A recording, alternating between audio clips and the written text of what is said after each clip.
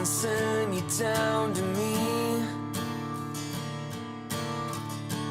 All the angels would agree. Shine your light into the dark, fading in from far away, trying to find the words to say. You're everything I ever dreamed. All the hope and all the good that I believe in. You're everything I'll ever need. All the things I wanna be. I could never ask for more. You're everything I'll ever need. In my heart you'll always be. Now I know you're all I'll ever need.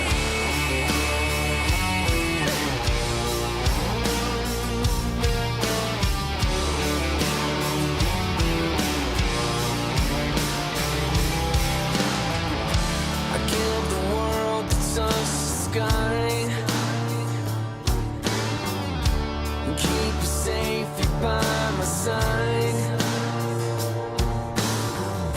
I give you all the brightest stars,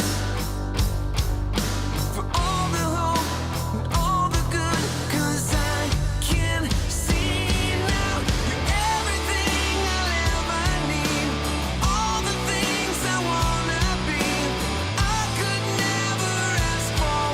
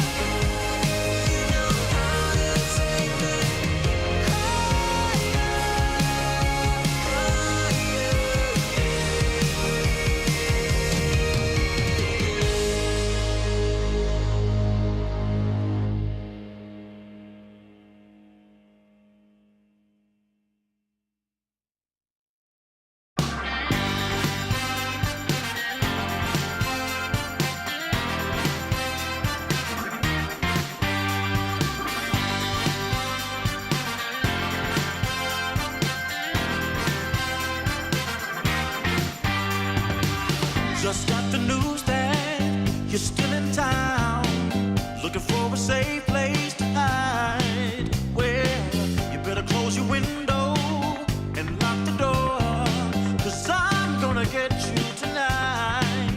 And I know where you are, so look sharp, 'cause here I come, I'm close, so get ready and watch out, 'cause here I come.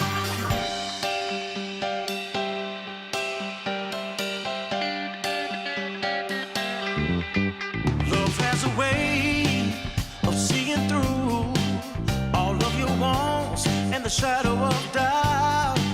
So just get dressed and know for sure I'm on my way to take you out.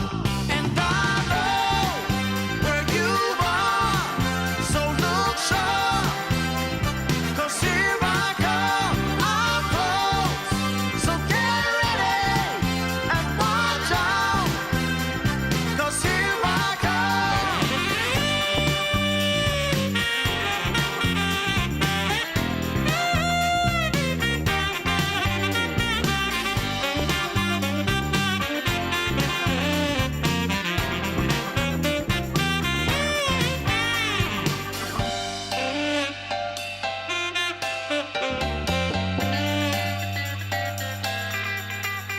And I know where you are, so look sharp, 'cause here I come, time's up, better be ready, can't stop me now, no, 'cause here I come, here I come, here I come.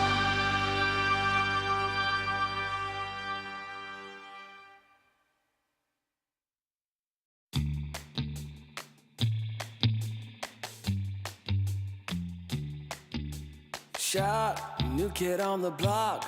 Currents running strong like a solar wave. Locked, plugged into the socket. Watch me burning hot, yeah, I radiate. Coursing through my veins like a power surge. Call it misbehaving the way I burn. If you're gonna wait, then you miss your turn. Charged up and ready, I'm going steady with you. Looking like you're blacked out, got that future shot now. Everybody stop, get that future shot now. Future shot, future shot, future shot. Future shot, future shot, future shot. Breathe, feel that energy. You can change the lights from red to green. See, I got what you need. Sparking a connection, go VIP. You feel electric. You feel electric. Looking like you're blacked out, got that future shot now. Everybody stop, get that future shot now. Future shot, future shot, future shot. Future shot, future shot, future shot. The future shock, the future shock. Once we started, there's no way to stop us. Like a rocket, not for static hearted. Once you got it, you'll go supersonic. You know you want it, you know you want it, you know you want it, you know you want it. Looking like you're blacked out, got that future shot now. Everybody stop, get that future shot now. Looking like you're blacked out, got that future shot now. Everybody stop, get that future shot now. Future shot, future shot, you know you want it. Future shot, future shot, you know you want it. Everybody stop, got that future shock now.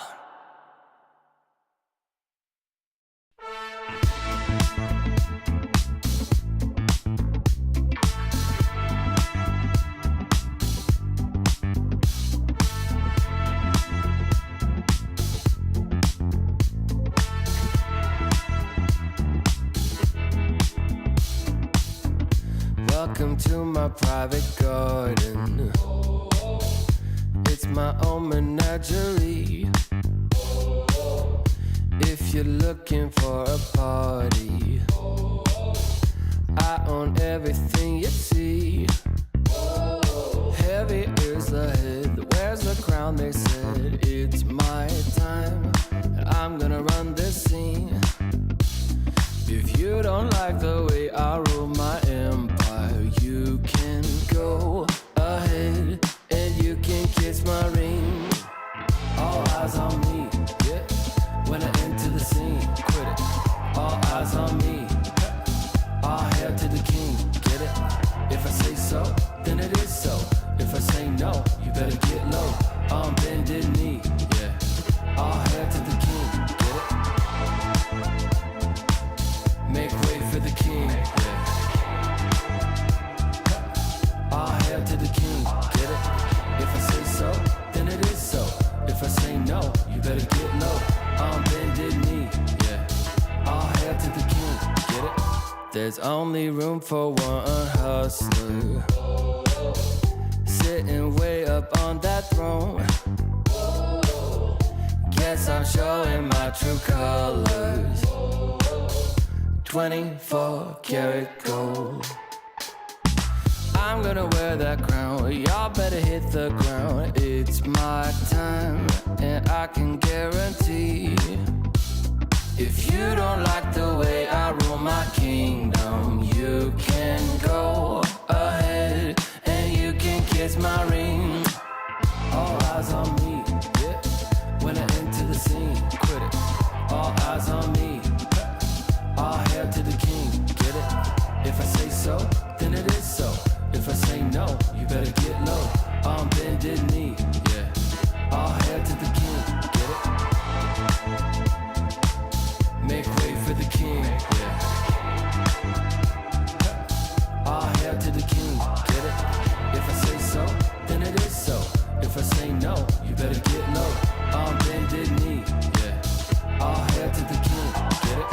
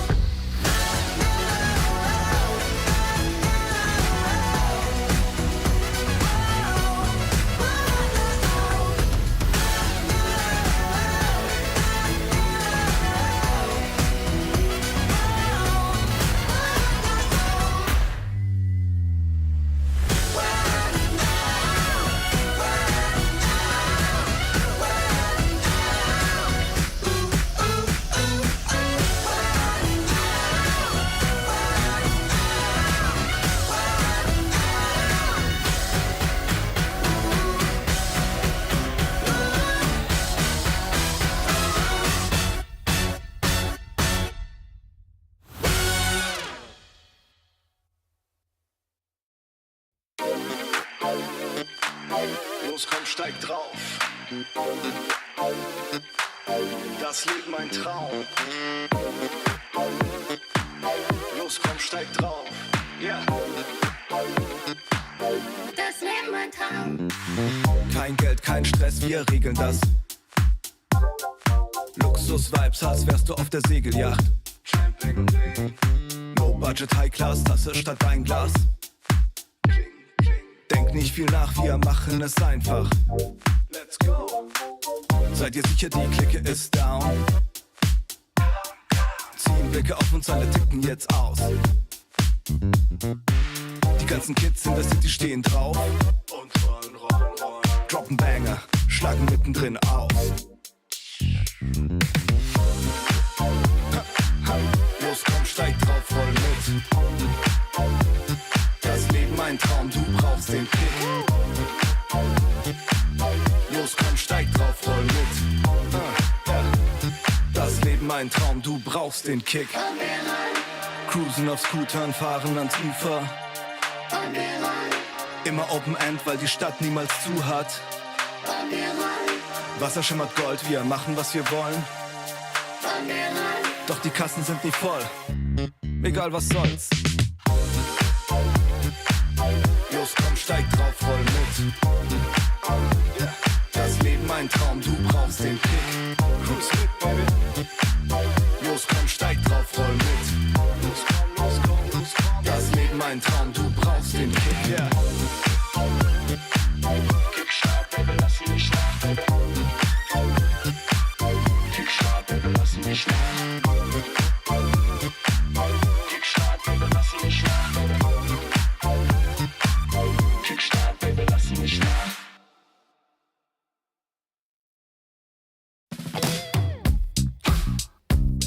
Yeah. It's Q-Head. It's been love since we met. Right from the bar to the bed, all night long, roller coaster. A 5-fish scar. We have it here, the golden ticket to the DHL Super Drop. I'm gonna get the box over here.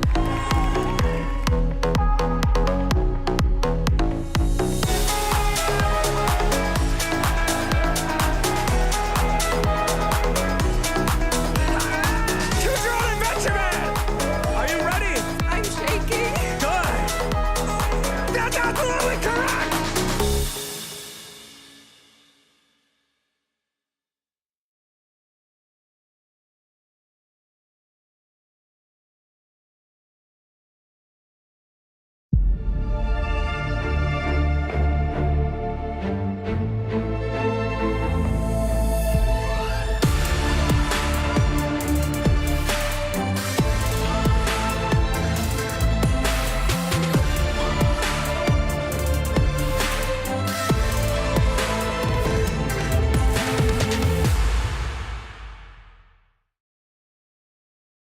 DreamLeague Season 24 is brought to you in part by Intel Arc, Acer Predator, DHL, Kadia, Monster Energy, 1xBet, and the United States Air Force.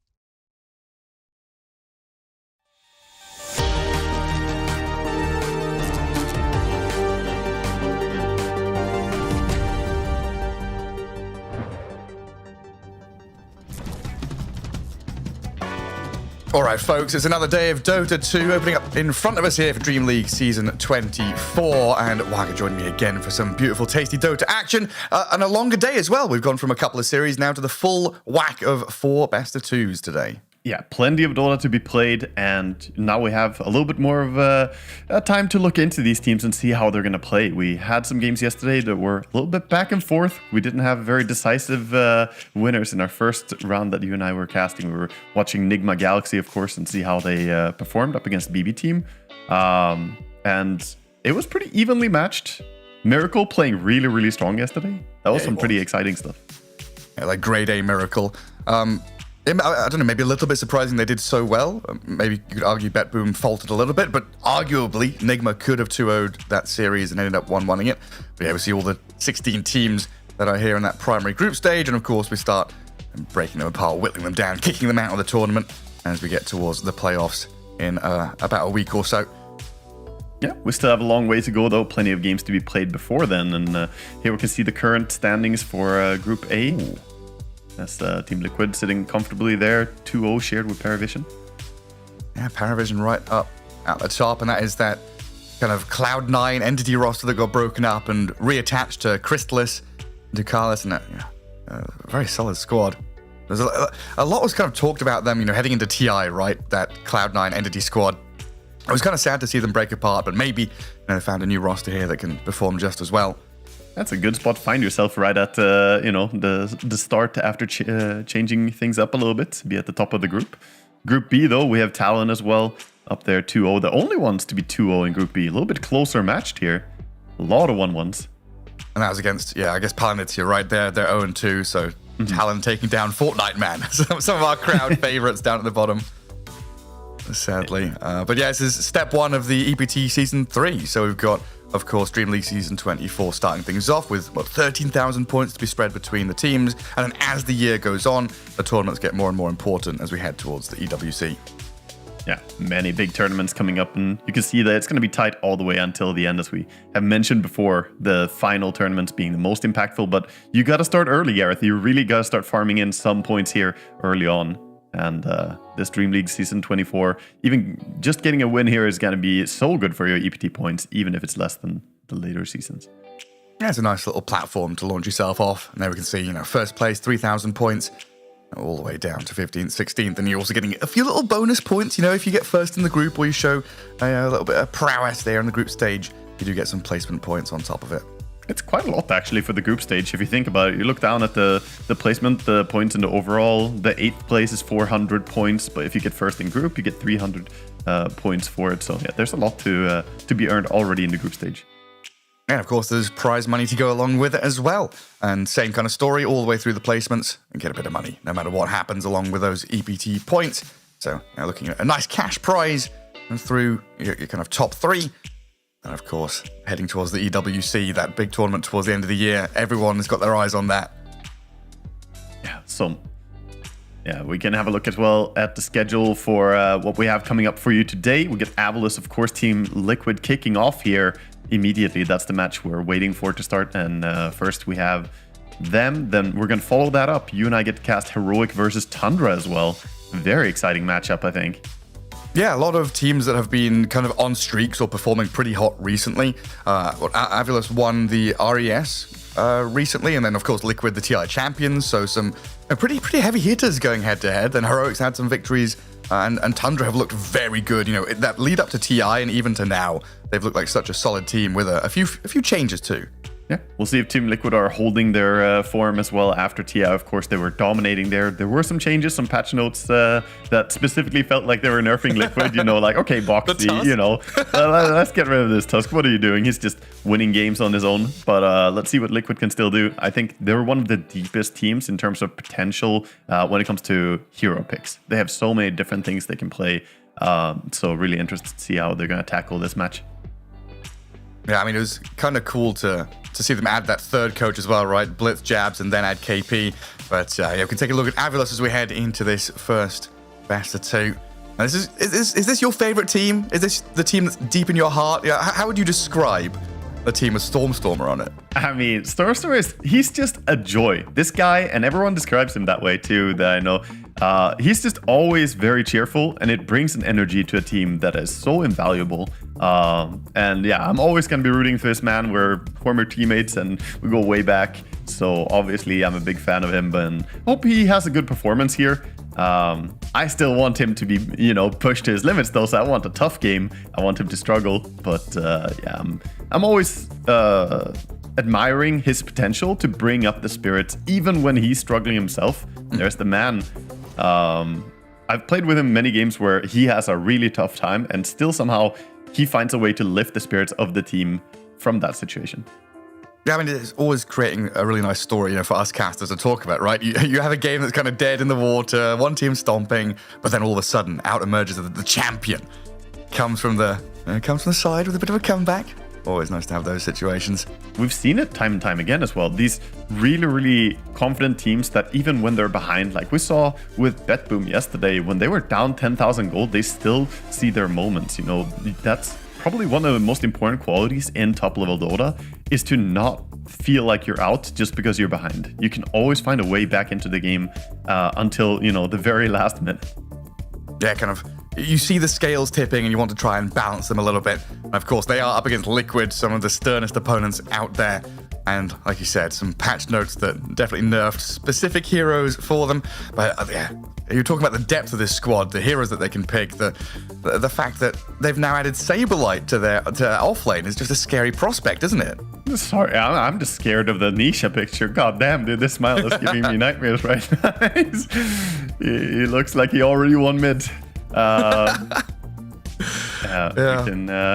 We can see what we're gonna have coming up next year. God, I'm just shook by Nishai. Yeah, he's a little bit spooky. We've got a little video on Saberlight though. We can take a look at that. Saberlight has spent the last few years stuck in North America, and while he played with some legendary players in his time in TSM and Shopify Rebellion, they never really accomplished anything big. I think Arteezy is fucking trash, guys. Arteezy is trash. He's so bad. The biggest achievement for Saberlight during these years was getting third at ESL 1 Kuala Lumpur as a stand-in for Team Liquid. His performance with Team Liquid in KL was incredible. I mean, how can anyone lose with Saberlight in their team? I would like to send a message to Boba. How do you lose with this man on your team, man? Oh! Team Liquid did not forget about him, and when 33 decided to leave the team right after winning TI, Saberlight was the given replacement. Replacing the offlane player is no easy task for any team, but based on Team Liquid's previous performance with Saberlight, they're probably going to be all right. But there is no running. There is no running. Saberlight. Keeping up the momentum and motivation after a TI win is something many teams have struggled with in the past, but hopefully Saberlight will be bringing some hunger to the team. I mean, he wants to win a TI too, guys. I'm super freaking hyped. Let's go! Let's go! We're excited to see if Team Liquid can replicate the stand-in magic they performed at ESL 1 Kuala Lumpur here at DreamLeague Season 24. I don't know about you, Waka, but I'm super freaking hype as well. I mean, I win a TI. He is such an amazing personality. And, you know, if I was saying those things about Stormstorm earlier, I think Saberlight has time and time again proven to be the same kind of, you know, energetic personality, like beyond energetic, just explosive. He's an absolute character. And I guess kind of an interesting situation, right?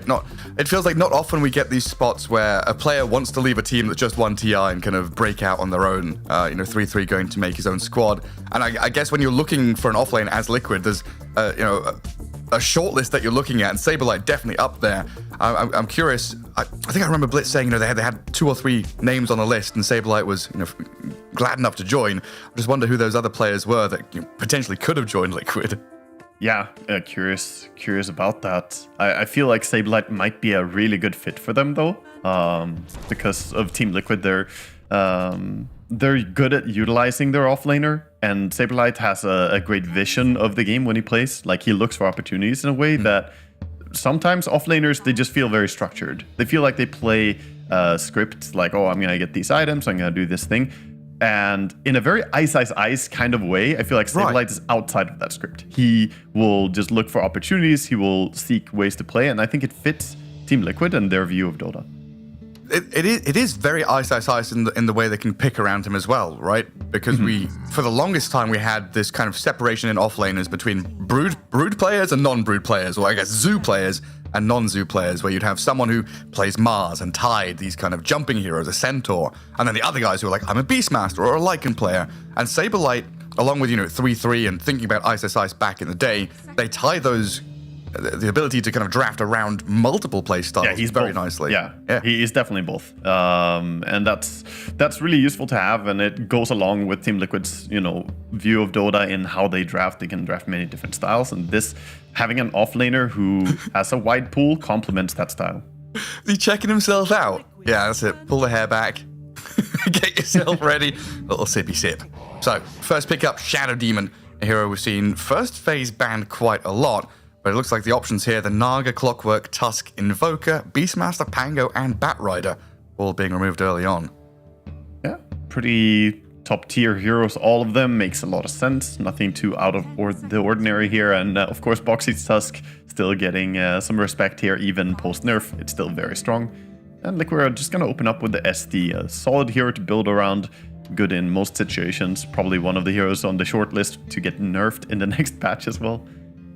My goodness. So yeah, looking at it, Naga Siren continues her 100% contest rate, which is actually, that's in fact now 17 bans and no picks. Yeah, Naga is just absurd. The hero is very difficult to lane against due to the pull in. The real in is very, very nasty in lane. You can never get close. If they balance the creep wave next to the tier 1 tower, you can't go up and CS as a melee offlaner. It's very, very tough. So yeah, she has a lot of qualities, also the healing, but her impact is becoming bigger and bigger. I've actually even seen people start playing carry Naga and playing the deluge facet from carry. It's been very eye-opening to watch. Cool. It's not very common, but that's something I'm keeping an eye on too. Is that like in pubs, or is it a flex pick in it's pro just games? seeing some Naga spammers using it. Right. It's going back. It's actually very different style from how you build normally carry Naga. It's around Octarine core and spamming your Riptide, since you don't benefit from attack speed as much. So it's altogether a different thing. Avalos, though, they see that one SD pick and they immediately say, okay, that's one hero who can't lock down Storm. Let's just open up with a Storm here, which is very early pick for sure, but you know that one of them doesn't have a stun or a silence on the support duo. Right now, Team Liquid getting rid of some of those other very popular heroes. Enchantress is definitely up there in terms of bans. Not sure how many picks she's actually had, but 14 bans, 4 picks. So yeah, kind of rare to see. We had one game where she came out last night, and it's kind of rare to see her, honestly. Yeah, it feels like a treat for the players to actually get this hero, get their hands on it. It's very powerful in laning stage, and it transitions very well from the first like 5 to 10 minutes of the game into that mid game. You just crack the tier 1 towers very easily, and she makes great moves through the gate as well. And okay, there goes Primal Beast.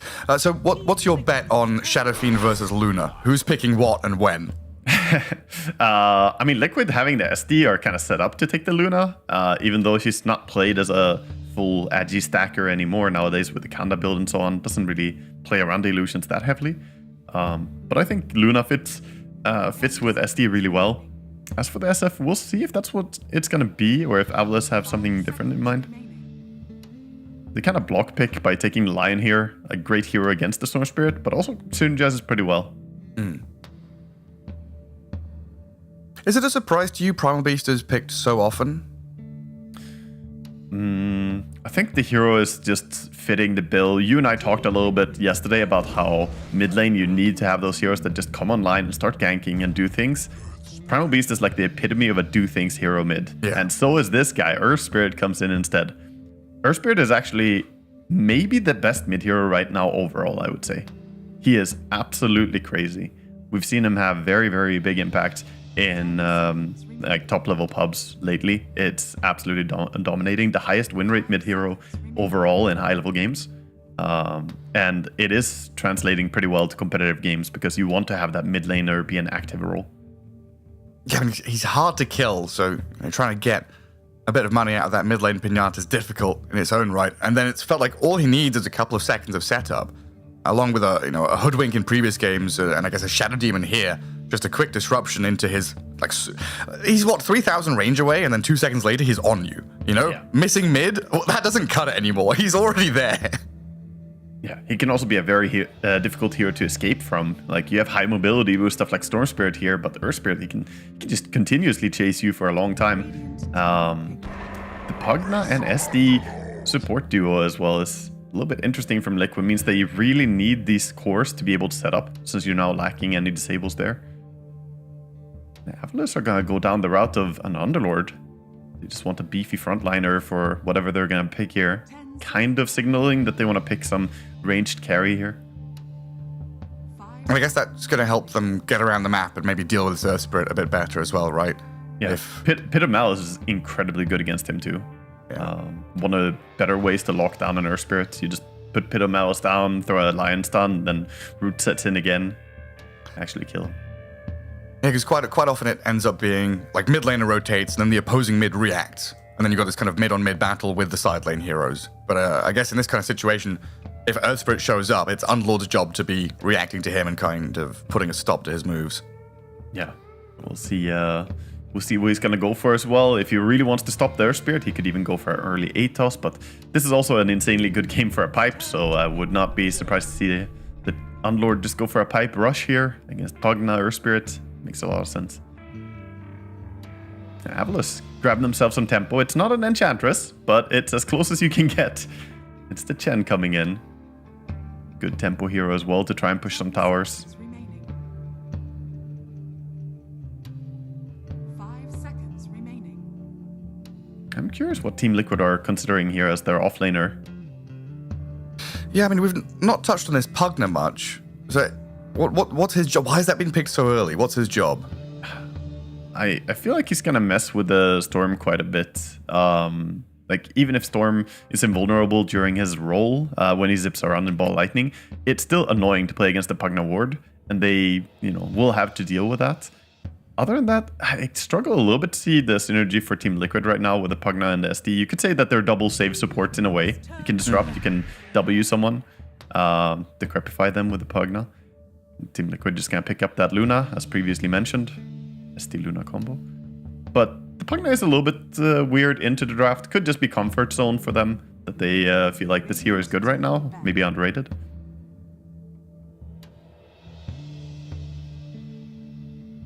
He's definitely an annoying little guy in lane, that's for sure. It's also great against Lion. It was a counter pick to the Lion after it came out. Lion using Finger of Death. You have a Pugna ward down, you just kill yourself instead. True, yeah. I guess if you start running out of mana as a Storm as well, Earth Spirit's like, more chance to roll on you, more chance to chase. So we've got our mid, our off lane, 2 supports for Avalos. Our mid, safe lane, 2 supports for Team Liquid. So we need Sablelight's hero last for Liquid, but Avalos are the ones with the overall last pick for their carry hero, right? Yeah, so it's going to be a little bit tricky for Sabelight because he will have to pick knowing that there could be any combination of heroes there. It could be a Lion safe lane support with something, or it could be a Chen safe lane support with something else. So Avalos have the ability to adapt here and also pick the best possible counter to the offlane. But as for Team Liquid here, are they just going to go for... I'm even looking towards the Mars, even though they don't have great synergy with it. Like, he is one of the better heroes for Sabelight, and they do need something to lock down the fight. Right now, Avalos already have it. They have the Pit of Malice, they have Storm in line with the catch, but Team Liquid, they don't have a great way to, like, say this is where the fight is going to happen, and you can't, get out of it. I honestly see these heroes... when I think Sabelight, I think Night Stalker. I see Storm Spirit and Lion, I think Night Stalker. I see Luna, I think that, just make it all nighttime. Give Sabelight the freaking Night Stalker, let him jump on people. I'm down with it. It's a hero that is played quite a bit lately as well. It's not like Night Stalker is a bad hero by any means. It's a potential. And I also love the cute little synergy of having Luna with Night Vision and picking a hero that makes it nighttime more. Yeah. It's just an added little bonus. Because it matters a lot when you run into each other, if you have that extra vision or not. Oh, it's a Doom. They're going down the Doom route. Of course, another way to try and stop the Storm. Yeah. They do need more ways to lock down. I think Night Stalker Silence would have been great for continuous skirmishes, but this is a little bit stronger for those big pickoffs. Especially when you kind of drag the team fight out a little bit longer with a save from Shadow Demon and Pugna. Doom 1, Earth Spirit can keep on rolling. It's all a buffer zone for Luna just to reposition herself and get damage out. Oh, we were talking about Brood comes in. Brood Mother earlier. Oh. That is actually a disgusting pick. Broodmother carry is doing so well lately. It's looking real strong. There are many different builds you can go for it, so I'm going to be interested to see what he's going to itemize here. But I expect this to be a pretty high-tempo game coming out from Avalos now. They have a Chen, they have a Brood, they have Underlord for that global potential, Storm with the ganking. They have a very clear game plan of taking over the game and getting rid of those tier 2 towers by minute 20, 25. Whereas Team Liquid, of course, they're a little bit more stable going into late game with having Luna and Doom both scaling so well. But they do have to withstand the early aggression here. Yeah, I guess heading into mid game, do you worry about Avalus's damage output? You should probably be a bit concerned about it. Underlord can be pretty low in damage if you just duke his Firestorm, though. So as long as they play away from the Broodmother and her damage, then they can definitely pack a punch themselves. And Liquid, again, playing on that Doom cooldown. The other abilities are not that important. Like Eclipse is whatever. Magnetize is not really needed always for a Spirit. And Pugna and SD don't really care about their ultis that much. Pugna always has his. So for them, the big thing is to go for pickoffs when they have Doom ready. Otherwise, take smaller skirmishes. Avalus, though, they just want to force 5-man fights like as often as possible. God, I just realized Mickey's got the wolf cosmetic for Luna. Very scary red eyes for the spooky season. And then Suneiko's got the like Cerberus double twin-headed dogs Chen set. And of course, Smiling Knight has the spookiest Broodmother Black Widow set. Getting close to Halloween. It really is. It really is. I love it. And then we have a demon and a doom. Beautiful. And a spooky skeleton. Pugna even has the pumpkin head. Oh, yeah. Did you see that? He's got the pumpkin cosmetic. The players are getting ready. They're in season. Out. Oh, absolutely right. We'll get ourselves into it then. Game 1. Best of 2 series. Day 2, kind of the group stage for DreamLeague Season 24. A full day of Dota 2 today.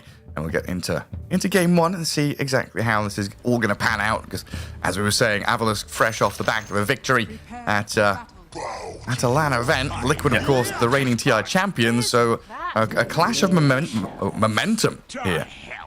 Definitely. Team Liquid getting that big win at TI. It was such an emotional ride for everyone, I think, watching. And now they have to a little bit rebuild, you could say, having Sableye join the team, but the core of the team is still the same. And they were also prepared for this. This wasn't something that shook them. 33 had already communicated with them that, you know, after this, I'm going to be out. Has Sableye actually changed his name to El Saberlito? Oh, yeah, he's been going by that for a while. El Barto. But it's Saberlight. Yeah. Well, observables in the mid lane. Name too. I've been seeing that he has that as his pub name for a long time, but I didn't know he changes his pro player info as well. Yeah, that's why I saw it in the lobby, but we see the pub names. I was like, I'm not going to ask yet. I'll wait until it loads in. At least, you know, he has his pub name and his pro player name the same. That's good. That's a good boy. Oh my god, Avalus a little bit greedy for the runes here. They want to play for as many bounty runes as possible. Same for Liquid. Mickey contesting up that high ground. Boxy and Nisha onto Stormstormer already with a lot of damage. Blood Grenade and the punches coming. Can they actually finish him off with the blast and the hits from Boxy? He's forced to Fairy Fire, so he'll survive, but it's not a happy time for Stormstormer now. Yeah, not a great start. Having no HP on that mid lane can make it quite difficult. Nisha, with a new Boulder Smash coming up soon as well, can keep his HP down here. And how did we end up with the bounty runes? Looks like we had a 2 for 2 in the end. They were scrapping and fighting for all the runes, but yeah, Mickey and Boxy managed to get 2, and Suneiko and Ekby grab 1 each. Yeah, Stormstormer. Salve is coming. So at least he'll be able to regen up. Ferries that regen to himself. Yeah, but buying a salve means you might not get the bottle in time for the water runes, which is a dangerous prospect. So he needs every CS he can get. Well, he's doing pretty well. He's going to get some denies there. And get some good harassment onto Nisha. And saying he's killed off Zibo's courier up top. As Eki does get that sentry down in a small camp. So no pulls for Liquid up top for now. And Luna's already lost quite a lot of HP early on as well. Just Eki and Zibe standing up to the Luna and getting some early damage in. Yeah, did a good job just using the Earth Spike and comboing that with the Firestorm, get some damage out. They also have the Blood Grenade still, so that was the prep work. If they can keep Luna a little bit low, they can maybe go in and commit on her next time. Bottom lane, we see a mana burn creep as well from Suneiko, of course. Just using that to its advantage. Insane, yeah. Oh, they're disruption body block. He's trapped. Eki, he's trapped in between the trees.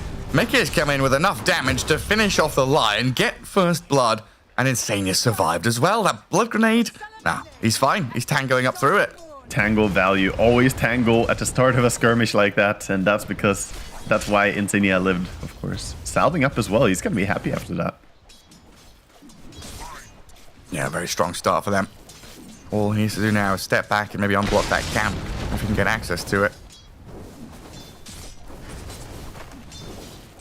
Every time Mickey stands in the creep wave, though, he's getting earth spiked and whacked about a bit. It's tricky. Man, I have to say, fanboying aside, I actually think Stormstormer is playing so well in mid lane for being 100 HP at the start of lane. He's now 10-6 against an 8-0. No denies at all from Nisha, out of all players. You know, that's not an easy matchup. But he's playing this matchup quite well. I guess, true to his name, the Stormstormer on Storm is gonna have a good time. He's doing very well. Yeah, it was one of those weird situations where, like, as the salve was arriving, we're thinking, oh, this is a pretty sad time for him. But there were like 3 creeps in that double wave that Stormstormer like managed to deny pretty early on. And then Nisha just got hit every time he stepped up to try and last hit. It's the static slide. Static slide is very annoying. Remnant being pushed forward. It used to be pretty hard to lane melee heroes against Storm before. Now it's way more difficult because anytime you try and move for a CS, that little Remnant will slide at you. Oh, he's kicked nice on the kick on the tower. tower. And a body blocks. He's getting in front of him here. Stormstormer, what's that, 100 HP? Oh, trying he's to got bottle him. through the clicks. Nisha looks like he's got him. Oh, Stormstormer still bottling up, but Nisha's going to have a couple of spells coming off cooldown. Just a matter of seconds, but he feels like he's got to give up on it. No, he's juked. He's tried to dodge back into it. Nisha gets the kill. That was nicely played by Nisha. The kick under tower was nice and deep, and then body blocking between his auto attack harassment on the way out. Fantastic solo kill. Yeah, what was that? Lion? Did Lion try to TP, or just didn't have a TP?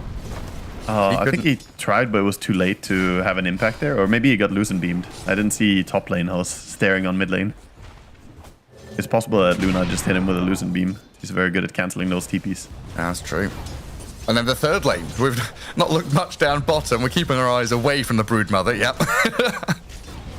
Scary spider lady. But so far, Brood 17 last hits, while the Doom has 20. Yep, Doom off to a great start. A lot of this is due to that Pugna is doing a great job harassing. Pugna is a very oppressive lane support, even more so than Chen, I would argue. Oh, wow, the dive for the Underlord could find it here. Oh, he came back. He got greedy. And Mickey will take him down in that trade. Again, Luna very happy with the way this lane's going. 2 kills for Mickey. Yeah, that's really, really great. He's getting nice farm as well. His last hits are looking pretty decent. Her Spirit can TP back to mid. Could have TP'd and ganked some side lane right now, but doesn't want to miss out on the experience. And Boxy got a pretty cool little D ward there in the jungle as well. Has his own observe ward that may have seen it. But that now allows him to pretty freely wander through the bottom jungle. Maybe even move into mid as the Storm Spirit is, what, a third of the way through level 5? Still away from 6. Yeah, and we have level 6 coming up now with this next creep kill from Earth Spirit. So his timing is hit now. Tons of damage, of course. Well, I did notice that the Pugna was missing. They tried to get a bit of damage onto Saberlight, and they also scan Boxy in that southern jungle. But Saberlight's got a big wave arriving down bottom. Pretty happy Doom, while Nisha attempts the roll on Stormstormer mid, doesn't quite connect it. And Lion's now here to back him up. Yeah, just sitting and protecting. Both teams have wards here, so he knows the Pugna is staring at him. At the same time, Pugna is just being as annoying as he can to the Storm here before level 6. Pugna's got 5 denies, and 3 of those are Pugna wards. Yeah, he's killing his own ward. The roll up top, Nisha's in onto Zive. Magnetized out onto this Underlord. They need more follow-through, though, and I don't think they've got it. Yeah, that's not really going to work out. They weren't really close enough there to catch. So that's the first Magnetized, not quite landing. Also very low on resources now on the Earth Spirit. No mana, really. And, of course, Pugna not level 6 yet, so he can't fix you. Not quite yet. Stormstormer gets the bounty rune. Insania attempted the deny, but now Eki's in. And this should be a nice, juicy kill for the Storm. Yeah, that's a good kill, and we see the Lion at the right place at the right time as well. Of course, easy for Stormstormer to jump there, but Eki finding the aggressive place here, going in. I think he's doing a good job just moving towards the Storm Spirit and playing around him. Top lane, Underlord just needs time to sit there and farm. And what's the Underlord going? Is it Aura build for him? Yeah, so far he's not showing too much, but I would assume that it's going to be a pipe build. It kind of has to be a pipe coming out against all this magic damage. I can't imagine anything else. So I do like Rod of Atos. It's a good aggressive option, but I think they have enough catch already. Yeah, that makes sense. So if he goes pipe, is Chen still going to go for the mech? Yeah, I would say Chen can rush the first item mech, and then you get a nice timing with the two of them. And I guess Underlord then could go back to like a Lotus or something. Yeah, he's got plenty. It's like a checklist. You got to get the supportive item for your team first, and then he can buy whatever he wants. There's plenty of things that could be good. I'm actually a big fan of Underlord going for the Aghanim Scepter as well. Being able to use his Fiend's Gate with a Pit of Malice is really good against some heroes that are difficult to lock down. And down the bottom, the Broodmother's being eyed up by Liquid here. They've brought pretty much everyone to take down the Smiling Knight and press into this tier 1 tower. That's a nice early involvement from Mickey. Yeah, this is what we saw at TI a lot. The first carry to make the move through the gate and take over the opponent's lane is usually the one coming out on top. Even when you were having a tough lane sometimes. Mickey now extending his lead. He was already having a good time. This is one of the strengths, though, when you've got a Chen lineup. Move into that mid-tier 1 and then try and play into top. Saberlight's here already with a Doom onto the Underlord. And Luna... slow creep too, the Frost attack. Over and over, is slowing him down. There's no running from Saberlight. And Mickey's going to be here with another Lucent Beam shortly, but the Pit of Malice and the Lion's arrival saved Zippe, and the turn with a long zip from Stormstormer swings it back to kill the Doom. Is Zippe still alive? He's fine. Yeah, really good reactions there from the team coming in, saving him. He used the trees to his advantage, hiding from the Luna, not allowing that Lucent Beam coming in again. Just great positioning and reaction overall from Avalus. We see both teams still working on a lot of stacks. We currently have Boxy stacking up his own jungle for the Luna. We already have some stacks being made by Radiant as well. Looking to even the score here on the towers. Tier 1 tower bottom did drop before. Now they get their own Tier 1 takedown. Just Domino's toppling.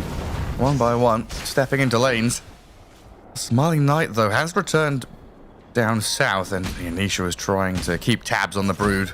Such a challenging task when she's over the cliffs and the trees. Broodmother falling pretty far behind the Luna already, though. The Luna has Mask of Madness, has Power Treads, is farming really fast in jungle, whereas Brood just now finished up the Soul Ring, which is, you know, a very small components, but essential for farm rates. Is the Brood's job just to sit bottom and stop the creeps hitting tier 2, or does she want to play top? I don't think she's leaving bottom anytime soon. She probably wants to stay here. Well, they zip in mid. Stormstormer held in place for a second by that disruption. Saberlight decrept, mana drained, but still standing tall as Nisha goes in deep onto Stormstormer. But Nisha's now out of mana. Oh, he's popped a wand and he's straight back into the thick of things. Stormstormer's dropping to the Magnetize, as is Eki, as is Seneko. The Lion and the Chen both being hounded by the Luna as Mickey picks up his dominating streak. Nisha grabs a double kill. And Team Liquid, they swoop through that middle lane, continue the chase down to bottom as well, as Mickey and Insania set up with a disruption and attempted body blocks. Oh, the 5-stack's coming. He's got Cloak, Bracer, 12 Wand, turns with a pit, will survive for now, it looks like. And the raindrops with a wand have kept him up and running. Yeah, the Cloak as well, doing some work there, protecting him. And it's crazy to see how small differences can, you know, culminate in this massive swing. Lion was 8 experience away from having finger death. Oh, he might put it to use here. He might be able to get one here. He's holding it. Yeah, he wants the next target. Oh, if he gets Mickey, this could be even bigger. Saberlight needs to do some serious work here to save his Luna as Eki eyes him up. Another stun with a finger of death gets the job done. Storm is doomed. Nisha will roll, trying to chase. The sidestep not working out. Stormstormer dead, but the Broodmother's able to actually get involved now. Smiling Knight's on top of Saberlight. A good stun from Eki from the low ground. The decrypt buys some time, blocking out that physical damage, but it's lights out for the Doom down in his bottom jungle as Avalus actually strike back after losing a dramatic team fight. Yeah, get some big takedowns there as well. They did lose their Storm Spirit, but they got the Luna, they killed off the Doom. These are big kills, such huge net worths on them. So dropping here can give them a lot of swing towards Apolis. We see the catch here. Look at Eki in this fight. He just like, I'm gonna get you, Mikke. He just keeps attack moving forward, keeps stunning in, even get some help from Smiling Knight, but I think he might have solo killed the Luna if he didn't have the help. Well, it's just testament to what you were saying, right? Where Liquid a bit reliant on this Doom and Magnetize. Yes, they've got some spells to continue fighting, but Avalor's just come in with like no cares in the world. You know, okay, you've killed 4 of us, we'll respawn and we've got everything ready. Yeah, I was wondering who was going to farm the Ancient stack on the side of Avalus, but it's actually just going to be Underlord working to finish up his pipe here as he's clearing up his own. We see Luna on the other side of the map also farming this big, it's a quad stack, yeah, quad stack of Ancients. Yeah, nice bit of money for Mikke. Yeah, Boxy doing what he can to help out as well as his supports. Just they want the experience as well for themselves. It's not about the gold, they just want to be there for some levels. It's always interesting to see like a Luna get overtaken by an Earth Spirit in farm, but Nisha's now what, 401? Hasn't died, has just kept all that money building up bank in his pockets. Yeah, this is what I was saying yesterday as well, that Earth Spirit, he's a hero that really scales quite well. He can get a lot of gold going due to how strong he is in the early game, and he farms faster than you'd expect. These kicks, he just clears creep waves. Yeah, it's pretty speedy. And Avalus, unfortunately for them, missing out on that opportunity. Saberlight and Insania holding hands together up in that northern jungle. Able to get away from the storm. Both teams kind of just holding on a little bit to their own safe lane, but also wanting to take over the enemy safe lane. Broodmother still keeps her home down here on bottom lane. She has the comfort that Underlord could come and join if something happens. Orchid not that far away. Suddenly unlocks this new threat and fear of the Broodmother just solo killing people on the map. Yeah, it's a very good Orchid game as well. So many important spells to stop. You can either go on the Pugna, the SD, or the Earth Spirit. All of them are fantastic targets. Interesting to see that Saberlight went for the Midas, and he also didn't go for the Devil's Bargain. So he's going for the Gluttony build, the more farm-oriented build. Not gonna be seeing any buying and selling. He wants to be a big boy. He'll have that Midas blink pretty quickly, honestly. He's definitely racing up the charts there. But yeah, just prior, we saw him lift his arms, thinking about dooming the Storm. Stormer, obviously pretty quick on his fingers, got away from it. A lot of ward coverage up in this top jungle area. We've seen multiple obs and sentries trying to make a bit of space here for Avalus to play into.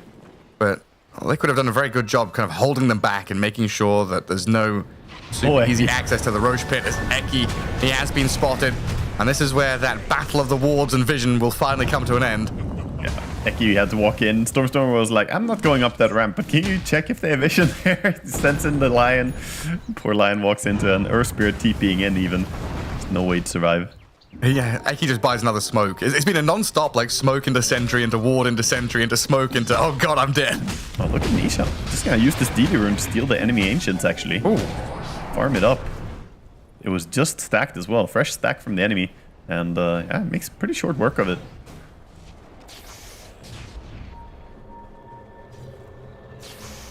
Wait, why is he denying... Oh, so Seneko just denied his own sentry to hide the fact he's got an Obs ward on the high ground there.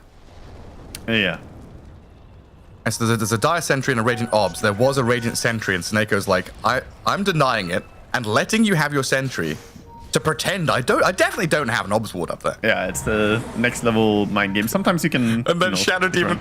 Yeah, you're playing against Insania. He has Shadow Poison. He's just gonna throw that anytime he walks close. Oh, hang on. Stormstormer's got doomed. This is problematic. The turnaround from Saberlight. He's just there, ready and waiting.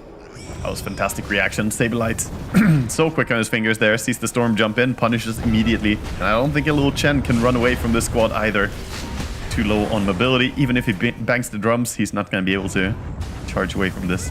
Even Eki, look at this Earth Spirit, man. You keep talking about it, but he's just rolling around from next target to next target. Eki's in trouble, rolled upon again, and Nisha involved in yet another kill. But that all started with like some funny mind games.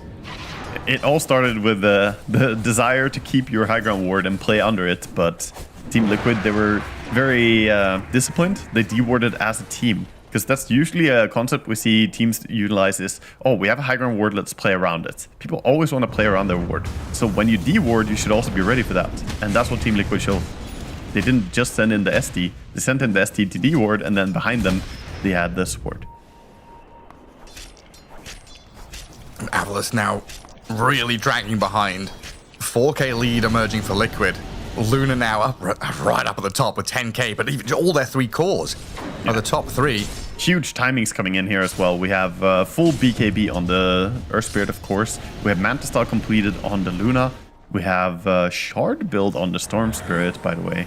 So getting a very early Shard to get the extra damage from the Overload. And they're zipping in, looking for a target. Sees Mickey, but disruption from Insane is going to buy a bit of time. Eki with a stun, and the damage will come. The Luna's in trouble. Mickey's falling, and that Finger of Death into damage from the Brood.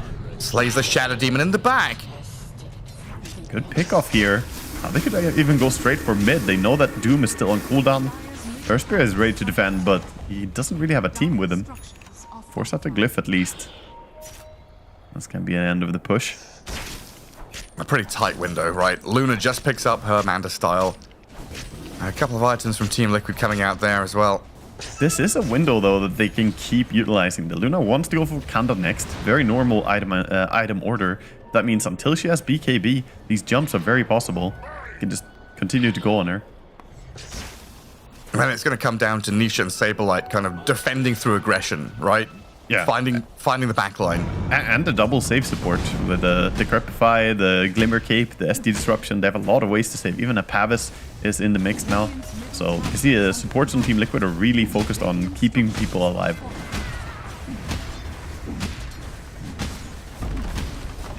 It's actually going to be Liquid just taking down the mid tower. No contest here, really. As Avalos are playing sides of the map. Completely avoiding that mid lane. Smiling Knight has also had it with all these spells. He's going for a BKB next on the Broodmother after his Orchid. I think it's a good choice. It's a very buddy system kind of game. Chen with the Brood, the Shadow Demon with the Luna.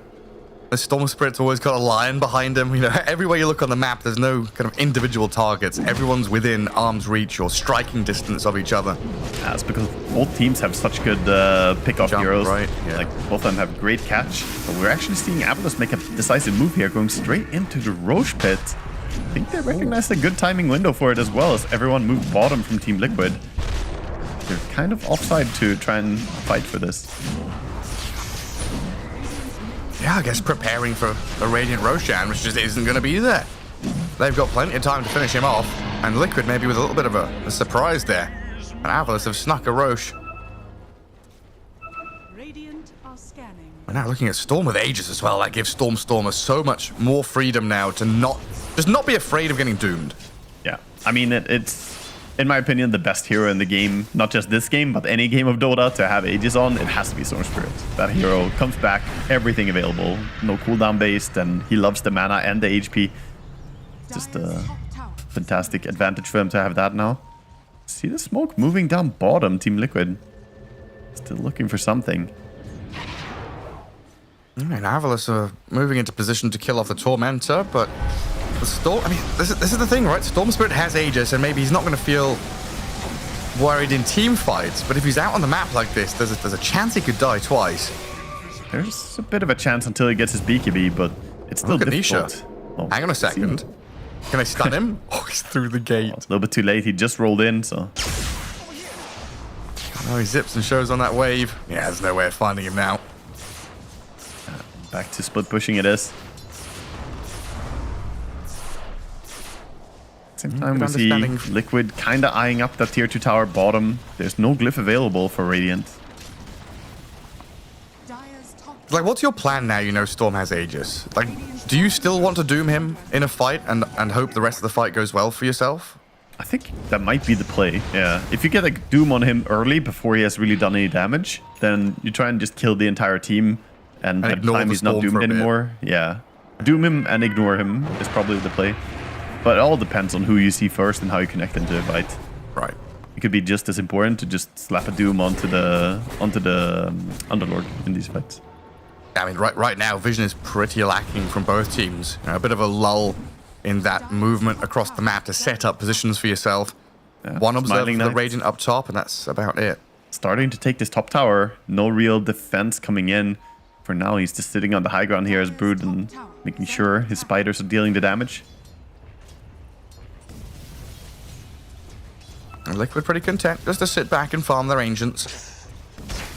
Keep this Luna up at the top of the net worth. Content for now, but feels like they're playing a smaller and smaller map on the side of Liquid. They had a nice lead earlier. Now it's only a 1k gold lead. Things are starting to swing a little bit in the favor of Radiant here. With the gem as well, and so Nako, he's ready to try and get a D ward on any deep wards. Yeah, interesting that both wards that are on the map right now are kind of mirrored. That top Radiant one in lane, and then the Dire one, yeah, down in that lane. So we actually saw Mika change his mind. He didn't go for Kanda anymore. He went back for BKB now. And they're just waiting for his BKB, and that's the go time. Already have BKB on the Earth Spirit since before. Doom just finished his. And Luna is sitting 400 gold away here from having hers. And the triple BKB is a huge power spike. Still got 2 minutes left on that Aegis, pretty much. And they are smoking up together. Avalos have the Storm, Chen, and Lion playing in towards where the Broodmother is, down in that bottom right-hand corner. Now, Liquid are nowhere to be seen. They're going to get the news soon of the Tormentor being taken. Maybe that will give them a read for where they can make a play. A flurry of pings immediately. Let's see if we can get any stragglers over here on the right-hand side. And Boxy and Nisha already making their way out of there, though. Yeah, quick reads. They understand if Brood is playing on the lane like that, probably has some form of backup, and they're very correct to back out here. Tower is falling. Glyph is available this time, though. Maybe they want to keep it for the high ground if you glyph here. Wasted. Was confident from Stormer. Zipping high ground, and then away he goes. But Nisha decides he wants in. Kicking the Storm around. BKBing quite early on. And now Avalos, they're just trying to run away. Blink from Eki. Storm still gets caught. Pit of Malice down, offering protection. They doom the Underlord. And now turn on to Stormer himself. Aegis is still there. So they've got to ignore him and kind of let him die later on. Mickey finding problems as he faces off against the Storm. But Lion is the final target that they can actually go for. They're trying to leave the Storm alive, but he dies to illusions. And I think the Magnetize. Aegis reclaimed, but in comes the Eclipse. The chain stuns the disable. Stormer gets the BKB off. He's out of the danger zone and straight back in onto Boxy. Caught up in that vortex. Finger of Death dumped it onto Nisha. The bubble saves him though. Insania from that low ground. Buying time for Nisha maybe to roll, kick, and punch his way out of here, but he's slain by Zibe. Oh my god, they're turning it. Broodmother, Stormer Spirit, they're dead. The Storm's dead. The Broodmother will run out of there. But I think Zibesh is being left stranded by the rest of his team as Mickey and Saberlight bring the pain. Man, so much credit to Team Liquid supports in this battle. Did so much work. Boxy standing his ground there, just not dying forever. It felt like this Pugna tanking all the aggression from the Storm Spirit and not going down. We saw the Glimmer Cape, the Ghost Scepter, both of them playing in, keeping him alive and somewhat becoming a frontliner in that fight. Look at the Pugna. It's around this position. Look how hard they try and commit on bringing down the Pugna because they know that he's going to save people. The moment here, they try and go onto him. He just does not care. Ghost Scepter it up. And he just keeps standing here. They go on him for how long? He just keeps healing? Yeah, he's just using his ulti, and he cycles the Decrepify on himself and the Ghost Scepter on himself. Keep himself ghost formed as much as possible. Plus raindrops, plus a pretty full magic wand. Incredible. Yeah. It was some nice plays though from Avalos as well. They used the up top with the Eki. Might get caught here. Gonna try to TP out. Oh. He's safe. Nisha guesses incorrectly. But Saberlight's on the tail of Seneko. That's a pretty speedy Chen, while Stormer zipped away from that mid lane. Now Saberlight, yeah, he can't continue down that line. Oh, the Amplify Damage rune has to be picked up by Boxy there, as the illusions would otherwise have denied it. He wishes he could Decrepify the rune so Luna could take it instead. They're going to walk straight up into Eki here, and the gate coming in onto Boxy. They found the Pugna, finally. And they've even got a Pit of Malice onto the Luna, forcing a Manta style, but in comes the Orchid. BKB turn with the Doom. Saberlight sprinting in towards the Lion now as Team Liquid, they're holding their ground as 3, but they're facing off against 5. Nisha has now joined the rest of the squad, looking to roll in onto Smiling Knight. Quick on the BKB trigger, though. And Smiling Knight, well, I thought he was going to stand and fight, but he can't through the Doom. Can't lifesteal, can't heal, and he's dead. Great Doom target from Saberlight there, dragging the Brood into danger, but the turn with the Finger of Death and stun onto Nisha gets them the trade back as Saberlight on the right-hand side goes mano a mano with the Underlord. Yeah, offlaner brings down the other offlaner, big takedown. Still going to be Liquid who are happier with the outcome of this fight as Luna stays alive, Doom is still on the map, and Doom working closer and closer towards a full Octarine core after this as well. It's getting real big and scary, and Luna, of course, bringing so much damage to this fight. The Brood is quite strong as a carry, but once the Doom came out, he can't stand his ground, right? As you pointed out here, Brood wanted to try and trade hits, but you just cannot. You can't run, you can't stand and fight, you can't do anything against Saberlight. I'm a little bit surprised they didn't try, you know, I don't know, to go for a disjointing build, like either Manta style or go down Linken's route or something to try and mitigate all this. But I suppose there's a lot of Linken's triggers as well, so you can't really rely on it. Pugnac could just ulti you. That's a hard one. What's that now? 5k lead for Liquid. Another fight where they've taken down some massive targets. And that was on the back of them getting a poor start to the fight. They lost the hero immediately and felt like it should be a good fight for Avalus. As Avalus again find a pick off here onto the ST this time. He's staying alive for a while, but there's no chance. Yeah. Even the Brood's here. So a couple of Wisdom runes. Got themselves a kill on the Shadow Demon and now maybe a tier 2 for themselves. We have Snako locking his Boots of Bearings there. He's gonna unlock them now at the full drums. He's got the Boots of Bearings to try and reposition during the fight. And the other big items we have, we passed over the gem to the Storm Spirit, so he's got the vision now for the team. Looks like Downlord just got his Shivas delivered as well. Doom has that Octarine core, so more ultis, more BKBs. Not gonna be as vulnerable with that downtime anymore. Who is the primary Doom target now? Because like looking at that last fight, Broodmother's a pretty good hero to Doom. I think it's still Storm in most cases, but yeah, Broodmother tanking a Doom does really stifle her. I think he can go for either. Wow, he pops BKB and chases Eki here. He wants this kill. He's hungry for it. He's not going to doom it, but he'll give time for Nisha to arrive, and there's Saberlight picking up a dominating streak. Yeah, I mean, gotta respect it. If he didn't BKB, then the Lion could maybe get away, slip away somehow with some stun. They're now gonna try and play for some advantage. Going through the gate, they're gonna find Chen. Seneko. Yeah, he's spotted. Oh, he's run to the right-hand side. They've not... Oh, they just caught a glimpse of him on the very corner. Nice movement from Liquid. They checked every possible angle immediately. That was very smooth of them as well. They're like, okay, we don't have detection immediately, but at least, you know, trace down every path that Chen can take. He can't get far. And Roche is just respawning. It's very nice timing for them. 2 supports dead. Roche being up. Luna should just beeline over there. With full Kanda as well on her. She's building towards a Satanic next to add some survivability in this game.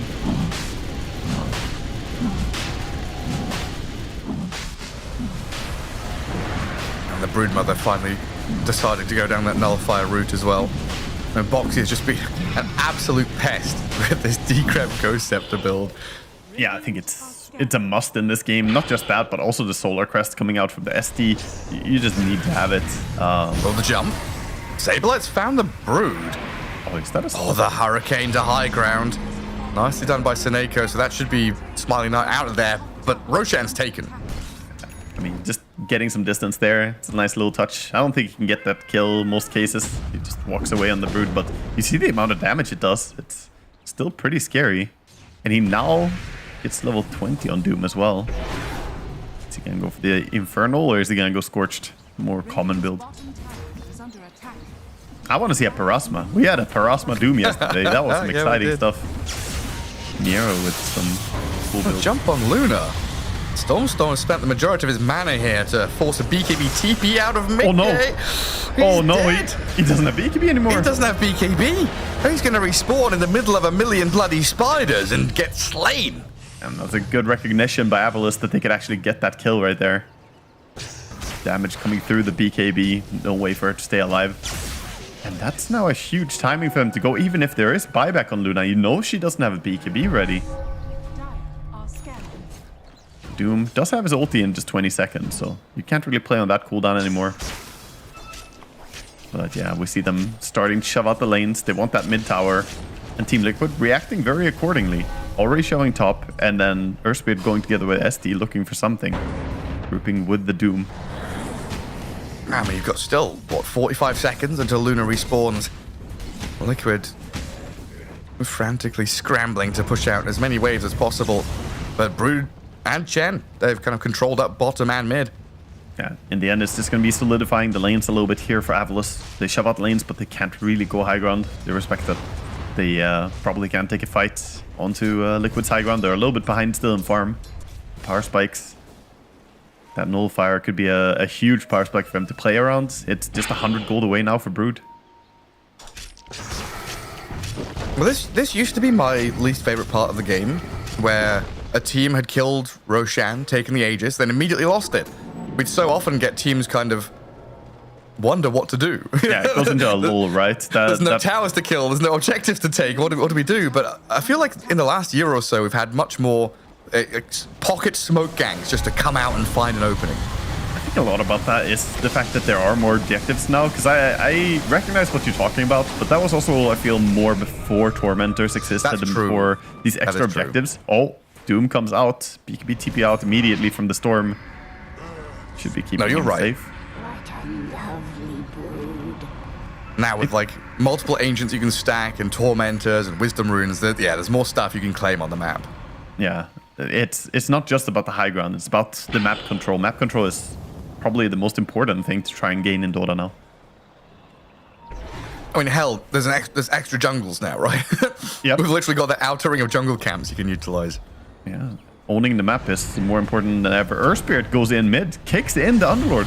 Okay, Zippe, he's trying to get out of this with a Chen arriving, but the Underlord's just dead. Luna gets blown up by Stormer though. Mickey's out of it. Zippe's brought back. Sable's trying to chase the Storm now, but it looks like Stormer's got a bit of distance away from Nisha, away from this Sableye Doom. Nisha finally kills off the Storm. The Brood is banished for now, but Boxy and Insane are getting turned on as Nisha has so much work to do. He's in the midst of it, trying to deal with Sineko and Eki, but not even the tanky Earth Spirit with 3000 HP can withstand the damage that Avalos bring. Damn, that was some quick takedown on the Luna. Clean jump. They followed up with the damage. We saw all the damage coming out from, I believe the Storm Spirit Shard did a bit of work there as well, along with the Broodmother right clicks. I did not expect her to go down that quickly. That Brood did a lot of damage. Yeah. Yeah, that was a really quick burst. Actually, Luna took 1100 damage from the Underlord. The Firestorm did 1000 damage to him. And then, of course, the Finger of Death and the Storm Jump. We see them now beelining down mid, taking down the barracks back in the game. They've taken the Melee Racks and the Range Racks, going down to the bottom lane as well. An incredible moment for Avalos here. Still 16 seconds on the respawn. I mean, what, 35 minutes in, there's no buyback on Luna. Earthspirit can, Doom has to. He's going to throw the ulti onto the Broodmother now, but look at the damage coming out on the Sableye. He dies back. Nisha's brought back. He was only respawning in 20 seconds. He's trying to roll and kick it onto the Broodmother with a Magnetize going, but this Pit of Malice causing massive issues for him. They finally kill Smiling Knight. Nisha's putting the work in. The heavy lifting out this Earth Spirit, finding a couple of kills and defending with what's left of Liquid's base. Wow, that was so close that was going to be really horrible for Team Liquid, but they do manage to get the kill there on the Broodmother. The Doom damage did a lot in the Earth Spirit, finding the courage to roll after her and keep chasing, using that catch potential. So overstepping a little bit perhaps on Avalos, but they did get the range racks. That's 3 racks down very quickly. Suddenly Liquid are in a very peculiar spot still. They've been owning the game for most of the game, but on the back of just a few good takedowns here. Wanted Luna, want some supports.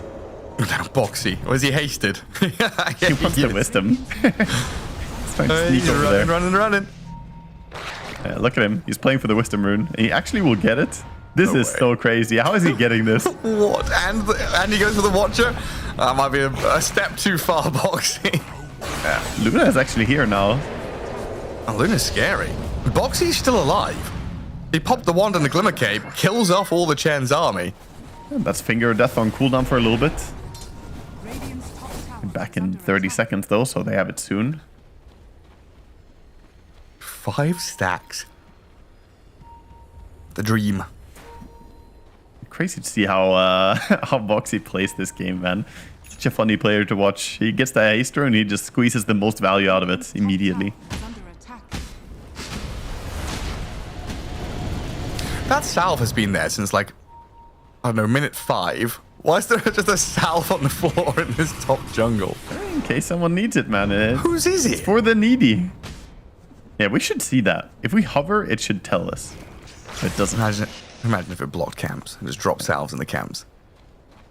I think it's a Radiant salve because I remember Saberlight kind of coming here and looking at it and going, nah, and then walking away from it. It could be, yeah. It could be that Stormer had it because he had Shovel for a while. So right. It could be they dug it up and just left it there. He's actually the only player in the game who had Shovel. So he's the prime suspect in this little case of the salve. Why does literally nobody want to pick it up? I don't know. If it's owned by Stormer, then no one else can use it, right? So if he has the ownership of it, which he might have. He's just littering. Yeah. Well, tier 4 items coming through. Mindbreaker, Ogre Seal Totem. Pretty nice ones here, but it's Liquid that are smoking up. We're thinking about this next potential Roshan. 30 seconds for fast spawn. And they're getting into position, it looks like, in behind that top left corner. Yeah, interesting they gate through here. The smoke is coming up from Liquid. They're hunting for anybody. And if this is a fast Roche respawn, things could get a little spicy. Chen has a creep in the Roche pit in the top left corner. And what's the countdown like? Oh, he's killing the creep. And then... 2 minutes. Yeah. So 2 minutes, we'll be long time. So it is going to spawn on the bottom. Knock, knock. Who's there? It's a Satyr Banisher scouting everybody out. Just hear the noise of the twin gate and you're like, who the hell is coming through the door? Avalos have great scouting that they can do with both the Broodmother and the Chen. They can send so much scouting information with those summons here and there. Tormentor gets taken down. They actually have all the shards already on the side of Avalos, so it's just a lot of extra gold. Quite nice. I'm a big fan of teams taking the Tormentor after you all have shards. Gives you extra value. Liquid missing out on a few of their shards. Yeah, they don't have... They do have it on double support, but they don't have the Doom shard, which is sort of underrated, I think. It's pretty strong. You get to heal up a little bit throughout it. That's pretty good.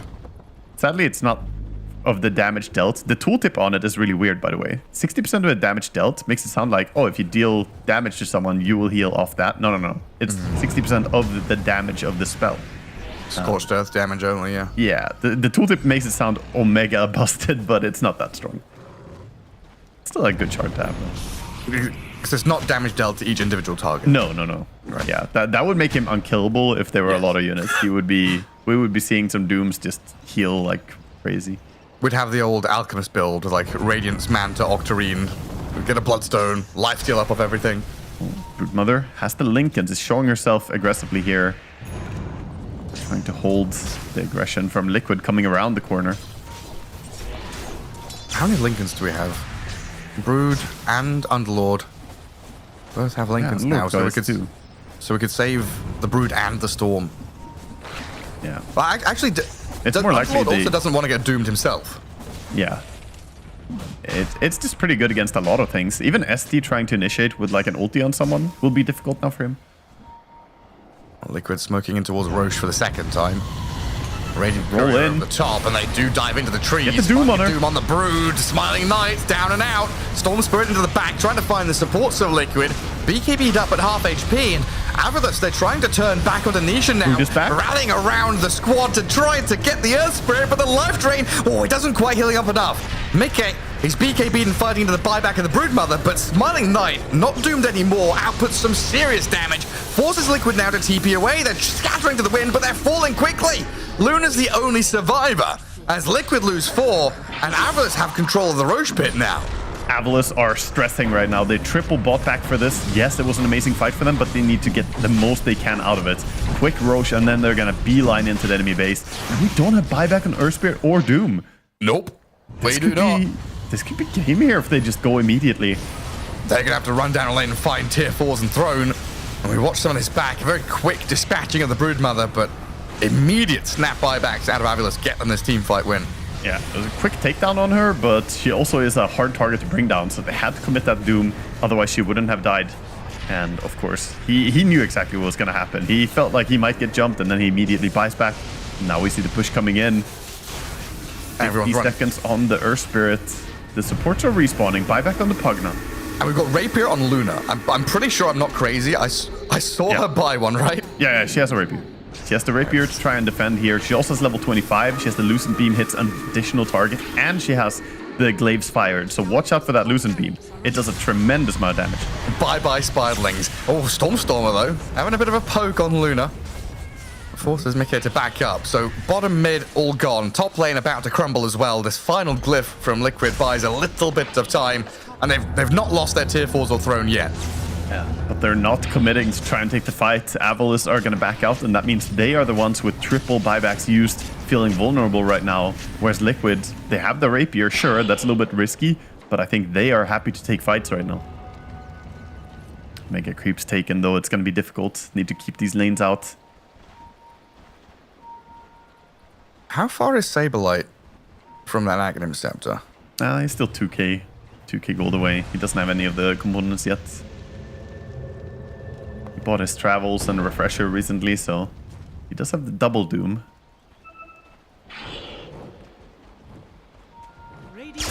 Tormenting is taken again here. Avalus just playing nice and disciplined, playing on their own side of the map as they don't have any buybacks. Just trying to let the mega creeps show the position here of Team Liquid.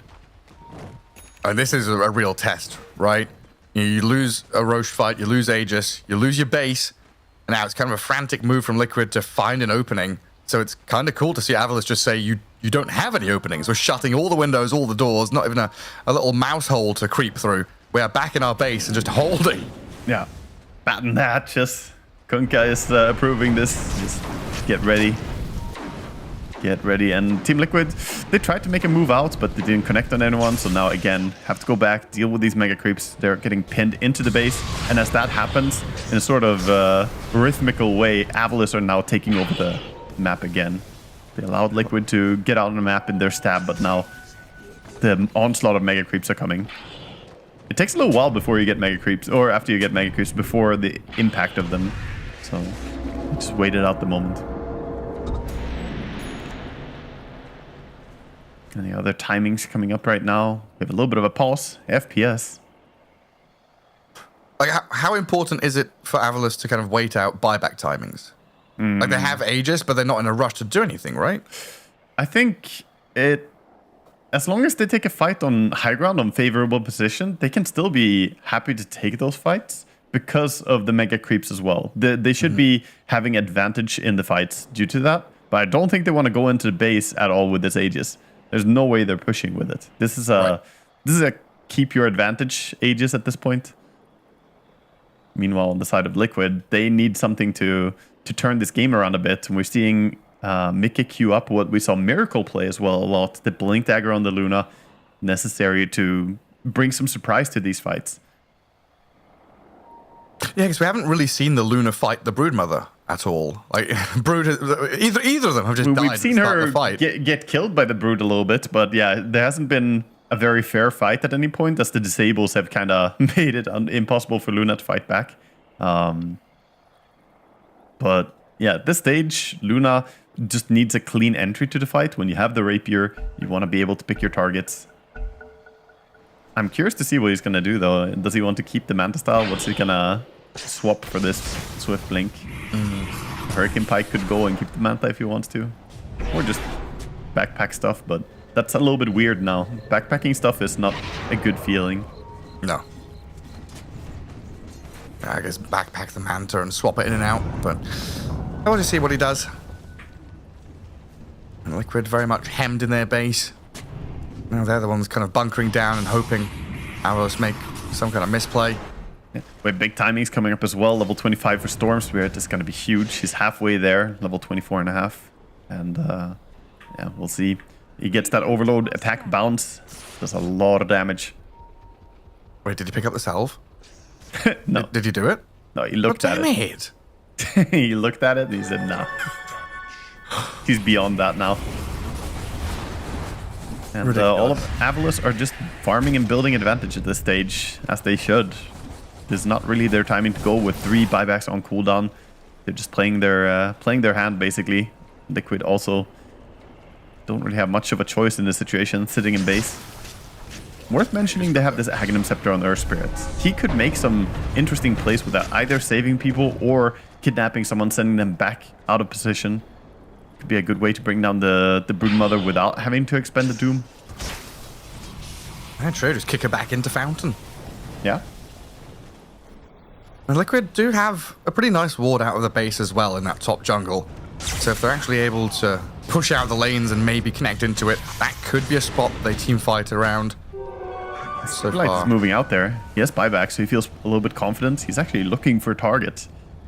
Yeah, the trouble is that Radiant ward behind Liquid sees this all happening. So I think... Yeah, they've got a good read. Pretty good idea of what's going on. Underlord level 25 still waiting to choose his talent here. Is it going to be the root duration or the Fiend's Gate dealing 100 DPS and 700 radius? I'm going to be honest, I didn't even know that that was a thing. DPS on the Fiend's Gate, huh? I guess it's DPS. Annoying for Blink Daggers. 700 radius. Can really mess with your Blink. 100 DPS. Yeah. I mean, it's like a double radiance. But is... I wonder, is that the Fiend's Gate doing the damage, or is that Underlord? Like, can you lifesteal off that? I love it. I love that that's where your mind goes. That's a true Dota player. You're thinking immediately, can I Bloodstone this? Can I Bloodstone the damage? Yes. I actually have no clue about this one, because I don't think I've ever been hit by the Fiend's Gate damage per second. And I also don't play Underlord, so I haven't used Me neither. Oh, I didn't know it existed until you pointed it out. Also, I think every single Underlord I ever see always takes the root duration, because you know, what's not to love? Keep people in place more. Oh, Liquid making a move out of their base, but they're scanned up by Avalos here. They want the Aki's Storm. Lion. And Storm is Storm. Tucked in behind the trees, but Mickey... Oh, hang on. Where's he blink to? He's off He the is right-hand out side. of here. And they are getting the freak out of there. Yeah, both TP. Also, smoke move coming out from Liquid. Time invested for this. Of course, it's the best they can do, right? It's like they're on damage their... on tier 4s. Yeah. A little bit. They're holding on to it. Tiny little bit of damage. But yeah, that classic Dota player thing, that's one of those things I remember I guess I still am annoyed, the fact I'm thinking about it. Juggernaut's healing ward, you can't holy locket it. I was like so sure that should be how it works, and it just never did. Yeah. Saberlight, the Blink Hex, straight in with the damage, and down he goes. Fiend's Gate coming in just to make sure that Liquid don't have any answer, and Stormer, well, he's gone even deeper. Nisha's having to roll away here, but he's being surrounded quickly. Cool down on the smash. You see the approach. I feel it's actually a 2-man stun there on Luna and Pugna. Luna and Pugna even. A Saberlight's brought back to doom the Lion. Nisha trying to roll in, gets a 2-man silence, kicks the boulder across, but the Lion a bit of distance, still going to fall as they now turn focus onto the Storm. Another one here, doomed up and killed. Stormer dead. They do have buybacks, but it looks like Avril's just going to have to ditch the rest of them and leave Zibe to die. Huge pickoffs here. Saberlight with a good chase. No fear after he bought back. Dying the first time there, he didn't mind just joining the fray immediately, and see him landing good catches. 3 pickoffs at the cost of 1 buyback from Saberlight. This is a big window for them to get out on the map, start getting some damage, and maybe get that Luna all the way to the enemy base. Is this a moment where there should have been buybacks from Avulus? Like double Doom, the buyback from Doom used? I don't think they can. It's a weird spot to fight. So due to the area the fight is happening, you can't really TP reinforce that. There's no TP point for them. The closest thing is to TP to the gate bottom. Oh, actually, Saberlight gets picked off in the game. Oh. He's dead with that buyback. He was pushing out top, but the Broodmother just chases him down. He didn't have BKB anymore. Gets brought down with the Bloodthorn and the Nullifier. So much damage coming out from the Broodmother. There's a gem on the floor as well. All sorts of goodies to pick up. Oh, that really stunts their advantage here. They had a moment where they could maybe go into high ground. Now, with Doom being dead and with him not having a buyback, Luna is not going to go to that high ground anymore. So that one death really cost them a lot. Also means they're not forcing any of these buybacks on the side of Avulus. They all get to respawn freely. And they have a timing with it. 50 seconds difference here between the respawns. Absolutely wild game. 50 minutes. And Liquid holding on. Yeah. Roche being pinged out already. We see Smiling Knight straight into it. He would like to get his hands on that Aegis on Broodmother. There's a freaking Scythe of Ice on the Chen. Yeah, So he's stacked. He's pretty farmed at this point. God, look at that damn. I like that he's also got 3.3k gold. So Sneko sitting with a lot of cash at this stage. He's got the same gold as Unlord. He bought a Hex and has... Yeah, 3,500. Yeah. Like, how much gold were you hoarding, man? Dear Lord. He almost had 10k gold on those 10. Well, now he's got 2 banners and a cheese, and yeah, Scythe of Ice finally delivered into that very full inventory of his. Yeah. And now going straight down. 25 seconds on the Doom. We can see them rushing with urgency here. Bit of time.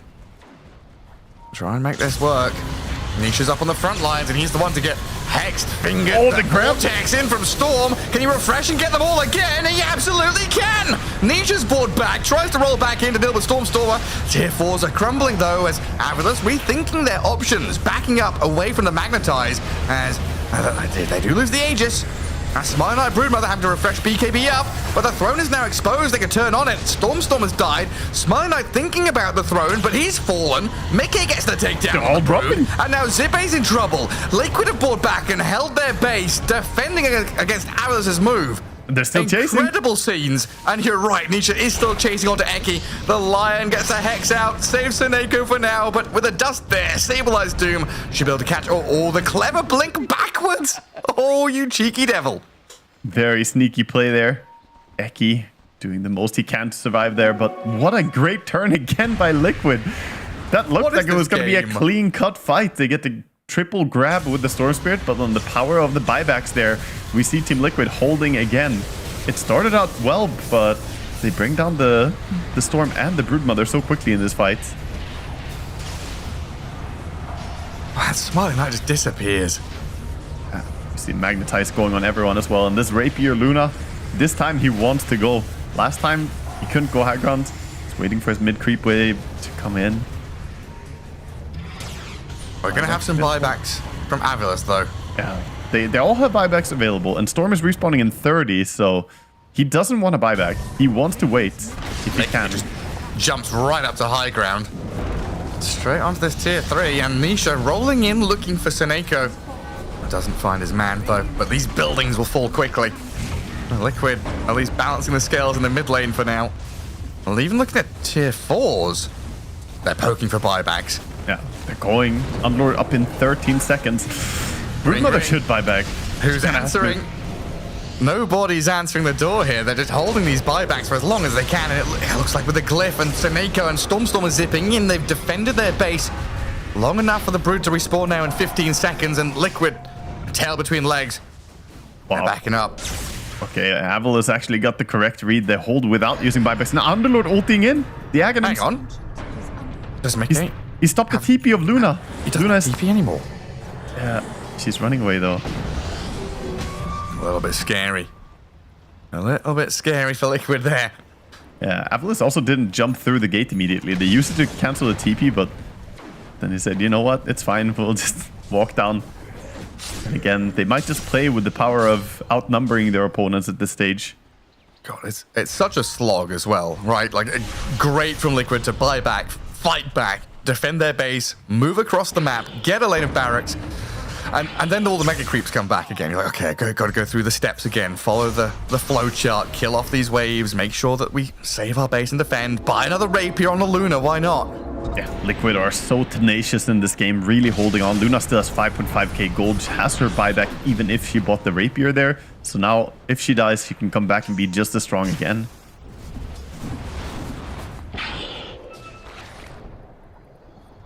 And again, it's Avalus thinking, how can we close out this game? It feels like fighting close to the enemy base against this Aghanim's Earth Spirit, against the Luna with the buyback potential. It's not that easy for them.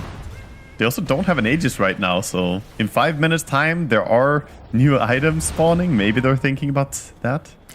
Smoke coming in though. Storm looking for the jump. They've got vision here. Snako. Good positioning from Liquid. They're hiding the heroes who don't have buyback. Onto the Pugna. Trying to finger death him down, but Boxy survived. Now the turn with a Doom and damage onto Stormstormer, but double force staff gets him some distance as Nisha rolls in again, trying to find a target, but can't latch onto anybody just yet. Nisha, where's he off to? Rolling down to the southeast. Trying to connect with Saberlight on the right-hand side, but now they're a bit spread out. Storm has cheese, can get full HP again. Can get ready. That was one refresh used on the Doom. Good poke by Avalus. The Boots of Bearing kept him alive there, by the way. Chen just saving everyone by making them run away so quickly. Yeah, very fast. So Luna and Pugna, the two with buyback. Doom's up in 30 seconds. Liquid have got some options here, but it's really a tightrope act. Lincoln's triggers over and over. As Luna is looking for a loosened beam onto anyone. Stormstormer. BKB's there for Saberlight. Yeah. But now he doesn't have a BKB at all. Refresher's also on cooldown, and you know it feels like Avalus is slowly grinding away, whittling away at the defenses here. The layers of Liquid.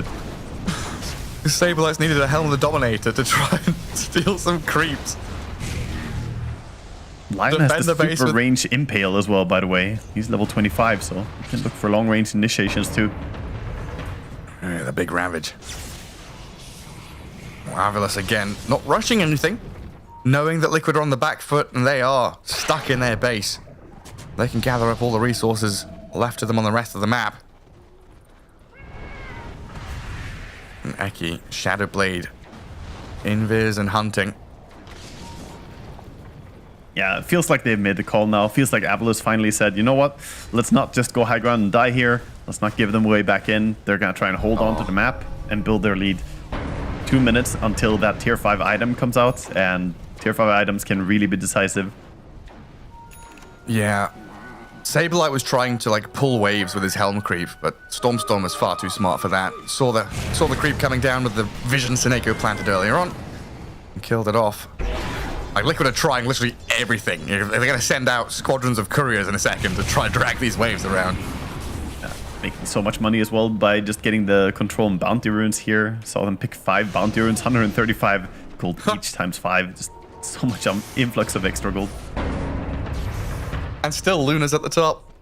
Yeah, she is enormous in this game. Mika playing really well. And immediately, Avalus get rid of you can almost buy a second backup rapier. The rapier number 3. Do you need that many? Yeah, Should you start buying stuff for other people? I don't buy a Moonshard. Or for yourself, yeah, Moonshard up. He doesn't have Shard or Aghanims, by the way. Oh.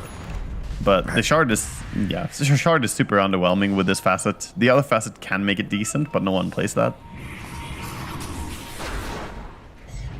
I always like seeing super late game people with like mangoes on their courier and in their stash as well.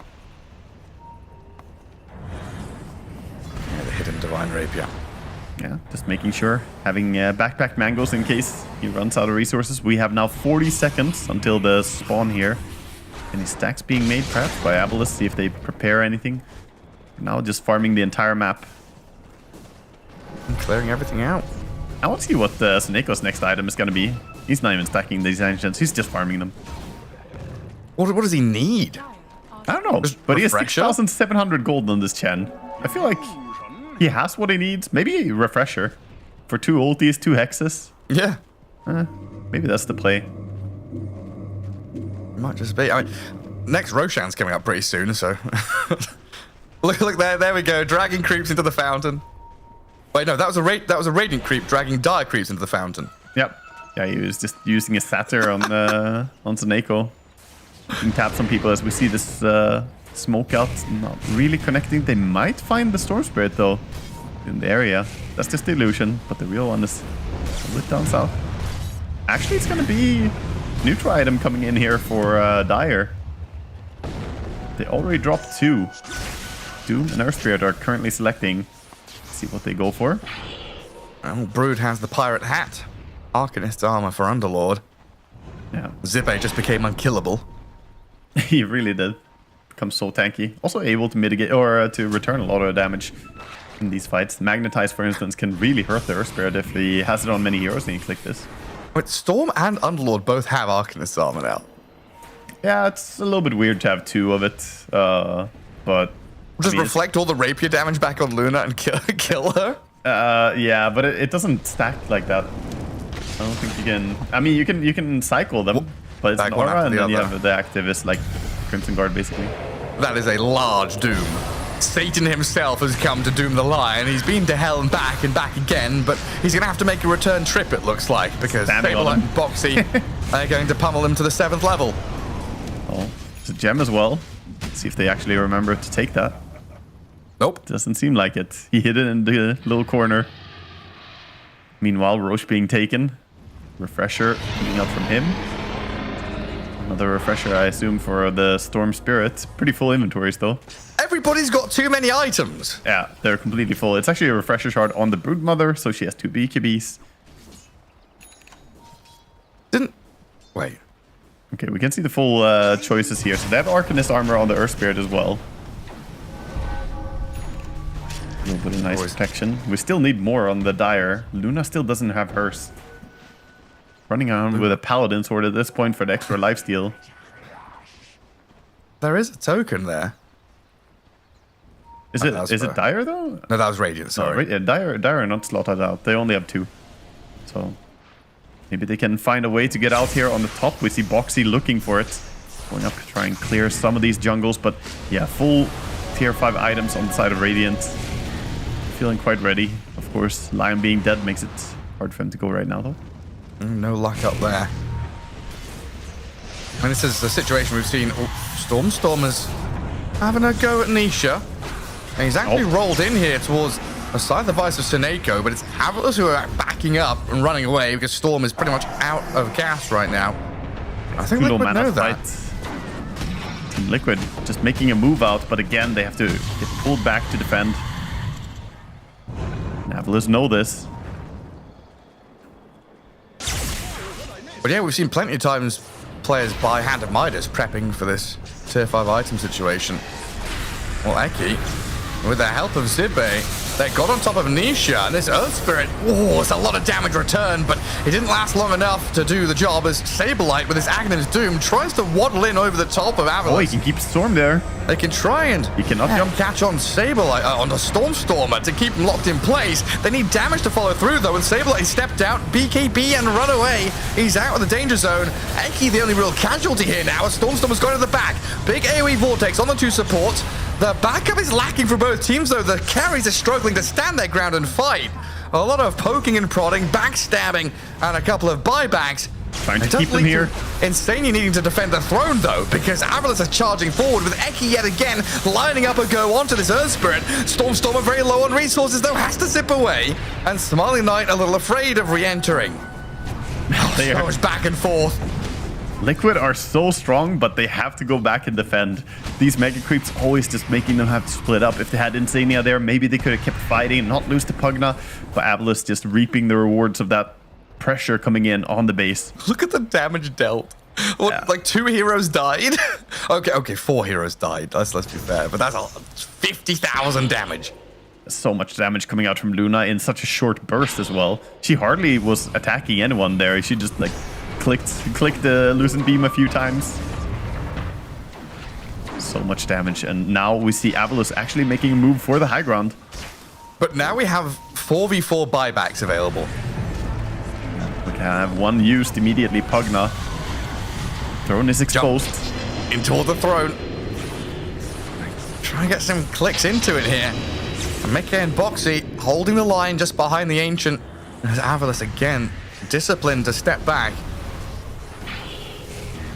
And this is one of those situations, kind of like you were saying earlier, right? If Avalos go in, knowing the buyback situation, they don't have that ease of access to the team fight. They'd have to TP to, you know, Outpost or something. Oh my god, we have Seer Stone on Lion now. He didn't have his neutral before. They had it, but he didn't convert it yet. Now he's coming back with the Seer Stone as well. That extra 350 cast range on Hex and Impale. Oh. It is really good for him. He can sit so far back now. He's playing without buyback, but this really helps him be useful, even without that. Mick has found some false boots. Speedy little Luna to try and get her into position, because it's been a story of this game where Mickey has struggled to stick on the target he wants to. And now Stormstormer being eyed up by Nisha and Saberlight with the AoE Doom. It looks like they've got him dead with buyback, as the rest of Liquid trying to step forward in towards Zibe, but Pits of Malice are down. He's a tanky Underlord, half HP with BKB going. They need the roll back in from Nisha to keep tabs on him, but I just don't offer enough damage. He's been turned into a statue now, it looks like, as Nisha's drifting away, trying to save his own life, and Saberlight's dead. They do have buyback, and Mickey, look at the fight! The Luna up against the Broodmother, then Luna's winning to actually get the damage out and forces Avalos back. But now maybe Mickey's out of gas. Has he run out of potential here? The two-man Vortex back in from Storm, kills off Mickey's Luna. The Rapier's on the floor, buyback is forced, and Pugna dead without it. Storm got the Rapier. Boxing, we're in a 5v4, Rapier's being traded hands, and the backup Rapier's there for Luna. Yeah. Deploy, and immediately we can see the Luna just try and hold again. Doom standing inside the throne, ready to defend it at all costs. Team Liquid, this is the definition of never give up. They're fighting as hard as they can here. Just cooldown on the buyback on Storm now, but losing the buyback on both Doom and Luna, there's a huge blow to them. Question is, can Avalos make something happen with it though? This game is like the never-ending gobstopper from Charlie and the Chocolate Factory. It's just a gift that keeps on giving. Pugna is dead for 90 with no buyback. They're definitely going to regroup and go again. We see the Storm going back to base and healing up right now. Getting in position. Going to have to go back into the game soon because the jump is coming. They're prepping for it. Yeah, he has level 2 travels on Storm, so he's joining his fight. Smiling Knight and Zibe make the move forward, as does the Storm. Scythe of Ice on the Doom. And he gets a bit of distance though, and the Glyph is up now. Mickey already at half HP though from a couple of stuns and hits, while Nisha, defending his man, gets on the line for now with Saberlight. Trying to bring down Eki, but the throne is being pummeled by the rest of the Avalanche. They've got the Vortex in the back, and the damage is done. The throne has fallen, and that's game one. What a fight. Well, you can see it. You see it on Stormstormer after that. That was a hard-fought battle to close out that game. Felt like Avalos should have had it from a pretty early stage actually into this mid game, but Team Liquid just showing they are never out. You gotta keep fighting until you close it out, and what an exciting game, man. That was you can see it on the players as well. They had some fun in this game. I'm no lip reader, but I think I know how Zibe feels because I got to pee so bad as well. Like he immediately was like, I gotta pee, I'm going out. I gotta get out of my chair. Jeez Louise, what a game. What 60 minutes of glorious back and forth Dota. Mega creeps potentially coming back. You know, Liquid tried their hardest, but Avalos striking in game one with a victory here.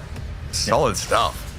Do have to give it though to Saberlight. I feel, despite the fact that he's a new player into the team, it feels like he did a lot in this game as well. The Doom was definitely massive. He had several good plays here, including the buyback play on top where they actually got some momentum and speed back into the game for themselves.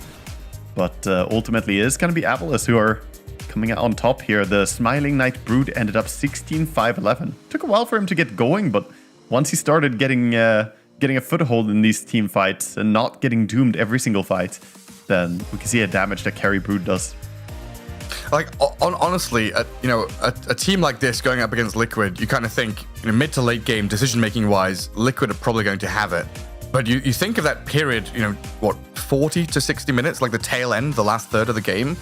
Every single move that Avalos made, whether it was defensive or offensive, backing away from a bad fight, going in when they knew they could have this advantageous buyback situation, it just seems so perfect. Like, I don't feel like they made any mistakes tactically. No, I think strategically it was a pretty clean game from them. It was just down to the mechanics and the fighting itself, where I think Team Liquid sometimes outplayed them really well in the fight. Right. But yeah, Avalus, very good macro decisions, like where to take the fights, where to back out. They really played their cards. They didn't get stressed out. Some teams will get stressed when they take mega creeps, like, oh, we almost won. We just gotta go in and finish it. But they respected Liquid a lot to not just go and die next to their base. And even so, it was still difficult. Liquid put up a great defense outside of their base even. That's incredible stuff. And that's game one. To start the day with a game like that, super excited to see how the rest of the matches pan out. So we'll have a quick break and come back with our second game of the series.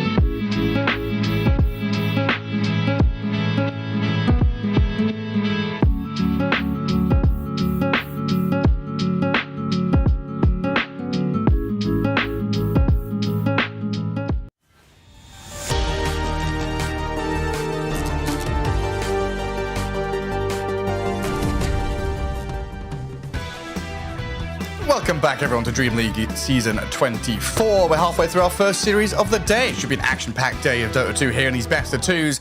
And, I don't know, a bit of an upset in Game 1, Waga. Yeah, definitely not what most people would expect going into this. Of course, Avalus are a strong team, but most people would still favor Liquid. They are the TI winners. They are the team that people look at. Everyone's studying their replays, how they're playing right now. And of course, you could say for Liquid's defense that they're, getting a little bit used to some changes. They're playing with Saberlight now. But at the same time, they still played really well. And I think Avalus just rose up to the challenge. They were playing with confidence. They played really good macro moves. You and I talked a little bit about how Avalus game read, their overall map read was really, really solid in this game. I just think the only thing they could do better is some of the team fights, Team Liquid are still definitely outclicking them, like finding the better catch. But Game 1 still goes the way of Avalus. And this was very much kind of a strategic macro style of win, right? Because you look at this draft and you think, oh, it was Brood last pick. And, if you're an old Dota head like me, you think, oh, they got cheesed. But it didn't feel like that was a cheesy pick. It just felt like that was the best hero to pick in that slot. Yeah, but we might still see some respect towards it. That last pick carry Brood is something that you have to keep in your mind. So we'll see what the Liquid players are doing to adapt to the draft from previous game. At the same time, are Avalus going to change anything up? I think that Doom, for instance, was really high impact coming out from Saberlight. Yeah. So maybe it's a hero that we will see some respect given after that game. They didn't really target Saberlight at all until the end of the draft. A lot of the early focus was on these support heroes like Naga, Tusk, Clockwork. Even Batrider was in that early ban pool, as it is again here. Yeah, this makes sense. Naga being banned out by the team that has second pick. If your opponent has first pick, you gotta ban the Naga. So it's your responsibility. Last game we saw, of course, Avalus banning it. Now they are the ones who have to see what they're gonna open the game with. Yeah, and I guess it's always interesting seeing these kind of Templar Assassin or Storm Spirits picked up very early on and kind of get dealt with in the draft, but still feel like they're accomplishing what the heroes picked for. Like Stormstormer there was first pick Storm. He saw only the Shadow Demon, and there were some answers from Liquid, but he still had a cracking game. I think he played a really solid laning stage, and he did die quite a bit, but that was also on the back of Saberlight. Like I said, he played really well. He did get the catch on the Storm so many times. But the Storm still served its purpose, like you mentioned. He got the initiation, perhaps got the burst together with the Lion and the Broodmother. They took down the Luna a lot of times. So I think it still was effective despite showing it that early. This game, though, I doubt that Avalus are going to open with the Storm, since, of course, now Team Liquid have the chance to customize their support duo. Probably just going to see Avalus open with the support, but we'll see what they ban out first here. Just to ban out the boxy Pugna. It was pretty freaking annoying, that entire game.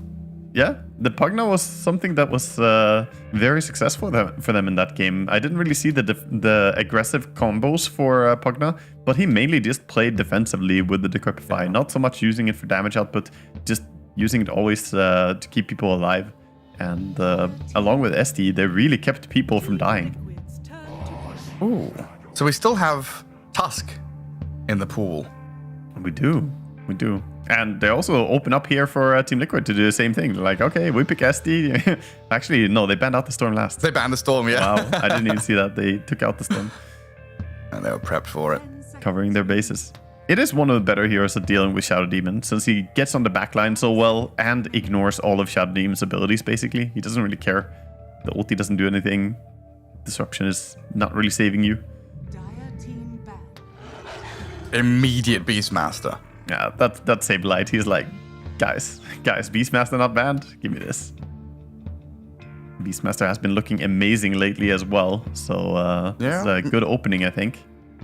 Yeah, like you are playing into Shadow Demon disrupting the raw target, but if you're playing the tempo pressure game with Helm of the Dominator build, that doesn't matter as much as the impact you're bringing just from having summons. Yeah, I think you're still happy, even if there's an SD who could potentially save people.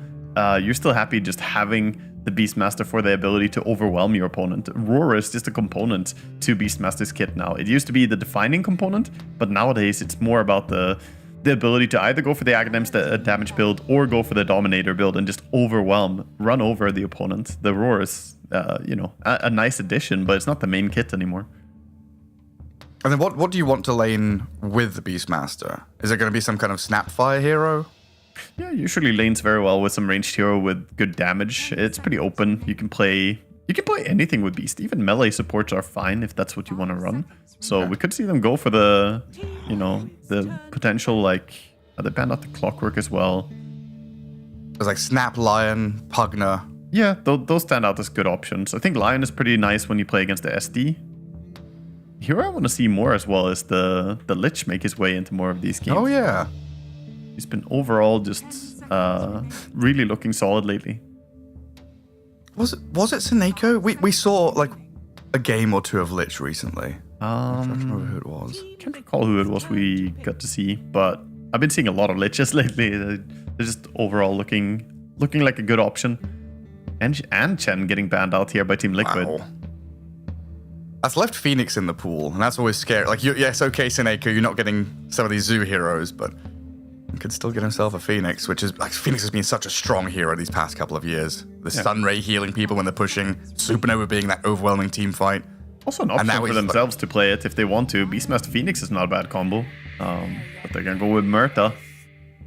So range damage dealer, probably the 4, but yeah, it has flex though. Mika could definitely play this. And Phoenix does get picked up by Avalus immediately here. No hesitation, and Alchemist gonna be brought in as well. Of course, it's usually either like Luna, Alchemist, or SF. These are the main carries that we see. But Alchemist does pretty well against the Beastmaster with the Acid Spray. And 2 saving supports behind him as well. Like, when Alchemist hits his timing, he's a pretty scary force on the field here, with Sunray and Disruption creating illusions and all that of him. I mean, so far, you don't have an awful lot just to burst him down. Yeah, not that much, but they're building towards it. They have the Beastmaster, to provide some lockdown. Murta brings a lot of burst as well. We'll see what Liquid are going to add into this here. They could definitely build something competent. Oh, they bring the Ogre to fight the Ogre. That's genius. 2 heads are better than 1. Yeah. The 2 on 2. Exactly. He's free, no master. Ogre Magi follows only luck. No int, only strength. It's one of the things that kind of hurt Ogre a little bit. Why we don't see him played more is the no int thing. He doesn't get any magic resistance the way we see a lot of other heroes get. So magic damage actually hurts him quite bad. Because all other heroes, they scale up their intelligence and eventually have pretty good magic res. And Ogre just doesn't. Well, the Slippery Puck comes into play for Nisha. So a good way to get into these Phoenix and Shadow Demon backline supports. But now the counter has come. We've seen Earthshaker just demolish Pucks in the mid lane. This is a fantastic matchup for the Shaker with the Slugger facet as well. You do a lot of damage continuously to the Puck. There's nothing for Puck to phase shift, dodge to get healed other than the tower or the range creeps on the mid lane as well. So this is a difficult matchup. You get hit once or twice by Enchant Totem, you lose so much HP as well since Puck has no armor really. This is a little bit scary, and even in the mid game, you have that long range Fissure to potentially set up catch on Puck. Liquid's draft looks good, but the mid matchup is a liability. Yes, definitely a problem. And then we're left with Mickey's hero probably at the end here, and an offlane hero for Zibe, which they ban out the Pangolier and the Dawnbreaker. So basically saying, do you want to play Underlord again? Yeah, kind of forcing him into that. See if there's anything else that he plays. But yeah, he would love to get his hands on his Pango. He is one of the best Pangos out there, really, but not going to get to play that. Already on other stuff. Team Liquid's draft looks like it would do so well with a strong right-click hero. I mean, I'm just thinking SF looks great here again. I know I'm harping on this hero, but the hero is so good right now.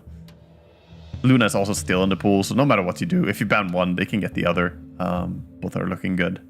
I think SF is a little bit better of an option against some of the AoE stuff that Avalus have. They can kill the Manta Illusions very easily from Luna. Oh, the very classic Razor Ban into Tide pick. Yeah. So you said the Luna, the Shadow Fiend. If those are in the pool, is there even any point in arguing for like a Medusa or a Morphling or anything like that?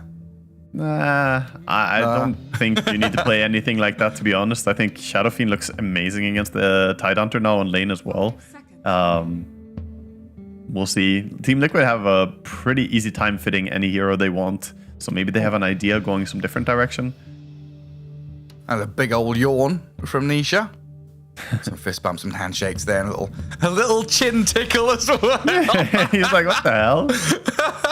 Hey, I'm on camera. What are you doing, Dad? Not now.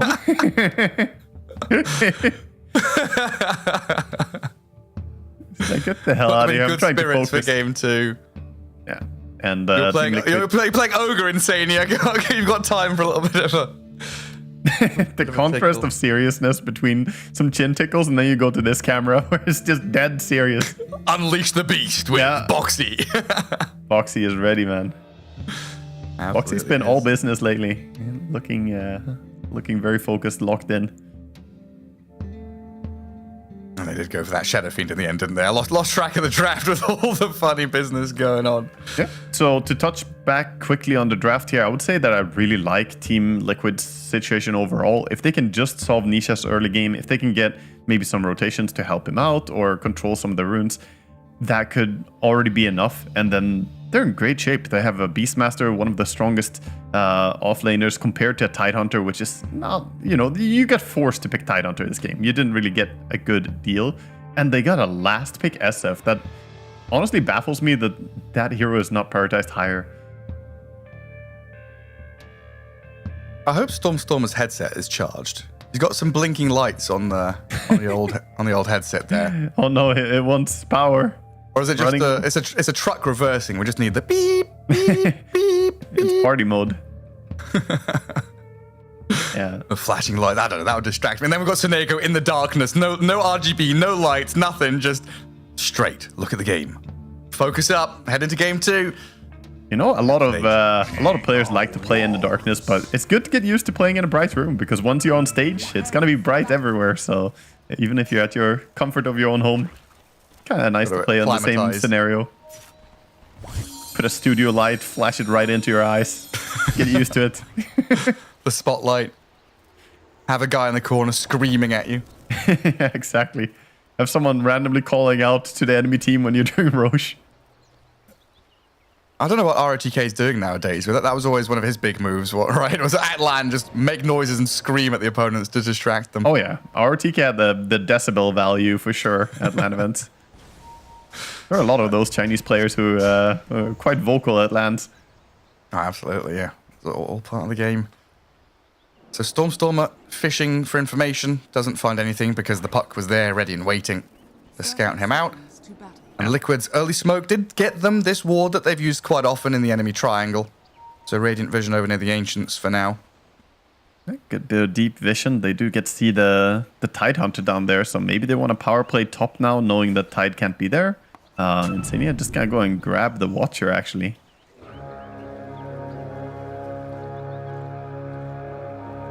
Yeah, not seeing too many of these kind of delayed smoke moves this Dream League so far. Definitely one of those moves we saw Palanitza do quite a lot. And Boxy actually might be in a bit of trouble up top, already being pummeled down by Smiling Knight with that concoction. Oh boy. First blood going away. Stepping a little bit there. Murta, really squishy hero, and going up against this Phoenix always brings so much damage. Got a little bit too close. And Alchemist off to a great start now. Already had the seed money, now has even more money. 1,480 net worth at mid 0. God damn, he's rich. Jeez, yeah, he's already got Blades of Attack coming. Yeah, Rush Face Boots is going to be the play here. Get some survivability against the damage from the boar as well. He wants some extra armor. And Phoenix has been quite a strong laner recently with Fire Spirits and Blood Grenades and stuff, but Boxy with this just raw right-click power and attack animation is just clicking Seneko into the ground, basically. He's doing good work, dealing whatever damage he can, but I think Phoenix is gonna probably get the better end of the trades as the lane progresses here. Yeah, see Nisha on some shenanigans here on mid lane, trying to pull the creep wave, but this is awkward. A new creep wave is coming in mid. He has to go and defend that. So he drops the current one, lets it rejoin. Using the trolls to heal a little bit. To regen, yeah. I was wondering what he was doing. That's clever. It's just Puck has really changed a lot ever since the Puckish innate. Nowadays you do a lot of weird stuff that looks strange. So there's weird stuff going on mid. I see there's weird stuff going on bottom as well, with like a double wave being dragged by Zibbe. So Shadowfiend's going to have to gather things up under his own tower, but this now means that Tide isn't playing the lane and isn't being hit over and over again. Yeah, Tide does not want to lane in an honest way against the Shadowfiend. It just doesn't work, so it makes sense that they're trying to set the lane in a better position, but SF immediately on him again. Yeah, not an easy spot, no matter what. Earthshaker, 6 and 5. Puck doing pretty well to get 8 last hits in there. Donisha not suffering tremendously, but this lane doesn't get any easier. Yeah, it really doesn't.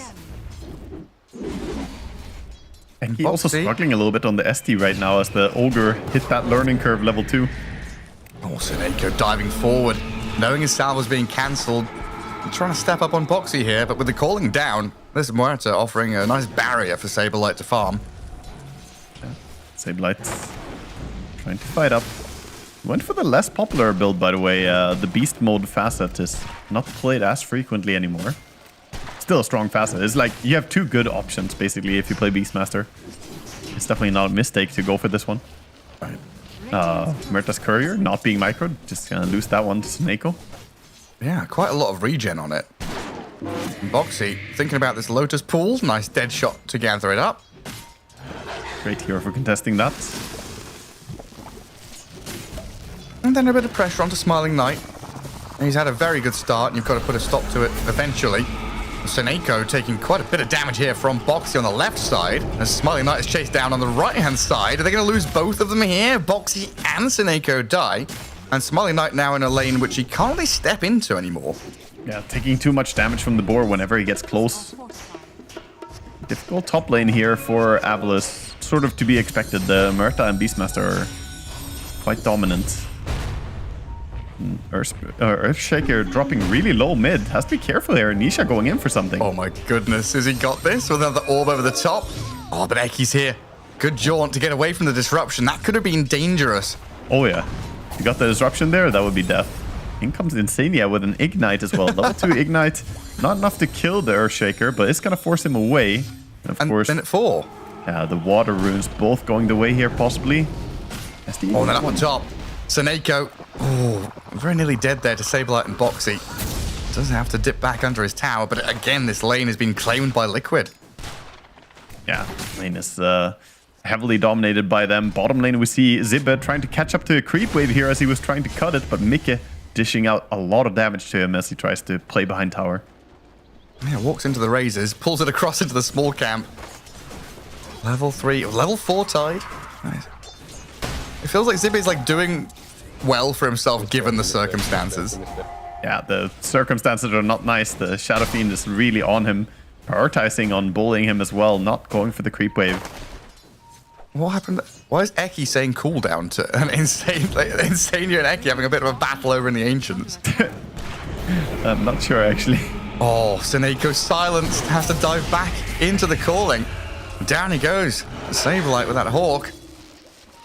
And he's hitting a nice timing here, it seems like, on Beastmaster as well. Having a good time, getting 26 and 8 for last hit so far. Bottom, Zibbe getting body blocked hard here by Insania, allowing Mikke to get the kill. And Boxy can go for a deny. Kill himself on the neutrals here. And then immediately pinging Saberlight to say, get back. Looks like Boxy's making the call that the wraparound is there from Eki. So Saberlight is going to be safe and even drags a bit of a wave with the boar to himself too. Yeah. And I have to say, Nisha, I've seen him do this before, by the way, playing Puck into hard matchups, specifically even against Stormstormer. This goes back like years ago. I've seen them play, and I've seen Nisha do really well. He even won as Ember against or as Puck against Storm's Ember in the past. So again, he's doing well on Puck. He just knows how to play these difficult matchups really well. Just towing that line of like knowing what exactly you can get away with. And then add a bit of help from Boxy, gathers up the rune. Liquid can think about playing down into bottom lane where Mickey, he's got to feel pretty damn strong down here. 37 and 10 last hits. Level 6 with Requiem ready. Zibe at half HP. Requiem also gives you so much damage when you hit it because you level up the Necromastery when you get it, so his right clicks are now tremendous. We have the 7-minute Wisdom Rune spawn coming in soon. Boxy is trying to go for a snipe on it. Eki walking away. He's trying to stack for his Alchemist. But that's going to cost him his Wisdom Rune. He doesn't know. Saberlight's already on the left side to gather the other one as well. And there it is. Double Wisdom Runes. Minute 7 for Team Liquid. Another massive bonus for them. Oh, that is painful, actually. Not getting a Wisdom Rune is going to leave the SD on level 3 at minute 7. He has not been playing the lane much bottom either. So he's definitely going to fall behind here. His level 6 timing is going to be way off. And Requiem down bottom. Zibe, he's been found here by Boxy and Mickey. Mickey just going to disrupt up Insania to hold him back. The target top, rushing on him. Let's see if they can finish him off here with a concoction to stun him. They've got that control, they just need the damage to keep flowing, but with Boxy's arrival, the Beastmaster steps away. Yeah, steps away and he's going to be fine. They give him some more tangles. Has the helm for the region as well, so push him away, but they do not bring him down. So the Smiling Knight's courier was at the secret shop. I guess he was waiting to buy the early components. Talisman. Yeah, Talisman, people yeah. normally buy Talisman first now on the Radiance builds. It's a sort of evolution that has happened for the Radiance buyers. People started prioritizing that evasion, realizing it's pretty damn good to be alive. Better than being dead. It's pretty wild, like you're saying, that this puck is 0-0-0 and is higher net worth than the Earthshaker at this point. Even looking for a kill on the Shadow Demon. Blood grenades thrown out, Insania and Nisha find the snipe on him. While Stormstorm was having like a really hard time in a matchup which, on paper, should be straightforward, right? Yeah, it comes down to the moves as well. They did bring in the help coming in to make sure that they won mid. They had the Ogre Magi come in once he hit level 2 on the Ignite, came through that, forcing the Earthshaker back. Oh, stealing stacks now as well. Liquid up to some naughty stuff here, fearing up the Shadow Demon.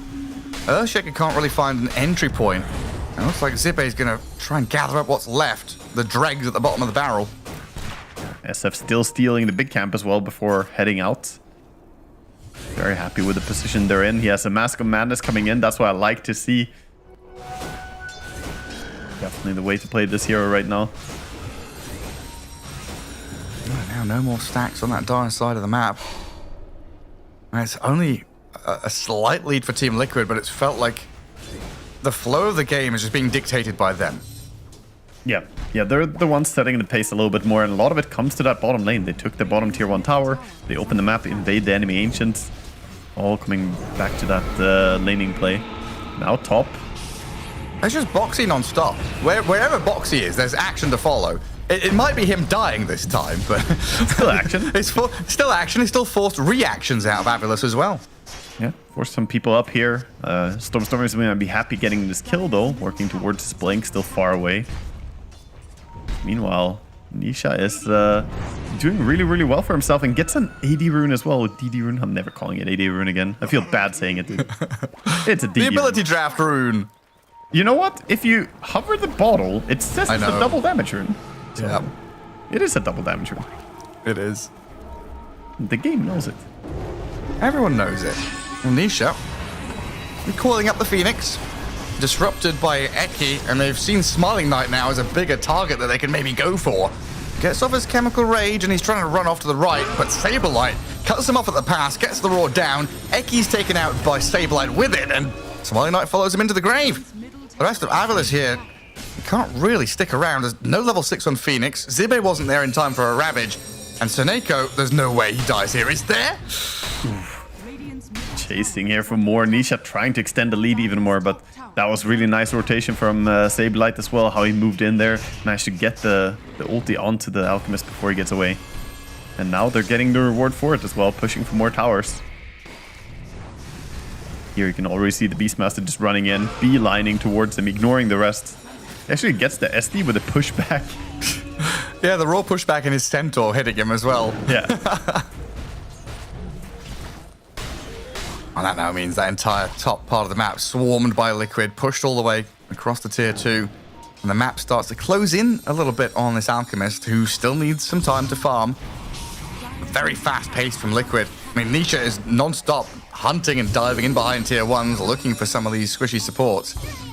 Yeah, it's fast-paced, very, very fast-paced Dota coming in, and at the same time, we still don't have that level 6 on the support on the side of Avalus. They don't have Phoenix ulti, they don't have SD ulti. It's actually level 4 still, so they can't put up a fight here reasonably. And of course, the Blink Dagger timing, important for the Shaker to try and defend. Alchemist off his timing too, Radiance. It's basically just free game right now. Liquid are at a buffet. It's an all-you-can-eat. And Avalus just a waiting game. Insane, he's even going to come here and get some nice D wards, retake control of that top left third of the map. Where's Mickey right now? He's just chilling, right? Yeah, he's just clearing out the Ancients repeatedly, using the fact that he can kill them so fast. He got himself a Dragonlance already from that, and building towards that SNY to have some protection against the chain stunning coming in. And Stormstormer, a couple of hundred away from Blink. Potentially a big turning point here for Avalus. Blink Dagger is what he's respecting on SF as well. He's saying, you know, he has a really big lead, but he doesn't want to play aggressive right now in case the Shaker jumps him. So he's just playing safe area, farming Ancients repeatedly. I mean, that team fight from Avalus is scary. Let's not beat around the bush. This Ravage, Supernova, Echo Slam, the jump initiation onto a target and then the follow through when a proper fight breaks out. If Liquid aren't on the ball with, you know, the supports in the backlines, I guess Nisha's job is just find the Phoenix for the most part. I think the important thing though is the offlane difference right now. The Zibbe is falling behind a bit in items. He's building towards a pipe, but meanwhile, this Beastmaster already taking Roche here, just playing with this high timing from his Dominator. He actually loses his control there. Oops, a little bit of a mistake. Yeah, Nisha just continues hunting support. Eki shows anywhere on the map and dies. That's even under dire vision.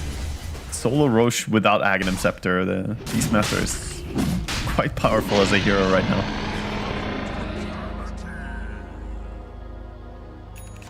Yeah, the Aegis belongs to him. He's going to be happy with that. Very low investment Aegis as well. Only having one hero going and doing it. So Neko flies away from SF, but look at the damage. Oh my goodness. Oh yeah, no. the Supernova. That's a waste of a Supernova. Or is it? Or is it? Stormstormer's come in, killed off Mickey. Now onto Insania. They'll turn onto the Ogre. So Neko baited them in. Dude, that was next level greed. That was on call coming in from Ogre Magi on Insania on the side. Like, I can help you at the egg. And then they didn't really think about, you know, whether they should. They just thought, oh yeah, we can. And the punishment is right there. I thought, like you, that would just be a wasted egg, but diving under tower for a support kill at this stage, huge swing back to Avalus right now. Yeah, and what a debut for the Blink on the Earthshaker, right? Away back in for Stormstormer. A nice little showing of the team fight there. That was on Big a silver platter, though. That was too free. Oh, it absolutely was. This all gives space as well. Smiling Knight, happy with it. SF going for the ulti. Yeah, trying to finish off Zibbe here with the right clicks afterwards. Oh, the Verdurous Dale and the Kraken Shell. Zibbe, has he gone up to the gates? No, he hasn't. He's duked down south. Mickey spotted him, knows where he is, misses the raises though, but he's got the punches to take him down in the end. In the end, he goes down. He tried to stand his ground, but a little bit difficult against the Shadow Fiend. Oh, we have a roar onto the Shaker. He should just be dead here. Just solo killed. The Beastmaster's found him. Easy as you like. Not even a chance for Eki to save him. Bing bong. Bing bong. Shopify Rebellion. You can move him to Liquid, but it's still gonna be bing bonging. And right now, Liquid just getting a lot. Even though they lost the SF mid just moments ago, they're still playing on the sides, getting kills. Meanwhile, bottom getting this tier 2 tower to drop really low. I mean, Avalus is just running around, putting out fires non-stop. Yeah. I've been handed some opportunities, but... And again, I have to go back to this. I don't feel the Tidehunter yet. I haven't seen anything from him really, where the Beastmaster is dominating the game. He has literally the helm of the Overlord now. Yeah, then Earthshaker just getting coiled, snapped. Supernova's behind him as a bit of protection, but they turn quickly on it with the right clicks. The egg, oh, it lands, and now the Ravage comes in. Smiling Knight straight towards the Shadow Fiend. Finish off Mickey. Down he goes. Now Saberlight in trouble as well. With a Sun Ray, they clear him out as Nisha. He's been purged up demonically by the Shadow Demon, trying to orb to the left-hand side, and maybe a turn and fight to kill Seneko with Saberlight's revival. Him and Boxy outputting a lot of damage and a fair amount of control. But Avilus, they've got enough in the tank here with Smiling Knight and Zibe to stay alive until Nisha's round 4 of fighting just comes back in with another flurry of spells. They really wish that Shaker was alive for all this. He has his ulti ready, just seeing these tower dives, but no way for him to join the fight. Didn't have the buyback.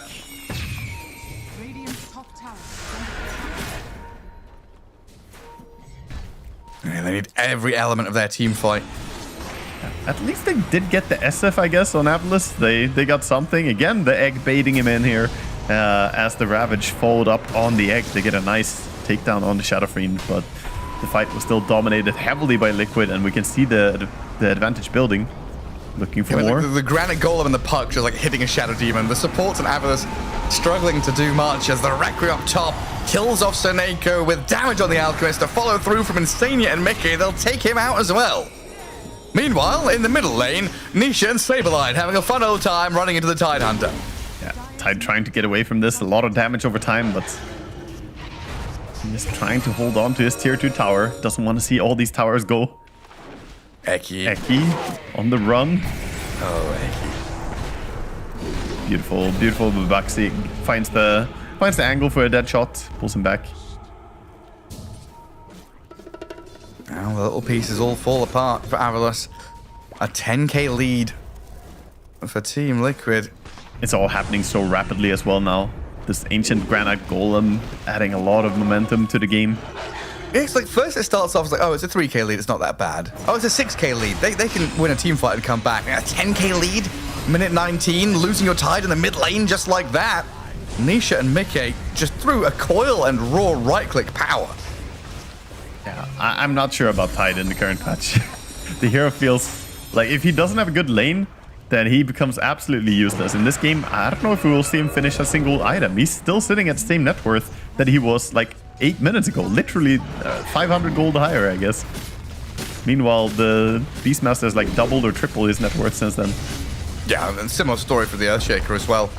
And Nisha managed to make a lane out of some untenable situation where, like, we're not wrong, right? Castle's never wrong. Earthshaker is still no, it's still favored in that matchup, they snap picked it as well. It is a very favored matchup, but there was, you know, both Nisha playing really well and the fact that Liquid recognized this. They moved in the Ogre, they made moves around mid, they even came in with Murta. So it wasn't just a 1v1 matchup. They controlled the runes. The second water rune was double controlled for them as they killed the Shaker.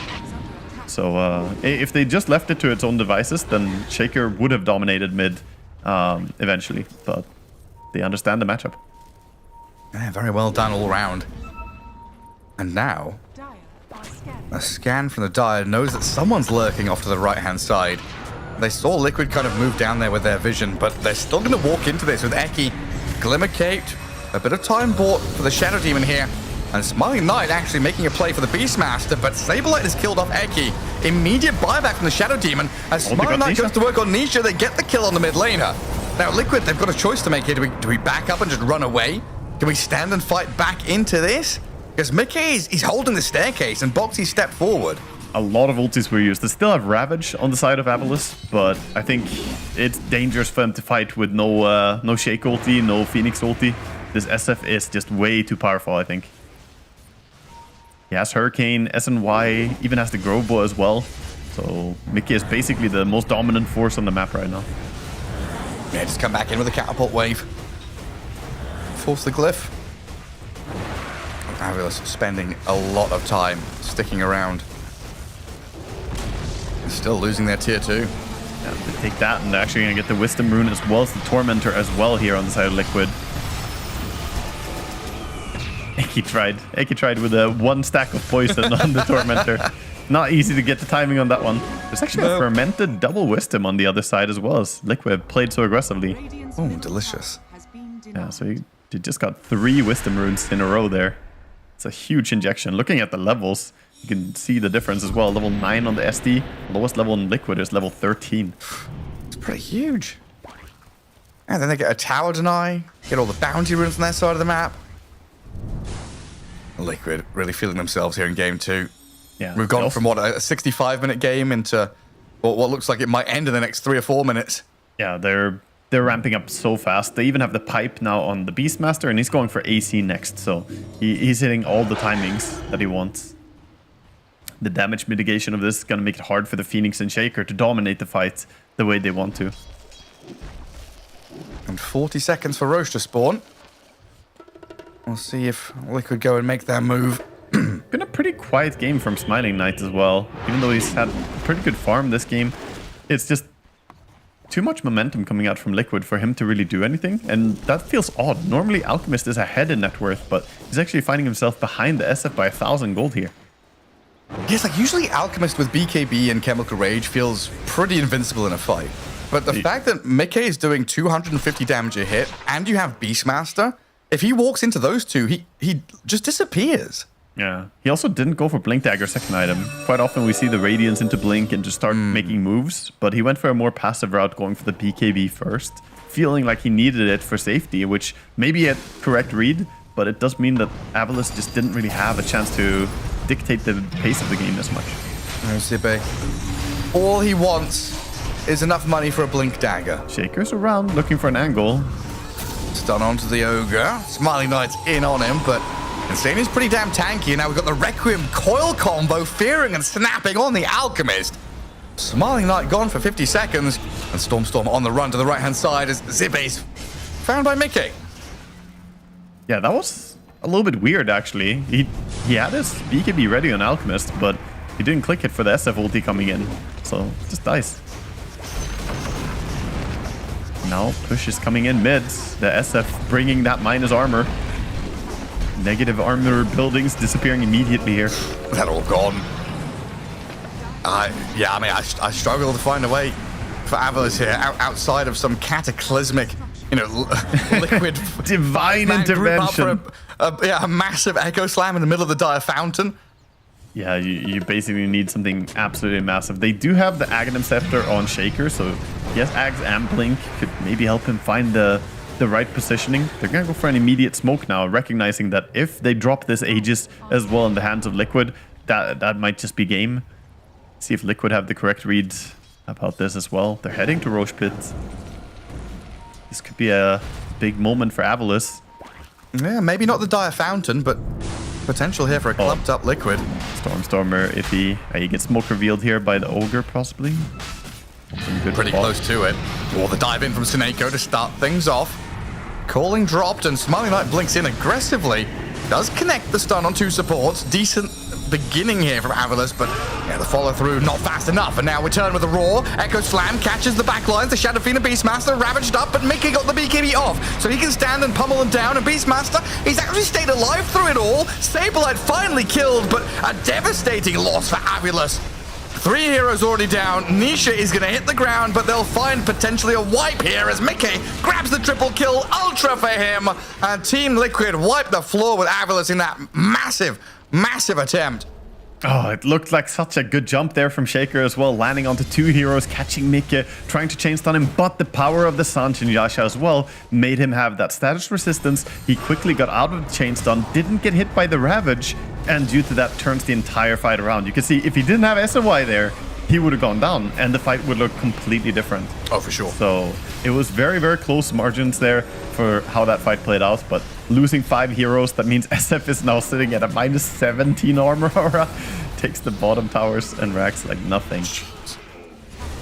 Say goodbye to your buildings. Foundations rock to the core. And they're gonna position themselves to go for the Roche play as well. And SF actually building a full Satanic now. Man, he's gonna be difficult to bring down. Satanic is complete. He's gonna disassemble when he gets the item delivered.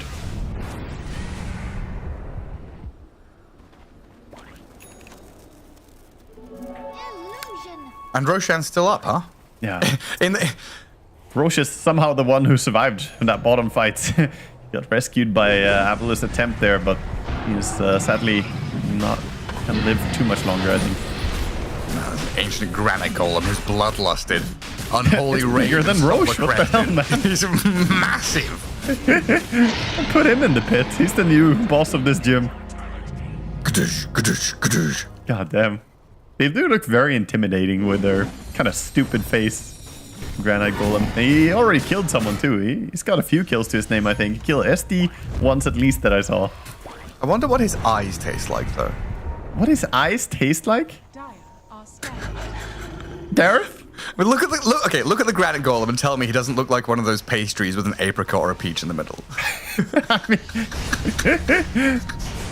he looks a Stormstorm been found. Oh, no, it's a disaster for Avulus.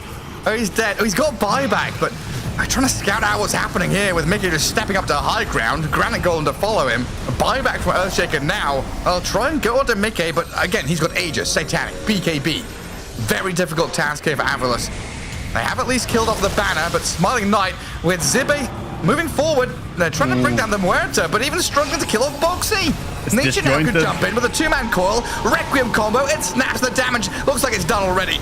The Disruption Banishment to buy time for Stormstormer to Echo Slam, but they've killed the egg. Stormstormer's dead. 2 gone with no buyback, and Avulus look down and out here in game 2. Liquid just running roughshod over their opponents. GG called. Coming back strong after the game number 1 where they slowly got whittled down by Avulus, but game 2 they take it in a dominant fashion. We have a camera grab. Closer. If only we had a microphone.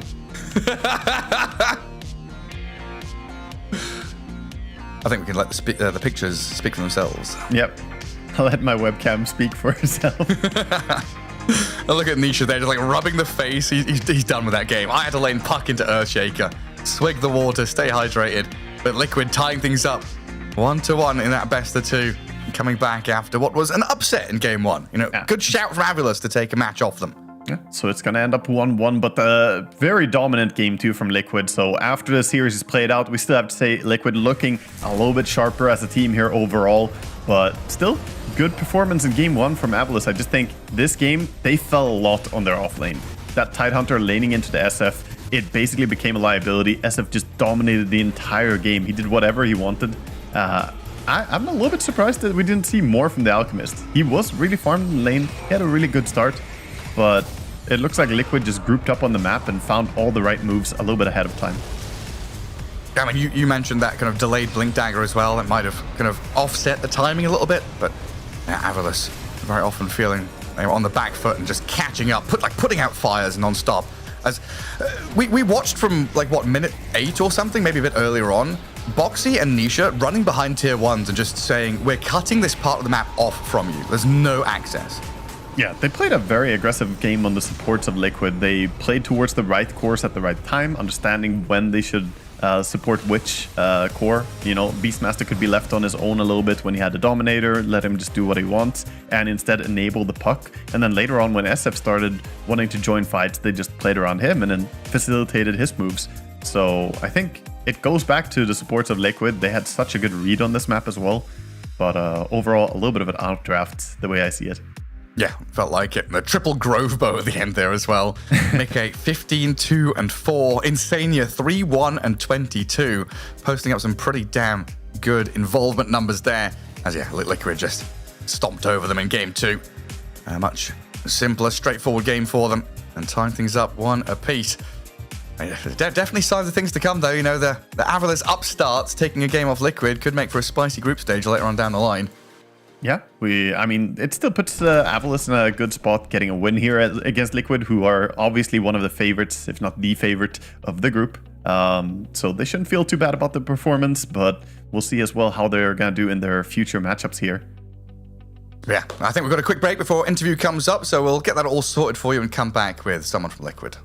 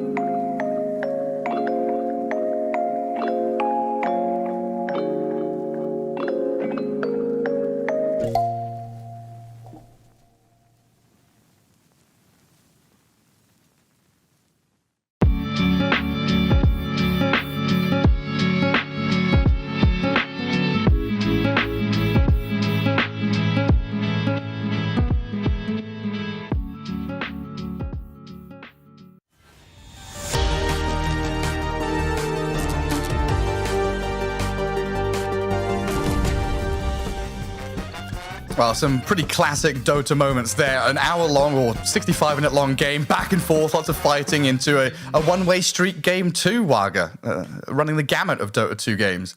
Yeah, definitely. And we saw some strong performance here by Team Liquid in game number 2 as well. They just absolutely swept Avalos off the game entirely. Just took all their towers and ran over them, and a lot of it was on the back of this strong performance coming out from Saberlight as well and his Beastmaster. Yeah, incredible stuff. And I think that's him phoning in now. I think what Saberlight joining us. Thank you so much for coming in for an interview, Saberlight, and congrats on that game too. I want to ask, was that you saying just give me Beastmaster? Because we've seen Storm as an answer to Shadow Demon. Is Beastmaster your answer? Well, yeah, I mean, Beastmaster is just goated hero, especially in my hands. I would say that I ate and left no crumbs, so they better ban it, you know? A message to all your opponents. What's up with your kind of nickname change? Is this a reference to El Barto from The Simpsons? No, okay, so... No? Okay, guys, come on, give us the lore. So, here's the story, right? Last season, I left Shopify, and I was semi-retired, and I was playing one tournament before TI and Riyadh, and that tournament was Lima. And I knew that was the only tournament I'm playing that season, so I was like, okay, time for some Spanish flair. Time to change my name to El Saberlighto. Assuming that, you know, I'll play that one tournament and then I will change it back. However, apparently you cannot change your nickname back. That's true. You get locked. Now I guess I am El Saberlighto for the rest of the season. Maybe if Valve, if you're watching, if you could like do an exception and let me change my name back, that would be awesome. But yeah, I guess otherwise I'm El Saberlighto now. Oh, goodness. All right, El Saberlighto, how are you feeling like the transition has been? How are you feeling like you're fitting in? Are the vibes easy for you to join this team? Has anything been difficult? Give us some insight on what it's been like to join a different team. It's been amazing. Like the guys are really nice, really cool teammates. They're also super good at Dota, so it's quite easy to like play Dota with them. And it's also nice to like play for a European team for the basically first time in my tier 1 career. I'm on a European team. That's been a dream, you know, ever since I kind of started playing. But you know, had to take the easy route in NA. But yeah. It's super nice. I love everyone on this team, both the players and the staff. Everybody's really nice to me, so it's a good time. I mean, amazingly done. That was a very clean game number 2 there that you guys played, and also shout out for the fight that you guys put up in game number 1. That was one of the better games that we've had in a while, so it was exciting to watch. Hope you guys had fun playing it as well. Yeah. Sorry, yeah, go except for the losing part, but it was yeah. I mean, I'm glad that we were able to come back for this second game because yeah, I mean, it's always rough losing like hour-long games, but yeah, you know, we're masters at resetting, and now we just smashed them. Easy clap. Easy clap. Good to hear. I saw Blitz at the end of one of those games give a few handshakes and fist bumps and tickled Insania's chin. Do you have a secret handshake with Blitz yet? Does he stroke your hair? Anything like that? No, he doesn't stroke me yet, but I think like so far we have like he gives me options that either he's gonna like fist me or he's gonna like do like I can't do it with my hands, but basically like, you know, like this. The grab, yeah. Yeah, the grab. So right now I'm letting him grab me. That's the meta. Very good. Excellent to hear. Well, thank you for joining us, and hopefully we'll see you again soon. Always a pleasure to watch your Beastmaster. Have a good one, Saberlight. Thank you. Bye-bye. I knew I was setting him up, and I just couldn't. I just couldn't help myself. You give this man an inch, Gareth. He's gonna go there. He's gonna go the distance. You know it. But yeah, Saberlighto joining us. El Saberlighto joining us for a lovely interview there. Yeah, beautiful stuff. But that wraps up our first series of the day. We've got one more. There's actually 3 more on the stream. But coming up next is going to be Heroic versus Tundra. Should be an exciting one. I think Waga will see everyone after the break.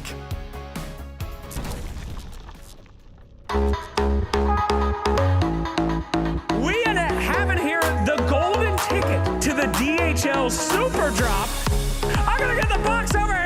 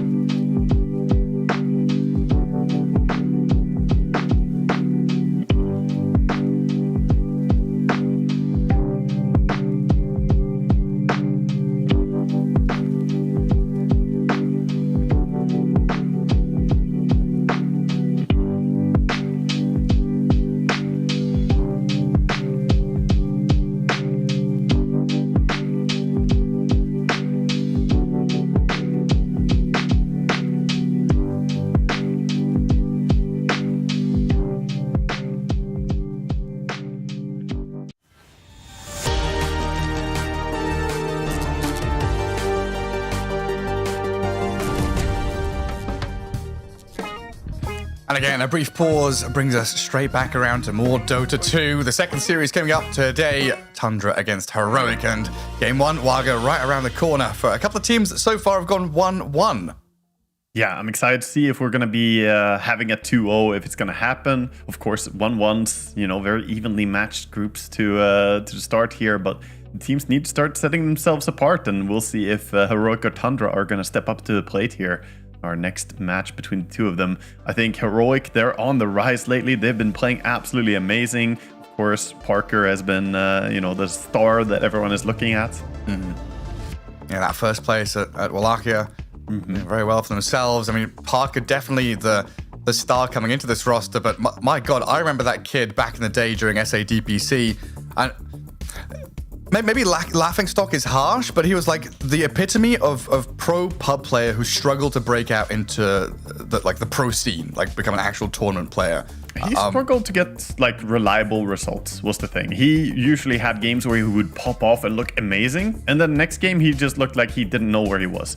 I'm talking this is like 4 years ago or something now, right? Yeah. He's come a long way since then. I remember clearly he was playing Monkey King in SADPC. He bought every item he possibly could except BKB against 7 stuns. Everyone was losing their mind. He just has this vision of the game where he thinks, this is the line I need to take. This is the gamble I'm willing to make. And, watching him here on this iteration of Heroic, the guy's a star. This kid is just absolutely spectacular. Yeah, he's been on the rise lately. Everyone is kind of watching him and trying to see what he's doing. He's playing some interesting builds, changing item builds a little bit. His Gyrocopter been a standout hero as well. But of course, we'll see what the entire team can bring here and how ready they are for the opponents. Of course, Tundra are waiting for them as well. Yeah, pretty strong opponents in this kind of new iteration, this new roster built around 3-3 as he left Liquid and wanted to play with some lands of his own, and keeping Whitemon, kind of keeping Saxa there as well as he returned from his break of play, and then grabbing Lorinov, Nightfall, two of these Eastern European players that have... Lorinov looked exceptional when he moved into the kind of Southeast Asian region, and then Nightfall has always been a very solid player. Yeah, I think Lorinov is a player who, he hasn't had the success that he could deserve, you could say, or that is owed to him almost from how good he has played for a long time now. I think this guy, he's also playing better and better. He's actually starting to peak out more as we're heading later into the years here. And he's a player that I would look out towards here on the team of Tundra. Of course, everyone is keeping an eye on what's 33 gonna do here? He was always a focal point in every team that he's been on for the last years. So that's not gonna change. But I really want to say Lorinov, he carries his own weight and then some. Yeah, pulls out some spectacular performances from the mid lane, that's for damn sure. We'll see what happens, though, as we get into the draft for Game 1. BO2's, of course, here, Day 2 of the group stage for DreamLeague Season 24, as we begin our road towards the Esports World Cup, and begin our road through the draft with the first ban being thought about, deliberated about, and the Visage is going to be the target. 3-3 doesn't even flinch. Yeah, I mean, he's so unfazed by it by now. His Visage is probably the last one that people want to go up against. He knows his ways around it, but also 33 is no newcomer to being target banned. He has a big enough hero pool that no matter what you're going to do in the first phase, you can ban all his heroes, you feel like, but he still has heroes he can play. You still have Broodmother, you still have Lyke, and you still have a ton of heroes that he can shine on. They banned the Beast and the Visage. They are saying, you know what, 33, we respect you, we're going to get rid of some of these. Heroic taking off the jackets, getting a little bit warm in their room. Analog, another kind of rags to riches story. Thinking about the development of the SA scene, he went from kind of a 2-hero pool player to being absolutely spectacular in the mid lane. So much improvement and development from these Heroic boys. It's been great to see the past couple of years.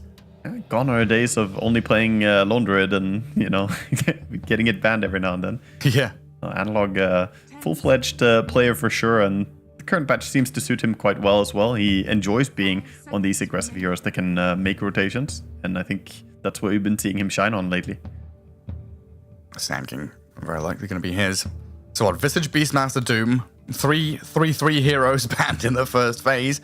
Naga, Earth Spirit, Monkey, Omni Knight, So we're left with heroes like Shadow Demon out there, Enchantress. Well, there's the list for us to see. Invoker, also one that slipped through, and they say, no, none of those. We want Alchemist. Yeah, so they early pick up a carry here. They see the Sand King. Most likely it's going to be a Sand King against him in the lane. Usually Sand King does find himself on that off lane. Could go mid as well. But Alchemist matches well against him. Generally, the Acid Spray allows you to fight into a lot of these melee offlaners quite well. That's why we see Alchemist do well in the current patch.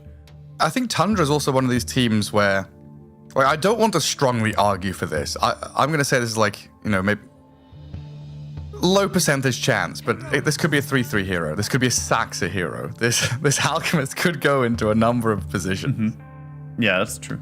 That's true. There's a certain flex value of Alchemist first phase, but he's also strong enough as a carry that you're most likely fine running him into many things.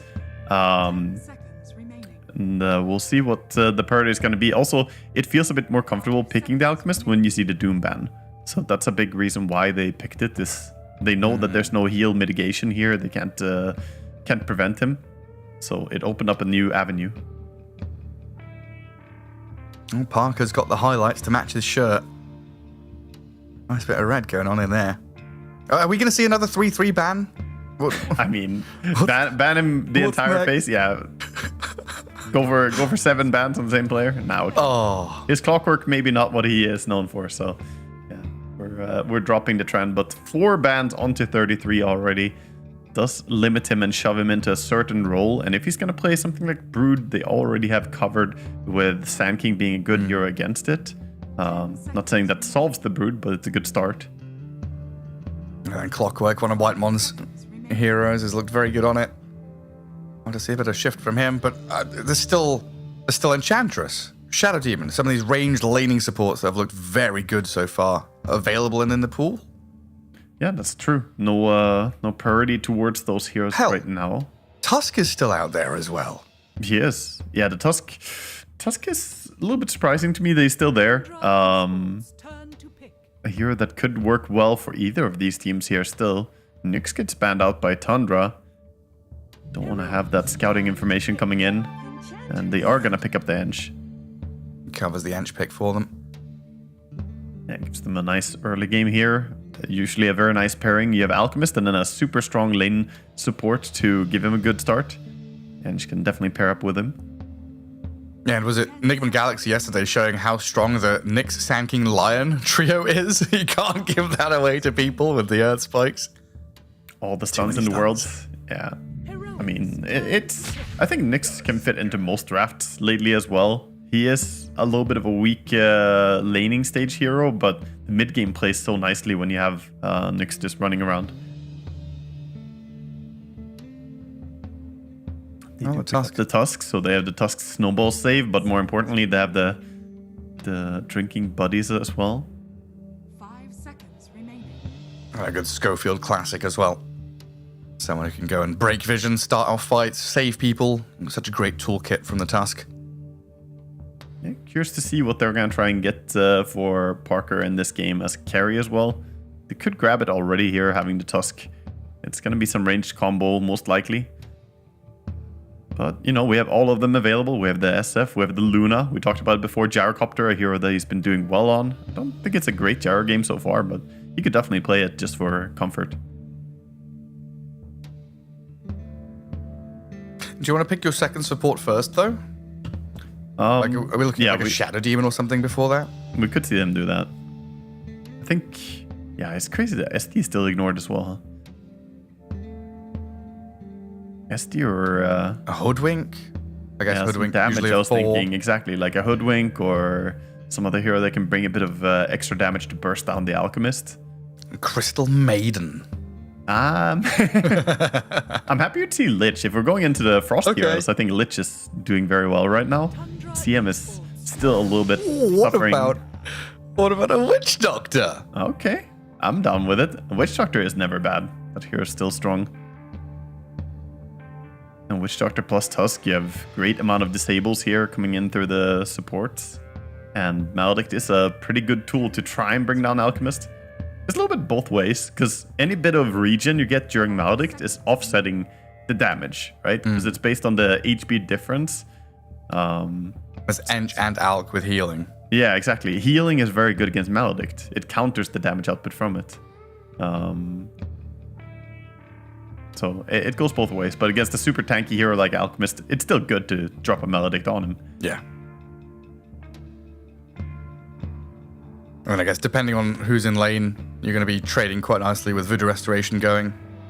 We'll see what he does. I guess this is going to be a Sand King Witch Doctor lane, or if they want to have the Tusk up there, because Tusk usually goes to the safe lane support lately, due to all the range carries that we're seeing. Yeah, that's true. I think I like the Sand King Witch Doctor a bit more. I think it's stronger. Also, Witch Doctor is not bad against the Eng. You can stun the creep for a little bit longer. 10 seconds remaining. And Alchemist in those early levels could suffer just to this like level 1 to 3 Witch Doctor Sand King. Turn to And Timbersaw for Lorinov probably. Yeah. Heading into that mid lane, that's one of his classics. And the smile fading from the heroic coach. Then he comes back again and think about their options. Interesting to see the Timbersaw when you all you really know is the Sand King, because I feel Sand King is not too bothered by the Timber, and now you're playing Timber into something. Usually Timber is picked as a reaction to seeing your matchup already, but it's a statement to pick it like this. And is it like 2 supports with no kind of nuke damage, or what is the idea then for the Timbersaw? Is it a tempo thing? Like Timbersaw's going to hit his timing and go with the Alk? He's maybe not go with the Alk. Maybe I'm thinking the other way around, that Timbersaw is a hero that can keep fighting non-stop, doesn't have any ulti dependency. So together with Lion, Enchantress, and then whatever they want to play on their off lane, they can just go around and fight and kill stuff. Space for the and Alk. allow Alchemist to build up. Right. That could be a cool idea.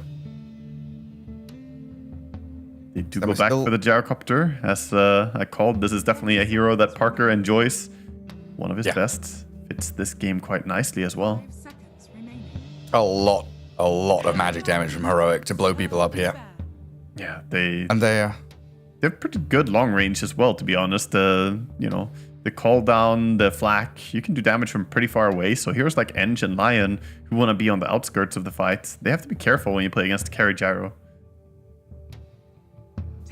Any flexing here from these teams? Like, do we come back to Alchemist as? It doesn't feel like he's been answered hard enough for him to need to be moved to 3 or anything like that. No, I think it's almost harder as well for him to be a +3 in this game. So I doubt the Tundra are going to do a switch up. I think they're just looking for their offlaner right now. We see Viper being banned out by Heroic here. 10 seconds remaining. Another hero that could be strong in the laning stage. So maybe they're expecting it to be, Timbersaw going to the offlane. Potential. Or it's a 3-3 fight, like 3-3 Viper with Enchantress sounds like a disgusting lane. I mean, hell, even the Lion, it doesn't matter. Viper plus either of those supports sounds awful. Like, awfully good. Yeah, I wonder, 33 wants to have a hero that can be active in this game because of having Alchemist, but at the same time, a lot of his options are pretty farm heavy. Is it like Underlord Pipe Time or something? Yeah, I'm wondering if that's going to be it. Just get some damage mitigation. Underlord does play pretty well into this, I guess. 10 seconds. And then last pick for Heroic. You said Sand King more likely to head off lane. 5 seconds remaining. Doesn't want to lane against the mid Timbersaw. You can be against mid Timbersaw. It's not terrible, but I think it's more likely he goes to the off lane here. Yeah, he's probably more suitable to the off lane. We see some cheese ban as well from Tundra, banning out the Huskar. Heroics turn to Heroic, they ban out the Puck and they're gonna pick up the Storm. So the classic 1-2, get rid of the counter and then pick the Storm. Storm does really well against Timbersaw, so this throws a question mark at Tundra. Like, do you really want to commit the Timber against the Storm matchup? Is that what you want to play? They've got about a minute to think about it. They've definitely got some, again, there's kind of potential for the moving parts there for them to shuffle stuff around. Yeah, they're considering it. Right now we can see them deliberating a bit between the off lane and the mid. 33 has to consider. I mean, he could definitely play the Timber on the offlane himself. They're going to pick up the Bristle, so they lock the Timber towards mid. And Bristle back. Another good hero for fighting, though. It is suiting quite well into this game to have a hero that can just rush in. They needed something to cover the line on an Enchantress while Alchemist farms up.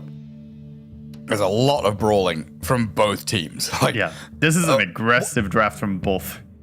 Like we've got some cool ultis, you know, like Finger of Death and Epicenter, but it doesn't feel like anyone really relies on them. Everyone's just gonna be chucking stuns and remnants and rocket barrages everywhere. Now, this could be this is one of those games where it could be action-packed, you know, 20 to 20 at minute 10, or we could literally just see people sit and farm their Gyro and Alchemist until they're ready to go. Now, there's no way this is going to be a slow game. I'm calling it. This will be action. There's no way around it. Every time I say it's going to be a fast game, it turns into a slow every time I say it's going to be fast game, it is. So don't worry, I cover it. I got you. Very good. And we have Nightfall, who's going to be the only one who's like, guys, it's okay. You can play a fast game. I'll just sit and farm. You know, I'm happy building up. But that's the difference between the two teams here. We might see Parker on his Gyrocopter able to join a little bit earlier and actually do things, whereas Alchemist needs to hit that, preferably Radiance plus Blink timing is what you want. And in this game, you want that BKB as well, because look at the amount of stuns coming out from Heroic. Look at the amount of magic damage.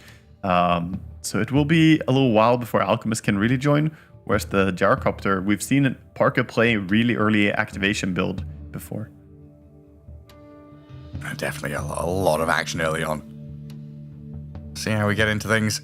Game 1 coming your way shortly. Draft all wrapped up. And again, both these teams currently sat at 1-1 in the group stage. But it's early days for Dream League Season 24. You know, we've had day 1, half a day. And now we're one series into day 2 and another couple of days to go in this primary group stage. It just gets really hectic and tight once we end day 1 and we look at the scoreboard. Everyone's 1-1. You're like, well, somebody's got to break. Somebody's got to have a little bit of give. Yeah, definitely. And we'll see. This is what's going to happen here if they can claim a 2-0, if they can actually get ahead. Either of these teams, they both want to fight for it. And Parker dropping a good luck meta. He was saying that he's always pleased. It's always a pleasure to play against 3-3. So exciting to see this Parker against 3-3 matchup. I wonder if there's some pub drama to go along with it. A little bit of tips being traded back and forth here. Love to see the good luck coming out before the game starts, though. Good sportsmanship. Heroic. Smoked up, but stepping a little close there. So where Tundra were holding the staircase. So Lauren off mid. Up against this Analog Storm. And Storm was one of those heroes back in the day. You know, Analog played Dragonite, Storm, Ember, Lone Druid, and that was pretty much it. Those 4 heroes, if they were banned, he would have some problems. Yeah, still comfortable for him to play this hero, and he just have to worry a little bit about the Lion this game, but otherwise, Bristle, Ange, and Timber, none of them do anything to a Storm, so it's a pretty free game. He just has to jump the Lion himself, and he will be safe. Yeah, find the Lion. That's the opening they need later on. Bristle back for 3-3. And who do they end up giving the lane partnership to? Is it Whitemon 5 and Saxa 4? It looks like it, yes. Yeah. I don't know why I said the player usually... name instead of the hero names there. Like exactly. X5 and Lion 4 is what I meant. Yeah. I mean, it's usually Saxa and 33 are also so experienced playing together in lane. I feel like you would be wasting their potential if you don't tap into that. Schofield sharding the creep wave early on. So playing a little bit of drag back with the lane equilibrium there. You double melee heroes into Acid Spray and Enchantress. You do want to try and shuffle things around a bit. Gonna be safe last hitting under a tower for Alchemist here on the first creep wave. Gets 3 of the 4. Not too bad of a start as Whitemon tries to deal some damage. This pulls the creep wave back as well, so Sand King, not a bad start either. Top lane, a lot of damage to this Gyrocopter so far. 4 stacks of Quill Spray already. So Flat Cannon and Voodoo Restoration level 1. Saxa already sniping a courier in behind that top tier 1. Yeah, Saxa still has a Blood Grenade there to play with if they do want to go forward and do some more damage. And just hitting non-stop into this. King Jungles with level 1 heal is working his healing, but this is the Headhunter facet, so it's not the damaging heal. It's just using it for sustainability in lane. Yeah, true. It was, of course, that entire meta where we had only the heal builds. Witch Doctor. Nowadays, Headhunter is the stronger facet overall. Look at old Gaming Gladiators, IO Witch Doctor. What a strategy. Mid lane, we can see already why I said this Storm Spirit versus Timber is a pretty nice matchup for a Storm. He's doing tons of damage to Timber. The static slide causing some problems. And up at top, yeah, Parker with that early full wand. Stacks up a ton of charges, so always going to be able to stay in the lane, keep sustained, and even press forward. A bit of damage onto 3-3's Bristle.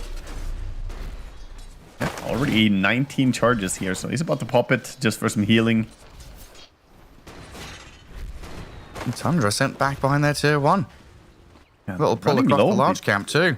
Don't have any HP regen anymore on 33, so maybe he gets salved up by Saksa soon. Schofield and Whitemon having a fun little teddy bear's picnic in the jungle. A salve used and then cancelled. Whitemon doing a very good job at tracking the movements of the Tusk and just continuing this Alchemist free farm. Well, it looks like in the mid lane, Analog dealing with what Lorinov has been doing. Oh, King Jungles. Has he overstepped? Which Doctor Hexed, Saksa Lion, dropping quickly to this rocket barrage. First blood is there. King Jungles, he's got to die to the Quill Spray and will. Can we get a second kill for Parker, though? That's the question. 3-3 sticking around here, trying to Quill Spray and farm some creeps on his way out. Grab a Lotus, but another rocket barrage will come and claim the life of the Bristle to give a double kill to Parker. 2 points into that rocket barrage, does a lot of damage, gets close to you and brings you down.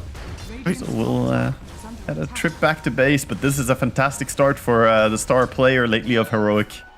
I still got 10 wand charges as well on this gyro. Yeah, he used Magic Wand in the fight, but there's just so many spells being cast. You're laning against the Bristle. Well, that's Tread's done, I think. We saw that. Concoction dodged by the snowball save out of Schofield. Not really an attempt to play aggressively as we see that acid spray with the right-click damage. Pretty substantial. Yeah, bottom lane should be dominant here from Tundra, having the Enchantress as well as Alchemist. Not an easy time for Dalai Lama.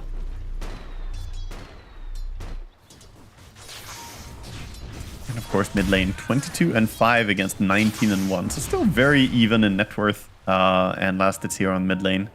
Timbersaw doing a good job even with the disadvantage against Storm.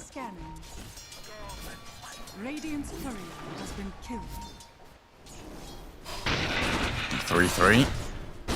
Turns his back. Yeah, Saksa showed mid, so this gives a timing here top, and Heroic, they pounce on it. Straight on him. He's going to kill the Witch Doctor before falling himself. Parker close to death too. 33 is completely happy with that. Actually did a lot of damage to Parker. Getting a kill as well. Let's see what Saksa can do now as he comes in from the shadows. Bit of poking there on the gyro, but not able to kill him. Just keeping him low. Be sure his HP doesn't go up. And this is an awkward spot right now for Parker. He doesn't have any region nearby, and his courier has to go back to base. He's going to stay on low HP for a while. Where's my mobile fountain? Yeah, where is he? King Jungle's on the way. Also, is Gyro the only hero that buys Falcon Blade nowadays? Not the only, but yeah, pretty much. I've seen some Weavers. Okay. 3-3. These Quill Sprays, they really do build up. And Parker and King Jungles boot Tundra out of that spot, but down at bottom, Davide Larman, Schofield again, under the boot of Nightfall and Whitemon. It felt like top lanes felt good for Heroic. The Storm Spirit in that mid lane is doing decently, but there's this, I don't know, this gut feeling of pressure from Tundra that really is quite scary. That the Alchemist is building up. The Timbersaw's very soon going to be running around and causing havoc. Yeah, the Timber power spike at level 6. We'll see how much he can do with it. Of course, Storm level 6 as well, so he has the ganking potential. We see 6-minute runes spawning soon. Supports coming in. Even see Sand King TPing in here. Oh yeah. Auto refill. It's like even the Bristle back, you know, he's getting killed off a couple of times here and there, but still able to stand his ground somewhat. As Saksa, and he's going to get picked off here by the Storm and the Witch Doctor. Lorinov, level 6. Could do a lot of damage back onto King Jungle as an analog. Storm's got very limited mana, and King Jungle is just going to die to the Timber, so the 1-for-1 trade in the end. Very nice reaction there. Going in and getting some punish as they were committing pretty hard to bring down Saxa. You can see, of course, the zip. It was a nice grab by Storm as well. Grabbed him right as he was in the animation of stunning on Lion. Nice timing. We see stacks being built up in the game as well. We have triple stack already on the Ancients for Radiant. Also on the big camp they have a triple. Could be Infinite Chakram. Yeah. Crystal every time.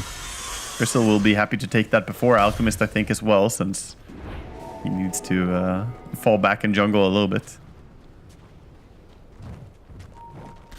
Just without even like any real items, this Bristleback is the funky hero. Are you going to go 3v1 on me? I'm going to kill 1 or 2 of you in the meantime. He's going to get zipped on and rocket barrage down. It looks like 3-3 turning his back. Not enough to get any cross kills there, but King Jungles is slain off to the right by Lorinov, and now Parker being mana drained and slowed, but he's got Flak Cannon to go. Lorinov will move in, forward onto the gyro, trying to bring down Parker, and should succeed in doing so. Okay, Analog the one on the retreat now has the backup of Schofield arriving, and it looks like they're going to try and steal the large camp stack. Oh, they're on the chase. Risky. Timber and White One's Enchantress are here. The Snowball tries to claim some kills on the creeps, but Lorinov got the majority of them, it looked like, and now Schofield the one to die to Lorinov's Timbersaw. A killing spree could be turning into more. They've got the Lion, the Hex, the stun to come, and Lorinov gets a double kill out of it all. Oh, that was greedy, sticking around for so long, even snowballing forward to try and steal extra of those creeps. That's an aggressive move, but Tundra punish it in a really good way. Getting some good comeback kills here, and Lorinov getting tempo. 4-0 and 1 on his Timbersaw. Off to a great start here. They can fight around him a lot. And that's that scary thing, right? You go kind of all in on this Bristleback. Yes, you kill him, but you've spent 6-7 seconds bringing him down while your Witch Doctor has died, and it's time for the 2 supports from Tundra to TP. Witch Doctor is mid with a DD rune. Gets the help from Storm as well, trying to catch anyone.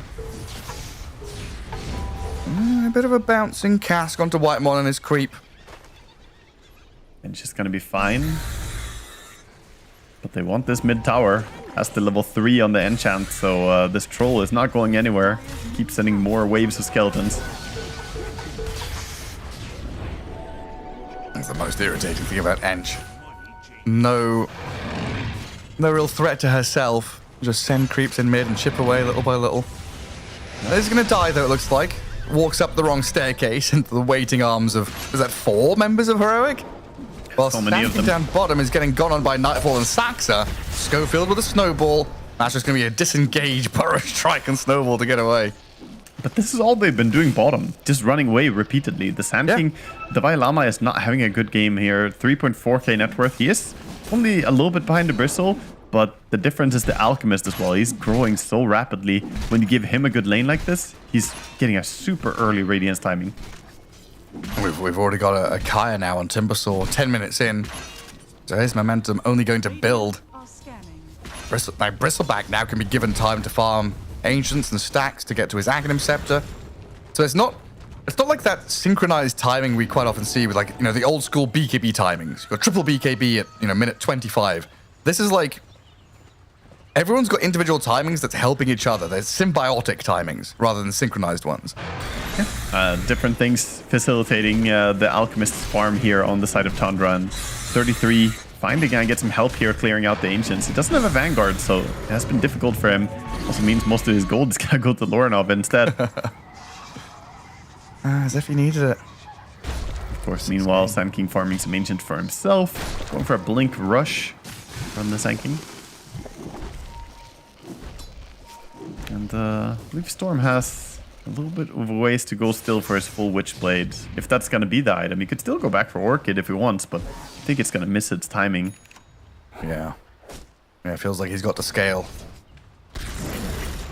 An Alchemist is pretty much at Radiance, minute 11. Yeah, very, very on point. That's the full thing. Already bought it. It's on the way on the Courier. That's only going to ramp up his farm speed. We see a wraparound here with Lorinov and Lion. Where are they looking going? for a dive on Davai Lama. Can they get him? How do they start this? With a concoction? And then the timber chain? Oh, it's perfect. I mean, Tundra might even have a bonus kill here onto Schofield if they can catch up to him. Timber chain, whirling death, doesn't clip him with a chakram, but he's got another one to throw out towards him. The snowball to try and dodge some damage. Shouldn't get the finger of death stack, but still going to get the kill. And the ancient... no. Oh, he did get the finger of death stack, and now the ancient stacks. Yeah, he has the slugger, or the fist of death. So he went up and right-clicked him on Lion. That's how he got the stack. Reapplying that finger gain. Oh, of course he And did. stealing the ancients as well. Saksa may have overstayed a little bit here, though. Gets punished by the Witch Doctor and the Storm. So they get something, but losing your ancient stack to the Alchemist is probably one of the worst things, worst feelings right there. And Lorinov grabs the regen rune under the nose of Analog. Things starting to fall apart a little bit for Heroic. Yeah. What a 4K lead. Alchemist now up at like 10,000 net worth almost. Feels like even 33 is getting to a point where he's going to be scary. If he gets 1,700 more gold, he's going to have the Aghanim's timing for himself. So while he's had a pretty quiet game, he will get there. So the pressure's on Heroic. They need to make stuff happen the moment they get the Blink Dagger on Sand King. It is currently 200 gold away. Once he gets that, he can maybe look towards doing something. And is that going to be alongside the Gyro and the Storm? Or are we still waiting for Parker to farm? I think they just need to group everybody actually and do the big move around the Blink Dagger, because they have the Aghanim's timing on Parker Gyrocopter as well. The Blink is here on the Alchemist though, and that's also something to be wary of. Yeah, love to see that. 13-minute Radiance Blink. He is so strong right now. We've seen plenty of Alchemists just get 30-minute Radiance. No, he's 2,000 gold ahead. Grand old time. Backed up by Saxa down bottom. There's a bit of ward coverage up at top from both teams, trying to watch the approach of Tundra and also watching the escape route of Heroic up through that twin gate and into the top jungle. And Nightfall, he's come through the gate, smoked up with Saxa. They see Schofield on the ward. They're trying to jump the tusk. Schofield can't snowball fast enough to save his life, and he's dead. And the ping...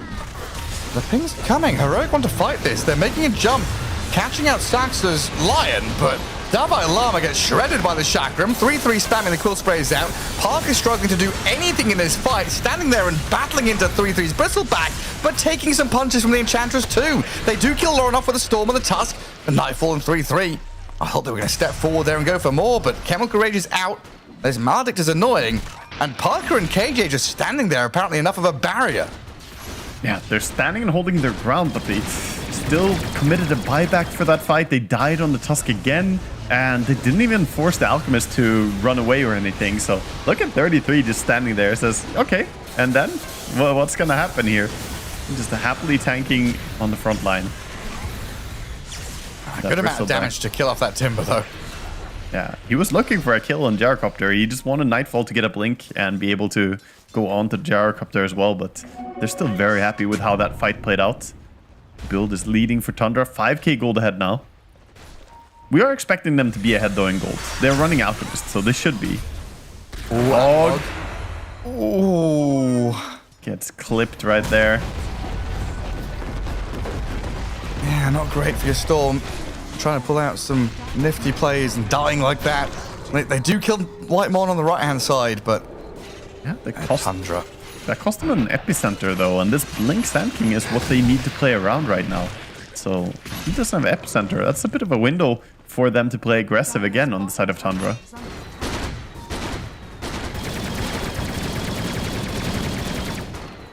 And this Parker Gyro has got a lot of weight on his shoulders. He really does, and he's going for a safer item build right here, going for the Aghanims into BKB. But that means you're going to lack damage against the Alchemist, against the Timbersaw, the Bristle. These are tanky cores. If you don't have enough damage, you might not be able to kill them at all. Yeah, no Crystallis, and I guess there's like no Vlads on his team or anything either. Yeah, and he's also done different builds. He's gone like Dragonlance Yasha builds and stuff before, but opting to go for a pretty standard route here, but even more on the safe side. No Crystallis into this Ags. Tusk down bottom, chain stunned into oblivion. We're going to have a BKB on the Alchemist in the next minute. Pretty close to it. Yeah. But I go on the Lorinov Timbersaw mid. This is important. They've got to get this one, but he's got a BKB. The Orchid, this timing from Analog just not paying off enough. No, that's what I feared about the Orchid timing. I thought he would go for the Witchblade more so, but now that they have this, if Bristleback adds up a Lotus Orb at any point, or Timbersaw even could do it himself, it becomes very hard to get value out of this Orchid.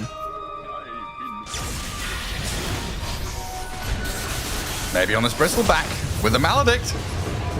They should be able to kill off 3-3. The Quills. But he's going to get a double kill for the Troubles. Oh. Okay. Tusk is going to fall to the impetus shots and the failed Timber Chain, not making it any easier for themselves, but 3 for 1. 3-3 must be grinning to himself right now. Oh my god. Bristleback like that. He clicked his Aghanim Scepter at the same time as they were doing tons of damage with the Maledict and all the damage coming in there. So that he just fired out bristles so fast. The quill sprays were going crazy.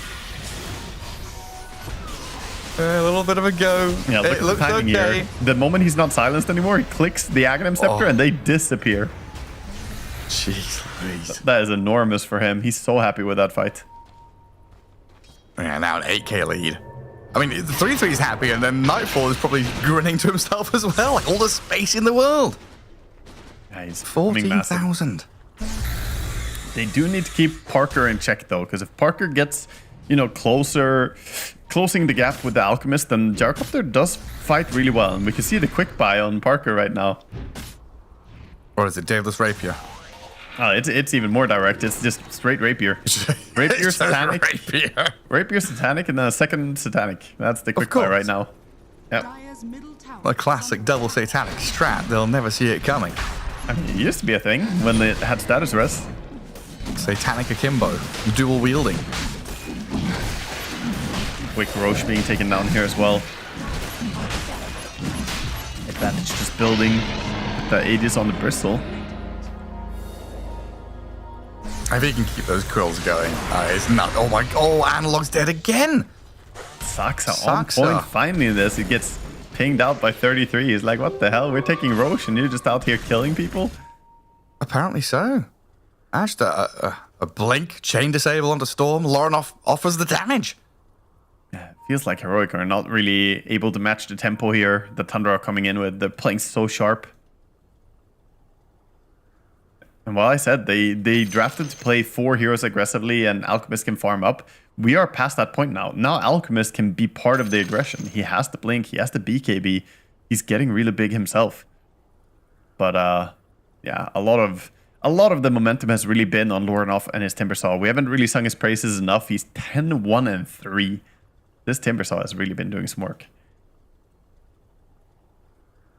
Yeah, just incredible. I'm just thinking of like ways for Heroic to maybe swing back a couple of punches. I think like every situation just relies on Dalai Lama Sanking having some incredible initiation. Yeah, it really does. I think now maybe the play is to try and wait for the timing on Parker.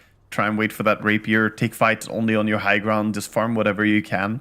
Except that Tundra are going to farm a little bit more. And then once you have the Rapier, make a play there. But buying Rapier into a Lion is always so scary. The Blink Hex or the Blink Stun, can catch you off guard. Yeah, they're like a risky trade-off. Like a bigger gamble than just buying a Rapier normally. Yeah, I'm not against it. I think they do need to be this dramatic here. Yeah. Otherwise, how are you going to bring down any of these heroes? I was talking about it. The Radiant Cores are incredibly tanky. So you need all the damage you can get. And he buys the best item in the game for damage. It's the Rapier. Very simple when you break down Dota like that. Get off my lawn! Get off my lawn! Oh, interesting. Is Parker's name broken for you? Like above the hero? So his name looks normal there. It's upside down Parker. But above the hero, yeah, look at that. Yeah. He's a square with a sword. A square with a sword is like a broken sword. It tries to hit the box, it broke, And then a D and then a broken sword that tried to hit the Minecraft cube or something. Oh, look. You need a better sword, Parker. It's too low tier to break the box. Why not a companion cube? He tried to punch Io. Io punched back. Little companion cube. Looks like we should be able to get them on their webcams on a different platform. Yeah. You need to be able to see your faces here, players. Get ready. Hopefully get that FPS issue all sorted out. So, all right, where are we? Aegis was just picked up. Pauses like this always like ruin my brain. They throw just you killed, off, yeah. 17 just seconds killed ago, Roche. they picked up the Aegis from Roche. They just killed the Storm with a beautiful jump by Lion, and now it is Tundra who are gonna capitalize on this. Top tower, I don't think there's any way for Heroic to defend, so right now they need to move out on the rest of the map. Sorry, could you click that death summary for me? Yeah, can you bring up how he died? Oh, no. Saw something.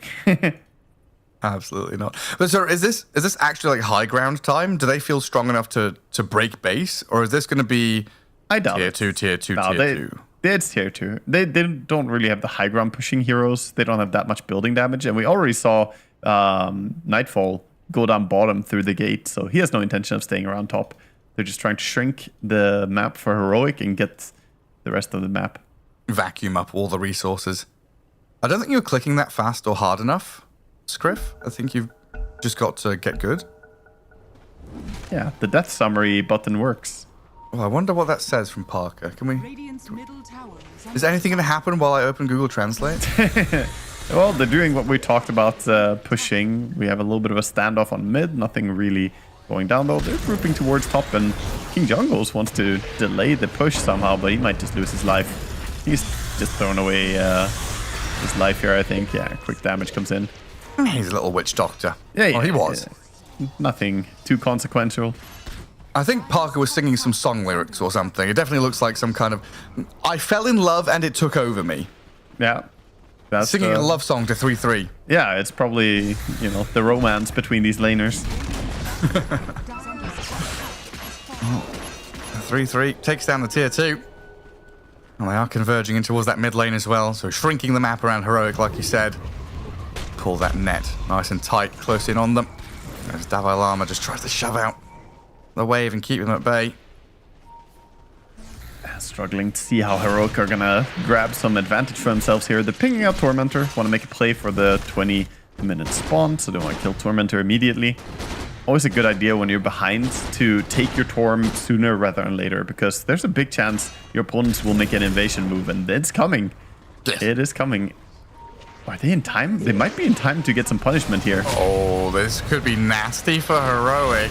And they're rushing in. On the tower. The Tormentor's not dead yet. In comes Saxa with 3-3. Tormentor goes to Whitemon, gives him the shard, but Schofield with Parker kill off Saxa. They're going to lose their Tusk in the midst of it all, and a BKB used by the Gyro too.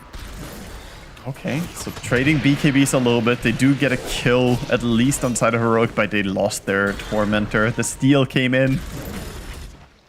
Whitemon getting that shard for his Enchantress. Such a good punish. And now Heroic feel like they've got to scramble, get a smoke gang, go and find something. And they're drawing a line right now to kind of go from bot, go from mid. But these tier 1s are all still standing. Yeah, it's difficult to smoke too deep when you have these towers still there. Lornoff is going to be a target here. And a good jump from Davai Lama. In with the Maledict, and there we have it. A kill on the Timbersaw. Let's see if Heroic can lead this into something bigger. Maybe mid tower can go down now on the back of that. Actually backing out a bit. Doesn't seem like they want to fight. Take over their own area instead and just farm up the Ancients again with the Gyrocopter. Wants to build that net worth. Even pulling the creep wave here. We have a little bit of friendly movement from a support.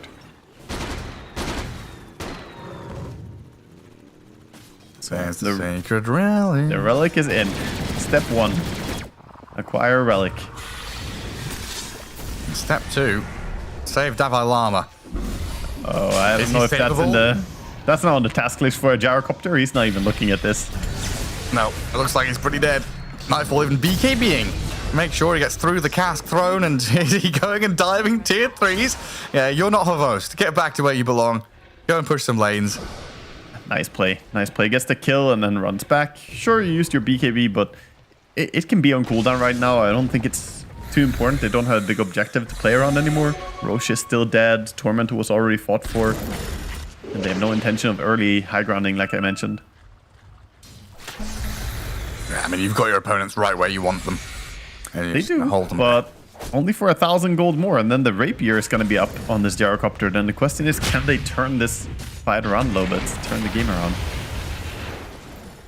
It's going to be a lot of blood, sweat, and tears for the rest of Heroic. They're going to have to throw bodies into this to try and keep Parker alive and kicking to pump the damage.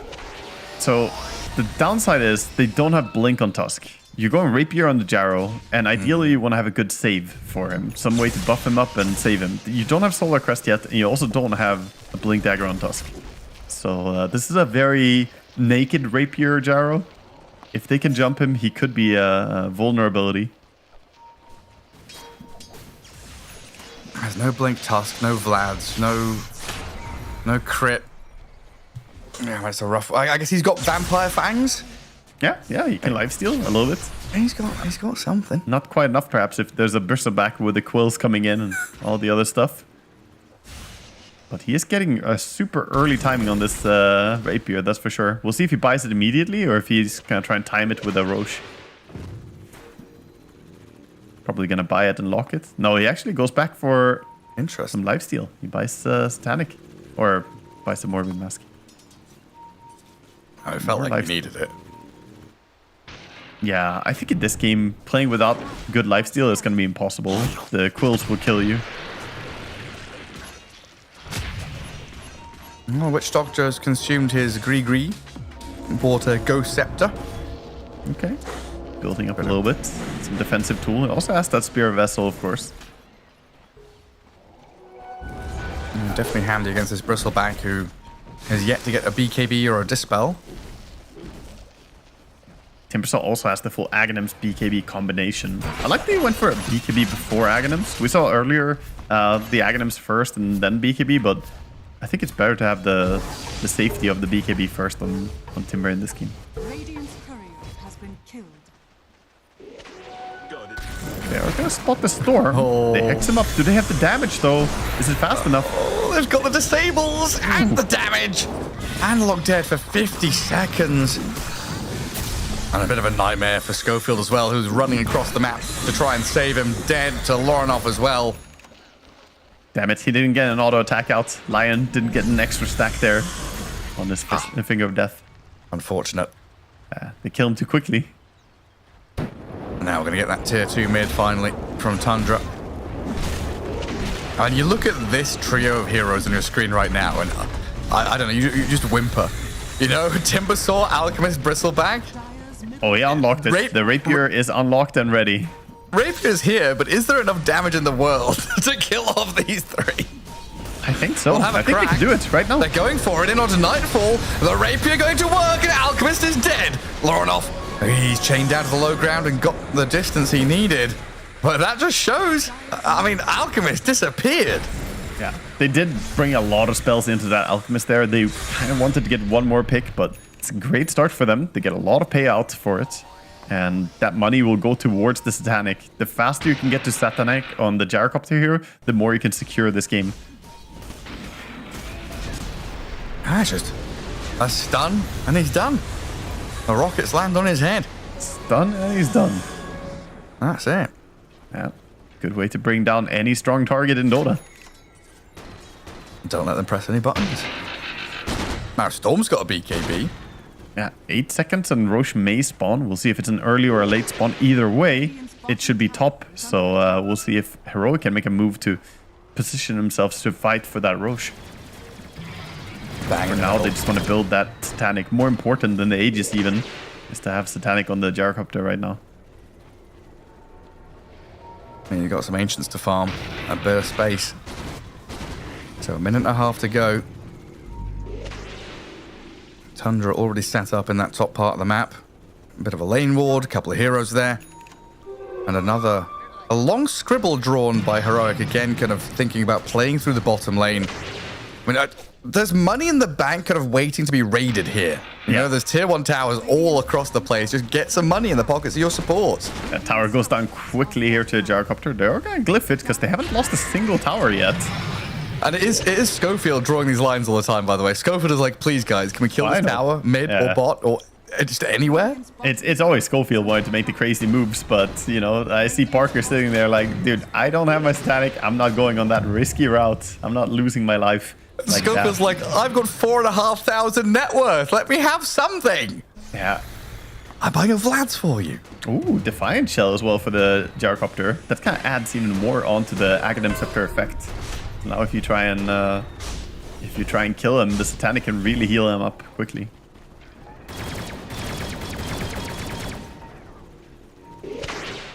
This is the timing. It lines up perfectly. Go. Satanic done. Everyone smokes immediately.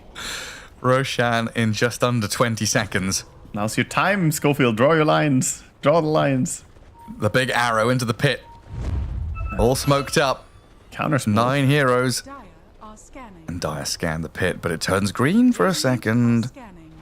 Nightfall has run back to Wisdom Rune, it looks like. Farming Ancients on his way They're through. checking the power rune. They will find a DD rune for their efforts as well. They're bottling up on the Gyrocopter. Pretty big. This is huge, but they're losing their smoke timing. Do they have a second smoke? They don't. They're a little bit late now, so they won't get the smoke connection. And there are 2 observables from Tundra here that's going to watch them coming. Yeah, they have a gem on Tusk. The first observer won't really see them as it's around the corner. It does see them now, though. Oh. And Roshan's already half HP. Yeah, it's just falling way too fast. They're nowhere close to contesting this. He bellows and roars, but no one's coming to save him, so Aegis for Lorinov. And heroic turnaround. They want nothing to do with this. That was a long commitment as well, the long smoke around, trying to move towards this fight, but Aegis is gonna go again in the hands here of Tundra. Putting it on Timber this time. He has a Blink Dagger too, so he can really get in there. Look at Heroic trying to set us a little bait here. They're saying they will come up this ramp. They're not wrong, but it's not gonna be who you want. Whitemon sends the creeps forward. And the rest of the time, they're going to back up, play it tight. Yeah, just one little Dark Troll Summoner. Not even worth killing, according to them. They're going to back up. You can see how Heroic are all glued to a Gyrocopter now. They do not want to leave this man alone. At the same time, Tundra are kind of just taking it easy. Like, okay, you have a Rapier. That's fine. They realize that right now is a good timing for Heroic to take the fight, whereas Tundra, they could just keep building a little bit more. So they've AC completed on Alchemist. Tundra trying to get the items to fight into this Rapier eventually. Do you know, did they see the double damage in Satanic? I'm assuming they did. Oh, yeah. This one. Yeah, then they know absolutely to dodge this. DD gets used automatically. Yeah. And Heroic. Just all those dire heroes, you're right. Just look at the mini-map. Oh, yeah. They're the full buddy-buddy system. It is 5 buddies right now. The full crew. Dire's top tower is under attack. And it's going to be a quick Tormentor take here. The Witch Doctor died, but, you know, he just hides in his shard. Becomes a little ward for a second. And looks like we now have the Bloodthorn coming out soon for Alchemist. He's building towards dangerous levels of farm. The question is, can Heroic get the squeeze here? They have the stronger team fight, but can they get the squeeze on Tundra and actually lock them down in a team fight? Or is Tundra just going to be allowed to play the map like this? I just wonder how long Heroic can hold their breaths for. Is under attack. This is one of those games where you're in your base, as a Tusk, you're just like, waiting for the moment where I need to snowball save my Gyrocopter.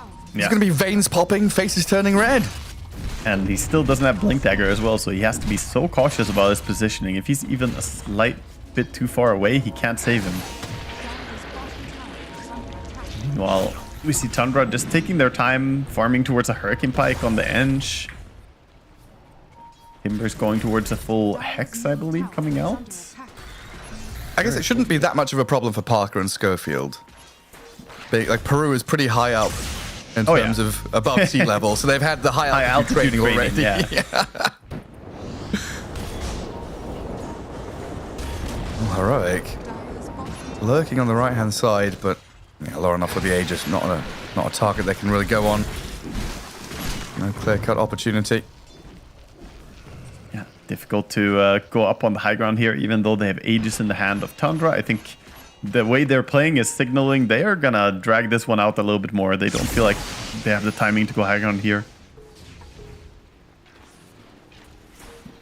Dire's bottom tower. And meanwhile, we see Agadam's next target for Analog on his Storm Spirit. Wants to get some AoE disable here. Otherwise, the item progression is kind of slow right now for most of them. Gyrocopter, of course, is farming fast. Added that Shadow Blade, almost a Silver Edge now. Not a bad game to have break.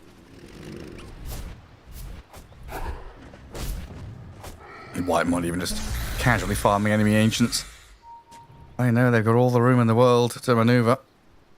And yeah, Parker and KJ just chilling. Get out the crossword. This is a difficult game to be like Dalai Lama or Schofield or King Jungles. All three of them have a really tough time. Nightfall. Carefully farming the Tormentor here. You're all so impactful and meaningful for the Gyro's life. You can't be like out doing crazy shit and dying, right? Yeah, it feels like you all have to group up and go together, but that is difficult in Dota. Look at the net worth lead right now, 20,000. It's just building and building because you're not really playing the map. You bought this rapier, but then you're smoked and you didn't connect with anything, and now it just feels a little bit clumsy.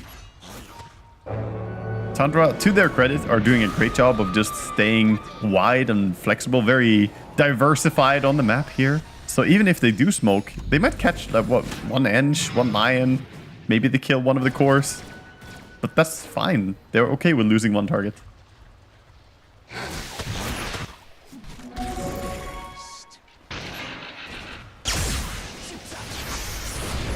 Storm, Analog trying to break free and actually get to farm something. He needs to have item progression, he feels.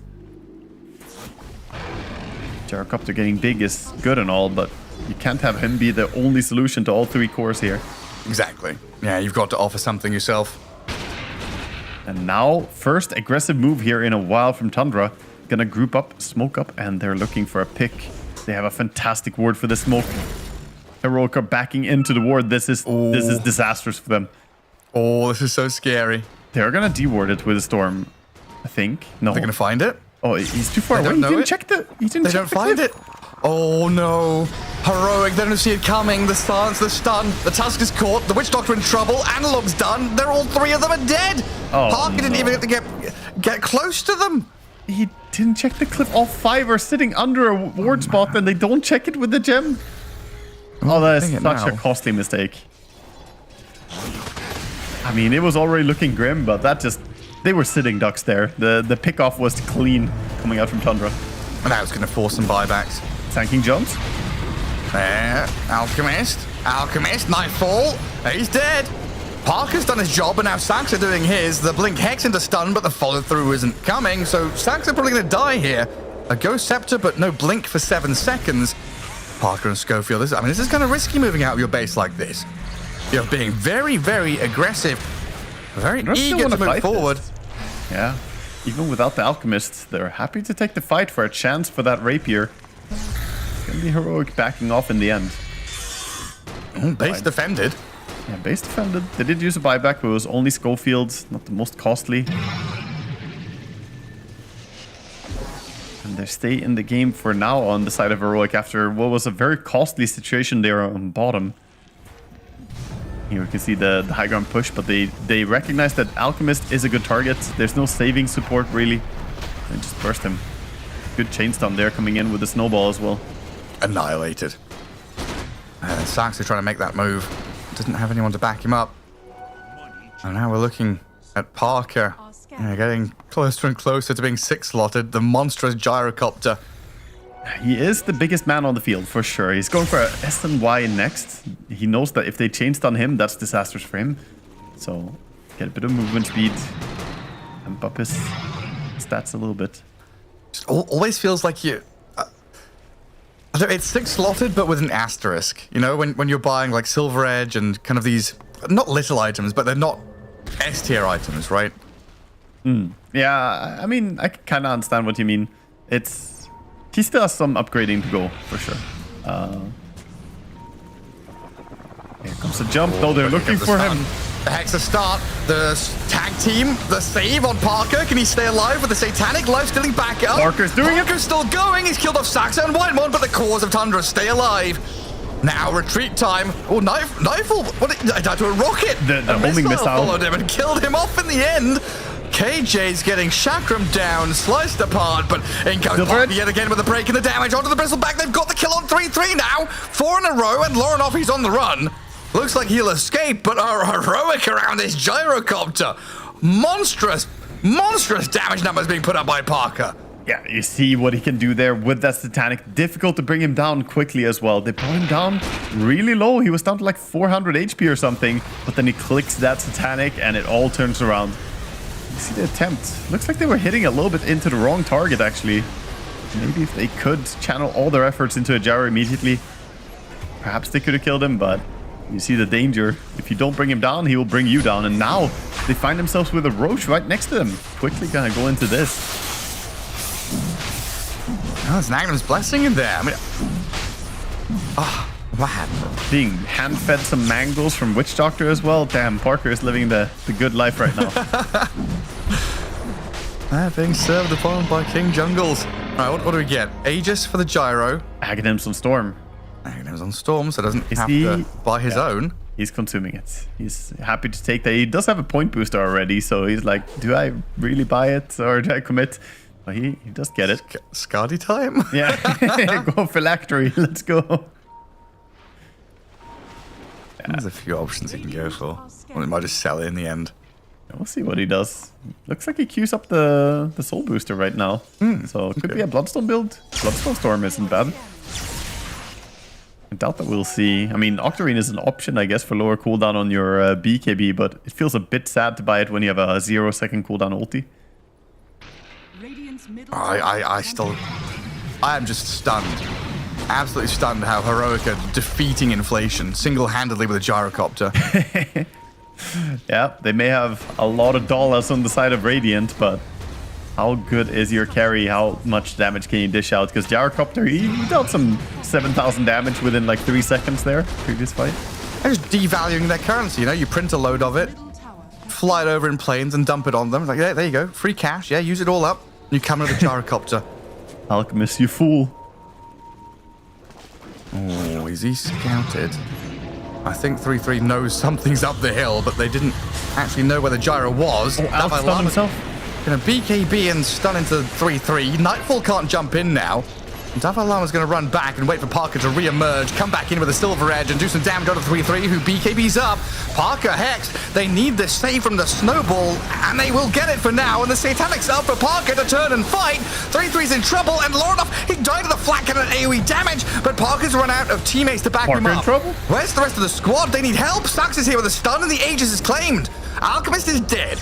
They did find that pick off further to the southwest as Davai Lama gave chase. And Analog, he's got eyes on Saxa. He knows where the lion has come from, where he's gone, and where he's heading to in a second, because Saxa's going to get caught out here. The Sand King didn't even have mana for stun, but down he goes. Lion's gone, and Heroic in the driving seat. Man, Heroic, that was costly for them at first, but they do bring down a good amount of heroes, killing off the Alchemist, who doesn't have a buyback as well. Now, with a good chance of just going and doing things, that Gyrocopter rushing down towards mid. We saw Bristleback stand his ground pretty damn well against the Rapier, but in the end, we kind of just get outlasted by the buybacks coming in from Storm. And who needs Blink on Tusk when you've got Schofield drinking buddies with Parker? Just drag him around, snowball him up. Goodness gracious me. Yeah, we have the Daedalus being queued up next here for Gyrocopter. Scaling and scaling. Already got rid of his boots. Doesn't have his power treads anymore. Sanji Nasha took that spot. This is him without Aegis. Yeah, for sure. But it's still very tricky to kill him. How do you kill him when you have a pretty lackluster chain stun ability in your team? Yes, you have a Hex on the Timbersaw, and Lion is great, but their immediate single target burst is not that good. Not good enough to kill a 3.5k HP Gyro with his whole team around him. Now you're getting snowball dodged, stunned by Sand King, distracted by Witch Doctor. Yeah. They all just need to be nearby and ready to throw their spells when they go on the Gyrocopter. full Daedalus is completed now. His damage, 1700 damage per crit. Well, they've taken a nice portion of land here. Pushed out bottom, holding that southern jungle, lines drawn across towards the enemy ancients. He'd love to go and take that tier 2 top, but there's a bit of lane maintaining you've got to do first. Yeah, they're cutting across it. They might find 33, not farming the ancients. Actually, they're already cleared. He's rushing back.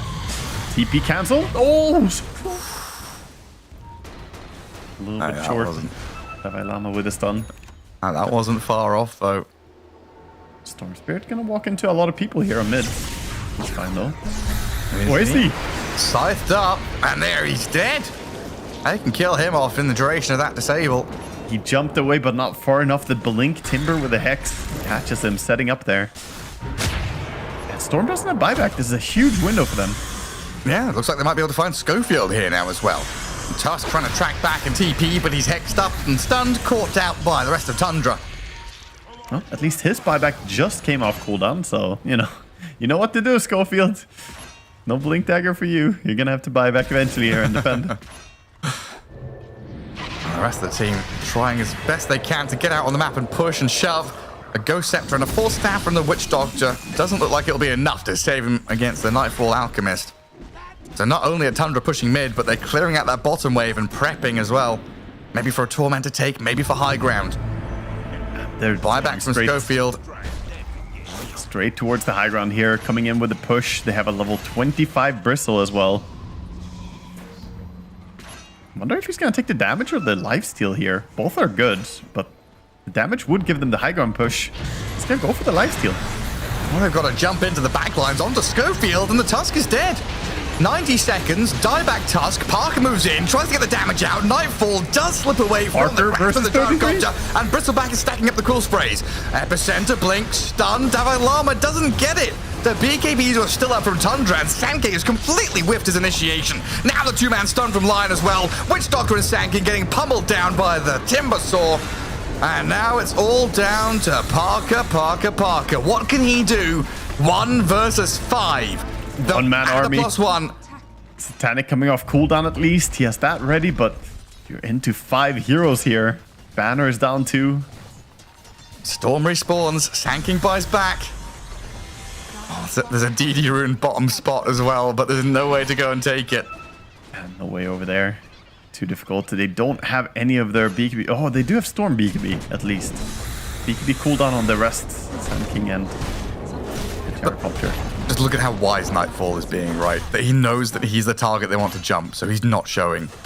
Yeah, he doesn't need to go up there. He just lets his team push. Slowly but surely, they're taking down this barracks. A flamethrower. Tusk is respawning, but Mithrax already gone. They're heading towards top. That's 2 lanes down. 33 pops the refresher. Nightfall is like, I can show myself just a little bit and then run away. Yeah, 33 is baiting because he has an Aeon Disc ready and BKB, so you can't go on him first. There's Davai Lama, 2-man stun, Storm zips in, Vortex will drag them around, and a BKB for Analog gives them a bit of freedom, but they've lost Schofield. Parker's in. Parker is only just now arriving into the fight. Cool Sprays are stacking up on him, he's life-stealing through it, refreshes back over for another round of BKB Satanic, but they don't have the control. They need Davai Lama to try and jump further and deeper with the Storm Spirit, but they can't grab onto anybody. Ooh, that is the timing window now. No BKB on this Gyrocopter. Tusk is still dead. They're just gonna wrap around and go again. That was a nice desperate attempt by Parker. Tried to get them, but they're too elusive. Everyone just ran away. Popped the drums with the Ench. And people just disappear in front of his eyes. Not in the way he wants either. It's Alchemist Axe time. How is it? Daedalus Enchantress coming up soon. It is holiday season coming up soon, actually, so... Who's he gonna give an out Aghanims to? Well, I already gave one, I guess. Who doesn't have one? Lion? Yeah, he gave now to the Bristleback, so Bristle gets a ton of golds. And the previous one was also over on the Timbersaw. Timbersaw has 6k gold. So that's 2 gifted.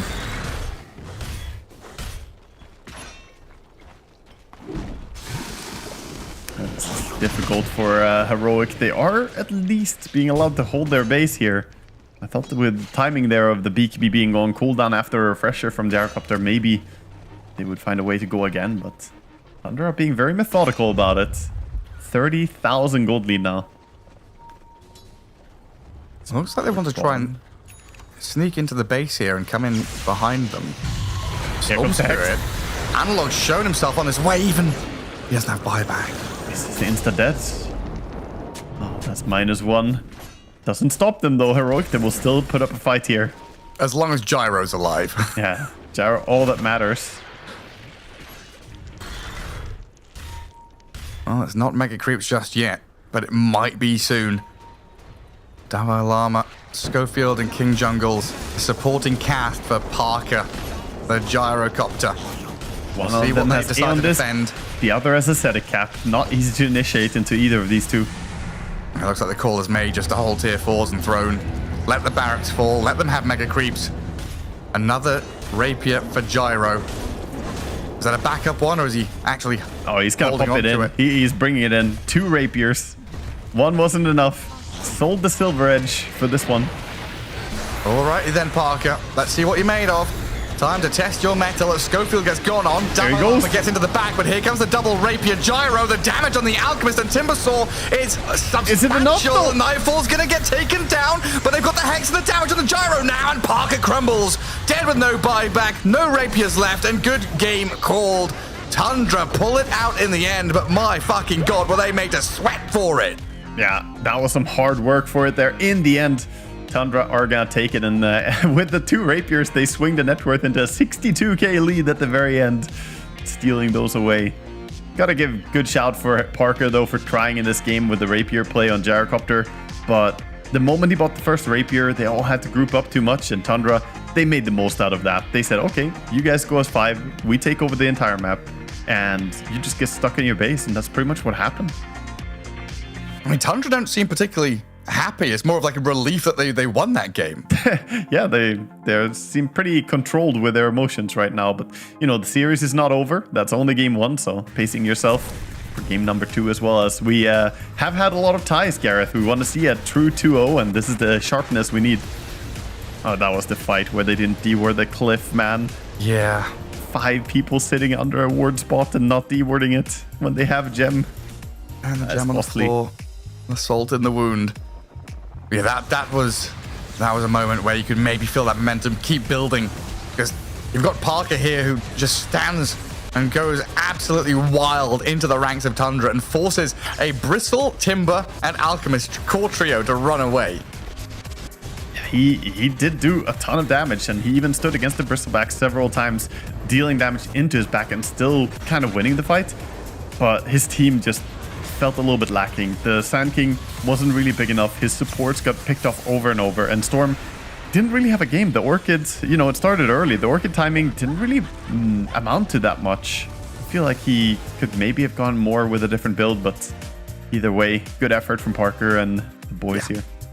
I mean, every time Analog showed in the lane, he was like, Saxo was just ready and waiting every single freaking time. Analog sees a creep wave. Oh, I'm gonna go kill that creep wave. Saxo's there with Blink, Hex, Stun, and the follow through, of course, from Lorinov with his raw damage output. It was a challenging game to navigate for Analog and Davai Lama, especially when, you know, you're funneling all this net worth and emphasis into Parker. His inventory looks a little bit weird at the end with a couple of empty slots. The Rapiers handed over towards the tail end of that, but Tundra, they emerge victorious. Very good draft, solid laning stage. A couple of hiccups in the middle, but resilient enough to pull out the victory. Yeah, I think that Lorinov overall played so well this game as well. 18, 2, and 10, or 14 on his Timbersaw, just crushing people. Excited to see what he's going to play in the next game here, as back to drawing board for Heroic. Maybe they'll cook up some different stuff. We'll be back after a little break.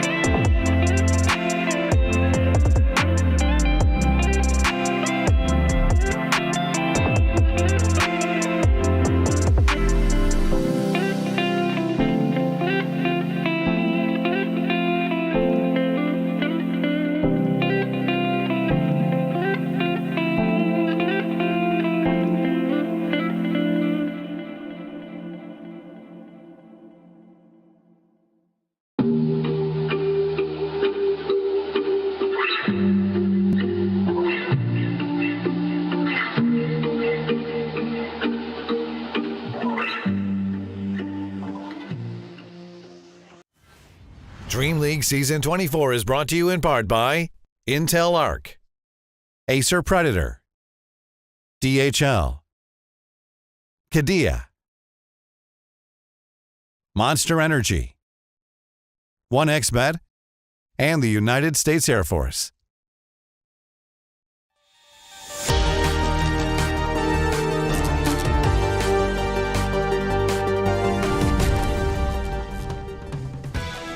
Welcome back to Dream League Season 24 here. Waga, we're heading into our last game of the day, but of course there are plenty more series to come later on in the evening. But currently we're sat in Tundra against Heroic. Game 2 coming away shortly.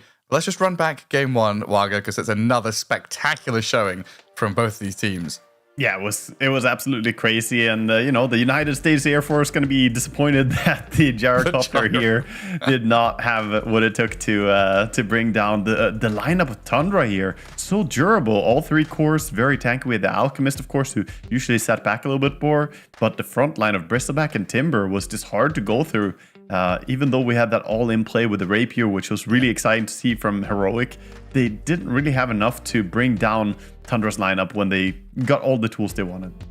Yeah, and then we had Saxa, right place, right time throughout that game on his Lion. Every time Analog and the Storm showed up to a wave, Hex, stun, dead. And hell, even Whitemon's Enchantress had like a Daedalus at the end of that game. Hurricane Pike, Daedalus, Enchantress with Enchanted Quiver, putting out some serious damage numbers.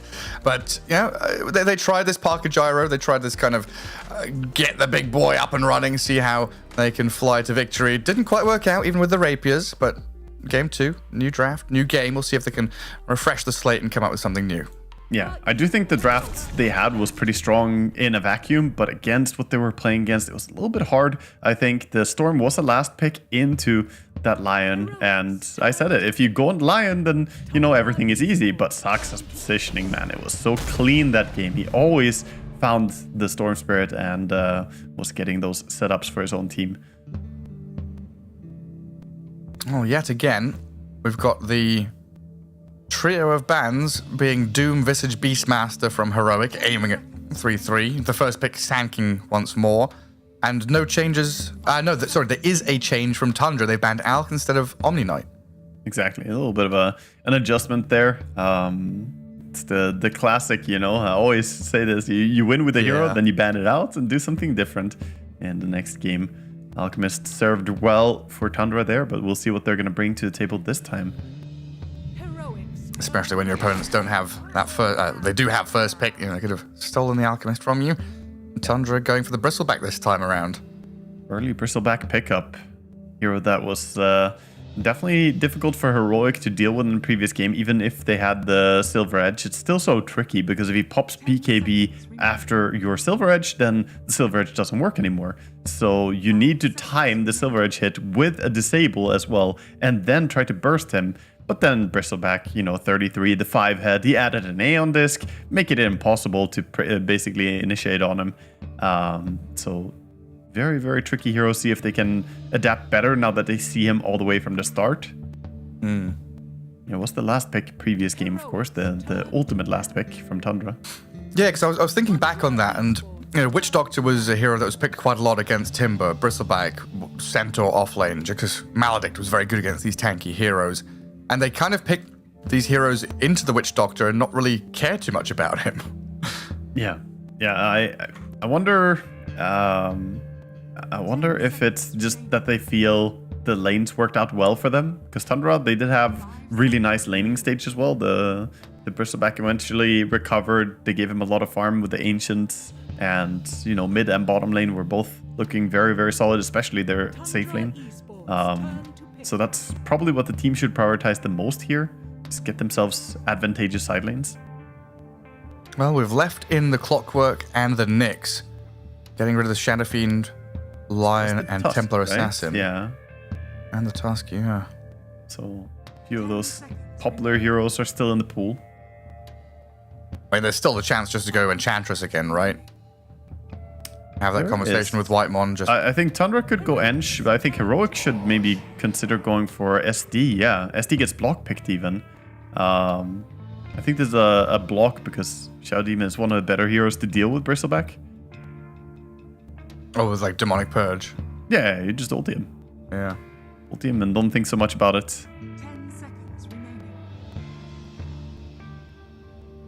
Like it's true that once you get to the point of having Aghanim Scepter, you can break him, but even before then, it's one of the best abilities against Bristle, just by the fact that it's an insane slow, and Bristle relies on walking around. It's the same feeling if you ever get SD ulted as a Death Prophet, you just feel like, oh, I can't reach my targets. Yeah, that's not fun at all. Well, what is it here? Is it Ench Tusk?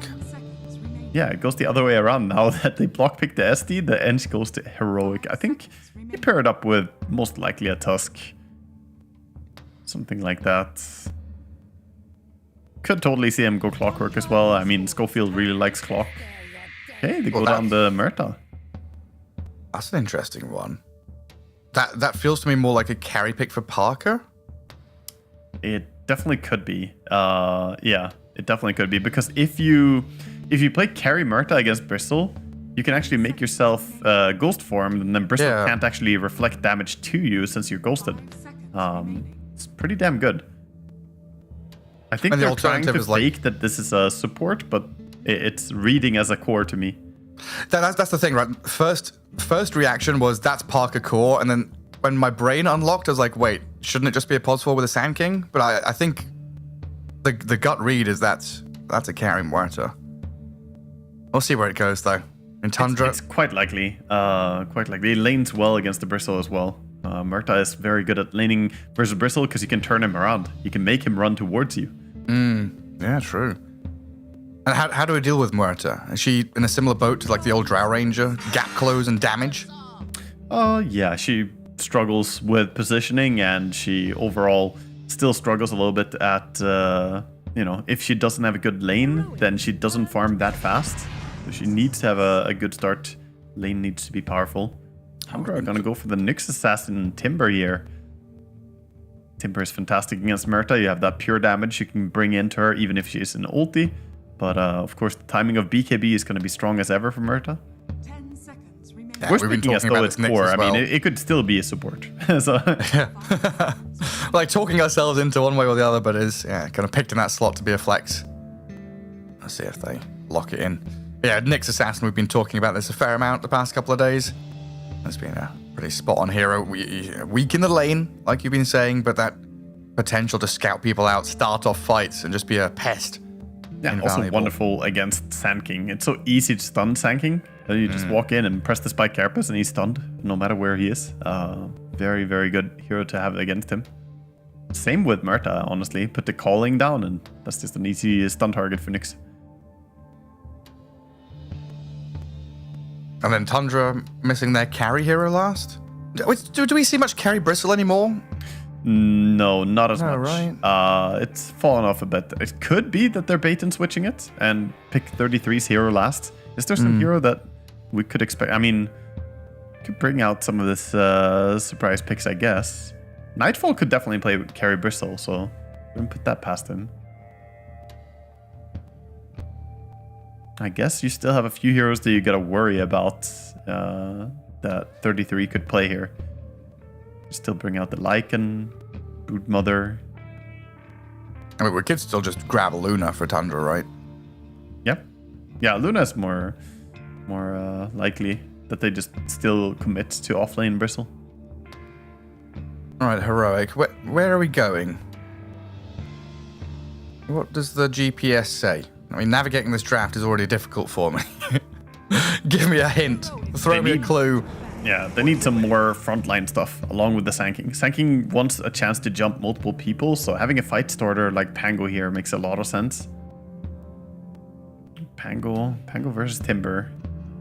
It's kind of whatever mid matchup. It's just a lot of farm. Sand King versus Timber? Yeah. I mean, it's possible. 5 seconds remaining. It's possible, for sure. And we also, we don't know if this Ench is 4 or 5 either. Esports turn to ban. They do ban the Luna. One of the stable options. Yeah, SF and Luna both removed. Alchemist moved from last game, so a lot of the common heroes are gone here. It looks like Tundra not falling for that bait and switch of the Muerta, banning out a couple of supports. As we kind of talked about, that's what we expected too. Yeah, they're also looking at this and saying that's a carry Murta. It's starting to look more and more like it, to be honest.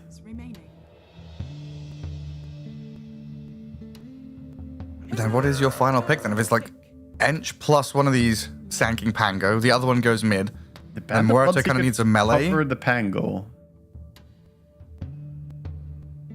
Yeah, I'm wondering. It's probably something pretty unassuming. Undying or something. Yeah, I mean, the Tusk and the Clockwork Bands, we could see something like a Spirit Breaker or whatever come out from Heroic here.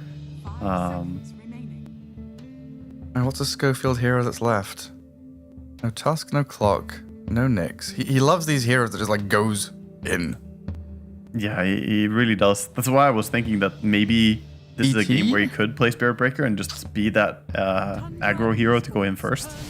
Oh. Okay, they do say, okay, it's support Murta after all. Oh. Joke's on you. Joke's on us. Joke's on Tundra. On me, big time. Yeah, joke's on all of us. It is a carry Morphling. Look at 3-3s like they did it to us. I think he's surprised by the Morphling pick because it doesn't strike me as an amazing Morphling game. The Nyx is very good against him. Timbersaw has a lot of pure damage, which is great against him. And then you have SD, but they don't have good disables. So, similar to a Storm Spirit, Morphling does well when there's low lockdown, and Tundra, they need to fix that right now with the last pick.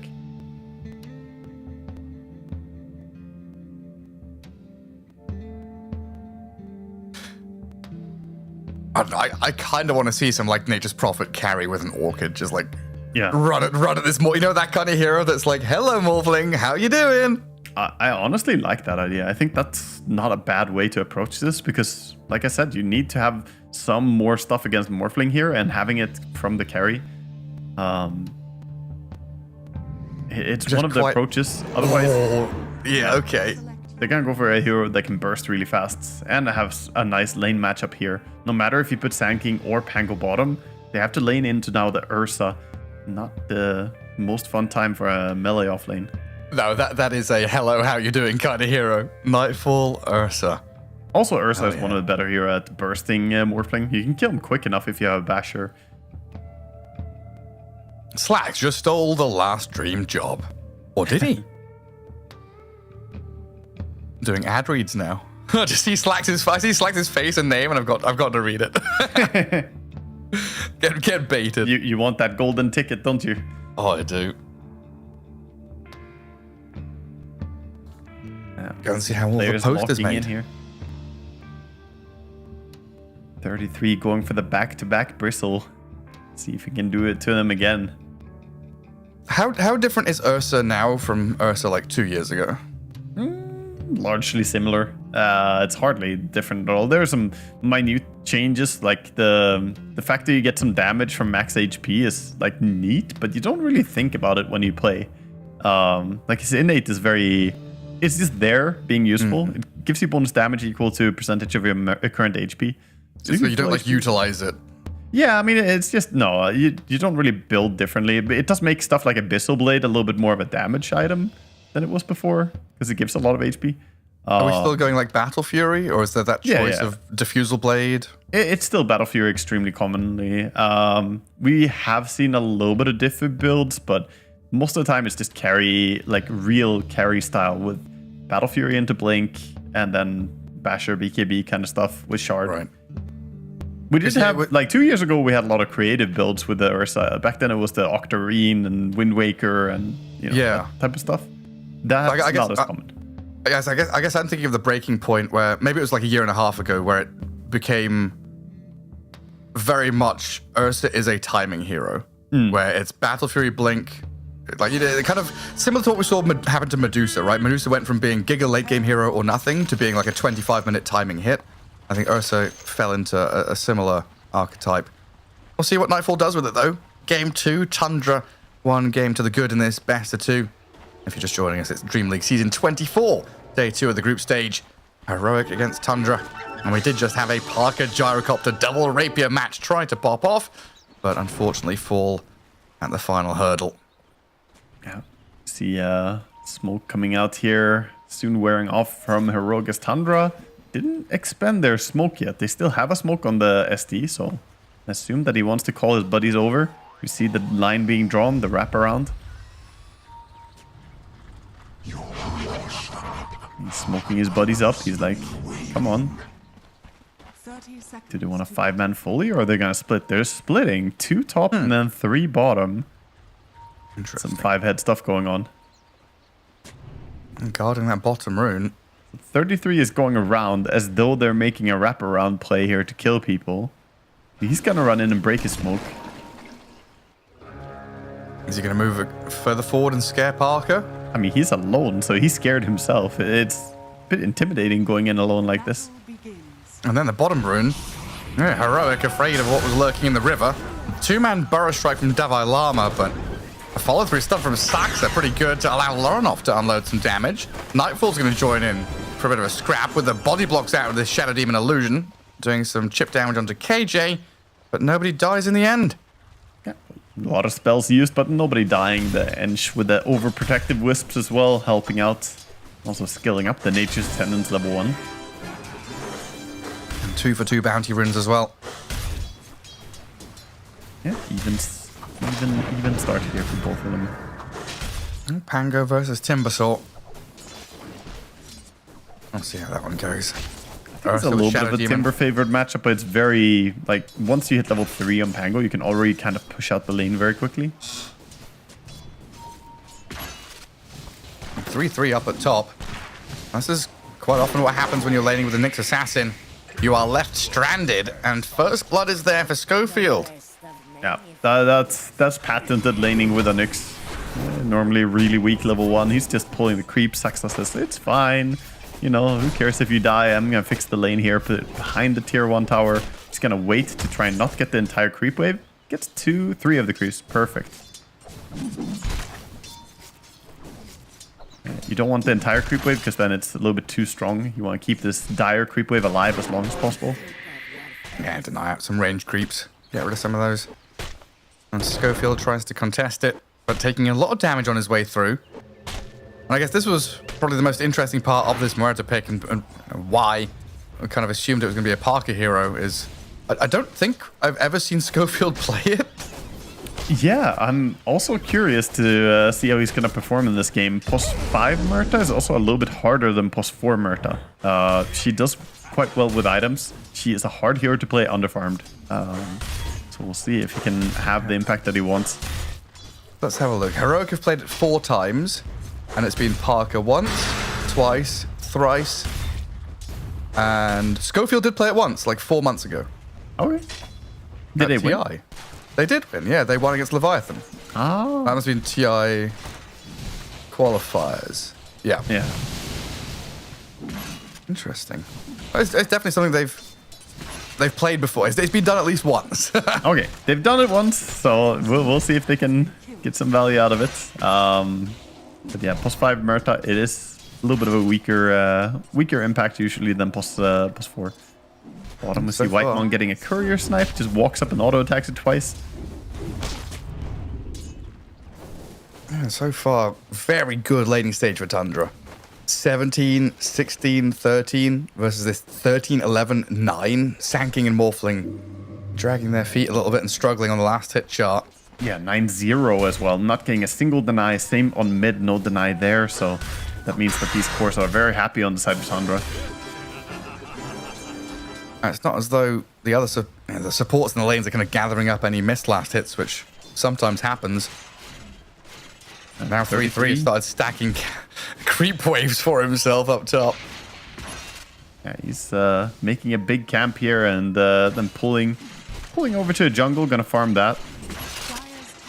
Also got double bracer, mangoes and a sage's mask, very tanky bristleback, and this now allows the Nyx Assassin to kind of do his own thing, move down to bottom, try and make a play in that opposing side lane onto King Jungles to take him out. Yeah, held his stun for a while, even gonna kill off the Ench creep with the Mind Flare there. So 3-3 is just 1v2ing, then you get to tri lane bottom, mid lane is already winning. Now, Heroic have got some struggles in front of them here. They really do, and Muerta tries to at least get some, experience stolen, but she can't really prevent 33 from farming like this.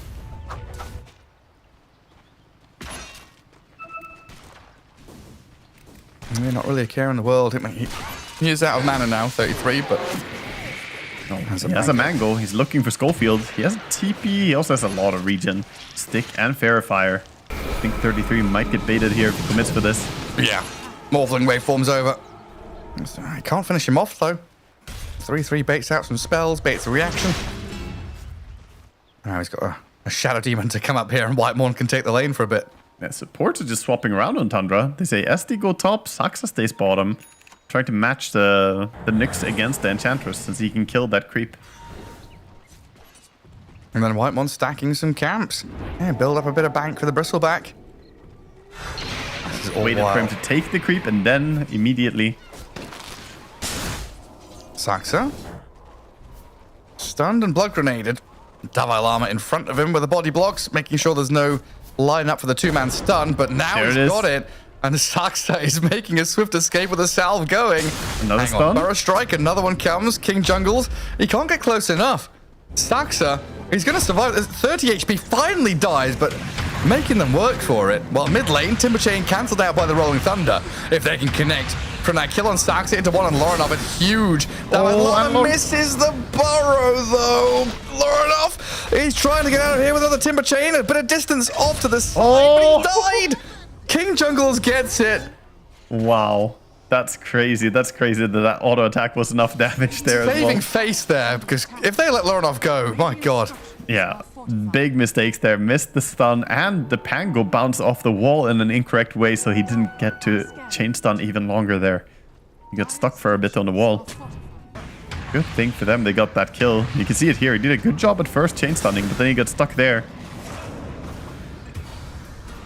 That one auto attack from the Ench. It was destiny. Just enough.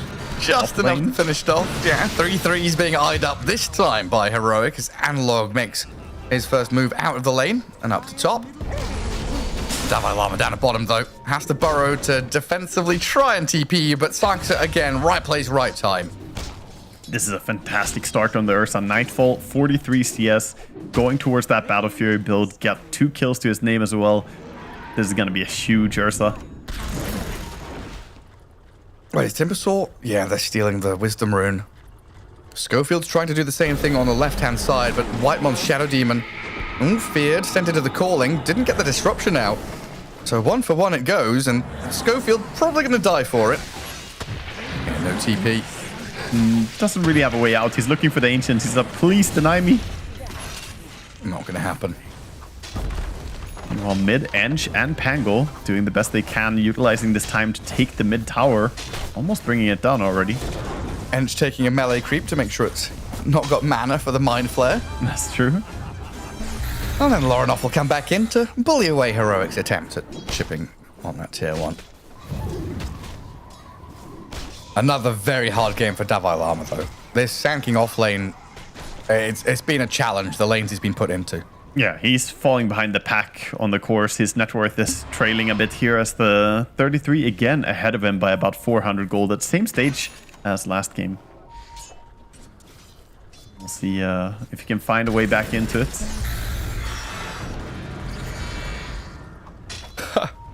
KJ denies it. Very nice. But a similar vibe to game 1 where this trio of very tanky, also high damage dealing heroes are going to hit their stride like 20 minutes in. And Heroic are going to have to pull out a lot of tricks to be able to deal with it. Like Saxa right now is being very irritating, forcing 3 heroes to rotate onto him. Yeah, he's trying to make some space, just keep everyone on their toes here, making sure that all of Heroic are busy with something else while the Ursa is farming up, getting towards that Battle Fury. Lorinov, though, the hero they should be playing around on the side of Radiant. Look at all that damage. He wants to get into the river and dig a little bit. He has the bottle. Gets a TP bottle refill as well, but he already refilled once. Gets another one. That's always so nice. So much value from this bottle. 3-3 dragging the waves into the mines. Farming efficiently and keeping himself safe. And knowing that Parker wants to sit by his tier 1 and farm the creeps coming into him. Yeah, quad stack on the Ancient. Same as last game. Lorinov making his way over to try and clear that out. Actually want to smoke up right now. Looks like smoking so he can just farm it faster. It's Saxa yet again. It's just an absolute nuisance. And he's not going to die this time either. Goes in, scouts them out, says hello, forces reactions. And Heroic realizing that they kind of want to play back into mid for this tier 1 tower. Whitemon as well has overstayed a little bit here. Can he get out? No way that TP works. What? It hit him. He got shot. Yeah, he got feared in base. The timing was crazy for that one. I don't think I've ever seen that. Deadshot connected. He got shot? Yeah. It connected, but he was in base. The fear happened in base. Nothing personnel, kid. Yeah. TP's behind you into fountain while being shot. Like, what? Yeah, I don't know. This man, he got away with something there. He should have died. That is absurd. I've never seen that timing before. I've seen a lot of Murta, honestly. It's giving me heartburn. It's like, it can happen with some abilities, you know? It's like sometimes you see someone get stunned by like a Sven stun or something in base. It's always weird when you see it though. Yeah, we'll back it or we can watch it. Yeah. Slow motion, slow it down. So it goes for the TP. Deadshot's coming. Gadoosh. Yeah. And he actually gets feared as well in the direction. That must be like tick perfect. Yeah, the TP same frame, I guess. 33 is finding his favorite corner. I don't know if you remember back in the day where you could Juggernaut Omni Slash and get TP to Fountain. Or Spirit Breaking Nether Strike would follow as well. There's a bunch of stuff back then that I'm so boomer. I'm thinking of Omni Slash as the first version of Omni Slash. You want to know what that one did? It was global. So anything you saw was a valid target for a while. It bounced around. It was really bad. So it's like Wrath of Nature, but yeah, for some reason it had global bounce range for a while. Oh, that's not good. No, it was really awkward. That's really not good. Well, looks like Heroic's game plan has again shifted into the realms of protect Parker at all costs. Smoked up behind him. Also clearing out some Ancients here on the Radiant side of the map. But Tundra, they're ready to defend it. 3-3 can step forward. Play alongside his buddies. Just holding the high ground here. Heroic want to invade though. They send in the Ench. We don't care if you die, you go first. Okay, meanwhile, you're having this standoff up at top, you know, staring across the lane at each other. Nightfall's farming away on the Ursa.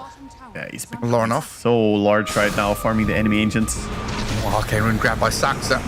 Turns quickly onto Davai Lama, but the next assassin looks like he's going to die after the calling and the damage comes his way. Lornoff and Whitemon both on the run, but Parker, they don't have a dead shot, but they've got the adaptive strike. This time, Whitemon, you are going to get caught.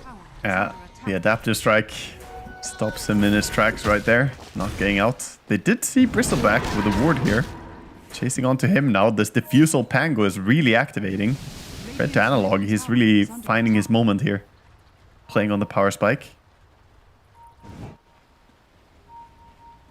Ran past the Lotus, didn't pick it. 33 knows he's being chased. So wise. He just TPs away and he's gonna go and stack the Ancients again.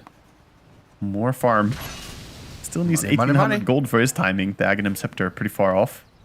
The big timing for Radiant though is gonna be the Blink on Ursa. That's only 1000 gold off. And then what's Timbersaw up to? I'm guessing Kaya first, but what's up next? Kaya, BKB, probably gonna go for the same build we saw him last game. Kaya, BKB, and then Aghanim Scepter. I don't really like it. That seems like a very, like, solid build from Timber that doesn't have a weak spot. Oh, it coincides so nicely with the rest of the team too. Oh yeah. And there goes 3-3 in his Ancients. I mean, after this camp, he's only going to be like 500 gold away from it, isn't he? Yeah, he needs maybe more like 800 or so, but yeah, he's pretty close. He's pretty close. He needs to have a few more minutes here of farming. A little bit more time. They do have a stack to make on the other Ancients. Looks like he's just chilling here. We see the invasion coming. Saxa, he's on the mission. He snuck past them.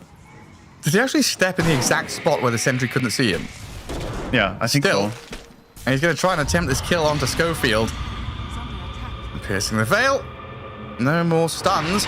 Saxa just TP's home. Man, Saxa. This is what we saw. This is what we saw Ari do. Just this annoying Nyx running around, you know, making so much space. giving so much time for his team to do whatever.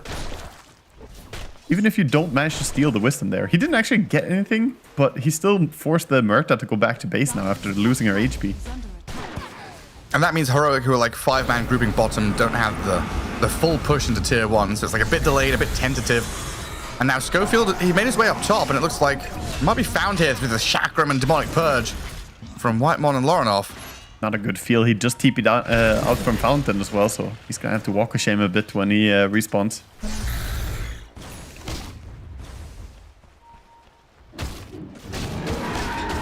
Morphling, we haven't talked about him so much, but Morphling is keeping pace with the Ursa, by the way. Ursa is massive, but so is Morph.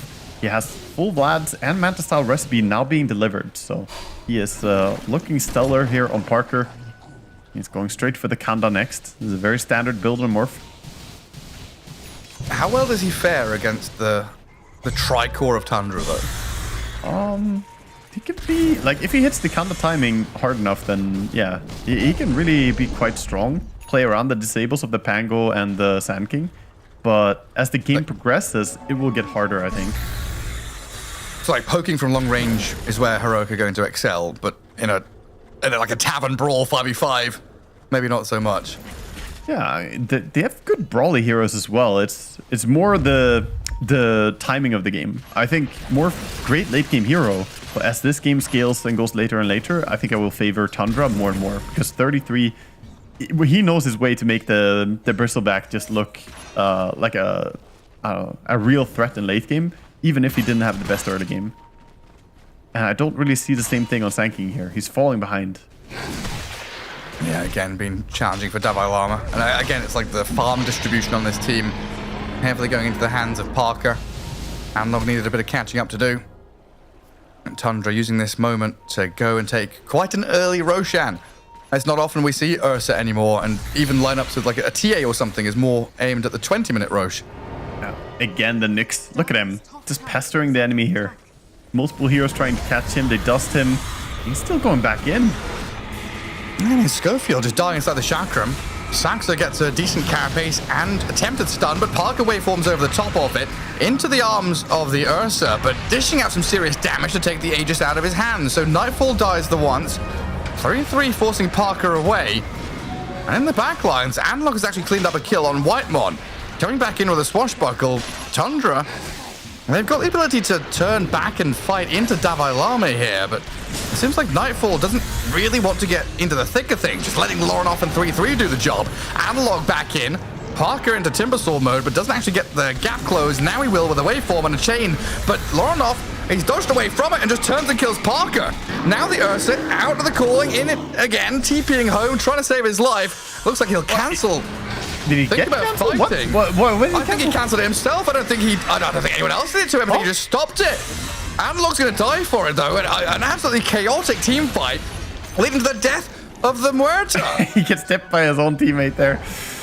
He definitely cancelled it on his own. He didn't get disabled there until the very second he died. He got hit by the dead shot, of course.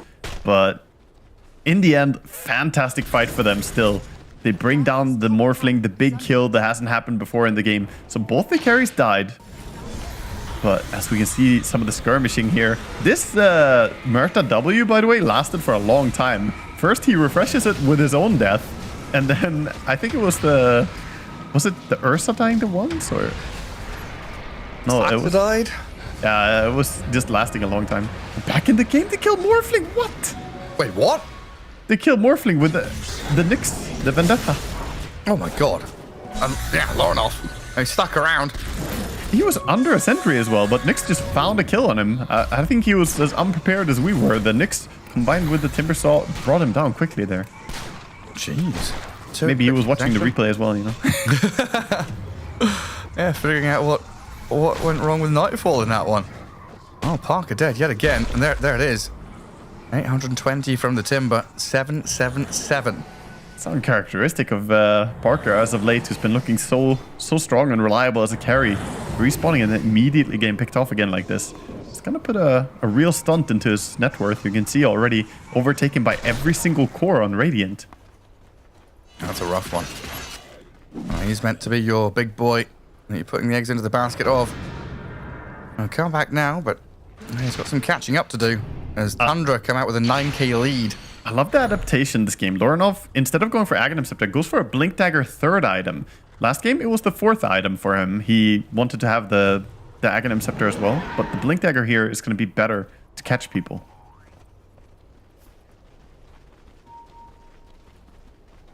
Now he can follow up with Nyx. If Nyx sees anyone, he can blink in and help out. And Nyx, I believe, just has his Dagon coming out as well, so Saxa will actually have a bit of damage now. Maybe he can just solo kill the Morphling if he finds him again. I like the ward sentry combinations, though, that Heroic are doing. This is something I always call for when you see Invis heroes. Look at the way they put the Obson ward on mid lane and on this cliff. Trying to keep tabs of the Nyx. They've got to. And Sax is a thorn in the side of anyone when he's playing this Nyx Assassin. Currently lurking down bottom. Just in behind Loranov. Heroic he's gonna go really through the fell twin on the back gate. foot, though. Like, they're not on the map right now. They're playing edge of the map. They're hiding away. Can Nightfall join? Because they saw Analog walk here. Sax has known this Pangolier has been here for a while. He's calling the Ursa over. He's like, help me out. Now is a great time to go. Oh, and even the TP cancel as well. Utter perfection. That Saxa placed that ward like 40 seconds ago. Yeah. He's controlling the map in such a good way. Saxa is all over the place here. It doesn't look at, when you look at his like KDA or something, like 0.45. Is he really playing that well? But the impact of Nyx, it cannot be overstated. It's going on the Sand King. Again, yeah, he's there. I mean, you just can't show. The Valama, yeah, a little bit risky to go there when Nyx and Ursa just picked one of your teammates in this area. Well, things are starting to chain together for Tundra. I guess a bit of a chain feed from Heroic. A kill in the Ancients, a kill up top, another one follows. Now Parker's not particularly comfortable. Yeah, they're really finding these moments now, kind of break down this tier 2 tower top falling. Timsaw slowly just slapping it down. And this is while they're holding control over the Ancients bottom. It really speaks to how well they're playing the field right now. Did Loranov just run away from the tower, realize they didn't glyph it, blink back into the tower, force them to glyph it, and kill it? He's just doing mind games with Heroic, seeing, dangling himself in front of them, saying, who's going to come and approach me? Who's going to defend? Nobody? Right, I'll take it. I mean, they glyphed it a little bit before. I don't know. He's just being cautious because he was solo pushing this forever. He's like, am I truly getting away with all this? But he is. Bottom 33. Being targeted a bit, but they can't go on him with a Murta and Morphling only. That's the tricky part for Dire. They really need Sand King and Pango. It's all up to the cores to set up these moves. Whereas on the side of Tundra, it's just a Nyx. He's just walking around, Everyone's farming, and then Nyx says, yo, free kill over here, guys. I'll 6. Do a bit of cleanup. Parker. Sand King has a blink now. Becoming a tree right now.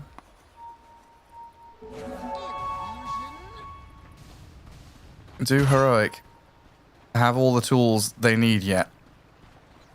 They're smoking up, so I guess they're feeling as strong as they're ever going to. 600 gold away from the BKB and Morphling, so that's a huge timing they're not on right now. But they're gonna go everything on this. Burrow, Epicenter, Rolling Thunder, Bristleback, Bloodstone's up, healing off. The Quill Sprays now, turns his back, but the damage still comes, and he will die. Next Assassin's going to get a trade out onto Schofield, and the rest of Tundra arriving swiftly. Analog TPing home, and Whitemore not able to catch up to the Morphling, but Loranov has seen the Sand King, slices him in two. KJ going to TP out, and Parker's bailing on it. Yeah, and immediately they are the ones on the forefront again. Even though they lost the Bristleback, we see Tundra just charging down here. Parker knows the game is desperate, looking for something. Gets onto Whitemore. He played that nicely. Find a kill. Waveform then turned into Timber mid waveform. Used the Q immediately and then Timber Chain afterwards. Always a fun hero to see a Morphling turn into the Timber. So much mobility. God. Remember the days we used to have Morphling and Earthshaker or Earth Spirit Oh, God. all the frickin' time. The same team. I hated when he could turn into his own teammate Shaker, and you had two of them jumping around. That was unplayable, that patch. Dear God. It was always like the double pick before the ban phase, you know, like snap into the Morphling ES. That was honestly more trauma for me than the 6.83 patch, I think. Is so bad. That was the sniper buyback. Yeah, that was the rubber band. Yeah, exactly. And also spin to win. It was sniper and spin to win. Jug and troll. If I remember correctly, it was the axe and the jugger and all that. See a little recap here of how Bristle almost turned this around. He did heal a lot, but in the end couldn't really turn his back to all these angles. He wishes he had a wider back. I mean, that's what you get. Yeah. Do you play Overthrow much? A little bit. You got those little, I don't know, what are they called? Gems or crystals, whatever you collect. You can increase the back percentage of the bristle back. You get more side protection, more back protection. I think a lot of those gems are really cool. They're like interesting ways to change the game. Overthrow is a great way to pass time sometimes. Big bristle back. For me, it's like Ban the better A. version of Turbo. I don't really deal with Turbo Dota. It messes with my understanding of Dota, I feel. Miss your timings and misunderstand power spikes. But Overthrow is an altogether different game, so. Dire are scanning. Yeah, Turbo is a completely different rhythm. Overthrow is like you're playing Dota, but it's you're like Tekken or something, right? You're just like mashing, buttons. 5-second respawn timer. For the dopamine machines. Tundra in the Roche pit. Parker is a million miles away from this. And Lorinov is just going to face tank the initiation. Schofield already low HP, zapped down by the Mind Flare and Dagon. Parker is trying to approach from the right-hand side. Nightfall with Saxa right on top of him, though, and Parker getting bashed up, getting controlled. Morphling in some serious trouble right now. He doesn't have waveform for 3 seconds. Doesn't have a Manta Style either, and the Nyx Assassin ready and waiting. Saxa, right place, right time, finds the kill on that big king of the game. And Davai Lama, he TP's out of there barely. But that leaves King Jungles now completely alone, and 3 heroes dead. Man, Saxa has such a good read in that game as well there. Beautiful, first of all, by Nightfall to go onto the Morphling quickly. Knows that he can't kill him, but put enough pressure that he will have to waveform back. And that's what Nyx was waiting for. He was looping around, doing that big stretch around the field there. Just beautiful tandem play by the two of them there. Yeah, unfortunate for Heroic that Parker was so far away. If he joins that fight a little bit earlier, maybe they find the approach easier. Yeah, but you're right. Already here we can see him. Look, he's waiting. He's like over here. He will wait from here. Next. Could not be a timber chain, but the read was still correct. A pretty devastating situation for Heroic now. I mean, some drastic measures. Morphling's not really a hero you just buy Rapier on, though, is it? No, it's and Dalai Lama, oh my god, nearly dies in the blink of an eye. Still blinks away. Gets himself to safety, but this has been a horror series for Davai Lama. Game number 1, he was having a rough time. Game number 2, he's demoted to like support level here. He's really not finding his footing. A lot of it comes back to the Nyx Assassin as well, I think. It's so hard to play Sand King against it. Like just before, he was fortunate to TP out. That TP was almost cancelled by Spike Carapace, by the way. It just came off cooldown as he was TPing. And Sandstorm was there, so it's always that liability. You can get stunned at any time. Super rough. Analog is going in for a little smoke to steal the enemy wisdom here. Okay. Get something at least. Take some ancients too. Nice is still just under 3 minutes of Aegis left though for Tundra. All the tier 2s are gone. It feels like this map should start getting pretty small, but I thought the waiting arms of Saxa. I thought Hero were gonna go for it. They saw Nightfall. They had 3 heroes nearby, but Saxa's the one to find the opening, kill off Analog with Nightfall, and Heroic on the run again. They saw him pretty late. They like caught each other in the tree line there. The panic reaction was to get out from the side of Heroic, but yeah, they didn't get out. The Saxa was there again. And he doesn't stop, man. The hunting. Also, if it was bad enough with a lion, now he's a lion with invisibility. Yeah, and haste. Look at him. And haste. This is not even fair. King Jungles. Well, Parker, saved by Davai Lama. But Parker's having to get back into Fountain, scurrying away with what's left of his life. And Davai Lama's nearly died, but has actually died in his base.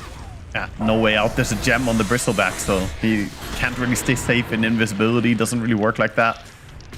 And doesn't do enough damage to deter any of these heroes. All of Radiant looking so powerful. We do have an Octarine core on on Ursa, by the way. So it's got the low cooldowns coming in. Very cool. I spot the DD rune now finally as well. Can go back for it, but a 23k lead, 30 minutes in. They've just absolutely dominated this game, and it feels like it was inevitable when you see Ursa have that free of a time, but it's really not been so much about him. It's more, again, Lorinov has played so well, and Saksa, he's again the MVP. Like, so far, he's just finding all these moments. It's like when they're behind in the side lanes, they're playing. Oh, Scofford's gonna die here. Like they're playing through Lorinov and Saksa to recover. But when they're ahead in the side lanes, that recovery becomes acceleration, right? Yeah. Morphling waveforms away, trying to get away, but he's got a bug on him, chasing him, finds him. Have they got him down south? Yeah, he's Is the caught. Morphling gonna die in the chakra and the bash is there? Again, that hasted Nyx chasing him. And meanwhile, where's your Bristle? He's just claimed the enemy base, kills the Sand King on the doorstep of his fountain. I mean, you've got buyback on this Morphling, but like doing that shatters any illusion of coming back into the game. Yeah, you cannot buy back. It's literally like not allowed. If you buy back your own Morphling, then the game's over. Yeah. Oh, what analog. Okay, there's no scythe on this Timber yet. Next time there will be. Very close, not far away. This just looks really rough, man. Every single core on Radiant are so happy for the entire game, just running around doing whatever they want. And I have to go back to it. The Murta and Ench, I don't really see it, man. The support duo is a little bit weird. It feels like, to me, maybe a post 5 Ench could have worked with a post 4 Murta, but Murta with no Idon timings is just not really had the impact that you want. Well, it's like that Murta should have been a carry from the beginning, right? Yeah, who knows? That's what we expected. That's what Tundra banned for. Yeah. But anyway, they've got what they've got. King Jungle's got some good attack range at least. Rogue Bull and Dragonlance. In comes Lorinov though. Right, yeah, that was your mid lane Pangolier. Absolutely obliterated. Meanwhile, Saksa, he's scouting out and hunting Schofield, forcing the ulti to come out of the Muerta. And Nightfall just going to run back as 3-3 and Lorinov. They can now step up onto the stage and show what they're made of. Davalama forced out of his Sandstorm. And Lorinov right back in onto this Enchantress to take her down. The good 2-man stun gets Nightfall the opening he needs. And the Ursa will open up, shred through a couple more. Godlike Timbersaw and the Morphling. Well, okay, Tundra. On his way to the fountain, diving in to kill off Parker. I mean, he's going to buy back on the Morphling right now, but I don't know what he can do. Yeah, as the buyback and GG call simultaneously, he knows the game is over. And Tundra, what a showing here in game number 2. Very, very clean. Yeah, well-deserved laughs all around. Yeah, now we see some emotion. After game 1, they were like stoic. They didn't show any real signs of weakness or whatever, or losing their focus. But after game number 2, finally they can relax a bit. And damn, they played a great series here. Right, it's 3-3 Bristleback. No matter if he's ahead or behind, just recovering through stacks and becoming a monster on the map. Lorinov Timbersaw, you've been calling him out as the MVP of this series. Just super like no massively flashy plays, but every time he gets involved, he gets his job done. Yeah, definitely. And also, a little bit funny to me how it worked out. They ended up playing Bristleback and, playing the Bristleback and the Timbersaw against them here twice. But worked out really well. They had a good read on how they wanted to play against Heroic here. I think Heroic just got a little bit outmatched in tempo overall. Yeah, maybe a little bit too much reliance on Parker to dig them out of the hole that came out of that laning stage. Ah, that's why Parker bought back. I was wondering what he was up to. What was he doing? High-fiving? No, he was buying 8 null talisman. Ah, yes, of course. I see that now. I see. He was stacking up on wisdom for the next series, I guess. He was preparing for, I don't know, if he plays Amar later on, the mantle's being dropped in his fountain. He's got the nulls ready. Yeah, definitely. Yeah, or he's just, really missing the old Storm Spirit meta build. The old null talisman reducing your mana cost. Where Storm Spirit could have 17 mana cost on ulti and just zip infinitely. The good old days. I mean, wait, was it Kotl or was it Chen we used to use back then for the recall? So they swapped that spell around so much, I've forgotten now. Yeah, either. It depends when. It's been both. Yeah, it's always got some funny stuff in Dota.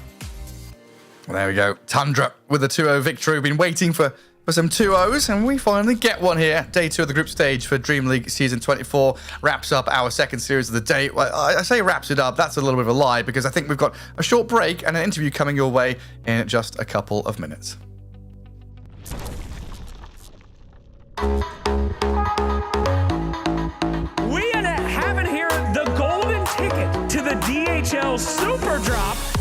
I'm gonna get the box over here.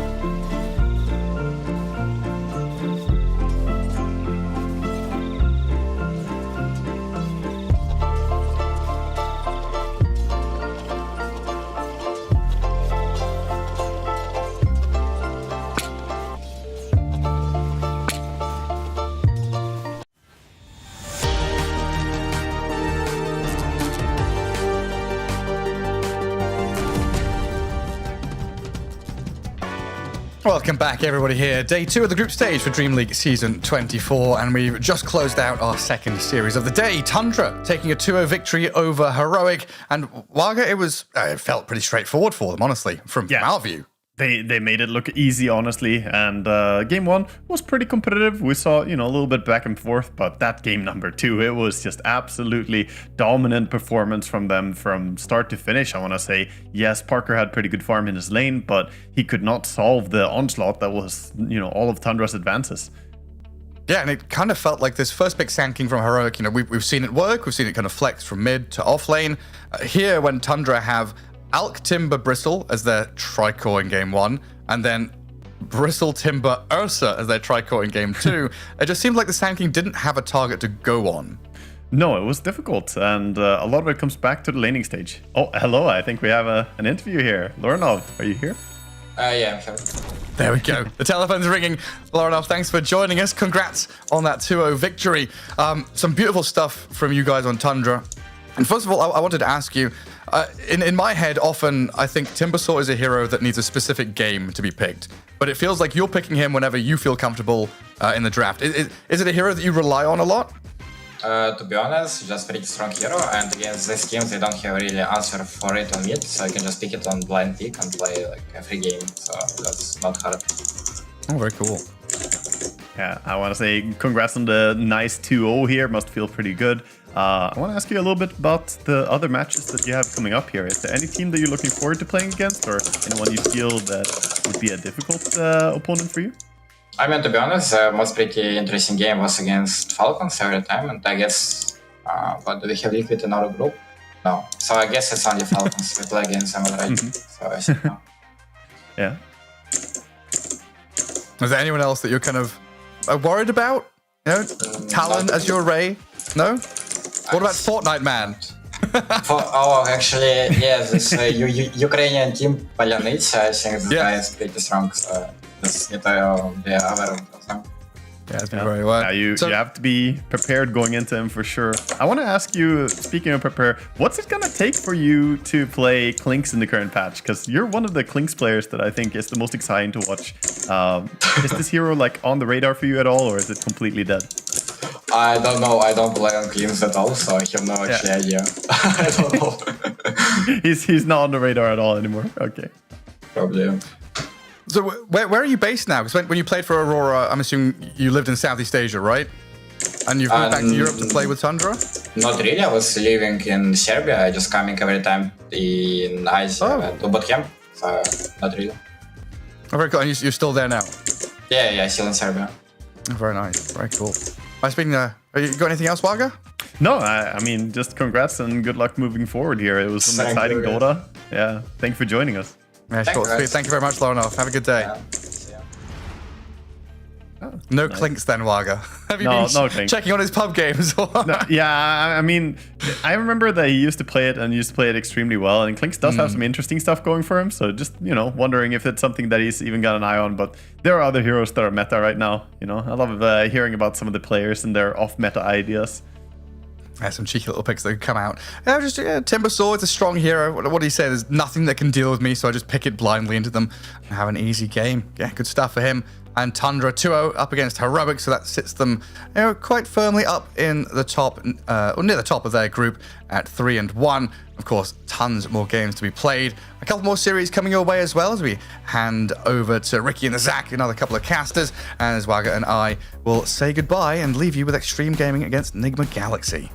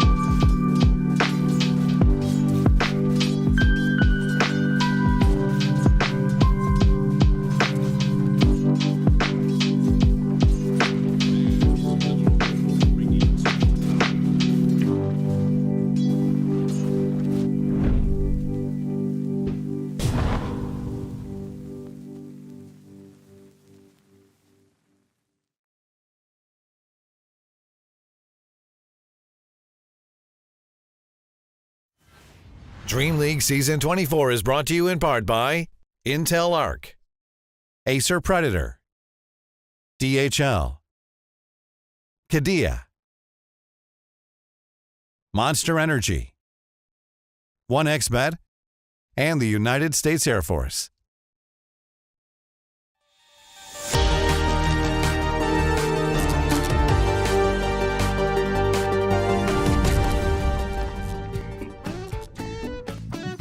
Welcome back, everybody, here to Dream League Season 24, and I'm Cryptic here with Z Quixotics. Zach, it's been a fun day of Dota already. We've got some great stuff coming up. How you feeling, man? I'm good. I'm ready. We got some legendary Dota coming up. Yeah. I can already smell the like miracle bat chesting that's gonna happen in chat. Like it's gonna be just everywhere, you know? That's what everyone's looking forward to. We've talked about it a little bit, right? Nigma is one of these teams. Everyone just wants to see them do well. They've got some like absolute fan favorite players, and we're like, come on, get the good performances, like qualify and perform well to land. But they're up against some powerhouses here, man. Extreme Gaming. Yeah, Extreme Gaming's also looking pretty good. Currently 3-1, I believe. So strong start to the group stage. Nigma, flip side of that, 1-3. So they're gonna have an uphill battle here versus Extreme Gaming.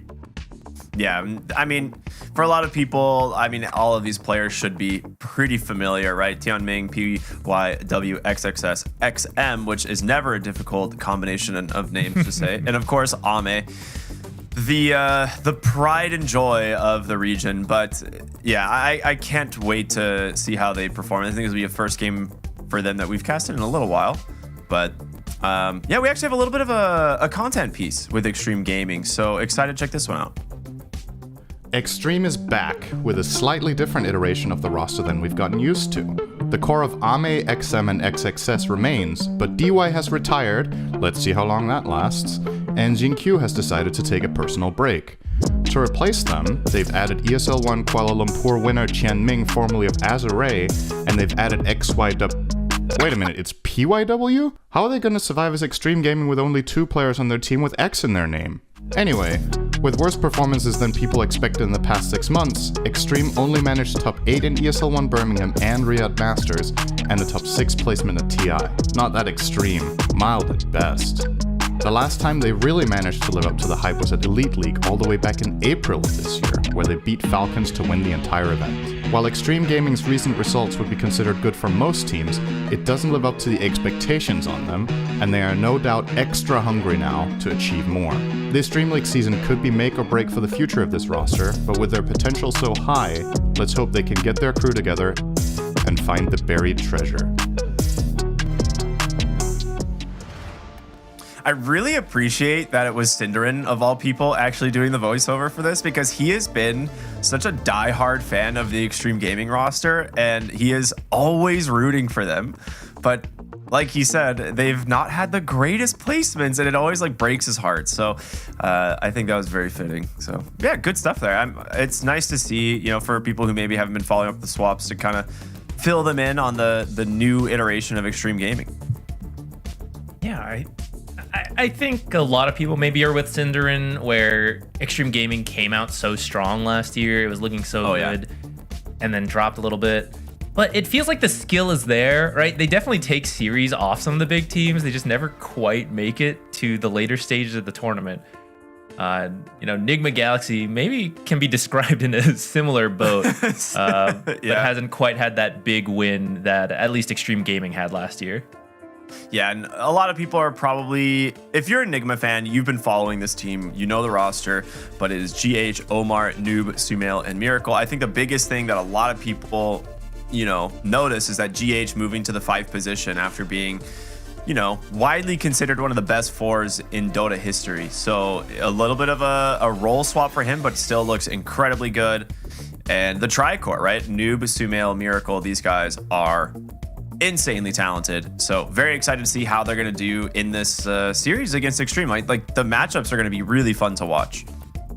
Actually, now that you mention it, because Noob was also a mid laner and switched over. Yes. Which means actually all the cores on Nigma are like previous mid players. So, yeah. I wonder how that works, and maybe that's the ideal. We're in like this tri-core meta, you know. So you get a bunch of high skill mid players to play all the other roles. Maybe that's the secret. They just gotta pull it together, you know, get used together as a new team. But maybe that's the winning formula. It's like the old formula of taking carry players from Eastern Europe and then putting them in offlane, right? Like that was the meta for so long. They're like, put all the high tier, like skilled laning heroes in offlane and just let them dumpster lanes because offlane's broken, right? That was a meta for a while, but now we're in the just put mid players everywhere and it works. This is going to be a really fun draft. So take a look at the bans, actually. Some interesting ones to kick things off. Doom and Medusa actually banned out early on here, which I know Medusa is something that they do like to pick on the side of Extreme, but this leaves in the Invoker, and, you know, when you get first pick and the ability to ban a hero immediately, it's going to always be that puck into Invoker. Enigma is going to respond with a quick sniper, which should be, I'd imagine, is going to be the mid lane for Sumail, but we will see. Pretty fun. I feel like you have to have a good start on the sniper though. Just ho ha ha your way into a snowballing lane, because otherwise Invoker's damage does ramp up faster with levels, and then I mean he's got more playmaking potential on the Invoker, right? So if you get roamed on, you're in danger as sniper with no escapes, or maybe Invoker goes to the side lanes and sniper's like, oh guys, I'm farming the jungle in the mid lane. So you really do want to be able to win mid and then pressure the tower. So Invoker either has to stay there, or you can take that tower early when he leaves. I am curious where they want to go with the drafts, because they actually get some really good bans here. So I will say the Broodmother and the Shadow Fiend, both fairly decent at playing as Invoker. Broodmother just closes the gap. Like, Invoker can deal with spiders fairly decently, but he can't really run away from the Broodmother, and that's one of the things that like actually makes it a pretty rough matchup. Obviously, it wouldn't be like a lane matchup, but in general for the game, it's actually kind of rough. They go ahead and just grab the Clockwork. There's a lot of supports that have slipped through here. I'm looking at the bans. It's almost all cores, which we have not been seeing recently. I was thinking either you're banning Clockwork or taking him, because you need to protect Sniper, both in the laning stage. You don't want these roaming supports who come over and punish the Sniper who has no mobility, but also later on in the game, you don't want these heroes to jump your Sniper who hopefully had a good time, he's really farmed.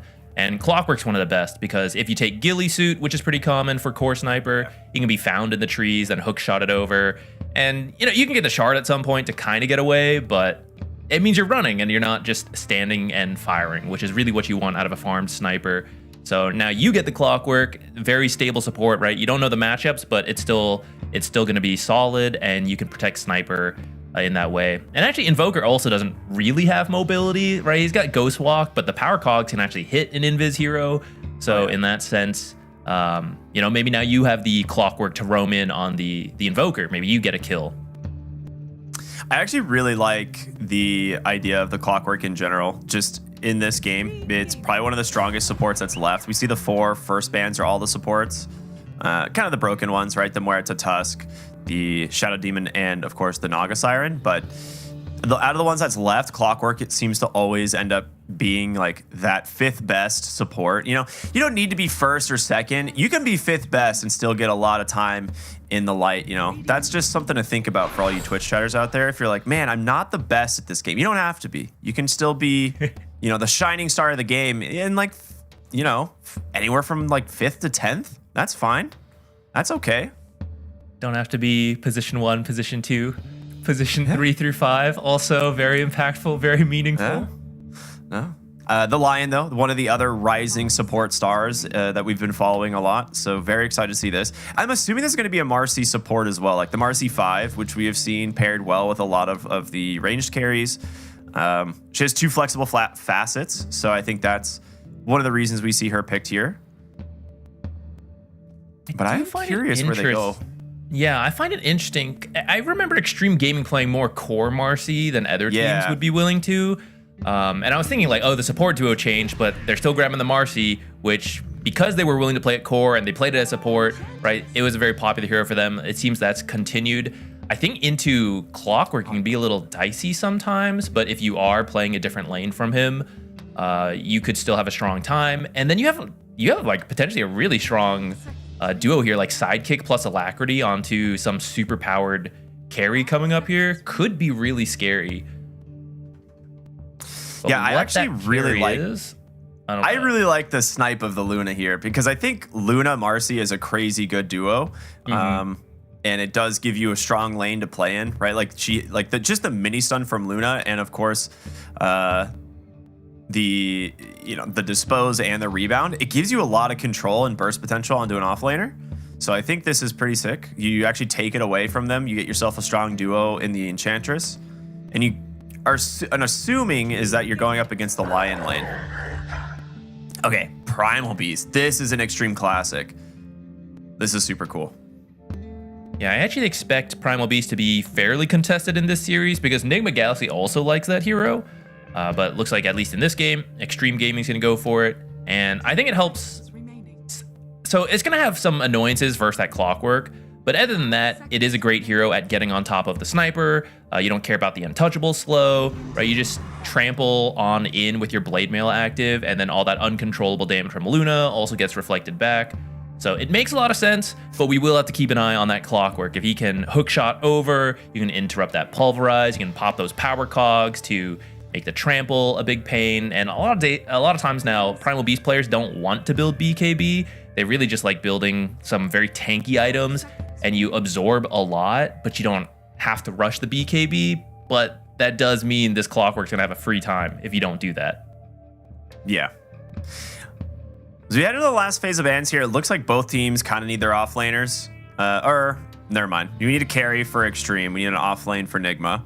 So we're going to see the Enigma removed from the pool here, which I'm trying to think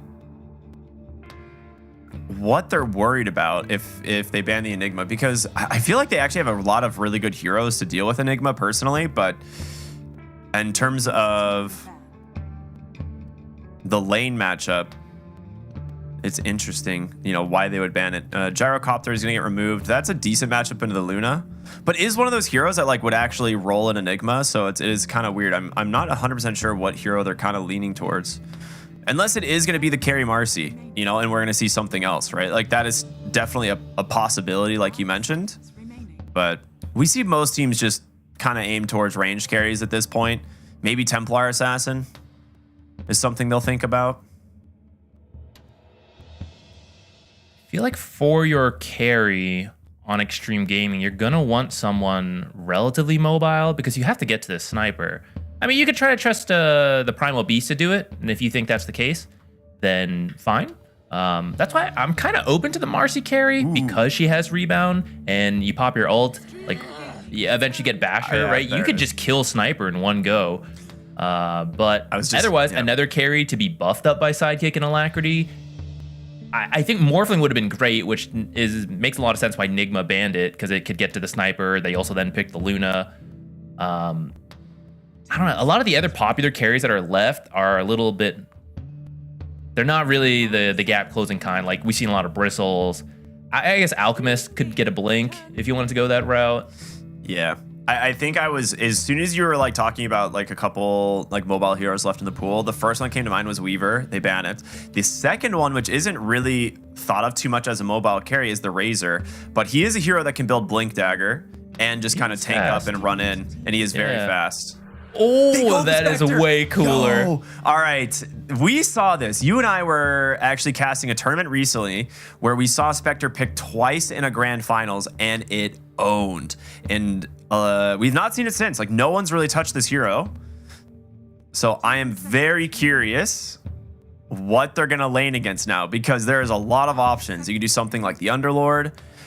You can, if Tidehunter wasn't entirely a dead hero, you could take Tide here and it would just crush this game. Like, I don't know how they would deal with it, but I feel like the idea of the Underlord. Yeah. But we actually saw that picked and then it didn't win. But it's supposed I don't know. to, I feel like that was a misplay in that series. This is a new day, new teams, right? I'm open for it because it also front lines for your sniper and it makes space for the Luna. Eventually Luna will also join the front line. You will be lacking on initiation in terms of the clockwork, but I feel like when you see the Spectre, you no longer need to initiate necessarily. You can wait for them to come to you. For now, they get Pango, which kind of does both, right? He could initiate, he could just sit behind Sniper, roll in. Should be able to pressure this Spectre. Who's he laning with? The Enchantress. We're doing 4 Enchantress. Okay. That actually that's should fine. help pressure. Yeah, that should help pressure the Spectre in the early game. I think chat's gonna freak out when they see Ame's cosmetics in a little bit. My lord, this guy. You can tell he plays a lot of Spectre, and I'm actually This really hero excited. was purple, man. It used to be, right? Oh my lord. Okay, so this response from Nigma I think is actually pretty good. The Thunderbolt Pango gives him a lot of ways to actually find heroes on the back line, but I feel like the main issue you have here is Primal Beast BKB instantly cancels Pango's ult. So that is something he's going to have to do to try. And I think Thunderbolt does help a little bit, is he has to stay away from the Primal Beast. As long as he's not getting caught and grabbed by the Primal Beast during roll, he can get a lot done in these fights. But that is my only worry with the Pango pick as the last, as opposed to something like the Underlord. I will say, so I don't know how long this interaction has been this way because I'm neither a Pango nor a Primal Beast player. But I think when the Lotus and the Lincoln's change came in, I saw once that if Pango is Lotused and then you pulverize him, the pulverize cancels itself because you're pulverizing Primal Beast and the roll never stopped. So I don't know if that was always the case and I just never noticed, or if that is new after those interactions got adjusted, but I do think that makes it easier for Pango. Like, Lotus is a fairly easy build-up for an offlaner, and it's pretty solid this game versus a Lion and the Primal Beast. So maybe that helps that matchup. I can dig that. I could see a Lotus Orb being one of his items. I don't know if you can rush it though, but yeah, probably not rushed. It depends on what your Enchantress wants to do. Because if you want your Enchantress to be like a pseudo-scaling core, maybe Noob just goes the more utility items, things like the pipe, the Crimson Guards, Lotus, stuff like that. But Ricky, support players only want to play Enchantress so they can scale. There's no way. There's no way he's not building like Hurricane Pike and just impetus chucking those in. Yeah, I mean, probably. You but, buy one support item, you're like, I help the lane, I help the early game. They're like, Moon Shard time. Like, queues up the MKB, and you're like, oh, okay, they don't even have evasion, but that's fine. XXX gonna get caught in the bottom lane here. The clockwork with the blood grenade is out. The slows are overwhelming, and Miracle bat chesting his way to first blood. Incredible stuff. That's such a good gank, actually. It's a really good find. Yeah, it looked close. He was so close to the tower. It looked like he should be okay. Maybe didn't know how many people were there. It's a lot of slows. I mean, that wraparound, their smoke popped when they were going up the ramp. So they just kind of guessed. They're like, well, it's probably on the right side, and hopefully he doesn't see us. And he happened to be in like the one spot where he fogged himself on a tree. So kind of just unfortunate for the Primal Beast, but very fortunate for Miracle as he now starts the game on his Luna with a kill, and he's going to have a pretty good time in this lane.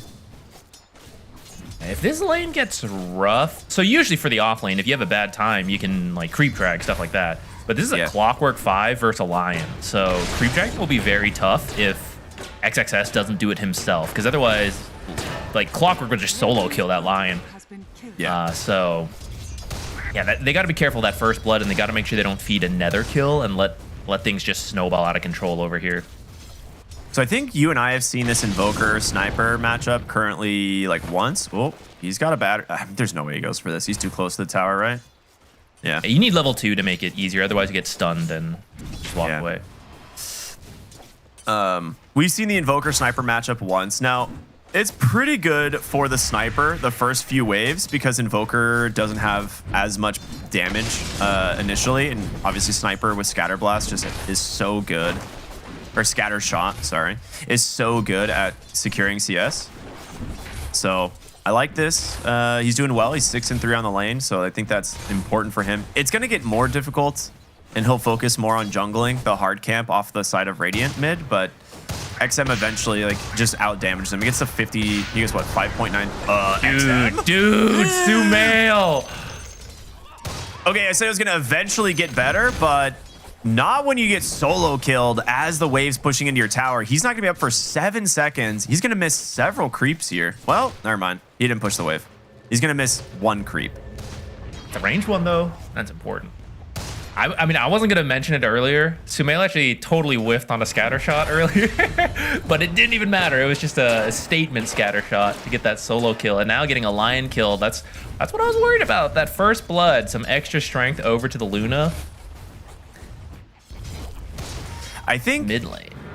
Yeah, I think the bottom lane, like you said it correctly, like it's just a good lane with the clockwork there. He can actually fight into the lion.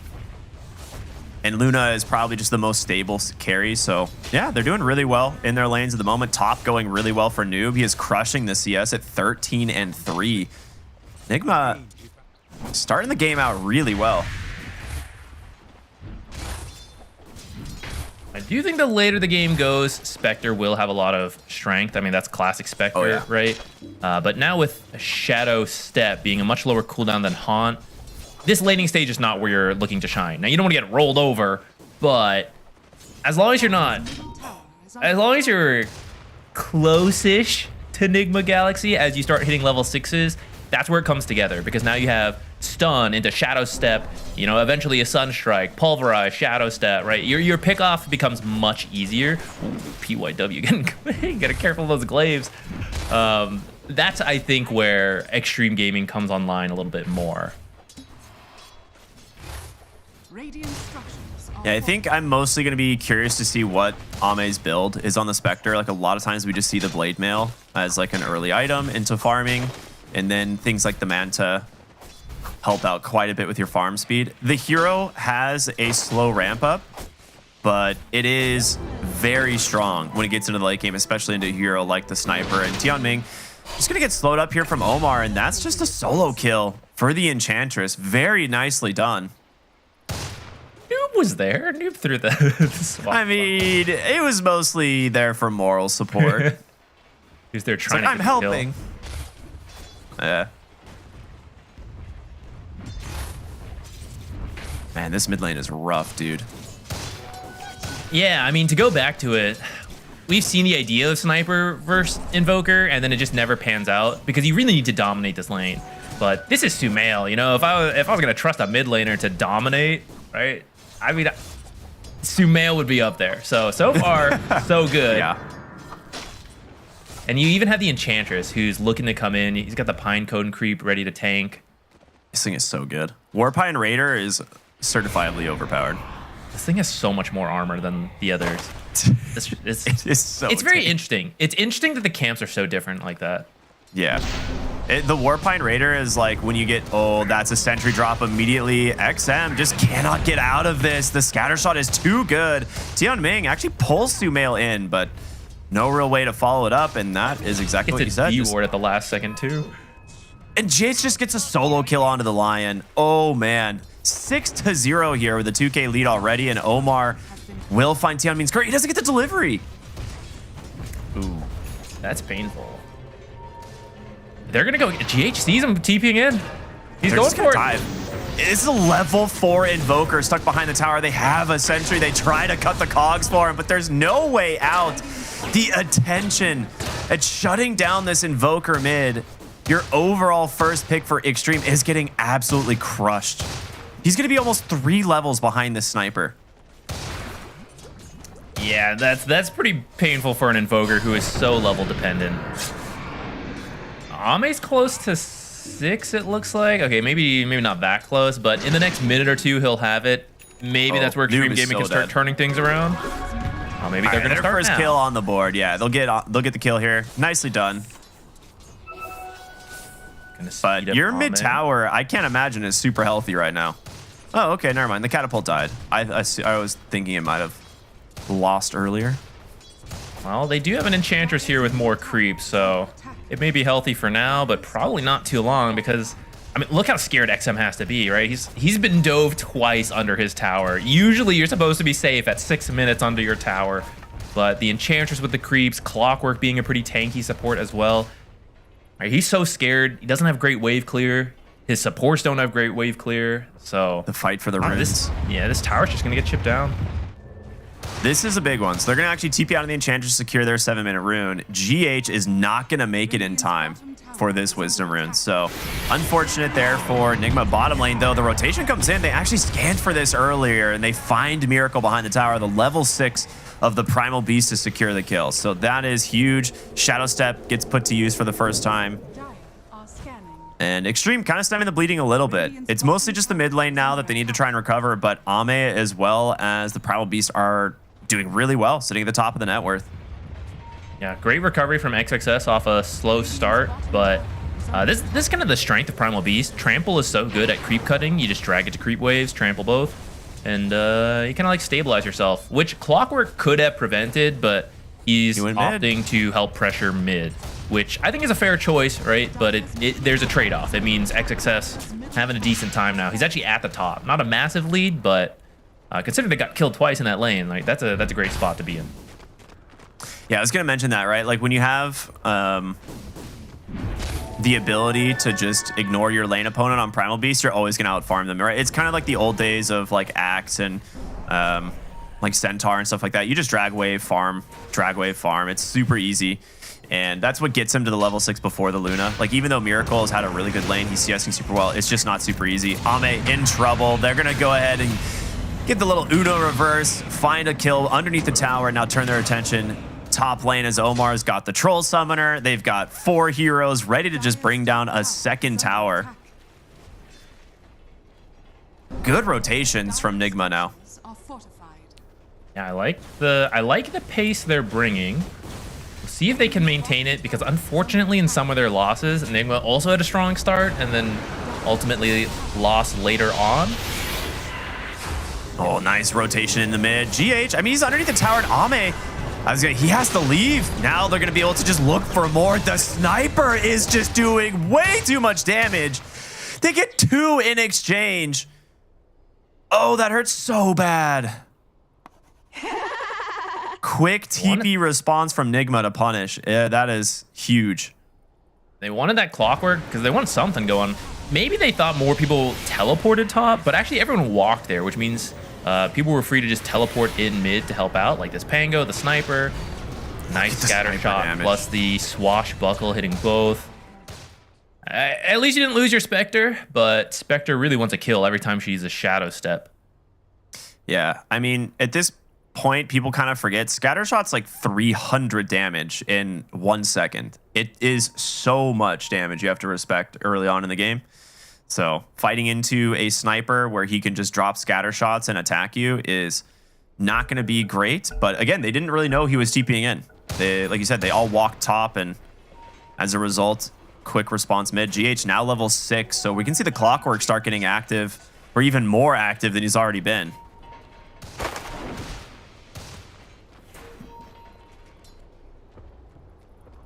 For Extreme Gaming, I mean, we saw the power of Shadow Step. It didn't work there in that case, but they got the Luna earlier, and I like what Ame's going for. He's actually going straight Orchid, which is a little risky as opposed to something more stable on the way up, like a Blade Mail, Urn, things like that. But I do think they recognize, okay, we're kind of struggling 10-2 here. Right? We need some more aggressive potential. GH certainly goes down here. I mean, that's a nice find. Using the Ghost Walk to try and set up that kill. So GH goes down on his Clockwork, but overall, looking pretty decent as they're kind of just pulling away CS-wise across the map, right? Like, Sumail's going for a much greedier build. He's picking up a Maelstrom instead of something like a Force Staff or a Hurricane Pike if he wants to try and give himself some distance from a Spectre or a Primal Beast. So he does have to be a little bit more, I think, careful with his positioning this game. But it will help him farm into those next items. So they're definitely playing to kind of be a little bit greedy here on the side of Enigma, it looks like. Tango TP'd up here. They want to try to surprise the Spectre. I mean, they've got Omar here. I was like, he has to Shadow Step immediately. And thanks to, I mean, they're going to know about that ward now, so they'll deward that, but he does get to safety.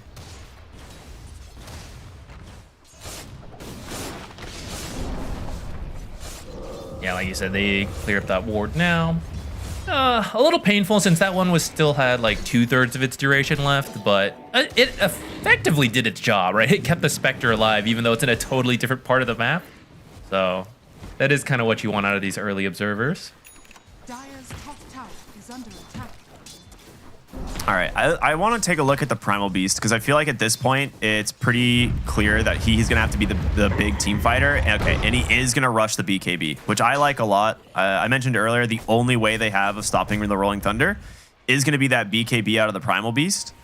And playing into a Clockwork, he just needs to have it. So he's closing in on it, about a recipe away, but a little bit less. And GH will find a bottom. This is such a smart recognition here from the side of Nigma, just knowing that this is the hero they need to worry about. Just slowing down that BKB timing. They get another kill on their team and open up this bottom side of the map for a little bit. Yeah, and the fact that it only takes 2 is so nice for them because Clockwork he's such a hard counter to start until that BKB comes out. Even then, you're going to be forced to BKB just versus the position 5, and that's not going to feel great. But I do think he still needs it because if you can dodge the Clockwork, right, either you're canceling that roll, or maybe you kill Pango without him getting rolled because you have that Orchid on the Spectre, and then you can just go straight for the Sniper. So I do think you're going to have to fight it out versus Nigma. Man, it's like a real pick your poison type of game here when you look at things, right? Like all 3 of the cores on Nigma are super farmed, and you really need to stop all of them in the fight because they do a ridiculous amount of damage. XM here under the Ghost Walk in the smoke. It does pop on Tianming though, so GH knows something is up. And it's just an unfortunate time to walk up the ramp. So they will not connect on this rotation. And they might look mid, actually, for the Primal Beast. Ooh, hookshot just off the mark. Sniper's going Gleipnir. Okay. I mean, that gives you some utility. Because I was saying, I am worried about not having a way of stopping heroes like Spectre or Primal Beast from, or even just Marcy from running at you. Gleipnir will definitely help in that regard. And then I imagine he'll pick up the Hurricane Pike afterward. It's a little bit more control. Tanks up. Spectre does have the Orchid. Maybe they can find a kill, but actually they're looking to kill the Spectre. Good recognition from Ame. Gonna get out of there. No hook shot, so it's a little harder to start. You need Spectre to walk up closer so you can roll right into her. Oh, actually, there's an observer here on this cliff. No wonder why I didn't see this one. So she sees that movement coming in. All right. So we were talking earlier, like, what's Pango's build gonna be, right? Like, does he go auras? Does he go damage? This dude's got a diffusal and he's going straight into the Lotus. Like you said, one of the only ways of protecting the Pangolier roll once he, from the Primal Beast. So hook shot connects on to Tianming. Just a very quick kill there from GH. Well, they're wrapped up from behind, but you just lost the Marcy, and now it feels like the last several smokes from Extreme have all ended in a disaster where they're like, all right, we're about to get a kill maybe, and then it backfires, but here we go. They leave the Luna for a moment, and they will capitalize on it. And they get their target. Ame with the Orchid doing a lot of work there. Yeah, I don't know about this ward here now. Missed the Ob's top side. Thought it might have been below. Yeah, I mean, you have to pick. It's impossible to cover both. It's a 50-50 there for sure. Yeah. That's why you don't want to place it in the middle. Pub players, take note of that. Put them at the edges. Yeah, they're pinging it. They're like, all right, it's over on this side. My bad. Omar gets left behind, and it'll be another quick kill here for Extreme. This time take down the Enchantress. You know what I'm really hoping to see now? It just occurred to me. I was thinking sidekick with Spectre is actually kind of awkward because Spectre shadow steps all over and you might be too far or it's hard to apply alacrity. But now, if the game goes long enough, PYW with the Fist of Death. Get this guy a couple stacks, sidekick him in alacrity, send him in, the real carry. We thought it'd be like the Enchantress scaling up. No, Fist of Death Lion. From your pubs to the pro scene.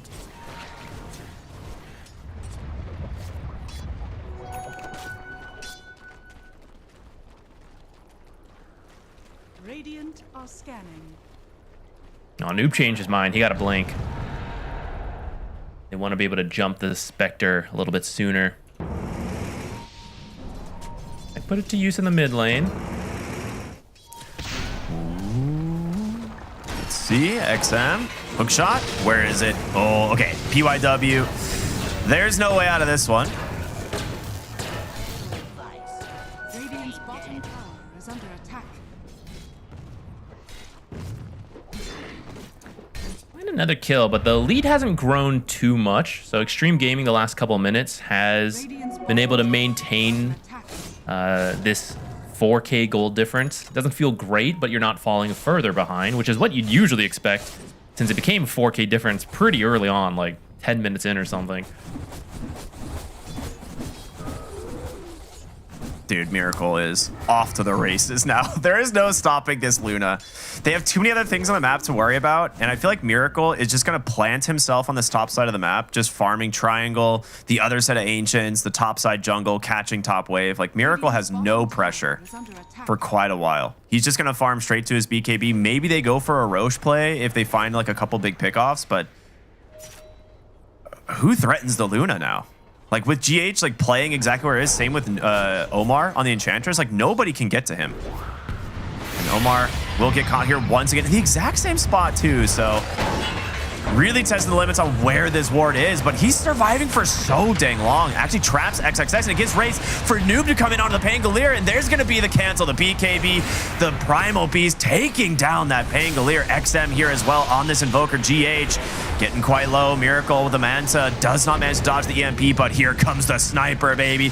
The shrapnel is out. They get the kill. A 3 for 2, as BYW going to try and run, but that sniper doing too much damage. A double kill for Sumail. I mean, that's where we see the BKB of the Primal actually do a lot of work there, but your other heroes are so far behind. It started off looking pretty good. Yeah, we got the replay here. So you start off with the free Enchantress kill, but it is using a good amount of your spells, and the Clockwork disrupted it. So it takes a little longer, gives time for everyone to show up. So you see like a TP coming in, the Eclipse on point, hits so many heroes, everyone's clustered up, so glaives on everyone.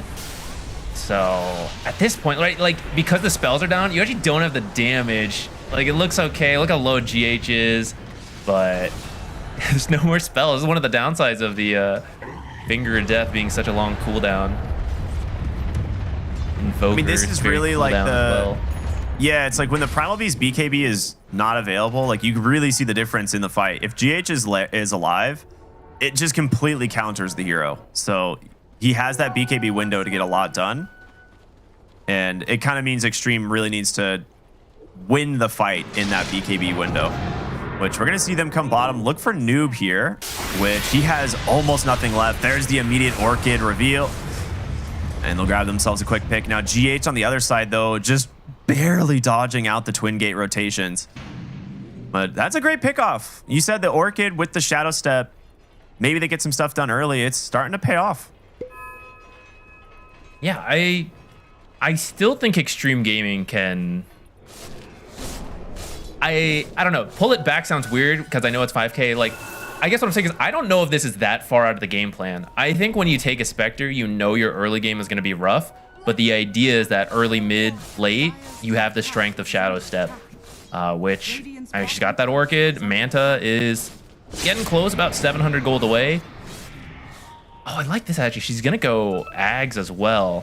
Not something you always see early, but really good at finding Sniper. Yeah. I think that's the thing, is they just need to have the Aghanim Scepter for the full teamfight vision, which Tian Ming, goodbye. XM again, just sneaking away on the Invoker.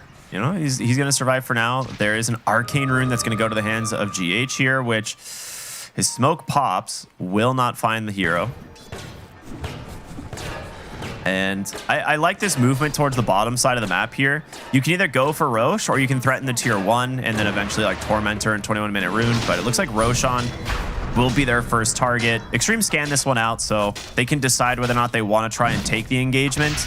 The only hero that can start this fight is going to be that Primal Beast. So if he's not coming down, it looks like they're going to give it up.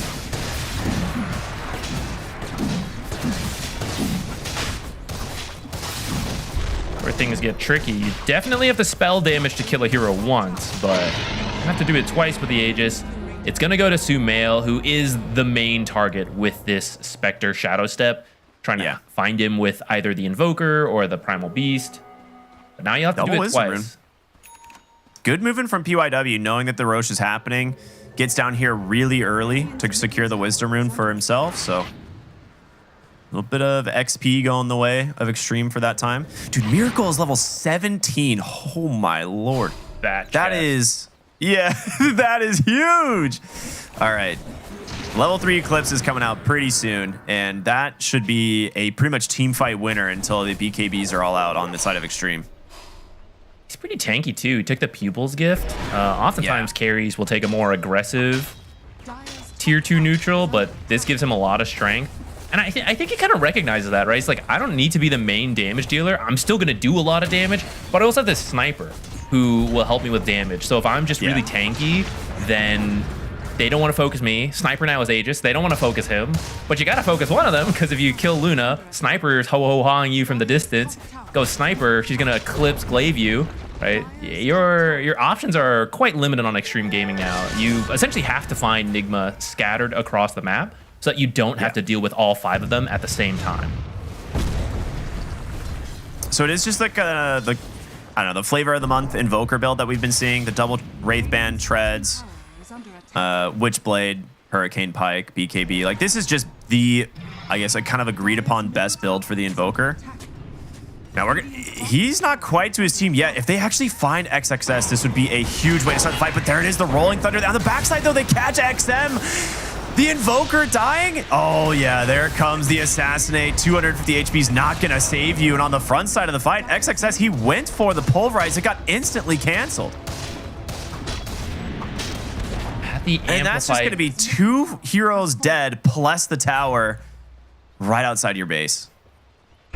Yeah, I think they recognized Invoker was dead. So like, can we get something? I've got the Amplified Damage rune, but doesn't manage. I guess he didn't BKB soon enough, because the hook shot was onto the Invoker. So maybe a bit of a greedy choice. Maybe they could have gotten a kill. Yeah, there it is. BKB Pulverized. Where's the follow-up? You need help. In comes the Spectre, but is it enough? It's just all up to XXS, but he's getting saved, healed up from Omar, and now the damage to turn it around. Primal Beast goes down. Oh, that is literally the scenario. Pupils gift making the difference there. Yep. Like you said, he just needs to tank up. You've got damage from Sumail. You've got damage from even Enchantress as well as this Pangolier. Sumail's going to cut the top lane, help this push in to their base as... I mean, you have buybacks, but without a BKB on the Primal, he does not have a lot of options here. The Glaives are going to get to work, and this should be a full lane of Barracks going their way. The health just dropping to Glaives plus Scattershot. Can't even get close. Oh, hookshot. The drive-by hookshot, I guess, just clips Dion Ming.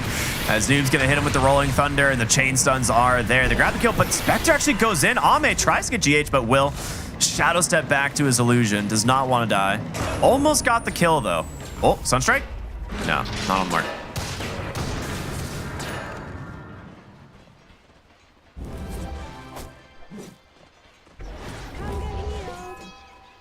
We've gone from maintaining that 4K gold lead difference to that fight starting with that Invoker pickoff, a great ward that just got placed that finds him, leads into just the Barracks being gone, and now it's suddenly 13K difference. The Sniper still has a minute on Aegis, so I actually don't think you even stop. Maybe you take a quick side stop to grab this Tormentor. I don't even know if you need to do that. I think you maybe just go for one more Rax. I think you're okay just taking Tormentor and like maybe backing. Okay, no, they want to actually threaten the high ground again. I think if you had more time on Aegis, they would do it, but I think they really want to capitalize on this last minute. All right, hiding and then the maybe you just right Torment on the way up.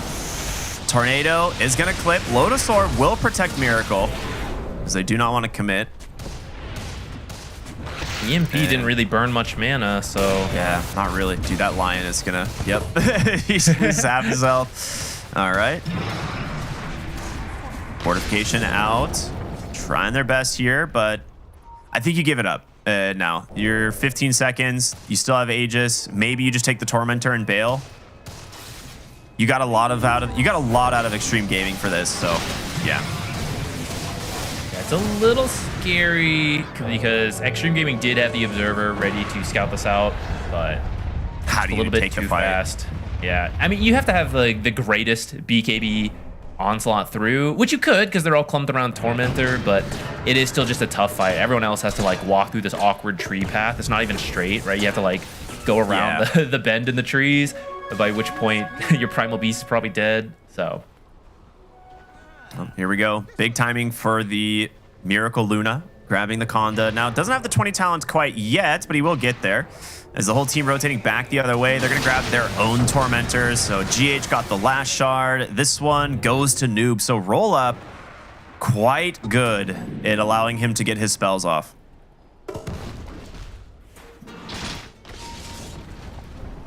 GH. Does he go for the solo kill? Is he thinking about it?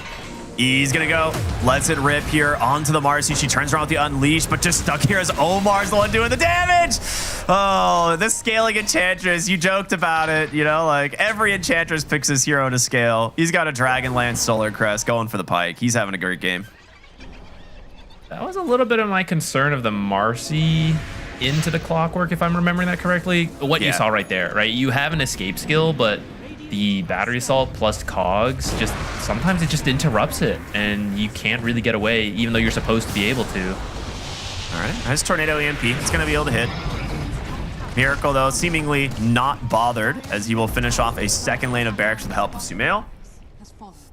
I mean, that's kind of how this goes. Like, your lanes are so well controlled here from Nigma that the single hero just turns into a base push. And now they can just back, readdress the side lanes, and then, you know, play for any sort of pick off. It's actually a little bit of a fake back. They're sitting up on the high ground, and they're smoking through here on the side of Extreme, and it's going to get scouted. A huge Gleipnir, as well as a Rolling Thunder, going to be able to force them back up onto the high ground, and Noob actually doesn't finish off Marcy, and Ame cancels this initiation on the backside, so it will be enough to give him a little bit of space. XXS might be forced to BKB here. Tornado going to buy him some space. All right. You know, all things considered, a very good exchange for Extreme. Could have been way worse. Yeah, it looked like that was about to be the end of the game. That roll coming into 3 heroes, but 2 quick 4-staffs into the base. Tianming actually gets lucky to be bumped into the base. So I think if you kill even just 1 there, but 2 or 3, that's the end. Because sure, you could get megas, but you don't have to. You have a Luna sniper with the tier 4s exposed. I think you just end the game off of any good fight. So Extreme Gaming is not allowed to make any more mistakes this game. There's still a tower here. It's like they're so afraid to go for this kill because even if Nigma is split all over the map, they could just actually TP to their tier 1 to fight. Like, that is such a problem at 30 minutes into the game nearly. I mean, that's the benefit of a sniper versus invoker lane when the sniper does well, right? Invoker, he'll never take the tower. He's actually a hero who can take the tower if he wins the lane, but not into that sniper. 18,000 gold advantage here as we close in on the 30-minute mark. You have the better scaling supports this game as well, right? Like, that's the other thing. Like, technically, you can argue Marcy scales really well, but this is a 5-position Marcy who's not going to be building things like BKB and Basher, right? So in terms of what you can get out of your Enchantress and your Clockwork, these guys are going to get... Oh, he has a Vlad's, dude. That's such a sick item. On the Clockwork? Oh, yeah. Yeah, what a cool pickup this game. It's very like good for his Sumail cores. doesn't want to build lifesteal. He gets a Paladin Sword, which is really nice, but just a little bit of extra lifesteal for his... You know, his right-clicking cores and damage. Combine that with the Lunar Blessing. It's sick. Ame gonna get found bottom here. The hook shot's in. Just instantly deleted. 60 seconds, no Spectre. Dude, he just bought out the Ags. Yeah, I mean, he used it immediately trying to find a haunt out, but their whole team was there. Yeah. That might be it. I don't know. They seem to be A-clicking it straight down to the base. I guess you don't know if he has the buyback. They've got one creep wave with them. Yeah. Sumail's even using the grenade to get in closer. I think they're going to go for this. Do you just go tier 4s or do you want... Yeah, I think you go tier 4s. Right? I think you can. Glaive should destroy the tier 4 so quickly. Yeah. There's last fortification. All right. Primal Beast has a shield rune. And BKB, Shiva's, like, he does a lot of damage. All right, they will back off. They don't really see Extreme. The smoke going to scare them off a little bit, but that's the last fortification that they're going to have for quite a while. Yeah, I actually appreciate that. Like I was saying, the cool other game's Nigma lost is off of a lead and then kind of the other team came back, you know, let's put it that way. So I think play it safe. Shiva's the blink in. They find Sniper. He gets caught though. The hook shot from GH cancels the pulverize. They will take down GH. He's going to buy back into the game right away, but Sumail just standing his ground against the BKB of the Marcy. Does not care. They find the lion in the trees, and it's just a full retreat from the side of Extreme Gaming. The Spectre, you know, she ults, tries to come into the fight, but there's just too many heroes, and they're too far ahead. Oh, this is a very fast Roshan. So I appreciate the idea. He just jumps in, trying to find a target. Gets unlucky, though, that Clockwork has a very clean angle onto the Primal Beast. Because you don't know where they're standing. Maybe there's another hero in the way. There's trees. You can't get out of the way. So maybe get a longer pulverize. But unfortunately, right on top of the Clockwork, which arguably is just really good positioning from GH. You know, fully intentional being the one up front. Yeah, the Spectre like ults in, like pops Manta, and then immediately has to go back to base because there is like 3 waves on their towers, right? Like they actually have to back immediately. All right, we're gonna see the Spectre going onto the backside. Trapped will be able to retreat, but the Sniper in some trouble. That's gonna be the Aegis. A really nice Sunstrike player from Extreme. The question is, can they go? PYW almost dies to Miracle's Lucid Beam. It's just a quick assassinate to finish the job. The Enchantress. Oh man, base exposed. Extreme Gaming. What are you gonna do, Nigma? Looking to just end game 1 here. As they're going to make the attempt, Spectre goes back in. BKB's out from Sumail. Great pulverize here onto Miracle. He's got a BKB and a Satanic. He's going to turn around, full heal his way back up as Sumail. He's the one who needs help. Ame just goes right through him, but here comes the Luna. Here comes the Pango. They get the kill onto the Primal Beast. Double buybacks coming through as well as Sumail is going to try and get to his team here really quickly, but a nice disarm in from the Invoker. Can Ame do it? Can XXS do it? They've got him. Miracle is dead. It's now up to Noob on this Pango to do some work. Ame, he survives on 20 HP. No way. A hold from Extreme. They make it happen. But big buybacks from both teams. Ame hadn't turned around, he would have died to that impetus. That is a lot of buybacks. A glimmer of hope for Extreme Gaming, perhaps. I do think you just clump together as Enigma to make sure you don't get picked off. Up, just do it again. Yeah. If you get picked off from the Spectre and it's a dieback, that starts the full-on throw. But as long as Enigma is like, okay, chill, it's still an 18k lead, right? 2 sets of barracks, should be able to just full reset and still be in control of this game. Watching Miracle just delete half of a hero's HP with Lucent Beam is never going to get old. Like, that is one of the changes to Luna that is so funny. All right, yeah, look at all my 13 health. Oh my lord.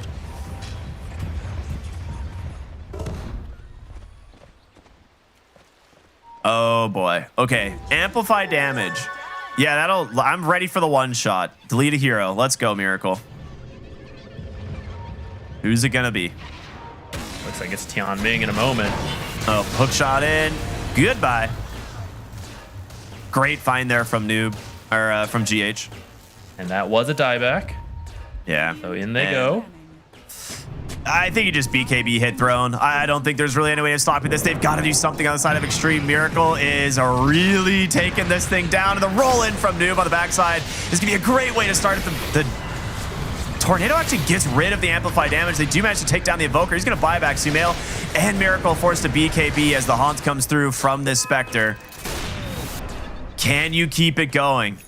Is the question. I think with both your BKBs down, you might respect the buyback. Yeah, they got the Invoker buyback. Spectre is haunting onto Sniper, which is just preventing him from helping to kill the other heroes being focused. But Spectre's not farmed enough to solo kill the Sniper, especially with some of the help he's getting. And the build he went for, the Gleipnir BKB Ags, the Paladin Sword giving lifesteal. He's actually just he's a pretty tanky Sniper. Well, he's got the disarm too. Yeah. It is a really good way of surviving against the Spectre, but Spectre will still find the kill. So you've got to respect Ame and protect your sniper. It's why he's just the ult comes out. He's basically trading BKB for Shadow Step every time. But I like the Shadow Blade pickup. I think this is really smart. I was gonna say for Sumail, he needs a mobility item, which is like, you know, usually either the Pike, which we see a lot, but going for the Shadow Blade does something really similar because you're not going to see, you know, the Spectre carrying dust usually this late in the game. So someone else has to bring detection. Oh, you find the sniper in the river. Okay, needs to be very careful here. Ame will be able to retreat. Going back the other way, though, and Noob will follow. The Chain Suns are there, but the Lotus, like you said, it actually cancels the Primal Beast ult, and Ame, he's just getting ran down. He's dead. 100 seconds without the Spectre. Noob with the chase, likely securing the victory here in game 1 as they're looking for more. GH has his eyes on XM. And Primal Beast will make it up to the high ground, but now the throne. One fortification standing between them and victory, and I'm sure Extreme likely to drop the G's here any moment. There it is. Fortification out, trying to just zone off the back line. GH flying high in the sky with a 2-hero trap of the cogs, and the Primal Beast can't enter the fight at all. The Eclipse, the damage from the sniper, just way too much. GG's are out, and game 1 will go to Nigma. Very well done by Nigma. They drafted to win the lanes. They did so and very cleanly proceeded from there. Felt like they were in control for most of that. Towards the end, it got a little scary, especially on that, like some of the buybacks coming in at the end. But happy to see them just do the full reset. Don't snowball that, you know, just full reset, find a good fight, and then just close it out. Yeah, this was the lanes being as dominant as they were from Nigma, I think is like the secret to success this game. Like they were able to pretty much win every lane. I mean, yeah, XXS on the Primal Beast was very farmed, but the trade-off was that your Invoker had absolutely no momentum to play with out of the early game. And you can just see just how over-leveled and just how much more power they have in this mid game, where the Primal Beast is pretty much the only hero who can fight, right, with that BKB. Yeah, I think this was a very nice draft from Nigma, but you do need to win the lanes. Like, if you fall behind, suddenly you're going to have a Luna and a Sniper who both can't really do anything, and it's going to look ridiculous. But when you do win the lanes and you proceed from there, we see, oh, we have to kill this Luna. Oh, I have to kill this Sniper. Our attention split. We can't kill either of them. Or you do kill Sniper, but Luna was just destroying all of you in that time, or vice versa. So it was a really nice draft in terms of winning the lanes and going from there, but it needed the execution to make sure you actually do that. Yeah, this was really good stuff. Now, Extreme did show, you know, definitely some good performances in some of these fights, like when even being so far behind the high ground hold off of a couple key buybacks. Like they definitely have what it takes to, you know, get these wins, but playing that far behind, just very difficult. And you said it early on, Noob going for an early Lotus Orb completely changes the game, right, for Extreme, because the only thing you have to cancel is that Primal Beast ult, and it just doesn't work. So very cool stuff from him, knowing the mechanics clearly, as he's a level 30 Pangolier. Yeah, it's true. Yeah, I wonder if Extreme Gaming knew that as well. I have to assume they did, but I do feel, the more I see it, I feel Pango just does not care as much about the Primal Beast. Like, it used to be, oh, this is a counter, but just doesn't really feel like that once you can get a Lotus. Yeah, I was very surprised. I knew, like, when you mentioned the interaction, I was like, yeah, I think you, like, the way you described it, is like, I remember that kind of being the case, but yeah, I'm, you know, as a non-Pango player, it's not something we see all that often. And very cool last pick for the side of Nigma. I was a little bit unsure, thinking maybe the Underlord would be a safer pick, but it did really well. Crushed the lane. Some of the early rotations into mid and then eventually into top just really slowed their ability to get active on the Spectre. And her Orchid was delayed enough to where you didn't really feel so much of an impact from it. Like, you got a couple kills out of it, but it was a little bit too late. Yeah, I think going into game 2, I think Extreme Gaming is going to look at that support duo they picked up as a response to, like, there was Invoker, then Sniper Clockwork. They went the Lion, Marcy.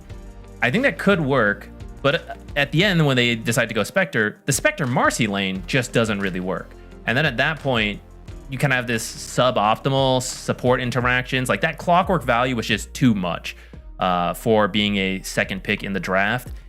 And maybe you have a different carry, it works, but maybe you just change like the Primal Beast, the support, like one of them. I'm not sure exactly where they want to go, but I think that was a bit of a tough game for Extreme Gaming. Yeah, absolutely. Well, Nigma fans very happy right now as they get themselves a win here in game 1, but we're going to go to a short break and we'll be back with game 2, Extreme versus Nigma here on Dream League Season 24. Everyone stay tuned. We'll see you in just a bit.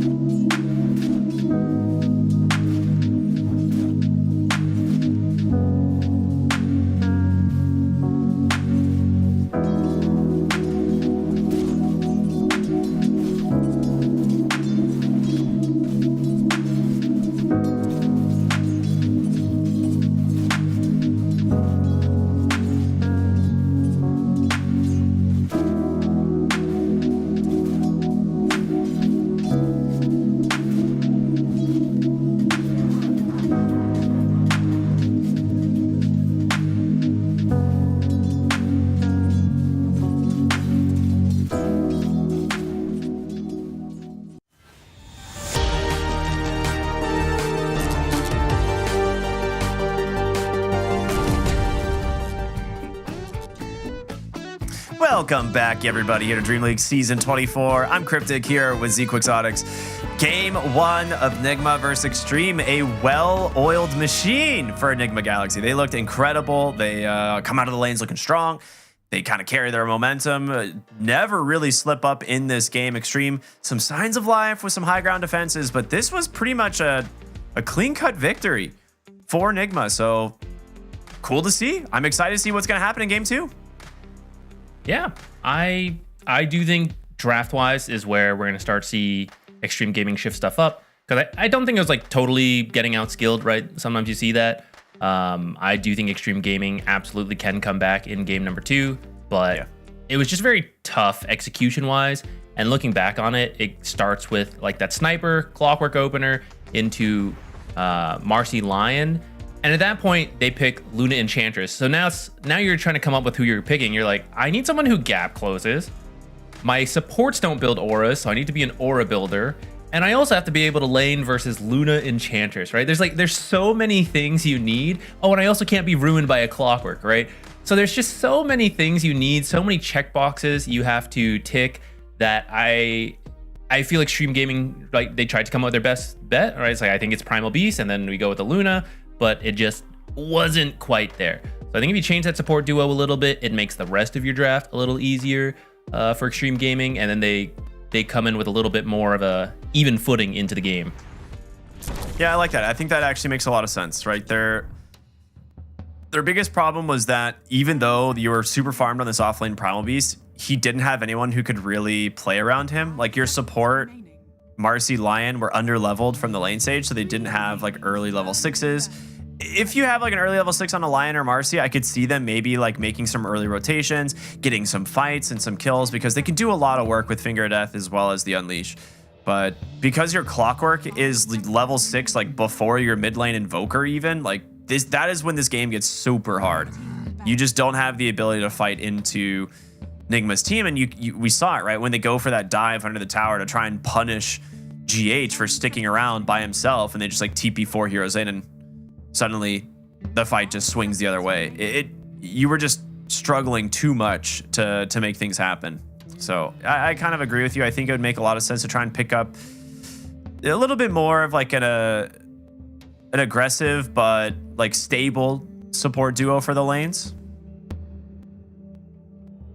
Yeah, and to their credit, I think Nigma made a lot of great early movements from... So, I mean, the first blood, a little bit out of your control, but that definitely helped their safe lane. And then because you were off to a good start, you're able to go move around to that mid lane to put that final touch into destroying the Invoker, right? Like Sniper starts with an early lead, you know the Invoker's a little weak, but then you bring both supports in to run this guy down. And because of that, that experience was so rough, they're gonna ban the Sniper, but it means we actually see the Puck response for the Invoker, which is actually something we almost never get to see. Every team that wants to play Invoker bans Puck. I agree. That being said, XM is definitely known as one of the scariest sniper mid players. So it's true. It's one of those things. It's like, do you want to play against his sniper, or are you more willing to give the Puck a try? So I think after watching the last game, XM would be like, oh, that looked pretty good. I'll just do the same thing, you know, and suddenly your Invoker's in the dumpster for the game. So Puck, yes, it is a very good hero. Invoker does not have a lot of kill threat against this hero. EMP is mostly useless in lane against it, which is what typically allows Invoker to snowball mid lanes. You talk about this a lot. Not only does it burn the mana so they can't like farm push out lanes mid, but it also prevents a lot of mid heroes from being able to rotate to side lanes, because they just don't have the mana. They don't have the resources to TP and then also use a set of spells. So it's one of the reasons we see the Invoker as a really strong pairing or just like general mid lane hero. And that's why the Puck is almost always banned against it. So Puck, Clockwork, a really strong opener here from Extreme. Very good at finding the Invoker, but we'll see what the responses are going to be. Yeah, you got to be careful, because I mean, we just saw the Invoker for Extreme Gaming last game get rotated on by this Clockwork, the Enchantress. You might end up with some different supports, but at least the Clockwork, he's someone who can come in if Puck can, you know, whittle you down a little bit with some spells. We saw how good the power cogs plus battery assault can be. Something to be careful of. You might want some supports who can match those rotations or punish the side lanes really hard if the Clockwork does leave. Something like Snapfire could be potentially up there. A really good hero versus the Clockwork, but then also a lot of kill threat potentially versus the carrier or the offlaner if Clockwork were to rotate out of that lane. We're probably going to see a Lion here, to be fair. I feel like Nigma are going to go for the Lion or something. Okay, Nyx. All right, this one works. Funny looking too. Lion. Yeah, it is. It's a little bit more of a exoskeleton verse like type of Lion, you know? Got that same burst idea though, the same like Midas Dagon build I see in my pubs. same thing. Yeah, I think with this idea, you have really good ways of the idea that kind of with the Lion was like you need someone that can open on the puck, right? And having like a blink on Lion or even just like an Aether lens if you have vision can be enough. But Nyx Assassin is also very good. If you happen to, catch the puck on an illusory orb with the spike carapace from Invis, it's pretty much a guaranteed chain stun. So I like the idea here. See what they want to pair as well, though. Yeah, I also really like it with Invoker. I think one of the best ways to make Invoker look good, which this is already Sumail Invoker, so already looking good, but it's to set up Sunstrikes around the map. And Nyx Assassin, so now that he has the Dagon build, he sometimes does just one-shot heroes. But in the past, and it can still happen even with the Dagon build, you don't quite have enough damage to finish someone. You do like 80%, and you just need the last little bit. But it's hard to get teammates to go with you because you're just invis scuttling around. But now Invoker with the global abilities, like you just find him, I drop Sunstrike, we finish the kill, I look great, I steal your kill, right? It's a win-win for everyone. And Nick's like, wait, hang on, you're stealing my kill? It's like, yeah, it's fine. So I really like that pairing. And then we see the Pugna now, who's actually pretty good versus Invoker because Invoker just goes through so much mana, you destroy yourself on Nether Ward. But now it's going to be on your team. And in fact, you'll get mana back from the Pugna. So looking good so far. You might need a little bit more active heroes to go with the Nyx. Invoker with that right-click build, not so much nowadays. Might need like an offlaner who will help you catch this puck. I've seen Pugna have a lot of impact in games lately, and so I'm a little bit curious as to how they plan to address it, because you need to find the Pugna. Who is this hero? What? Is this support Juggernaut? Okay, nope. I like, maybe I was like, all right, they're cooking. It's going to be like a 4-position jug, right? Surely. Okay, I don't have any analysis for this one, so I'm going to just let you talk about... I mean, I've played a lot of Jug in my life. He's one of my most played heroes of all time. Why am I doing the analysis then? What the heck, Ricky? I mean, like... How many times do you think I've played Juggernaut? I'm just a support player, man. Okay, yeah. Okay, maybe they know something I don't. Maybe they know something I don't about this hero right now. Because I'm going to be optimistic, From my perspective, Decrepify is really good versus Juggernaut because you have... Like, you try to Omni-Slash someone, you get Decrepified. You could argue, okay, you Decrepify, you get the spin damage, I guess. But then there's also the Nyx, which Juggernaut loves to be able to push aggressively, spin TP out. You can kind of do that because Nyx doesn't pierce the debuff immunity, but Nyx is Invis. So if he stuns you out of Invis, you don't get a chance to react with the spin, and you can potentially be killed while trying to push aggressively. So I don't fully understand the Jug, especially when I feel like... I know like Luna's out of the pool, but there were still some other carries you could have gone for. Dude, they're cooking, all right? I'm going to let it slide. I'm not going to think too much into it, but I will say this. This is like the best Morphling game I have seen in a very long time. A lot of people forget, like, yes, you on paper, Puck is very good against the Morphling, but what ends up happening a lot of the times is the Morphling will turn into Puck, Waning Rift, and just instantly kill the hero. So now you have a silence coming out from the side of Nigma that you can pick up, which is great against Puck, but also against the Juggernaut, preventing things like Blade Fury. And he can also just steal Blade Fury and TP out himself if he wants. So I'm very worried about this Morphling for the side of Nigma. It's so good, this game. I also think if you ban out some of the worst offlaners, which we see them trying to figure out who they want, that is going to free up your Pugna to come help maybe the Invoker, maybe you're going to go off lane and just start blasting things, right? Start to maybe match that same pace that Nigma went for last game. It will, of course, depend on these final picks coming up here. For now, the Broodmother, which would have brought a fast tempo. I actually think Morphling does okay in that matchup. Yeah, but it's just the mid game. After the lane, and she's just running through your base with spiders. That's where you're not so happy with Morphling. Because where it looks right now is that Nigma will win the later this game goes. Dude, okay. Not a super popular offlaner, but Night Stalker is also super free this game. For Nigma?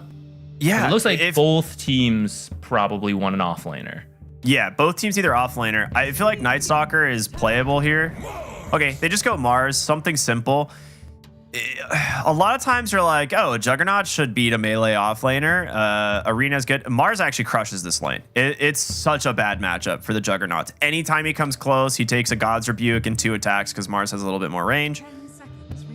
The Enchantress might be able to salvage this. But if it's a Pugna on the 4 position, which I don't know which one is going to be, but I feel like GH is the Nyx assassin typically. You do have the Nyx versus the Enchantress. Jug will be able to spin out of Arena, and Puck will be able to get out of there, so that's some things going for them. But I do think Mars is just that generic initiator that you need. I mean, and maybe there's a better offlaner, but a lot of them were banned, you know, so. Honestly, I did kind of forget about that. I was so surprised about the Juggernaut. I did kind of forget. Like, this is Enchantress into Nyx. So, man, I don't know. I am ready to see what they're cooking here, man. No, man, this ain't it. This ain't it.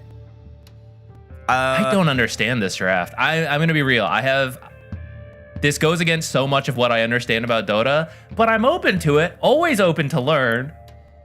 But if it doesn't work, I gotta say, I'm not surprised in the least, man. I'm not sure. Because this lane into Morphling is not great unless you really surprise the Morphling and you get some burst kills. I don't imagine Miracle's gonna let that happen. It ends up being a farming lane, which I still feel Nigma wins late, so they're gonna be fine with that. And they're gonna try to stampede away, and there's gonna be an Arena blocking you. Yeah, that's the part about this I'm unsure of, because at every point in the game, Centaur is threatened by Arena. And that does not feel good. But a lot of times what we see in the Centaur Morphling matchup is Morph will buy an early Vlad's, or even just like a standard, you know, Mask of Death, or I'm sorry, Morbid Mask. My Dota 1 is showing. And Centaur just trades farm in the lane, and Morphling ends up being like the most farmed hero by 10 minutes. And I think you and I have seen this matchup probably at least a dozen times, and I feel like all but maybe one of them has gone this way, where Morphling is just completely free farming. So I'm not 100% sold on the last pick Centaur. I feel like if you're the Morphling this game, he already had a great core matchup into Puck and Juggernaut, and now he should have a mostly free lane, unless they make some crazy good rotations early and slow down his lane. Yeah, you also have... So I do think this, like, you have the burst damage on the Centaur, you could kill Morphling. Morphling could also farm through it. So I think it comes down to the support duos that essentially determine how that lane goes. But you have the Clockwork into Pugna. And I don't know, Pugna's so fast. Like, usually you get on top of ranged heroes, Clockwork, you win. But it's actually so hard to get to Pugna because he is the speedy bone man just zipping around. It's not going to be easy for PYW. And then even if you get to Morphling, you know, level 2, you got Waveform, you just get away. So I think it's going to look like a very tough lane up there. Maybe you just have to do a bunch of creep dragging, which Morphling's going to be happy with. Yeah, what people didn't realize, all that muscle and flesh on your bones just slows you down. So true. Ave is going to take a pretty big chunk of damage here as they're going to try and turn around here with XXS, but a nice stomp out. They still get the first blood. It goes to GH, and Ame not having a good time already in this game. I mean, so here's the thing. Blade Fury, when they reworked it, was really bad. It basically made the game substantially worse, or it made the spell Dota became worse for this. Dota got worse when Jug became not He's good. the face of Dota. He has been, yeah. but they buffed it substantially over like an entire year. Now Blade Fury at level 1, it's like 2 or 3 extra damage compared to where it used to be, but the scaling potential is massive, and the crit from the Bladestorm passive is also very good. Juggernaut can farm absurdly fast. The problem is this hero has no HP items that he builds, and that is where, like, in this meta has kind of put him in a weird spot. He's not a great lane hero, and at like mid game you'll have like Sanj and Yasha, Maelstrom, and like a BKB or something if you need a BKB, and you'll still have like 1800 health at most. He's gonna have less health than Enchantress. Yeah, he will. He'll be like the lowest health hero hero in the game, like unironically. So that's the part that has made Invoke or Juggernaut feel a little bit weak recently. But we'll see. I've seen it played once this year. It was played by Yatoro, and they won. So it's possible. You know, where do you think that Yatoro learned that in the right game? Yeah, I don't know. He might have studied Ame, you know? So we'll see.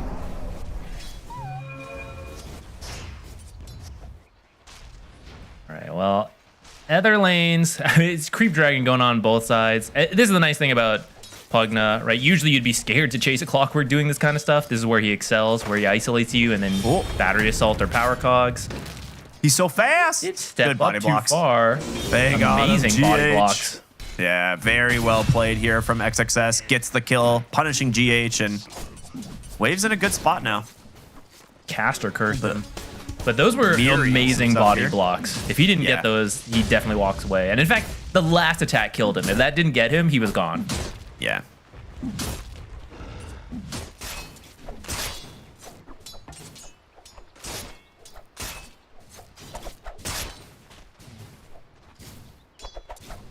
Now, even though he died, it did mean because they were doing that, they couldn't maintain the lane top. Like, usually you creep drag, you do some tricks to make sure it stays there for quite a while. But they were killing the Pugna, so the creeps just did their thing. So it is kind of pushing back in that top lane.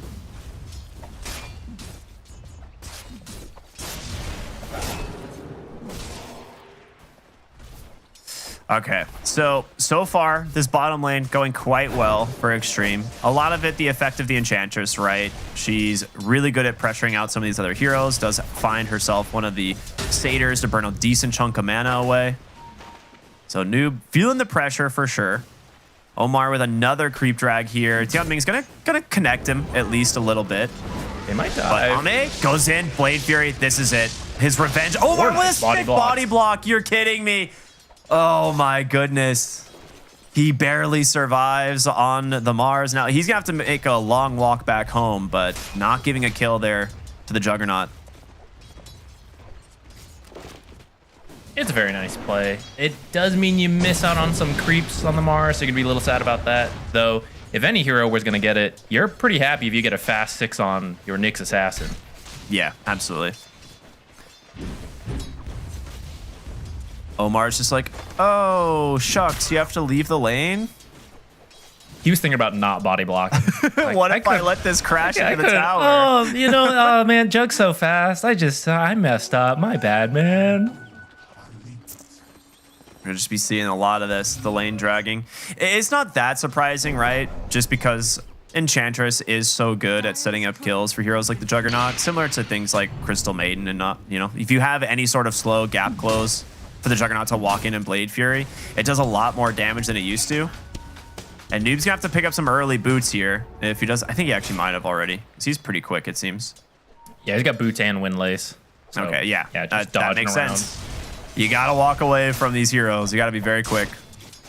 Yeah, Enchantress has started to use creeps that don't use mana as well. And once he has more points in enchant, it becomes easier to make sure you're choosing those types of creeps. But they tend to not be as good as the other creeps, right? It is a downside, but at least Nyx can't just be destroying them instantly.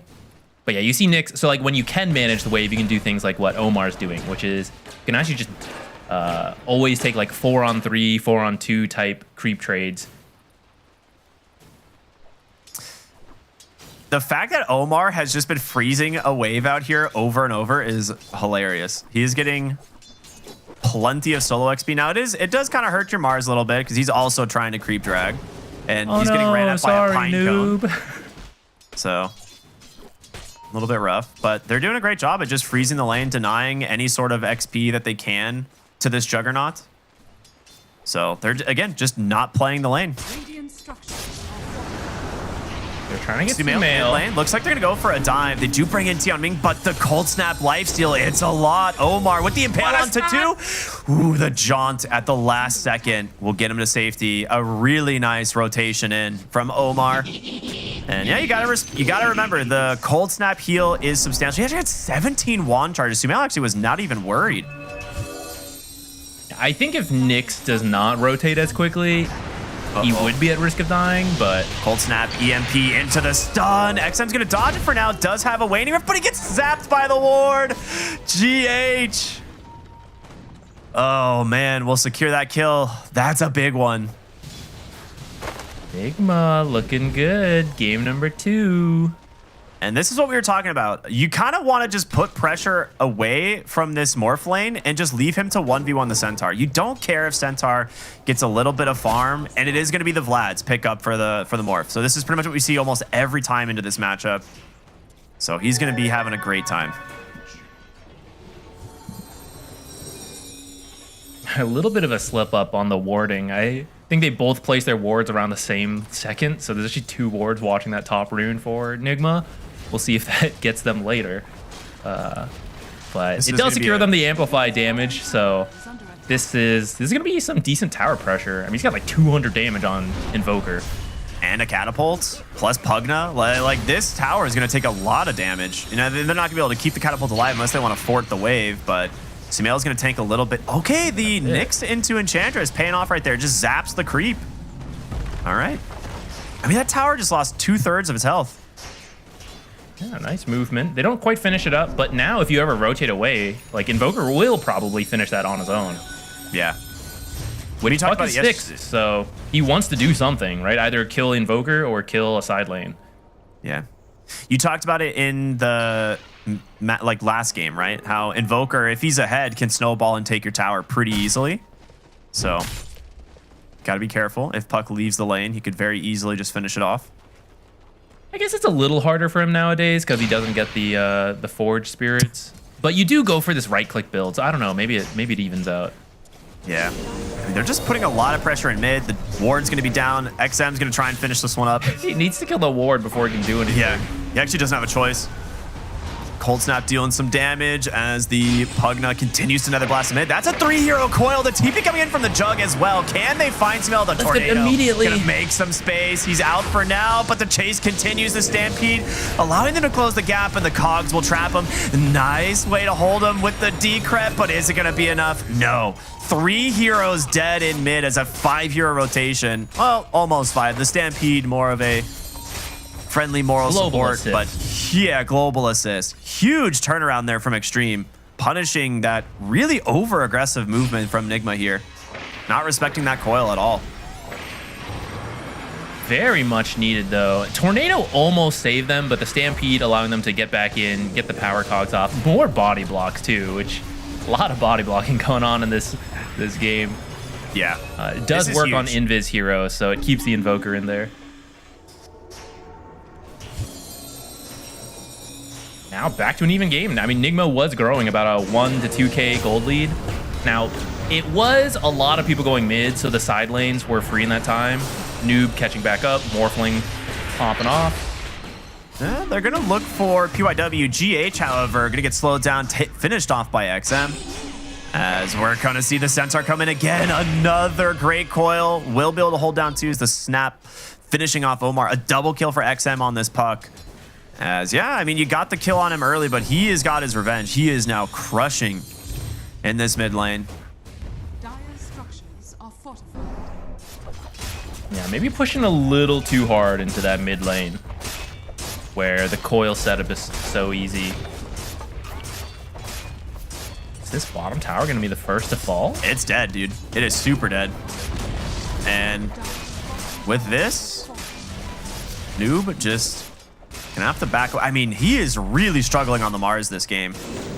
He walks straight into the clockwork. Oh, he is dead. He is giga dead. Surely? No? Okay. Giga alive. Giga alive. Total baits. Arena is available if they want to drop it. Looking for PYW with the cold snap. The tornado comes on by. Should finish the job. Ooh. Saved, however, by a raindrop. Sumail will finish the job, though. Dire's middle tower is under attack. Invis rune All for right. XM. This was scouted out by the double observers, though.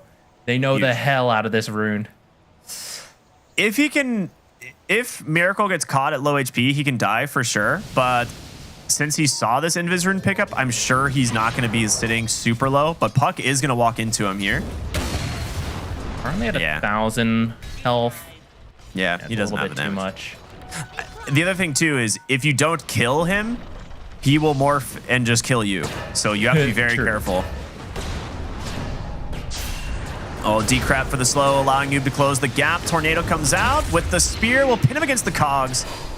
And all they need is a little bit more damage. The God's Rebuke plus one more attack from Sumail finishes the job as they will finally look to finish off this mid lane tower. Took him a little bit, but Extreme Gaming punished them for that movement earlier.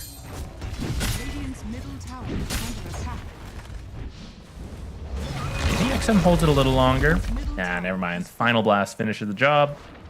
Mars is going to go for a Yules this game. I do like that choice. It's very good versus Juggernaut and Centaur. Even buys you time from like the Clockwork, Puck, Coil. You can go for like a high level snap if you walk to the edge, dodge some impetus shots. So I think it makes a lot of sense to go for. I also think Arena, it's good for Centaur, but not as good versus the other two cores. So maybe that Blink Arena is not as value. I kind of dig that, yeah. Juggernaut gonna go kind of exactly what I expected though, which is the Maelstrom. With the changes to Blade Fury scaling off of attack speed, he's not really a Battle Fury hero anymore, right? So you need the attack speed into the Mjolnir. It actually massively increases your Omni Slash damage output as well as your Blade Fury damage output. So it's probably his best farming item and his best scaling item, besides maybe like a late game Butterfly. But after that, I'm mostly curious about what his item build is going to be. It's probably things like Sange and Yasha. It's exactly going to be Sange and Yasha. So I think this is the part about the Juggernaut that makes me a little bit... We don't really see the hero all that much for this reason. He kind of has to go a specific build, which if it's going to work in that game, I'm down for it, right? This is why we, into the Pugna on sometimes you're like, it's a little bit rough, but Blade Fury plus the Mjolnir will do a lot of damage.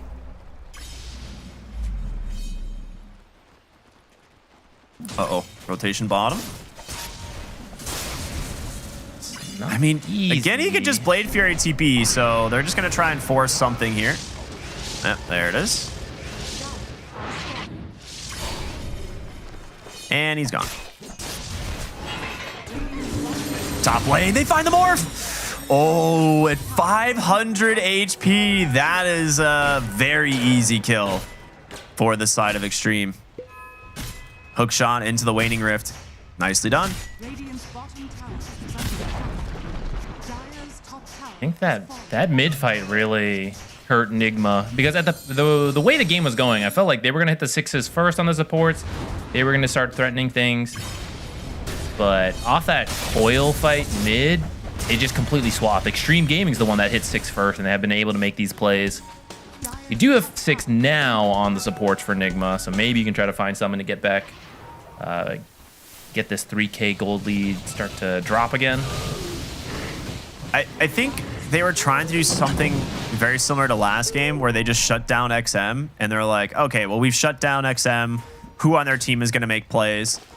But yeah, sticking around too long there really hurt their ability. He bottles up a haste room, but the Arena Spear perfectly timed from Noob, and they will take down the Puck. And Omar, he's got another targeted in sights. Will he go for the kill though? No, he'll back away.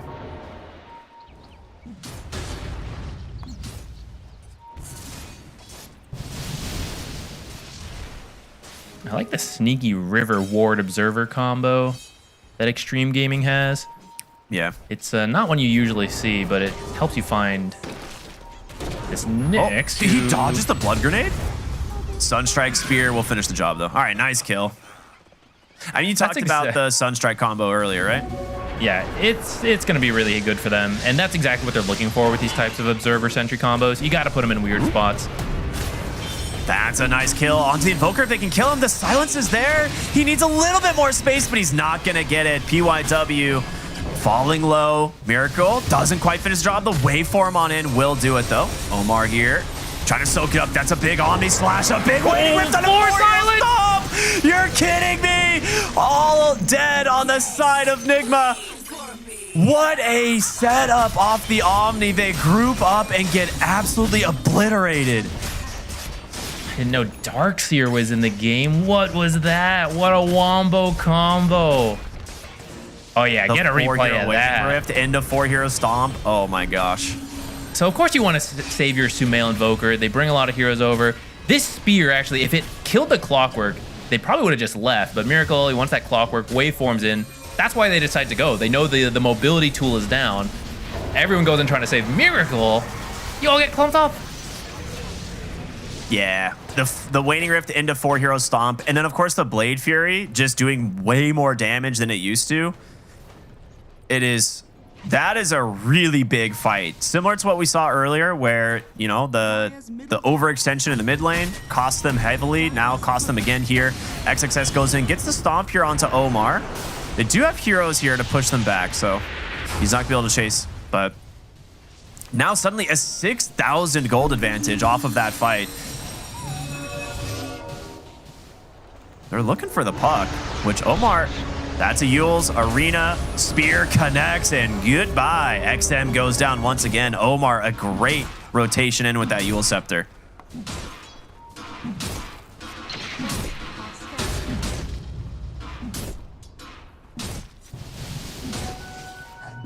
Maybe they can get the bottom tower off of this. It's already half health. Morphling, despite his deaths, is still decently farm. Hook shot in. They found Sumail.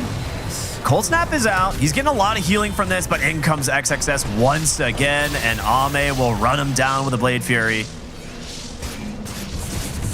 PYW on the Clockwork, making this game very hard for the Invoker. I want to take a moment. We did not understand the draft from Extreme Gaming. They're currently 5K up. I'm still not really understanding it. I don't know. It's working. It's working, but is it supposed to, Ricky? I don't know. I think it's a little bit of a self-inflicted wound by Nigma, because if they didn't really play the lanes extremely well. The Mars lane was kind of a disaster, which is expected against the Enchantress, but the mid lane kind of massively backfiring on that 3-hero coil. And then Morphling, who's supposed to just sit solo against XXS, I feel like he got his Vlad's like too late or something, because he went for a lot of other early items and allowed XXX to kind of just sit in the lane.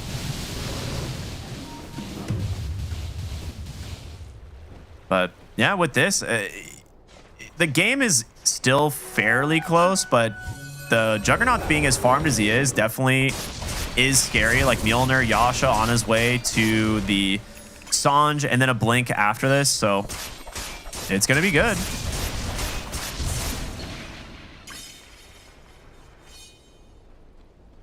See, Nyx is pretty close to a Blink. Maybe that'll help him set up some kills. Some of these squishier heroes.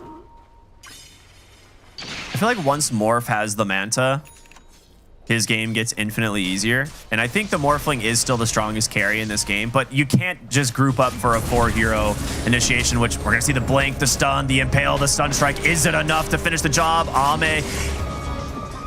Wait. What? What? Oh, the arena was still up. Oh my God. Bloodsport takes away vision. Oh my God. I forgot about this. Okay. Bloodsport removes vision inside the arena, and Juggernaut technically disappears during Omni Slash. So you cannot Omni Slash inside the arena. Okay. At least unless you have someone else giving you vision. Yeah. Oh man, that hurts. He might have turned that around. Like slightly. I mean, I don't think he you still die, dude. He still dies, but like, look how close this arena ending is.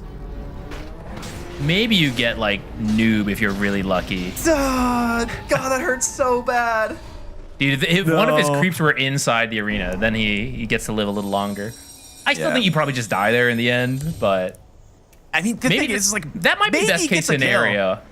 Maybe. That might be best case scenario though. Like in a situation where you would have died anyways, you get to be reminded. It's like, oh yeah, I'm gonna need to have vision inside of arena. Yeah. And at least it's not at some critical fight where you whiff Omni Slash because of that. Yeah, that's true. It's like if you're gonna learn the lesson, you learned it now. But I mean, with Mjolnir, Yasha, and the Omni there, it might have killed the Nyx, even though they forwarded the wave. Like if he gets enough Omni Slash bounces on them with like Mjolnir procs, it could have happened. But yeah, that one hurts. Shard over to GH. It's an okay one. I don't think it's really the best. Maybe Nyx's might have been a little. Well, I guess I don't know how good the break is this game. Well, it's kind of good versus Enchantress, right? Smoke up from Extreme. They're coming bottom. GH might be able to break this smoke as Morphling, sitting back closer to the tier 2, drops a ward. He knows something's up. They are out. They get the Wisdom Rune, and they're just leaving immediately, and they will take the top Wisdom Rune away from Extreme. So really good movement from GH there to pop that smoke and kind of see it coming. Extreme Gaming just a few seconds late on that. Otherwise, maybe you do get to steal the Wisdom Rune or get a kill. They'll at least convert this into a tier 2, it looks like, since Enigma seems happy to just let this go. Okay, Ame got the best jungle item he could possibly get. Something that actually gives him HP, so he has broken the 2K mark. That's big.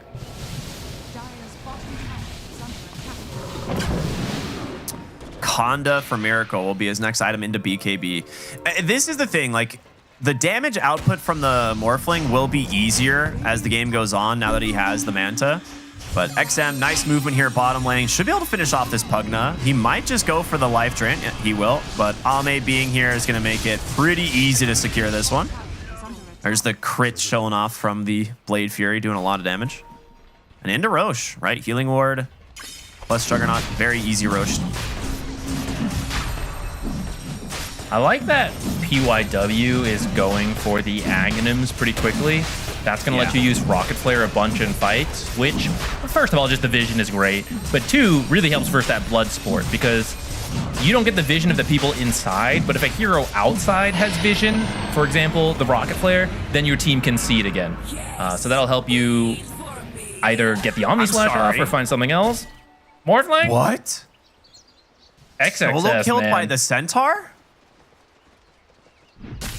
I just want to see that summary, please. 1420 health. What did he? What? He was just jungling and died. He was stomped to death. That doesn't even make sense. As water, he would simply move out of the way. How does he? How did he lose? Did he? Oh, did he take Tormentor? That's probably what it was. Maybe he died to Tormentor and was trying to get away or something. Yep. Okay, I think so. Okay, yeah. Maybe. I don't know. I actually have no Omar idea. did get the shard, the second shard, so that Morphling probably did solo that Tormentor while that approach was happening. Because I was like, he doesn't die to neutrals. He has a Vlad, so it had to be Tormentor. Okay. Mystery solved. Nyx Assassin going down to the mid lane. Nice hook shot set up there as they've got the Aegis, a Juggernaut ready to push high ground. Does have the Blink Dagger finished up now, which is pretty big.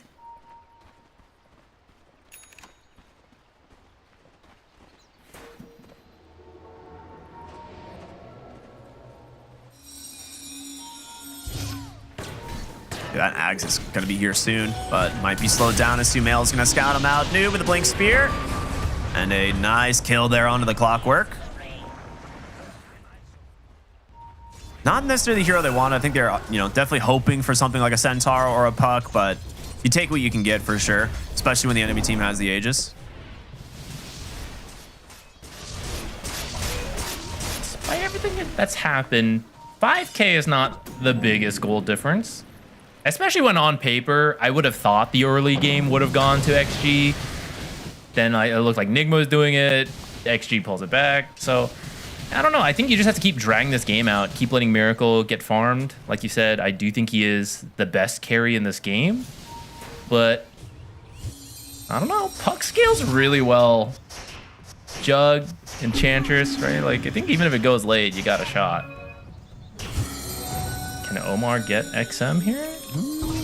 I mean, I don't think he has follow-up. Maybe with the Invoker. Nearly max Sunstrike. Oh, so close. Does he get the kill? Yeah. Oh my god, 100 HP. I think if you get that reflection. Yeah. That might be it. It's tough. You never know when it's going to come out.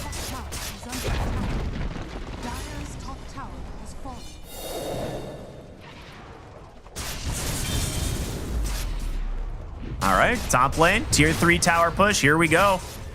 All heroes alive from Extreme. The blink, the spear, the arena. It's caught the Juggernaut. It's trapped the Centaur time of the arena. Oh man, he's got no way to stampede his team, and now it's gonna be Ame. Just reps the Omni Slash, but he loses vision. It goes to the Nyx Assassin. He's gonna try and TP out with the damage there. It's not the Sunstrike.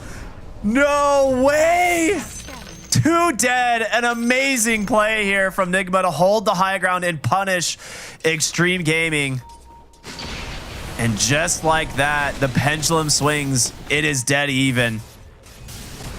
They did not expect Noob to come in from that angle. He was actually a little further back, outside the base. Great catch onto 2 heroes. They split on the Omni Slash immediately. What a 6 on strike by Sumail as well. He cast it right there. Boom. He knew it. Dude. He tried to move to dodge it, but it was just perfectly timed. Sumail's Invoker is so good, man.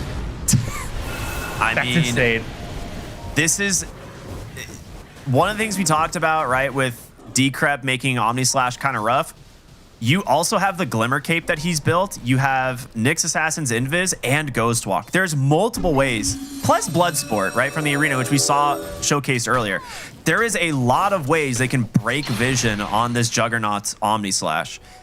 And that's now the second time where we've seen it kind of just fall short, where he ends up not really where he wants to be or doesn't really get the damage out he's hoping. So it's just really good itemization and kind of usage of spells from Nigma here to kind of limit the damage this Juggernaut can do.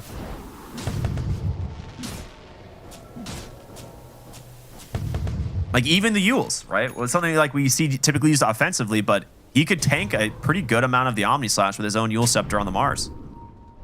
Yeah, I think you'll have to get a nullifier at some point to at least limit some of those things. For now, he's got Lincoln's into Scotty queued up, which I understand. It'll help you versus the Nyx, and then it's very good versus the Morphling. But it does just mean, you know, nullifier going to be very late. If he does Smoke up. Go for it. Do they connect here? They're moving for the 28-minute Wisdom, Rich. We see a lot of teams kind of make this type of movement, but there's a wave at your bottom tower that they're pushing in. And I will say, you got to give props to Nigma. They have dodged out so many good ganks right now.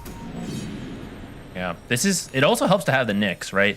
It's not just what you see, but what you don't see. And when you're shoving in one lane and Nyx is looking around, it's like, well, I haven't seen a single hero from Extreme Gaming. Wonder what they're doing, huh? That helps you just get a feeling that something's going on. So playing really well around that.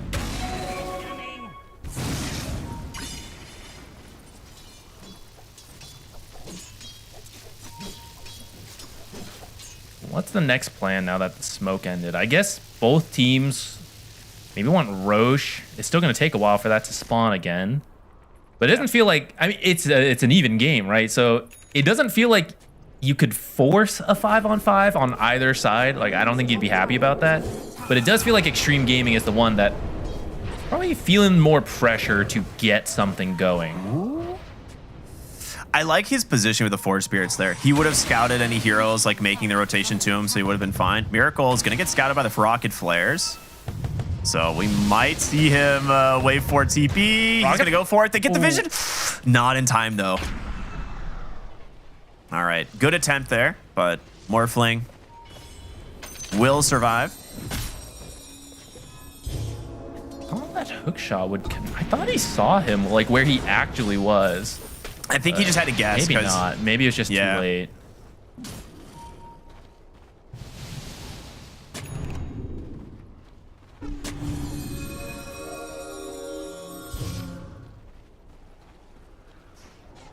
$30-minute rune. Maybe you can get something good right before Roshan could potentially spawn. Ooh, amplify damage.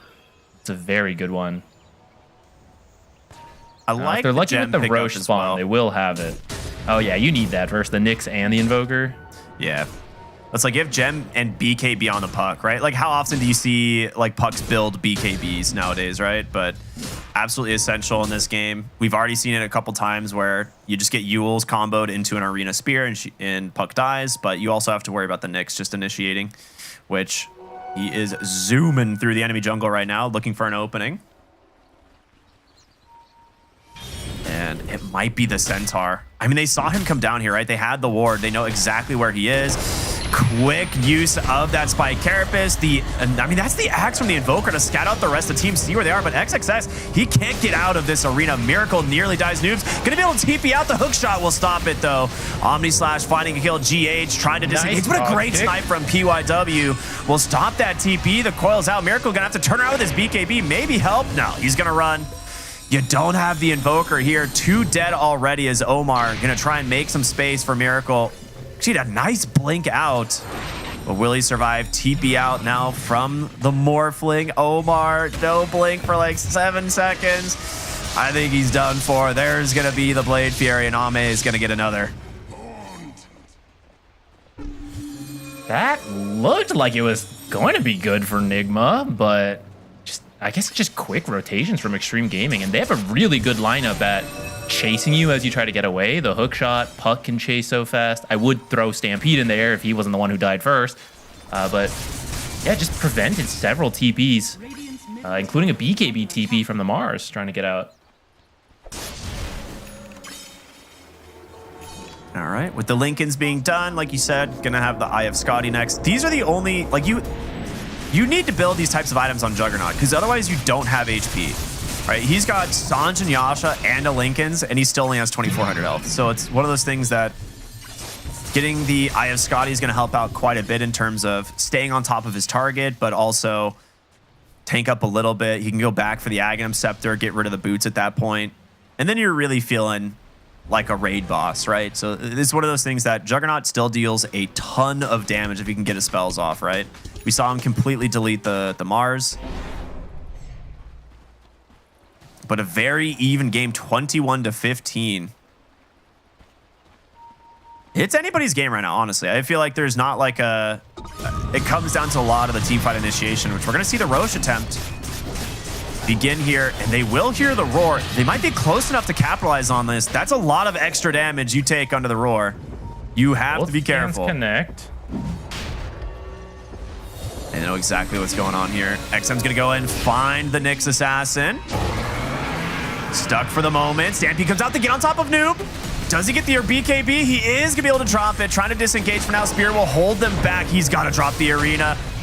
He's in trouble, trying to backpedal here. The arena's out, it's gonna isolate Ame, but on the backside of the fight, the Puck just doing so much work. Finds 3 on the waiting rift, and now Sumail caught from the Omni Slash. Triple kill for Ame. Oh man, the Puck doing so much work in this fight and so much vision from the Clockwork Ags. And the fact that they're scan connected, they knew exactly what angle Nigma was approaching at, which is from that northern angle. So they just, they positioned correctly around that, and Noob just could not find a place to jump in.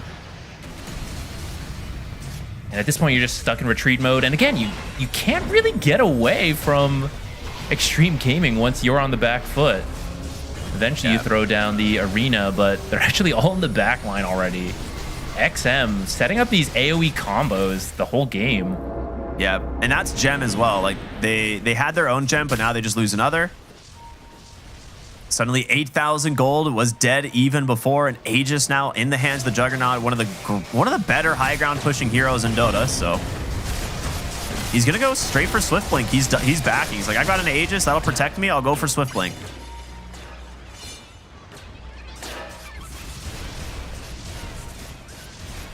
Very swift 9K lead. And you lost both Tormentors earlier, but now stealing them back kind of rights that wrong from earlier. Who still needs a shard, actually? Tianming, XXS. Those are actually really good shards to get if you can grab them.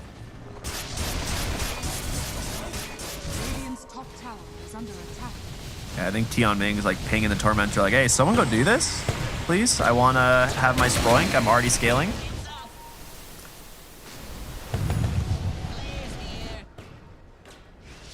All right, looks like they're in a back four right now. So we'll see who gets theirs. It goes to X. Tianming's like, come on, man. Unlucky. Guess I'll just buy it. You'll have to delay your MKB and get your own shard. All right. And he just immediately buys it. All right. Well, substantial lead here for the side of Extreme. Nigma's got to find their initiation onto the puck in these fights. The fact that he was able to blink in, break the smoke, and scout Omar at the exact same time was like best case scenario. And it's all, like you said, all because of the fact that they got the scan off. I don't know if it's just because of how the game's been going, but Nyx has not been able to find a ton of pickoffs, even with the Sunstrike Cataclysm even available to him. Extreme Gaming's just been very disciplined about how they play, good observer sentries.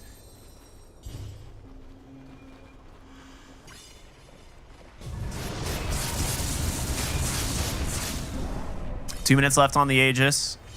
Are they going to be confident to go high ground here once again? That's the big thing, right? Like we saw what happened last time. Their entire lead crumbled away off of a really nice initiation from the Mars. So you need to be careful. You need to respect the high ground threat that comes out of Nigma. You have a lot more tools this time, though. Yeah. There's going to be the banner. Yeah, that will give the vision inside the arena. All right, tier 3 down. Scouting with the Clockwork Ags, of course.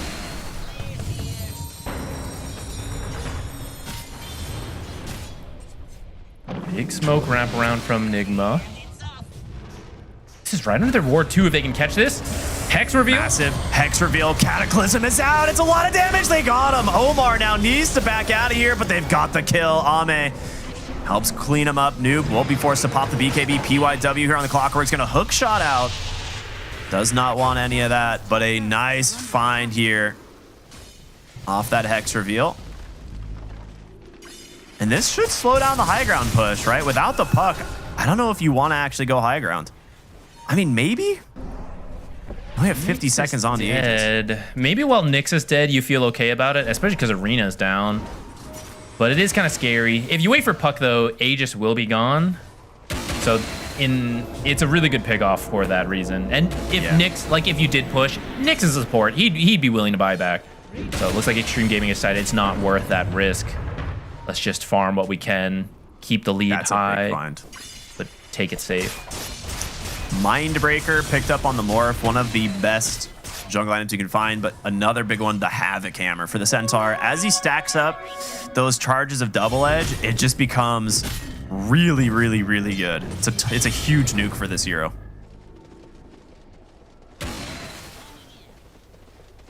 Yeah, this Centaur is going to be doing a lot of damage.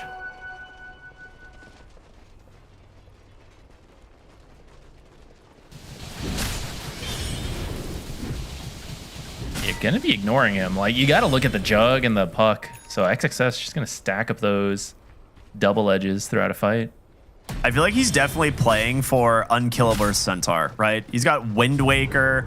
He's going hard of Tarask next. Like, he's just gonna be sitting on like 6k HP and just ignoring fights. Oh, Stampede comes out on the bottom side here. I think maybe assuming there might be more heroes, but GH just running around Invis, just going to try and life drain himself back into this one. The Stomp comes in. Here comes PYW as well.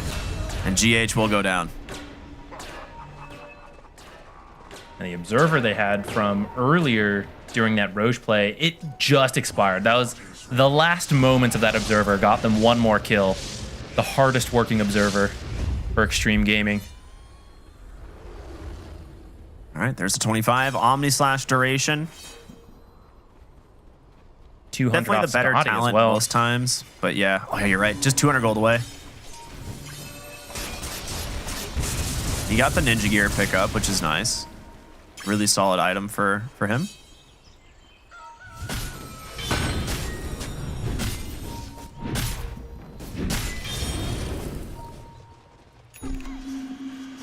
So what can Nigma do right now to try and get themselves back in this game? Because right now, with the Aegis down, Extreme still might be willing to go high ground, but where's the playmaking going to come from? I think for Nigma, your high ground's pretty tough. You've got the Nether Ward, you're pushing into like EMP Arena, right? It's not the easiest. I say, unless your heroes aren't here and Jug just takes a good chunk of your tower real quick with Swift Blink. If you're set up, though, it's not the easiest for Extreme Gaming, and you could slip up. Saw that happen earlier. Was that creeps? Tian just backdoored the top tower, yeah. It was the Troll Summoner. Sneaky. Dude, he found another one, too. But that's not bad. That's pretty good. Gonna do another one. I mean, it can't be understated. Getting a free range barracks means that your creeps will push in, and when you're playing versus a Nyx, and actually even the invis of like Invoker, more vision always helps. Like when these troll creeps start hitting the building, you're gonna know something's happening. There's a very short window you can make this play. Nigma has to go fast. I mean, Centaur is not the hero to open on, especially since he has this Wind Waker. Do they see Ame is the question, hiding on the other side of the tree. They're going to go to the high ground. The blink, the Hex is out. Ame just blinks on the backside. There's going to be the Cataclysm, but do you really want this Centaur? He's so strong. He's just ignoring everything. There's going to be the Stampede away, the hook shot in, the coils trapping them as well. Miracle needs some help and quickly, but is he going to get it? The Stomp is out. They've got the kill. It goes to Ame as now the hunt for Sumail begins. Blade Fury just locking him down. The Force F up onto the high ground, but XM ready and waiting. There's the Omni. Gets himself one kill. Yules will buy him a little bit of space, but 2 buybacks as Noob's gonna die to the Enchantress as well. 3 buybacks. If you don't get anything out of 3 buybacks, what are you gonna do? Gonna lose in about 5 minutes when they take Aegis and come back, and you've got no buybacks potentially. Oh, Noob's been found. That is a dieback. He's gonna pop the Yules for a second here, but he is not getting out. An immediate dieback on the Mars, 100 seconds. Your team fight initiator is out, and they've also found Miracle in the mid lane. Coil actually dodged by the Manta. Hookshot in, though. It's found Sumail once again. Hurricane Pike to get him a little bit of space. The jump in for the Centaur is going to find him. And now it's all up to Ame. Will he be able to just run down Miracle? The Blade Fury is too much damage. They've got Sumail as well. He's doing his best to hobble away, but the Centaur and this Juggernaut are just so good at chasing. Backside of the fight. It's just going to be Omar on doing his best here on this Nyx Assassin, but they've chased him. They've got Miracle. GH trying to clear these waves of... Omar got a double kill, actually. All right, that's kind of sick, but a buyback from the Invoker. Is it going to matter? A 3v5. As they have found the Nyx, finally, Omar with the Spike Carapace gets the blink away. He is making a lot of space, but it's not enough. They finished the job. He's going to buy back into the game as well. The lane under siege here is Ame trying to close out this series. So Omar's going to go in, gets the silence, gets the stun, Cataclysm, everything, but he gets the Blade Fury off, and the damage again is too much. Dieback out on the Nyx Assassin. GH trying to hobble his way back into the base, but the blink in from XXS is going to find him, and Sumail against the world. It's not gonna be enough, and just like that, Extreme Gaming get game 2, draw the series 1-1. Beautifully done. I don't understand Dota, man. Going into that draft, I really did not understand it, but I'm glad we stayed open for it because Extreme Gaming showed, you know, they know their heroes, they know how to make it work. Maybe got some good luck as well, finding like four hero pseudo vacuum to pull people in and get that huge turnaround fight in the mid lane. Yeah, I think a lot, like some of this game was definitely self-inflicted right here. Like they're winning the lanes, they're doing really good, but this fight is a disaster for Nigma. They lose 3 heroes. It's a double kill for Ame, and suddenly, you know, you just have it's a double kill for XM, but you have like a Juggernaut who is crushing the net worth this game, and we're not even going to see the 4 hero like basically vacuum into Stomp, you know, that they had, but a lot of this game comes down to XM's coil and his presence on the puck. One of the reasons we see this hero banned a lot right now, right? Like he absolutely owned this game. Yeah, I also think this support duo was a lot more active, and these are great support players. So even, you know, the start of the game was kind of even, but they just had more playmaking potential than the Lion and the Marcy, as well as just stronger direct laning. I feel like Marcy and Lion are very dependent on what core heroes they are paired with to determine how good of a lane they're going to have and then how much impact they're going to have after that. But this Enchantress Clockwork, much more independent, much more impact this game. A lot of great scouting, the ratting from Tianming, like that final fight that kind of closed that game out. A lot of that comes from Tianming sending the troll creep to that top lane, and they knew, it's like, these aren't being dealt with, something weird's happening. They position so well around that Centaur. They bait the Centaur, they're smoked behind him. So it forces you to jump the Centaur because you know you're on a timer, but that's just the worst target you can find, but you just feel forced into it. Yeah, and Ame was positioned really well too, right? Like hiding on the other side of that tree line, knows he's not going to be inside ward vision. The fight breaks out, he immediately Blade Furies the back line and forces the Morphling's BKB almost immediately. And it kind of just frees up XM to do whatever he wants. And, you know, I feel like the Morphling lane should have gone a little bit better. It's one of the things we see typically against the Centaur, but again, I think Nigma putting a lot of pressure on this mid lane, trying to shut down XM, and with how heavily it backfired, it slowed down their progression pretty heavily. And then the couple solo deaths, actually, that we saw from Morphling this game, right? Where he gets picked off in the jungle, I think at 500 HP, and then dies again solo to the Centaur, right? Really good rotations and recognitions from Extreme, but those are just the types of deaths that I don't think you're allowed to have in this type of game, being as close as it was. Yeah, it's bound to happen, you know, if you play enough Morphling. Like, everyone's human, but very, very costly this game. But I mean, great on XXS as well, like finding that kill on the Tormentor, right? I feel like he had a great game, great series, honestly. In matchups, we didn't think we're going to be that great for him, even though he did lose game 1, right? He came out of that lane quite farmed, right? I think he did quite well despite not having the best setup. So yeah, just great performance. It does end up being a 1-1, right? Even though they get the final say here with the win on Extreme Gaming. It does go 1-1, so, you know, maybe not too upset about that at least. I think it's important to get yourselves the 1-1 so you don't fall to those bottom 4 teams, get eliminated as we go further in this group stage. Yeah, absolutely. Now, I believe we are going to be going to a short break, and then we'll be back with hopefully an interview here with Extreme Gaming, everyone. So stay tuned. We'll talk to you soon.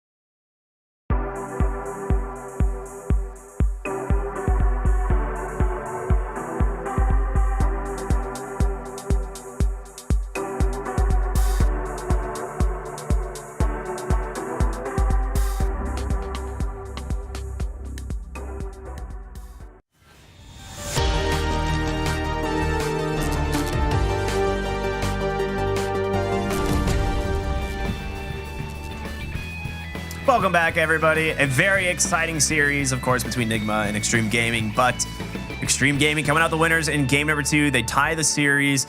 A very, very convincing performance. And yeah, I will say I'm very excited to speak with them, man.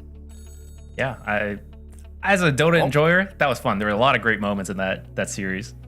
All right, well, let's do it. Let's go ahead and chat with XXS from Extreme Gaming. First off, congratulations on a very great game number 2 and an overall really good series from you. 首先 SSS 恭喜你们，就是打出了一个很精彩的1-1对阵这个 Nigma 3队。谢谢。Thank you very much. Yeah. So I gotta ask about the matchups, right? In game 2, you go for the Centaur last pick into the Morphling. We've seen this matchup kind of go both ways. Sometimes ends up more favored. I don't know how you did it, but you made it look so like in favor of the Centaur. So I'm just curious, like, how do you feel about this matchup going into the lane? 就想问你有关一些 BP 和对线方面的一些细节问题吧。就是第2场，就是你们战队不是给你最后一手选了一个人马嘛，然后对线的是对面的水人，就是这个主播就说，正常情况下，这种对线算是一个偏向于5-5开的吧，就是基本上就是看个人选手技术了。然后，但是你那场就是完全把对方给碾压了，而且碾压的轻轻松松。就想问你，你是怎么看待这样的一个对线的呢？我感觉人马和发条打古法和水人其实挺劣势的吧。然后我感觉主要是到6-7分钟的时候，他水人选择去发育了，去小世界打野了，然后没有压我，没有对我的防御塔有压力，所以我就是后面比较顺利吧。I think that in a matchup where it's Centaur and Clockwork against a Pugna and a Morphling, it should be like we should be the ones having a really bad time, having a really, really bad lane.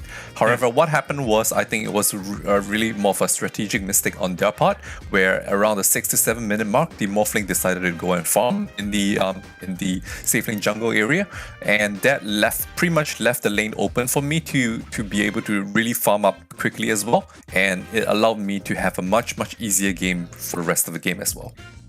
Okay, perfect. Thank you. Yeah, we didn't quite see that because we were watching a bunch of other stuff, but that makes sense. And yeah, really good recognition. Zach, do you have a question? Yeah, you guys had an amazing fight in the early game in that river where there was a 4-hero silence into your stomp. Your team tipped you a bunch. Did you make that call? What was going on at that fight? 就是你们前期的时候，当时有一波就是有波团战打得非常非常成功，然后好像是4人沉默，然后直接接你一个，就是踩到了很多人，然后就想问，当时你们整个战队就好多人给你打赏，是因为当时那波是你主动就是要求他们来打的吗？我肯定不会要求队友打赏我啊，那波就在我跳刀还剩2秒的时候，我就感觉我要踩4个了，因为那个路口很狭窄。然后我踩了4个以后，毛哥说是他的功劳，我说你不沉默，我应该也能踩4个，然后我们就 battle 了一下，然后就这样。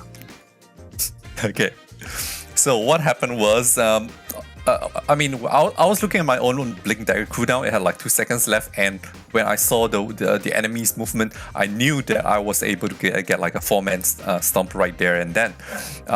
So I went ahead and did it, but when I did it, what happened was XM, because he had the 4-man silence right before that as well. So he was saying that, this was all him. And I was like, dude, even without your silence, I would have stumped on like 4 people. I would have gotten a Ravage right there and then.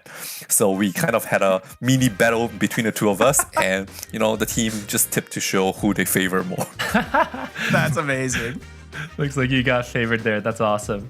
Okay, then speaking of really cool plays in Dota, I want to know, there was a really cool Sunstrike that killed your Juggernaut, which I'm sure when you're in the moment, that doesn't feel good. But is there a part of you that says like, oh, that was a really good Sunstrike. That was really nice. 就对面当时有一波，就苏特卡尔也是成功的秀了一波天火了，把那个萧瑟的主宰给干了嘛。然后当时当然你们的1号位就是死掉的话，肯定是不是一件好事情。但是当时心里面有没有一点就是敬佩之心，感觉哇，那天火确实挺屌的。就是在打比赛的时候，看到对手或者队友有一些比较精彩、比较牛逼的操作，大家都会比较激动吧。哪怕是队友被炸死了，也不是很难受吧，就感觉我操，对面有点强，就这样。Definitely. I mean, even though it is a tournament game, even though there's a lot of things at stake, but whenever we see, very cool plays or very just sick plays, even when we're the ones on the receiving end, yes, it feels bad, but we definitely will also get excited to see, something really cool going on in our games, and we'll be like, wow, that was awesome. The love of the game, dude. That's sick. Yeah, that's awesome. Ricky, you got anything else? No, I don't want to take up too much of your time. So XXS, I just want to say thank you so much for joining us and best of luck tomorrow in your next 2 series. We're rooting for you, man. It's cool to see you guys doing well. 就是非常感谢你，也不占用你更多的时间了，也祝你明天好运啊！这两个直播的也都非常支持你们，非常支持你们战队。OK， 谢谢 ，Thank you， 拜拜 ，Thank you，Thank you。 Awesome. Yeah, it's so cool to hear from him. I love the fact that he's like, yeah, we respect the good plays. It's super cool to see the love of Dota. It persists even when you're on the kind of the receiving end of, the enemy's really cool plays. Yeah, I think you've got to. And there were so many, like the Sunstrike comes to mind, but there's that huge jump in the mid. A lot of great body blocks too, I remember in this one. So yeah, I think these high level players, it's even more, right? Because you know what it takes to make these plays, the mind games. So when you see it, it's cool. And it's nice to see, you're not just like angry at your opponents, it's like, okay, well done. I appreciate that. They made some sick plays. I mean, it's so funny that they were like, XM and XSS are like arguing like, no, man, I was the one who made this play. That's my sick play. And then they all tip the Centaur and he's like, all right, yeah, see, I was the one who did it. Yeah. That's good so mental funny. state. Good mental state. Yeah. Not too pressured in the game that you can make those kind of jokes while it's still going on. Yeah, I'm glad they had fun, and a great way to end the day for them is they've got several more series coming up tomorrow. But for now, we are going to be thrown to a short break. We'll be back with our final series here, Palanecha versus Spirit, and excited to see how this series is going to go. So stay tuned, everyone, for more here on Dream League Season 24. We'll see you in just a bit.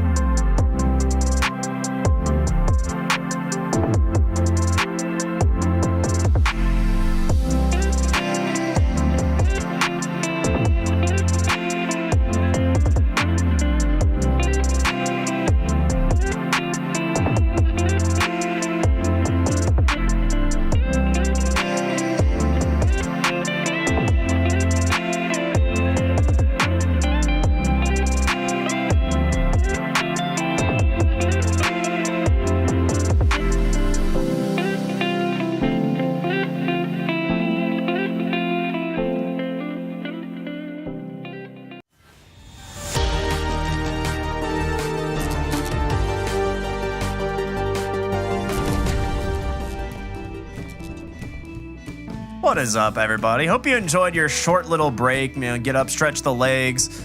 But we're going right into another series. We've got a banger coming up next. Extreme versus Nigma was a lot of fun, but we have got so much good Dota here on this group stage. So talk to me, Zach. Let's introduce who we got playing next. Got Palinatia. I'm gonna, if we can get an interview with him, I want to make sure we're saying that name right. Palinatia, yeah. Palinatia. I think a lot of people are pretty excited for them.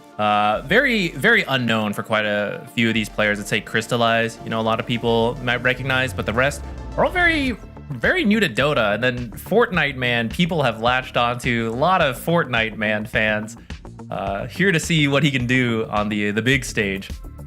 Yeah, which, if I'm not mistaken, we might have a little bit of a content piece with said Fortnite Man. So let's go ahead and take a look. Fortnite Man. The man, the myth, the legend.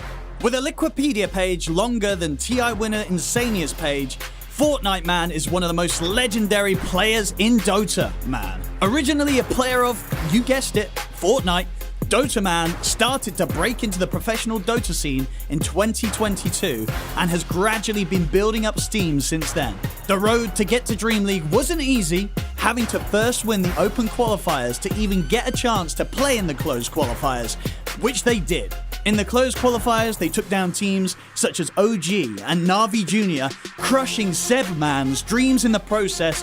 Fortnite Man and the Ukrainian-bred team worked incredibly hard to get here. GG called Palinatia, a stack that's come up rising stars. A relatively unknown team has come through this qualifier and slapped down some of the known players. This is where the big chance to really prove yourself as a team and a player starts. And hopefully Underdog Man will really show us what he is capable of in this season and complete his transformation to Dream League Man. If Fortnite Man named his team after bread, and if that bread rises in the oven, and in Fortnite you build upwards, you literally rise, and if he's playing in Dream League, and if when you see a cartoon of a dream, it's rising out of your head, well then it's clear to me and everyone else that Fortnite Man and Palinatia are rising to the top of the scoreboard and winning the whole goddamn tournament. I'll be honest, this is the first time we're seeing any of these content pieces, and these are god tier. These are so good. Fortnite Man, soon to become Dream League Man, soon to become Champion Man. Who knows? I need that to become their team motto. Like bread, we will rise. As bread, we rise. Yeah, this is good stuff. I mean, this team, there's a lot of hype built between them. They've got some massive opponents in this event. They've got some proving to do, right? Like, they're off to a little bit of a rough start right now. 0-4 currently up against Talon and Waska, which Talon and Waska are currently sitting at the very top of their group. So, you know, not something to be super ashamed of by any means, but they've got to prove themselves here up against Team Spirit, their opponents, and try and get themselves some wins. Because I think there's a lot of people that love rooting for an underdog. I'm one of them. And, you know, Palinatia coming out of, like they said, the open qualifiers, getting that victory royale. It's nice to see what they can do. Team Spirit, though. Talk to us, Zach. They're so good. I mean, I think everyone's quite familiar with several of these players on Team Spirit, but they did have to make a bit of a change going into this year. So they've got Rue, Malik, and Satanic coming in to play with them. So you have that TI winning experience, but you also have some new players to it. Some of them have a little bit more experience. Some of them, like Satanic, still quite new to the competitive scene, just like a lot of the Palinatia players. So kind of some new, a battle of new blood led by the more experienced players. But, you know, I'd say a lot of people probably would favor Spirit going into this. I'd agree. I think a lot of eyes have been on Satanic recently. He's been the hot new carry coming out of Eastern Europe, originally off Yellow Submarines, which was a kind of a team that you and I actually got a chance to cast a lot of in some smaller events, and we saw Satanic just crushing. So it's not super surprising to me that he's getting a chance to stand in on Spirit here while, you know, Yatoro / Radon takes a little bit of a break post TI. So I'm glad he's getting the experience. We'll see if he gets to stay. I think he's insanely talented. I think a lot of people think he's insanely talented. So this is the proving grounds. curious where they're going to go with the draft. We've Nice seen some of these. This is not what I expect. Some of these bans are a little bit more focused on maybe some specific things the players like, which I do want to take a moment to talk about. I heard in the content piece, like, a lot of these players just entered the Dota scene relatively recently. Like 2 years is a lot of experience for many other things, but as a competitive Dota player, it's really quite young. Which means maybe you haven't had as much time to develop really deep hero pools because you were playing Fortnite before, while some of the players on Spirit have been playing Dota for like 5-10 years, you know? There can be a very big difference, and sometimes because of that, you end up playing more heroes you know, like a callback to like ATF. When he came into the scene, he had like 3 heroes. Now he's played longer, he's grown that hero pool. Because of that, we might see a little bit more specific bans rather than the more generic meta that we've been seeing. I think right now, like based on the draft, I do worry for the Clockwork or for the Shadow Fiend pick already, because you get the Clockwork, which is one of the best counters to the Shadow Fiend. It's also a little bit of a deny pick, not wanting to give them the Clockwork SF. You could still go for the Tusk Shadow Fiend, but the Clockwork is just always so good at finding the Shadow Fiend and taking him out of the fight. Even when he has BKB and you want to go for like BKB Requiem play, you just get caught from the hook shot, and then you're the, you know, if they have other heroes and can close the gap, they just get on top of you, and your fight's kind of rough. So as expected, they actually ban out the Tusk here. Probably the next best matching for the Shadow Fiend. Now, something we don't see that often, but we saw ripped in game 1 of Extreme versus Nigma is the Marcy. It's another hero that can play with the Shadow Fiend lane fairly well. Yeah, and I think you might need to grab a support pretty quickly because quite a few have been banned out. It's like mostly supports and then some off lane / mid, and then the random alchemist. Yeah. So I like the Marcy, but we also saw in that earlier series where it can struggle versus the Clockwork. I do think Marcy and Shadow Fiend is a much stronger lane pairing than Marcy Spectre, so at least you would, in theory, win your laning stage. Now they're going to go for the Doom, which is interesting, revealing 2 cores pretty quickly. Maybe they're worried about the Morph. They banned the Medusa, right, into the Doom pick, which makes sense. But maybe they were worried about a Morphling pick for Satanic, since he is an insanely good Morph player. And it's pretty solid into heroes like the Shadow Fiend. Mm-hmm.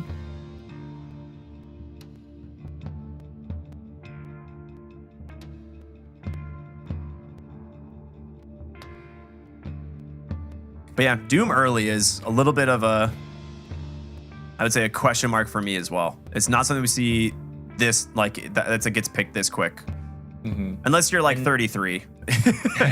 Yeah, which maybe they're trying to replicate. But I will say, being underdogs and being a team that's relatively newly formed, I don't believe they have a coach. And the coach often helps a lot with the draft. So when you have to be both a player and a drafter, it can take a lot out of you. And sometimes you can get out-drafted by a team like Team Spirit, who has a dedicated coach who has a ton of experience in it, right? Now, of course, the players are involved in the draft, but it helps to just have that extra mind thinking about it, helping you plan out exact order of picks and how to adjust. Okay. We're going to see the Clockwork Luna lane, now the Hoodwink picked up for the position 4. Not revealing too much for that off lane. But it's a lot of control between these 2 supports, right? You get some good team fight between them. We're going to see the Snapfire come out. Something you and I have been wanting to see more and more. And there she is, man. The Marcy Shadow Fiend lane. Okay. This is cool because you get the Snapfire into the Clock lane, which is a great counter to the Clockwork. And you now have the Marcy with Shadow Fiend, which is really difficult for the Hoodwink to play into. So you got to pick something in your 3 position that can somehow salvage what is already a pretty difficult lane. Maybe something... Okay, Primal Beast works. You can't just get disposed mid-trample, though, which makes it a little bit rough. Yeah, it could be a mid Primal Beast as well, but I think this is a lane you can just potentially creep drag. Essentially, if you see, that's too strong to deal with, don't deal with it, right? Just avoid it. You get that option as the offlane. Primal Beast, a fantastic offlaner, doing it himself because he can trample. But even Hoodwink can kind of do it for him, since Shadow Fiend's not that mobile, really just wants to stay in the lane. And Marcy can kind of chase, but if she doesn't have a bunch of creeps nearby, right, the rebound needs a target. Like, she doesn't do much on her own. So she's not the worst hero to have to creep drag versus compared to like the Clockwork or Tusk, heroes like that.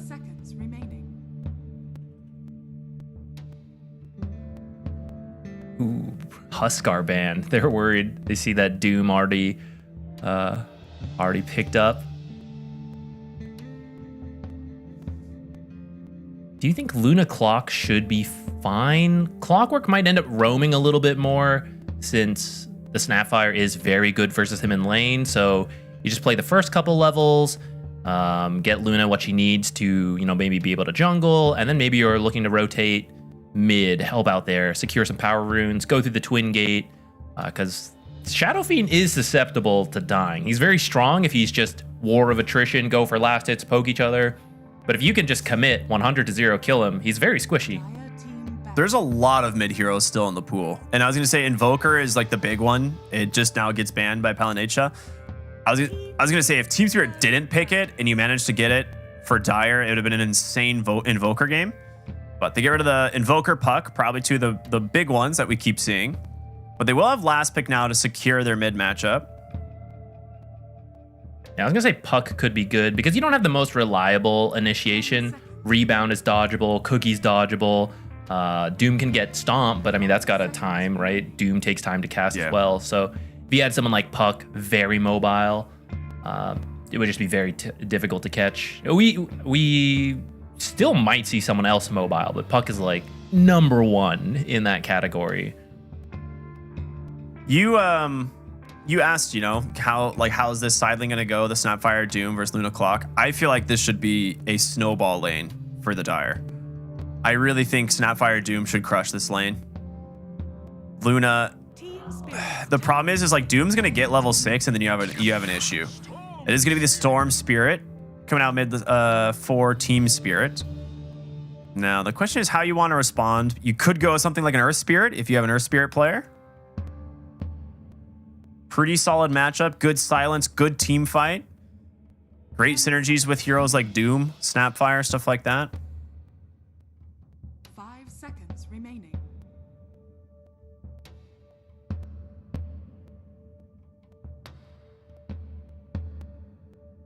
Otherwise, you could throw it back to like a Lina, or a Queen of Pain if you wanted. I feel like you want someone who's going to initiate a little bit more. I mean, if you want to just lean into shutting down the Storm, sure. But even if Storm has a bad game, you got Clockwork, Hoodwink, Primal Beast. There's a lot of heroes who can start things for Team Spirit. Yeah. On your team, like, these heroes want to follow up oftentimes. Like, Snapfire needs someone to go in so she can then launch the ultimate. Doom, if you see the right Doom target, sure, you'll blink Doom. But a lot of times the right Doom target won't show until the fight starts. So you need someone else to go start something. And it's not going to be SF. So a mid hero who does well versus does well versus Storm, and then can be the one who initiates these fights, I think is what you want. I'm in for Earth Spirit. Okay, Pango. Pretty much exactly what you described. Good way of initiating fights. Now, he will need to build the Lotus Orb eventually because of the Primal Beast, right? We saw it in the earlier matchup. Early on in the game, his role got stomped by the BKB of the Primal Beast. Eventually, the Lotus Orb comes out, and then there's no stopping it, right? Outside of hook shot and trapping him in cogs or something. But this should be a pretty okay matchup in the mid lane, and Thunderbolt has just risen in terms of how strong it is early game. Like that first Rolling Thunder is pretty much a guaranteed kill with the chain stuns. Yeah, and it helps a lot versus a hero like Storm because the old role could chain stun slow heroes. It wasn't really chain stun, but they couldn't get away far enough so you could hit them again. But Storm, if you give him a window to zip out, that's it. It's done. But Thunderbolt is fast enough that you can actually chain stun, like you said. So in that direct matchup, it does tend to be good, at least in the early game. But there is a Clockwork who will make your life annoying. Like even if you build a Lotus, stuff like that, he's going to drop the power cogs. Could work against you, actually. Like it depends what happens, but it is just something to watch for. Pango ult is, it's so unique that there are still parts on the map that it's like, I didn't think I could get stuck here. Like, power cogs pushed me in a weird spot. It does happen. So we'll see how much this Pango can get done without getting ruined by the terrain. Man, Satanic's got the Luna set I really wanted. That thing is so cool. It's a good one. It's cool. I'm, teasing chat right now because I can't quite see it, but you'll see it soon. Very good. My favorite part of Dota is playing dress up, like just putting cosmetics on my heroes, being like, which combination is the best? That's how you win. Yeah. You can't win without cool sets. Yeah. Back in the day, there was a pay-to-win advantage when you could lag the game with 1 billion PL illusions. You're like, I have a better computer, and there's too many things on your computer now, so you can't deal with it. Good thing PL's not in the meta. Yeah, dude, when was the last time we saw Phantom Lancer? They keep buffing the facet, and it is so close to being really strong, but that is one of those things that, like, it will eventually just be a tipping point of PL's never picked, and then suddenly is in every game. Yeah. I think it's also not just like a hero thing, but just the meta as a whole. There's a lot of heroes good versus him, and then like the speed of the game is too fast for a lot of these illusion heroes to eventually reach that critical mass. Absolutely. My favorite facet, the lasting presence, something that we have put a lot of focus on because this is one of those facets that when you do not respect it, it can massively backfire. Suddenly you're like, okay, well, I mean, it's a little bit of minus armor in fights, and then it goes from being like 7 AoE minus armor to like, I don't know, 20 out of nowhere. Just like a few heroes die, and you're just like, well, our whole team is dying. And it synergizes really well with this Pango pick more so than, what I was theory crafting before, because this whole hero is physical damage. So when you consider that, like Rolling Thunder, Shield Crash, Wash, like these abilities get a lot more effective with the minus armor of the Shadow Fiend. So if you start to win the fight, you win the fight even harder. Yeah, you got... it's always... Like, one source of negative armor is nice, but when you stack them is when they become really good. These are not the easiest, but you will have Blightstone and Lucky Shot. You'll have Little Shredder, which can lead to these... You focus one target, get them killed real quick. That can be enough. Ooh, that's going to be what looks like a dead Marcy. The raises do come out, but yeah, first blood for Rue here on this Hoodwink. As looks like they're going to aggressively block the bottom lane here as well. So they want to make sure this goes into the tower. Now, the question is, will the Luna make it in time to block the other wave? Yeah, it looks like he's got the space, and Snapfire not here quick enough. Full board can do a lot of damage, though. Okay. Nicely done. The wave will crash into the tower, and should help them pull the lane back in their favor. Hey, we'll have to be a little... Since Luna lost so much health, otherwise maybe you can like push for level 2, play aggressive, but missed enough health that you'll have to be a bit careful at least. Make sure you don't die while the lane's pushed up here. You have Clockwork though. Clockwork should be able to protect Satanic until she's tangoed up.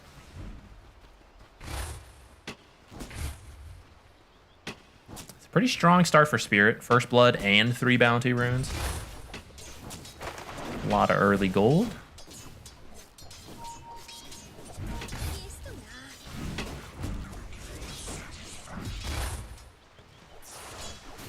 One thing we see a lot of times out of the Snapfire Clockwork matchup is like the early point in Little Shredder, right?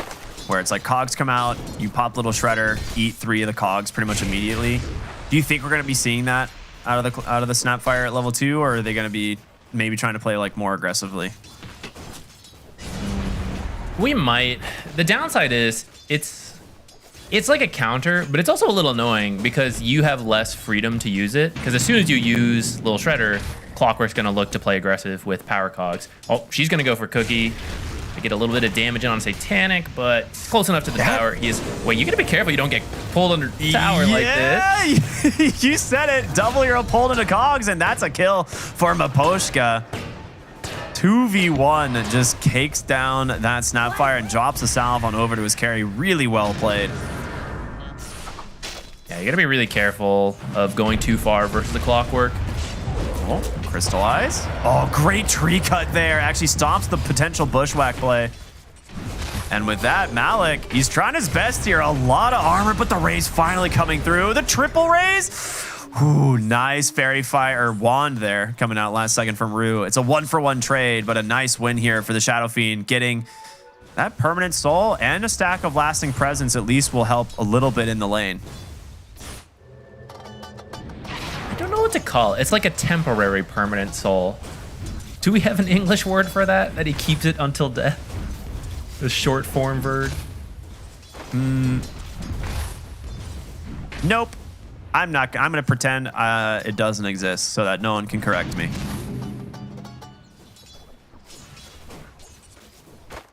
All right. Very English language of you.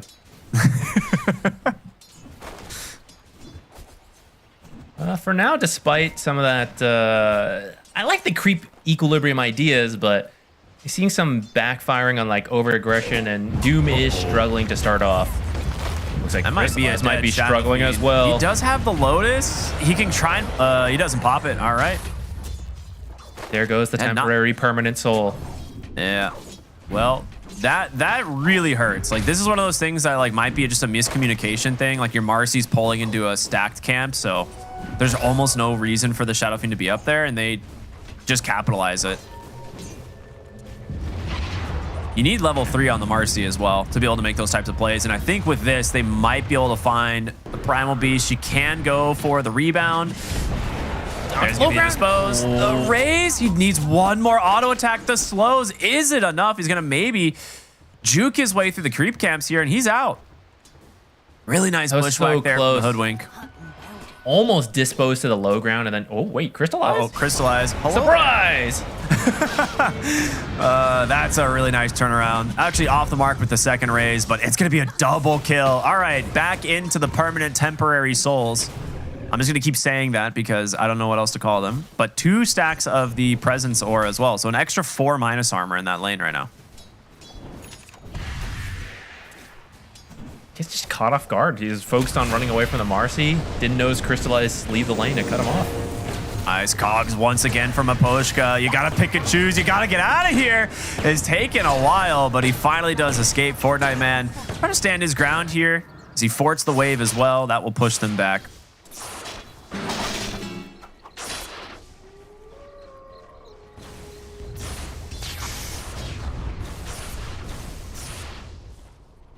If it wasn't for those kills top, I would say Spirit's doing well in this early lane, but...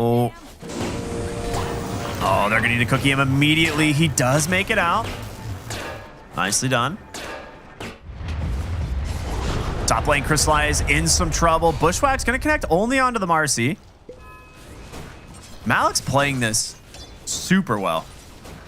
Yeah, I think Onslaught actually pushed him out of the Bushwhack. Slightly unlucky there, but... This is the scary thing. SF can poke you down, and the raises are scary as a melee hero, but having Trample and Onslaught, it's so much early damage that Shadow Fiend is weak to. And they're looking to bring Maposhka top. He even placed a ward, so they know exactly where this is. But the positioning's not great. Just gonna play it patiently. Good. Ooh, stolen invis. All right, that's quite a nice pickup. Top lane though, Malik gonna get pulled in, has the onslaught to gain some space. Oh, what a nice stun in from the Marcy there, actually just catching him on the middle of the onslaught. He gets the Lotus. They're gonna run into Maposhka now, and Crystallize needs to be very, very careful. Does have Lotus as well, 17 wand charges, but the damage from the Clockwork, it's overwhelming. He's gonna the try luckiest to finish battery off assault. It's gonna be close. He doesn't get it. He's now just using the creep wave to try and soak up as much damage with the supports. Finish them both off. The level 5 Clockwork now. He is owning this game. Skills bottom coming in top, helping out here. There's a lot of deaths going on up here. Goodbye, temporary permanent souls once again. Yeah, I mean, those hurt a lot, right? He had 3. It ends up being a ton of extra damage and a lot more threat from this hero as the game goes on. But just super low on resources off of that initial tree bounce, trick shot, or whatever, I think is what it's called. The acorn shot from the Hoodwink. I think Shadow Fiend accidentally walked into one cog as well. Maybe if he didn't do that, he might have gotten lucky and you get the kill on the Clockwork if the battery salt's hitting enough creeps. But either way, still at the top of the net worth, so not too bad. Moonlight, maybe in some trouble here. You cannot go for the Rolling Thunder. He's just gonna bang the drums, knowing his life's over as Maposhka is just in every lane, shutting down the side of Palanetia. As they get the D ward as well. As a fresh observer as well, so start losing vision. For now, they're going to rotate bottom where they do have one observer left, and decent sized creep wave with an SF here.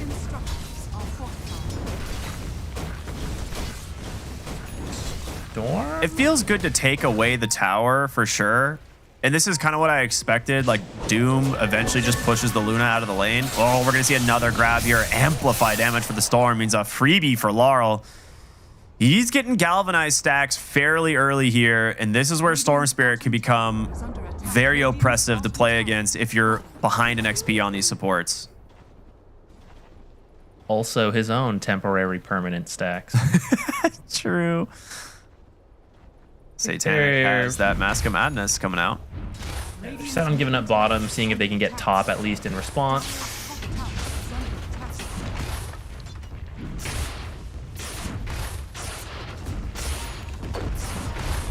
They're just like the both blade teams mail. just avoiding each other, going for towers.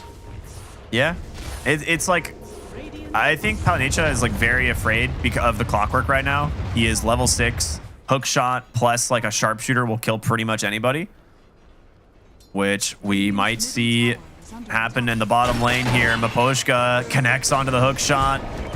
In comes Rue, the sharpshooter to secure the kill.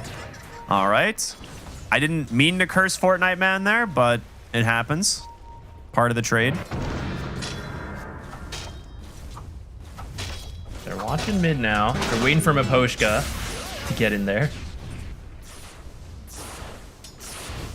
There's no hook shot though, so it will be hard to surprise the Pango, especially with a Snapfire behind him. Should be able to cookie away, build enough distance to get the roll off. Mm-hmm. Yeah, I mean, the only reason it worked last time is he had just used Shield Crash and Swash, so he just walks in and gets him. Malik pulverized just immediately onto the Doom. The cookie on in. They drop the Doom of the Known, and Rolling Thunder will easily secure this kill. So they were looking to try and find a backstab in the mid lane, but unfortunately for them, ends up costing them a life. And now Moonlight's actually in really deep. Bushwhack will connect the Sharpshooter and the Cogs, doing a lot of work. Shield Crash swashbuckles to the low ground, but the chase continues. Laurel's got a regen rune running. He's going to continue to chase more and more up onto the high ground. The cookie into the Unleashed, looking to maybe do some damage back the other way, but the Bushwhack again locks him down, and Laurel going to finish this fight with full HP and mana since this regen does not expire. Seemed a little up front for the Primal Beast. I don't know if Doom just hit 6 and caught him off guard, but once he got doomed, he couldn't onslaught out of there. But then, I guess off that kill, they thought they were feeling more confident, moved up a little too far. Just give some kills in return, which, say for the Storm Spirit, is temporary permanent stacks. It's going up. He's up at 7 already. 7 galvanized is huge. Marcy's going to scout Clockwork here, which she's going to dispose him for the moment. Going to be stuck inside the Cogs. He's going to need some help from Moonlight. Does reconnect, but a Vortex comes in, and the Sharpshooter again to finish the job. Rue now on a killing spree.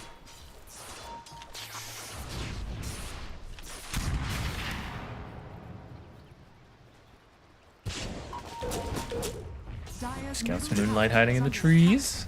These supports are doing so much work for the side of Spirit. They have won all 3 lanes as a result. They're going to get the mid tier 1 tower here. And Laurel is set up for victory. He is about to have his Kaya. There it is, after hitting the tower last hit. An 11-minute Storm Spirit, or like 12-minute Kaya on a mid-storm. Double null tally treads. Like, this guy is so farmed. Especially when you come, like, Luna's a little bit ahead of him, and she's just been AFK jungling. So the fact that he's been involved in kills and is farming, and he's second on net worth, it's a very scary Storm Spirit. And especially, like, you're gonna need to Doom Storm at this point. It's not the easiest thing. Storm can stay really far back until he wants to join the fight. You're gonna need to make a lot of space for the Shadow Fiend at this point, because with how farmed heroes like this Clockwork, the Primal Beast, and the Storm Spirit are, he doesn't have a safe game anymore. Like, even though he was doing really well, top net worth early on, those couple of deaths have massively hurt him. And there's just like not a lot of heroes that can, you know, play. I mean, you'd have Rolling Thunder to like play in front of him in the fight, but you can only really choose one or like one, maybe two heroes of the Rolling Thunder to hold back. Maybe, I don't know, maybe Spirit will clump up like 4 like we saw in our last game. There'll be some amazing wombo combo, but short of that, it does seem difficult. They're hunting around. They're trying to move into this triangle, place some deep wards. You just gotta know where SF is. Dude, Miposhka is level 8. This is insane for a Clockwork. That is unbelievable. I love Clockwork. It's like the perfect support. Oh, maybe looking for Laurel here. Crystallize. He scouts him, sees him in the trees. Not going to get the Requiem surprise. As Miposhka dodges out the cookie. Hook shot off the mark. Oopsie indeed, but should end up dying here. Yeah, one more Scatter Blast comes out. That's a nice find. But Mortimer Kiss is down now. It's quite big. Laurel going to make a play here onto the Marcy with the help of the Hoodwink. Should be a kill. Just needs a couple more auto attacks, and he's got it. Meanwhile, Pango dies solo mid. Just eclipsed him. He had Rolling Thunder. How does he die? He had... Okay, so here's the sequence of events. He used it to farm to go in, but earlier when he got bumped by the cogs, he burned mana. He also used mana to kill Clockwork, so he didn't have enough to actually just roll out of there. Wow. He just walks in, pops Eclipse. That is wild. That's such a massive kill for the Luna. Like, her game is already going really well. Satanic's just absolutely free farming.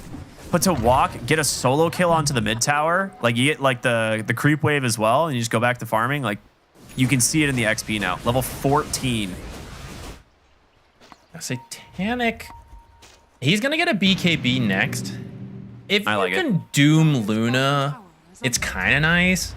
But honestly, she still just throws out attacks. Like, if she can't get Eclipse off and get some extra damage from it, yeah, that's kind of your best bet on the Doom. But it's not a hero who's totally destroyed by Doom.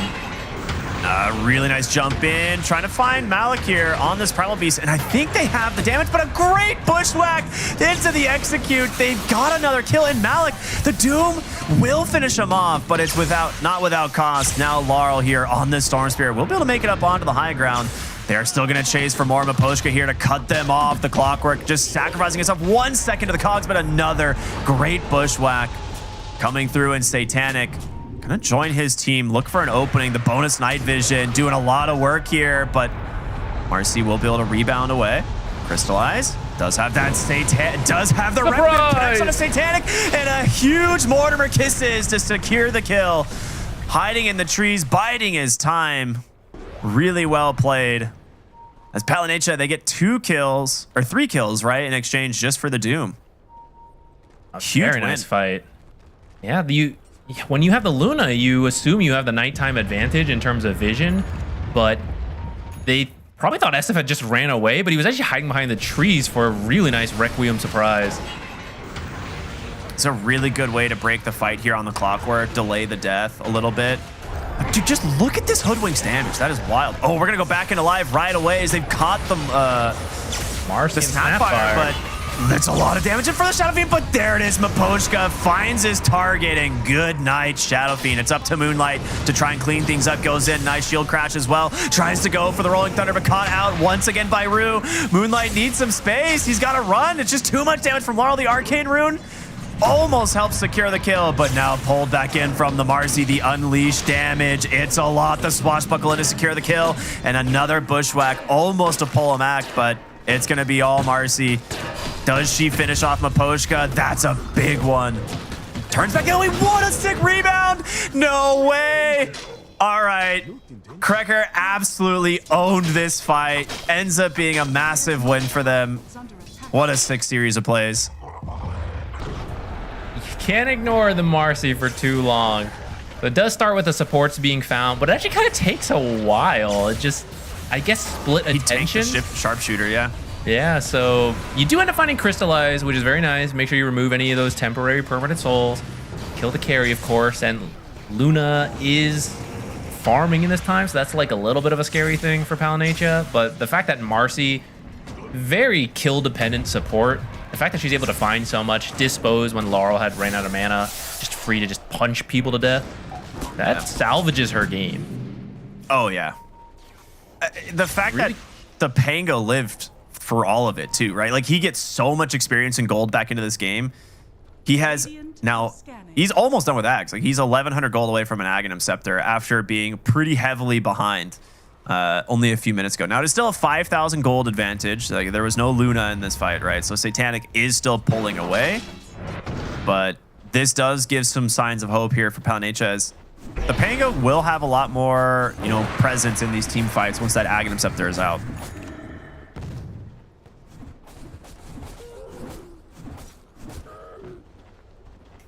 Luna is going to hit 18 and have BKB pretty soon. That's a really strong timing.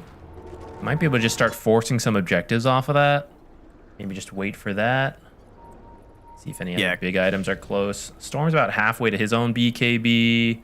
Primal Beast is also about 1,000 off from his BKB. So really nice timings coming up. You can start to ignore Pango roll, even like Requiem. A lot of the team fight from Palanetia is these spells. So if you can get these BKBs lined up, it should be really strong for at least the first few charges of the BKB. Yeah. Crystallize almost has his BKB too. So his is about, I would say like a few, like 600 gold away. They do have a nice ward bottom here to maybe try and go for the dive to him at the ancient camp. They just don't see him quite yet. They know he wants to come to vend this tower. But he's guessing. He's like, guys, I'll bait. Get behind me. Like, they want to dive me type of thing, right? So he's trying to show for a moment. Fortnite Man instead jumps in, gets a stomp, and the Doom's out onto the Storm Spirit. Nice Manta for a moment with the cookie on in. They got him. Mortimer Kisses trying to scout for the Hoodwink. They won't find Rue quite yet, but they're going to keep looking. Looks like they will escape on the Hoodwink, but a patient play here from Spirit trying to find... This Shadow Fiend ends up backfiring quite a bit. Go, Roche. Go, go, go. I mean, it's coming bottom in just a second, right? Yeah, maybe you wait for it here. Ooh, they have a deep ward. Deep ward topside that's going to scout Miposhka, who had walked down this lane. Here comes the Rolling Thunder. It's on to Satanic. He immediately BKBs. Malik's going to come in as well, but the damage takes down the Doom. Look at Satanic. He's just getting ran at from the unleash of this Marcy, and he dies. Atos out from Rue to try and make some space. His Snapfire is looking for more. Slowing up Miposhka. Dodges the bushwhack there. Nicely done. They jump in on Krekker. He gets another grab. In comes Crystallize with a nice Requiem. Pushbacks the Primal Beast, but Moonlight, he's helped. He gets cookied away to safety. A little bit of space, but Laurel's going to continue the chase. Wasp down to the low ground as Crystallize still in the center of the fight here on the Shadow Fiend, but starting to fall. A great rebound. Krekker gets the kill. You are kidding me. This Marcy is doing so much work. I think Spirit could have just left after the BKB on Luna, but they thought they could fight. So she spends a lot of it backing up. I think we're going to see here. Yeah. So a lot of her BKB is just spent getting back to her team, pops the Eclipse, but the SF hits really hard and she just got to run again. Maybe they thought Crystallize wasn't going to be in this fight. Dude, she had negative 21 armor. Minus, or not negative, but she had minus 21 armor at the end of that fight. That is what I was talking about. Like the abilities for this Pango and the Little Shredder, like all these different things that combine on their team. Like as these fights start to snowball, it gets really scary.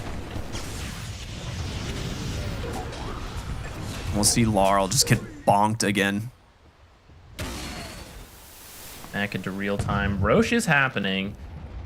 They got a little scared actually, so they're gonna smoke and reposition. I think they actually could have just finished it, but maybe not fully sure where everyone is. They want to play it safe. Breaks the smoke. Rolling Thunder's available. Blink does get canceled for a moment. He's going to go in now as Doom comes in, finds the target. It's going to be a really easy pickup onto this Primal Beast. The question is, will they get more? And with Moonlight on the Rolling Thunder, absolutely. They start to just crumble. As a Swasp comes in, finishes the job, and now Miposhka, you got to be careful, man. They can continue to chase. Nice fort to maybe threaten them a little bit. They're going to back off for the moment. Satanic on the backside, on the high ground here with that BKB Eclipse. He's got it. This could be a great surprise. Oh, he just blinks up, and now there it is. Onto the Snapfire, gets the kill. Satanic with a BKB, trying to finish off Moonlight. Where are the others? He's got him, double kill, but now he's all alone. He needs help. The Crystallized Shadow Fiend is just stacking up the damage. He's got him. Krekker's going to go down to the backside as Laurel will finish the job. 2 stacks of the Lasting Presence for now. As the teams are going to be respawning. Hookshot comes in. He connects onto Roche, and he will trap Crystallize. He turns it around. He's got to clean up these cogs, try to get some space, but a nice bushwhack.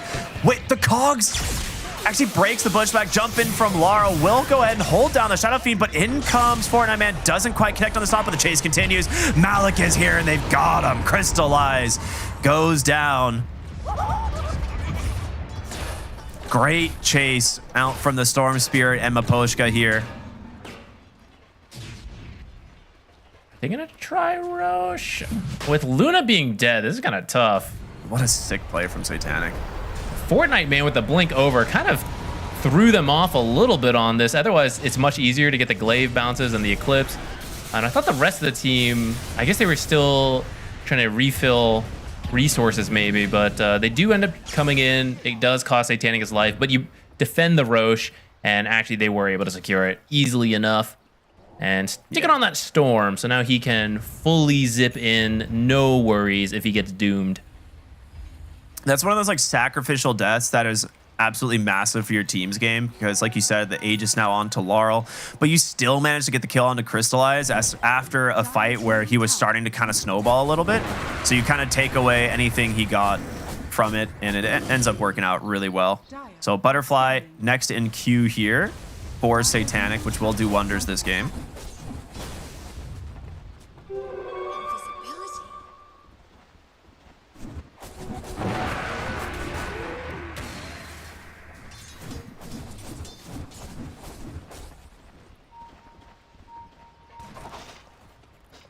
Man, Vamp Fangs on Luna is so sick. That's one that's got to go. It's time for a neutral swap out. Get out of here. Jesus. Dude, when it's nighttime in 10 seconds, her vision is going to be insane. Oh, I needed to see Palinature coming in. Oh, they're going to be able to find the Snapfire here on the backside. Sharpshooter will grab an easy kill. As Palinature will just disengage. These Luna illusions actually see beyond the screen. Yeah, I was going to say, how much vision does she have right now? It's almost 2,000 or something, right? Just yeah, about. that is ridiculous. One of those items that you got to remember. It pairs really well with heroes like Luna, who have that bonus night vision. Meanwhile, Doom's like, you can't even see the creep wave. Dire's middle tower is under attack.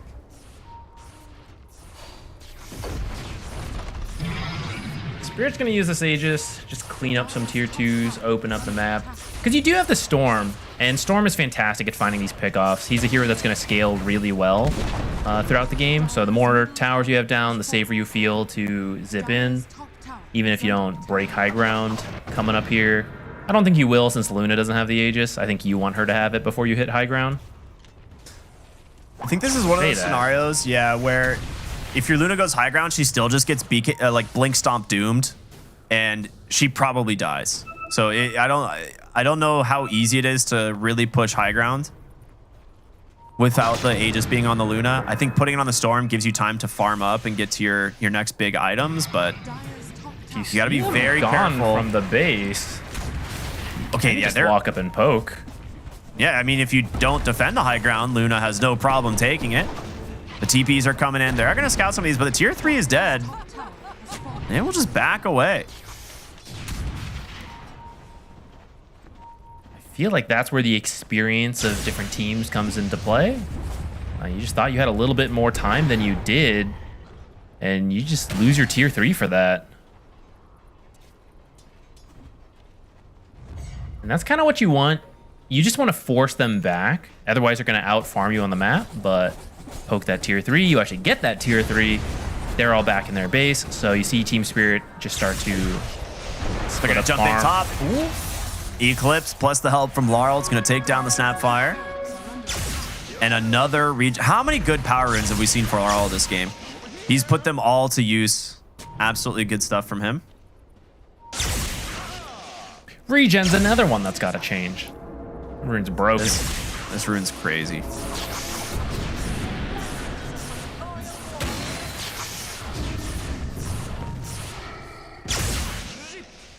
I'd be fine if I was gonna say maybe you like keep it the same and like buff some of the weaker runes, but then it just makes like runes way too important for certain heroes. Sounds like I'm being killed by mid players no matter what rune yeah, they get. yeah, right. Like I guess I just die to a random illusion. All right, we'll see. Ceremonial robe for the Storm Spirit. That's a great one.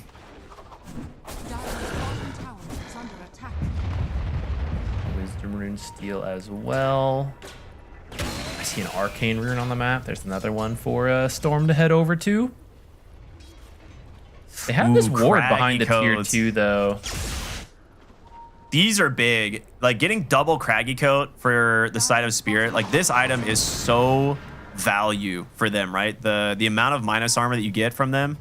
You now just have craggy coats coming out, which Malik did get one. I'm assuming he's gonna, you know, swap it in eventually, but super valuable item here. Dire's bottom tower is under attack. Both teams unsure. Well, I think Palinatia actually has a rough idea of where Spirit is, but Spirit is very confused about where Palinatia is. So now Satanic walks up here, finds Crystallize. A little awkward. I think he saw the hands waving and he thought immediately it might have been a Requiem. Yeah, yeah. And then it was like, oh, never mind, it's TP. You know, so a little bit awkward. Mid lane though, he committed the BKB and Laurel just dives him and takes the kill. No way. Kreger with his own BKB will find a return onto the Hoodwink, but what? I mean, talk about power runes on Storm Spirit. Arcane gets put to insane use, takes down the Shadow Fiend inside of his own base. Probably letting down his guard, wasn't ready for that. He's like, oh, I just got away from Luna. I think you're He's safe. still here. Chain stuns will be enough. They got him. That Doom's health bar just melted so quickly. Now you got a Luna in your base. You don't want to buy back here, but this is, I think you have to.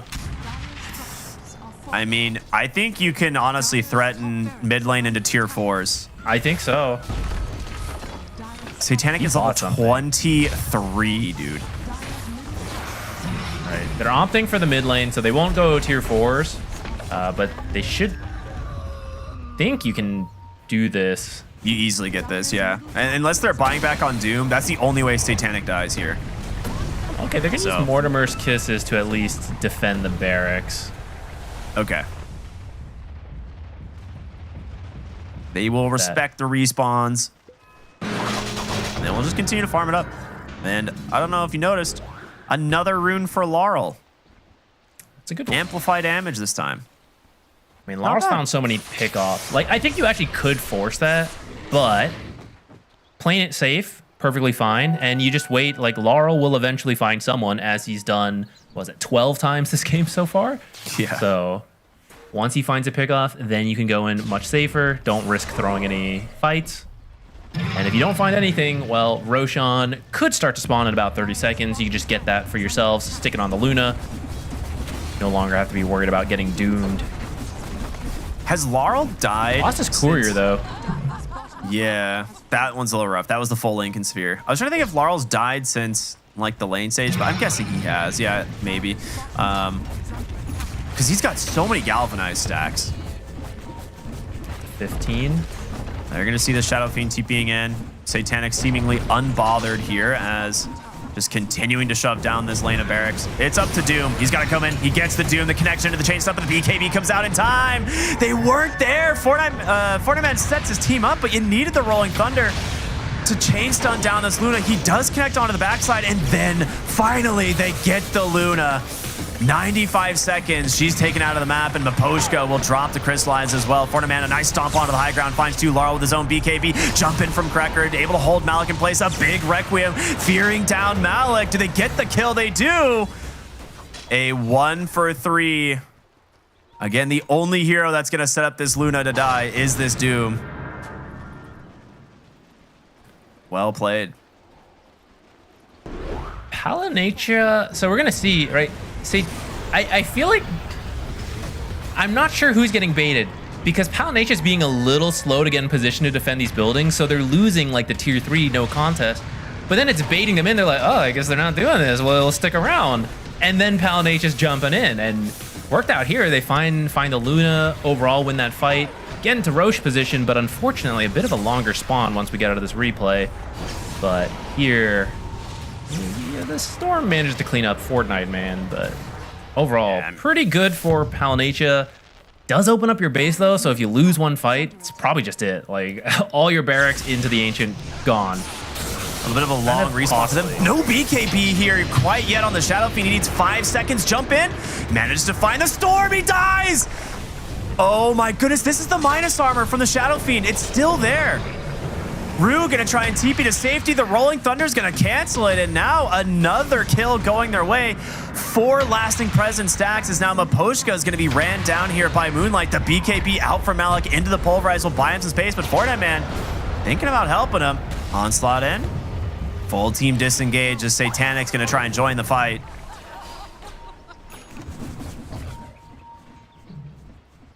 I mean, earlier we were talking about Marcy and Shadow Fiend being a strong lane, but it carries on throughout the game.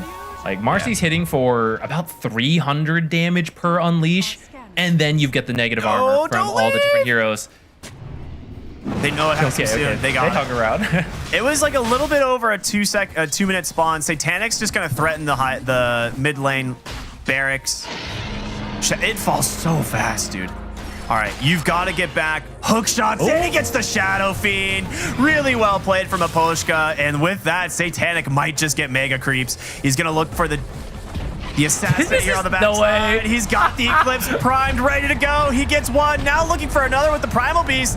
Both supports dead, and mega creeps will be secured. Oh my goodness. What a play from the Clockwork. He has been the playmaker this whole game. Is now Crystallize. He's caught. Doom is out onto the Luna, but Crystallize will lose his first life. He needs help. Moonlight's coming in here. Do they have the chain stuns onto the Storm? They're going to try Laurel with the BKB. He gets out on a sliver of health. Now looking for more. Rue in trouble. That's Cracker is forced to pop the BKB. Same with Crystallize. They need to leave. They need to leave. In comes Malik. The Pulverize connects onto the Shadow Fiend. Hook shots there.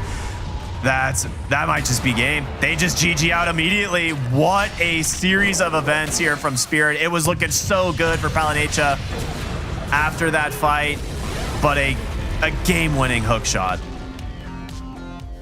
Very well done from Spirit. I think that Palinatia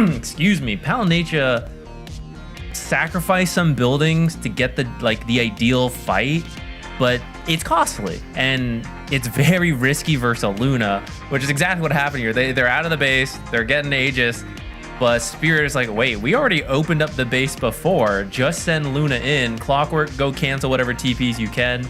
And I don't know if they were expecting to win the game off of that as opposed to just getting like some barracks, but they pushed it all the way into a win. And I mean, Satanic made some really good plays this game. This was like the first big one, where he just sets up his team for victory, stops the Roche entirely from happening, right? He does die for this, but they end up getting Roche for the Storm Spirit. A long chase leads to Crystallized death from the respawn of the Primal Beast. This fight was, like you said, they sacrificed a lot on the side of Palinatia to go for this, and it looked good. This was kind of the beginning of their momentum back the other way. They take a great series of kills on the bottom side, but maybe giving up too much when they might not have needed to. I think so. And I think for Palinatia, so sick. Oh yeah, this was a you don't usually need sentries in your base so soon, but that Silver Edge coming into value right there. At this point, like, even if you don't win right here, you've got megas, right? You're in such a good spot on Spirit, but they do manage to find more kills and close it out. I feel like what worked out in this game is the experience for Team Spirit, not like the in-game. I mean, like, the calls to quickly push, to back off, force these kind of movements, right? You've got TI winners, Maposhka and Laurel, right? They have so much experience in this front, And the higher up you go in Dota, the less window there is to react. You know, like for us pub players, you got like, 10-second window to get back. But the higher up you go, it's like, if you're not here in 1 second, like, we'll win this fight. The window gets so short. And when you are very experienced on Team Spirit, you can make these calls very quickly. If you have any hesitation on Palanetia, which is what I feel got them, they gave up some buildings for it, right? That ends up being the difference maker in some games. Yeah. I just have to keep highlighting Mapushka's early game. He won all 3 lanes for Team Spirit. That is something that, it's one of the reasons we see the Clockwork as one of the most contested heroes of the tournament right now. But to have that much impact early on, and his scoreline's not super impressive, right? It's 3-4, but 22 assists. He's involved in 25 of their 35 kills this game. An absolute baller performance from him. And yeah, to find the pick off into the Pangolier mid when it was kind of even, and then finding kills onto Satanic as well as or I'm sorry, not Satanic, onto Crystallized top lane. He did a really good job. Yeah, I think some great rotations from Spirit. Same with the Storm Spirit, right? He got the help on those mid runes, put them to fantastic use all over the map. Gets killed a couple times for it, but you're making so much space. Satanic, right? Even off of what we thought might be a bit of a rough lane, but managing to find, I believe, the first blood, the first 3 bounties, kind of snowballed. They got some extra kills. Even though Luna got a little bit bullied, it's a Luna. Go to the jungle, glaive things, right? Shot straight back up there, surpassing the enemy team while her team was just making plays everywhere. Yeah, it's a really fun game number 1. But we do have a game number 2 coming up in just a moment, everyone. So stay tuned. We're going to go to a short break, and we'll be back with Team Spirit versus Palanetia. Game number 2. We'll see you then.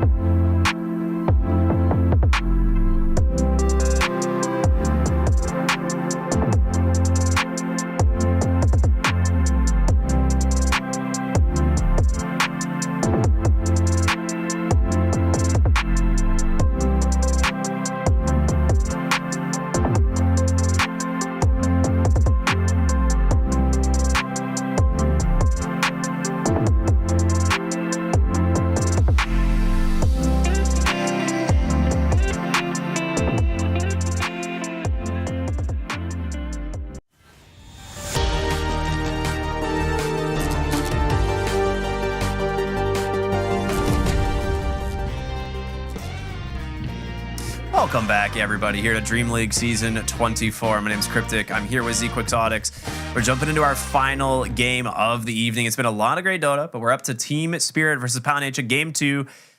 Talk to me, man. Game 1, a little bit of heartbreaker potentially for the Palanecha fans, but Spirit, like you said, just a little bit more experience under their belt, making the game-winning calls. Yeah, I mean, it depends where you want to focus on. With no competitive experience myself beyond a casual level, do think that for the underdog teams, it's easiest to start in the laning stage rather than try to come up with all these plans of how the late game could go. And there's a million different ways you could end up there. But right, their lanes were a bit rough. Gave up first blood, lost 3 bounty runes. You're just kind of starting on the back foot. So if you can maybe identify some issues to focus on there, give yourself a better start. We did see they were able to make some solid plays, find some kills. And that was after being behind like 5K. So reset, come out of the lanes a little bit closer. Maybe we got a closer game as well. Maybe they even pull out a victory here at game number 2. Yeah, I think it was very close that they come away with the victory there. Like there was a couple moments where I feel like it was really just one potential misplay. Like I think when they were giving away the top lane of Barracks, I think that was one where I was mostly questionable. I was like, they could just blink doom the Luna and take the fight, and they didn't manage to connect on that until the bottom lane of Rax is dying, right? And at that point it looked good and they get the fight win, but they just were a little bit too afraid, I think, of Team Spirit. Yeah, that's I think it just takes a few seconds, right? Going from pubs into straight into a tier 1 event, right? This is like the first thing they're really doing. It's a huge jump, and I hope people won't be too harsh on them, right? You gotta stick to them. It's not gonna surprise me if it takes some growing time, right? Maybe it's through the group stage. You know, I hope they can do a massive improvement, but even if it's not in this tournament, right? It's a fantastic experience. I hope you keep growing at it. And one of those growth things is like, you gotta be real fast on these calls. Like, we need to defend. We need to come back right now. Because if we're 2 seconds late against the Luna, oh, goodbye tower, goodbye barracks, right? And those moments cost you. It adds up throughout a game. Yeah, absolutely. But it's time we take a look at the draft here, as I think a lot of similarities to game 1 in terms of the heroes banned. So the Enchantress, Beastmaster, Shadow Demon, and Naga Siren removed from Palanecha. And in terms of Spirit, they're going to take away the Omni Knight, the Alchemist, the Dark Willow. Interesting. I was thinking maybe we see a puck ban into Invoker, but nope. Maposhka had such a good performance on the Clockwork last game. He's going to take it again here. Why not? It worked, right? This is the same opener for them. Now, last time we saw the Shadow Fiend response, that lane went... It was kind of a bloodbath in that top lane. So maybe both teams could probably point at like, okay, if we get this kill and then, you know, fix this mistake, we don't feed the kill back, right? You could run it back. The Marcy looked good too. I'm open to it, but there are weaknesses SF to Clockwork. So maybe you want to take a different approach, grab something else. I am now remembering, right? They opened the Doom fairly early as well after the Shadow Fiend picked, which allowed Spirit to then grab the Luna, and we saw that Luna Clockwork lane do really well. Maybe you delay your off lane pick a little bit later. Maybe that'll help you get a stronger lane. I mean, you know, it's a Clockwork. I wouldn't mind the Snapfire, right? Like Snapfire response was fine. I thought Snapfire did okay. Pretty good versus Clock. If you want to grab one of those broken mid heroes who's available. Okay, they're gonna actually bump the Doom up. Run it back. Priority. I don't feel like this was the problem with their game. I feel like That's Fortnite fair, Man actually found some good initiations with his Blink Stomp into Doom. It was mostly just a little bit of maybe slight mistimings for the chain stuns. Like Luna, realistically, when they were pushing that base, should have died on the high ground. Right? If the Rolling Thunder was there in time to chain stun her, she should have died on the high ground.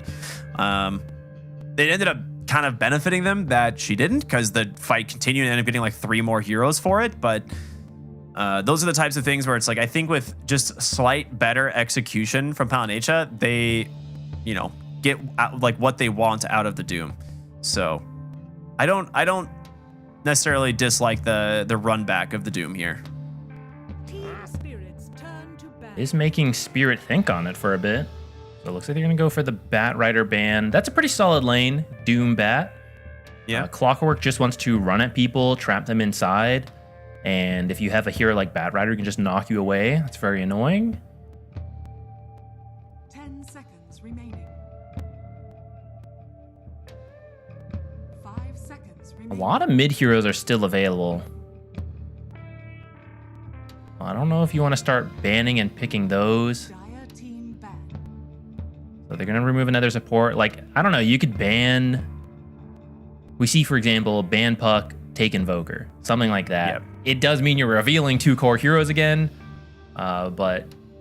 I mean, it's a solid hero if you want to take that risk. Otherwise, maybe just a generic... Like, one of the remaining supports, since we are actually banning out quite a few of them. Like the Snapfire Marcy we saw. Muerta has been very popular. I feel like a Muerta Doom lane's not too bad. I actually kind of like that lane. I think Muerta in general has just like risen in popularity because the calling is super solid and she just has a lot of teamfight presence. She's a scaling hero as well, similar to like things like the Enchantress that we've seen. Or like the old days of Hoodwink, right? Mm-hmm. I feel like unless you preemptively counter it or pick it yourself, we're going to see an 18 Laurel pick for the Puck. Because you could then just ban out 2 of the worst matchups. I think that's something Palnatia has to consider. I mean, they could double pick, you know, something to win the mid lane matchup, but they could pick the Puck themselves on the double pick here. But they go for the Snapfire again. Snapfire Doom, it was strong in lane. It's good against the Clockwork. They will go for the Shadow Fiend themselves this time on Team Spirit. Feel the Marcy. So, I mean, do you need to, or are you fine with just running the Clockwork Shadow Fiend lane? Yeah, you can just do it. You can just do Clockwork, Shadow Fiend. But you could also move Clockwork and take the Marcy yourself if you want. Mm-hmm. Which I think is fine. I actually do, because we saw how good the Marcy can work with the Shadow Fiend, especially as the game goes on. She gets BKB and has Unleash. Like, she contributes a lot of damage into the fights. Yeah, I think if you want to grab Muerta, that one's not too bad either. The Deadshot's actually quite long range, so you can also get some like angles. Like maybe you can't hookshot to the Snapfire, but you can do some quick trigonometry and shoot the Snapfire. Looks like they're gonna go back for the Hoodwink though, which combos well with a lot of different offlaners that are available. Yeah, we'll still kind of have their pick of the litter here in a moment. Probably going to see the safe lane duo, I would imagine, and they save their mid pick, but you never know. They could go for the mid pick here with the other support. See, that's where we're... A lot of mids in the pool. Yeah, so there's like the flexibility of SF. So you can't pick a mid hero weak to SF, but you're also going to get countered, which is why like I don't think you can just take Puck, because you could respond with something like Sniper we see quite often. For example. Now there's some pros and cons to that matchup anyways, but like whatever counter you want into that Puck, or if you don't take Puck and you take like Storm or Invoker, then you're gonna see the Puck. And that's why I think Laurel's very good at it. Yeah, this is where I think Palnatia's in a bit of a tough spot in this draft. You could try and take the Sniper for yourself on Palnatia.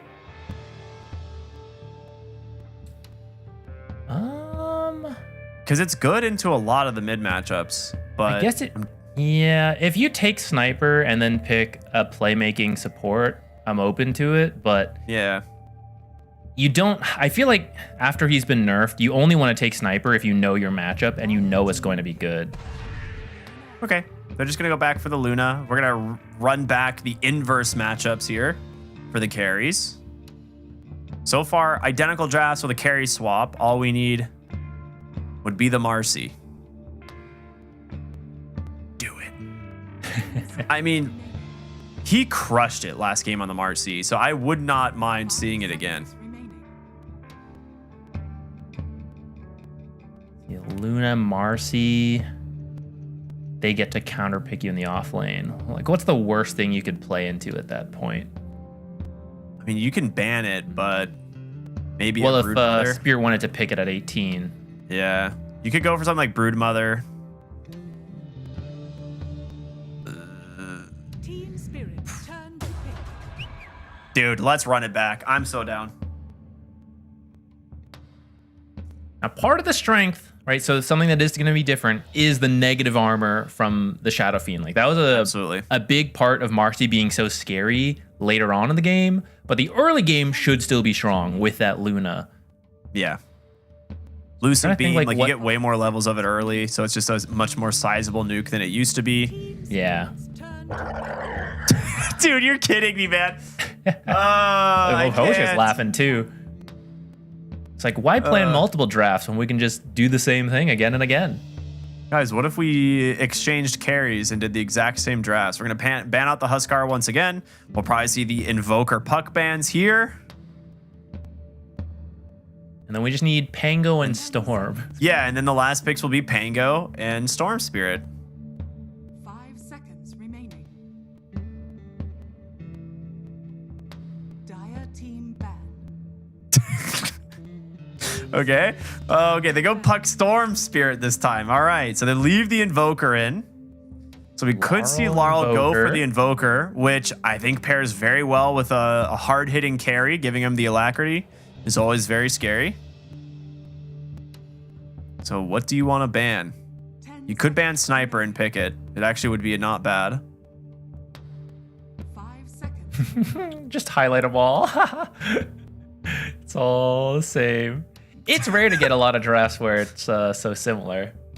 There was a series earlier this year where both teams ran back all 10 heroes, same bans and everything, right?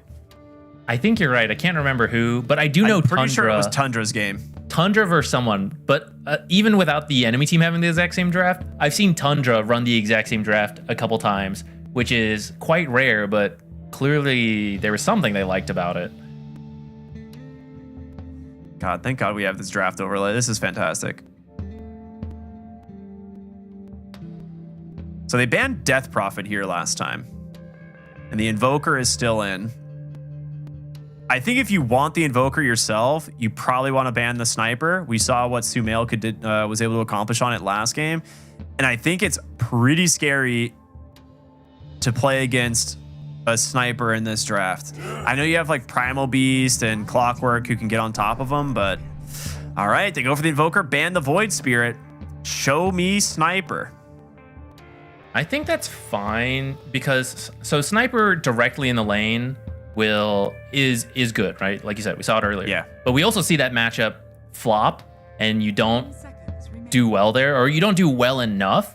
I think Spirit's a little bit banking on that, but also the fact that they have rotating supports who could come in and help, and you need a playmaker on Palnatia, which is in the end what they go for. They grab a Sand King because you need someone else besides the Doom who can start fights so that you can get the Snapfire ult, Marcy can follow up, Luna's not going to do it till later. I think Sand King, this also works, right? Even though Invoker's such a strong laner, you take Sand Shroud, try to win the Sentry War, but even if you don't, you just shut out the wave. Invoker doesn't have the best wave clear. You go jungle, you get your blink, you start doing things. I think we've seen this matchup quite a bit, and it usually ends up going either even or in the best case scenarios for Sand Kings, it favors him. So Laurel will at least find enough farm on the Invoker. I also am now realizing that Palinatia are on Dire, which is an obvious thing now, but Sniper mid is typically a Radiant hero. It's much more favored on the Radiant side. The win rate percentages, I might just be making it up, but I feel like I see it win on Radiant mid lane a lot more often than on Dire mid lane. So maybe that's why they feel like going for the Sand King is the easier and safer play. But I also agree with you that having a second Blink Initiator and not putting it entirely on Fortnite Man is really good. It's similar to the Pango of last game, right? Mm-hmm. Yeah, Pango had some good rolls.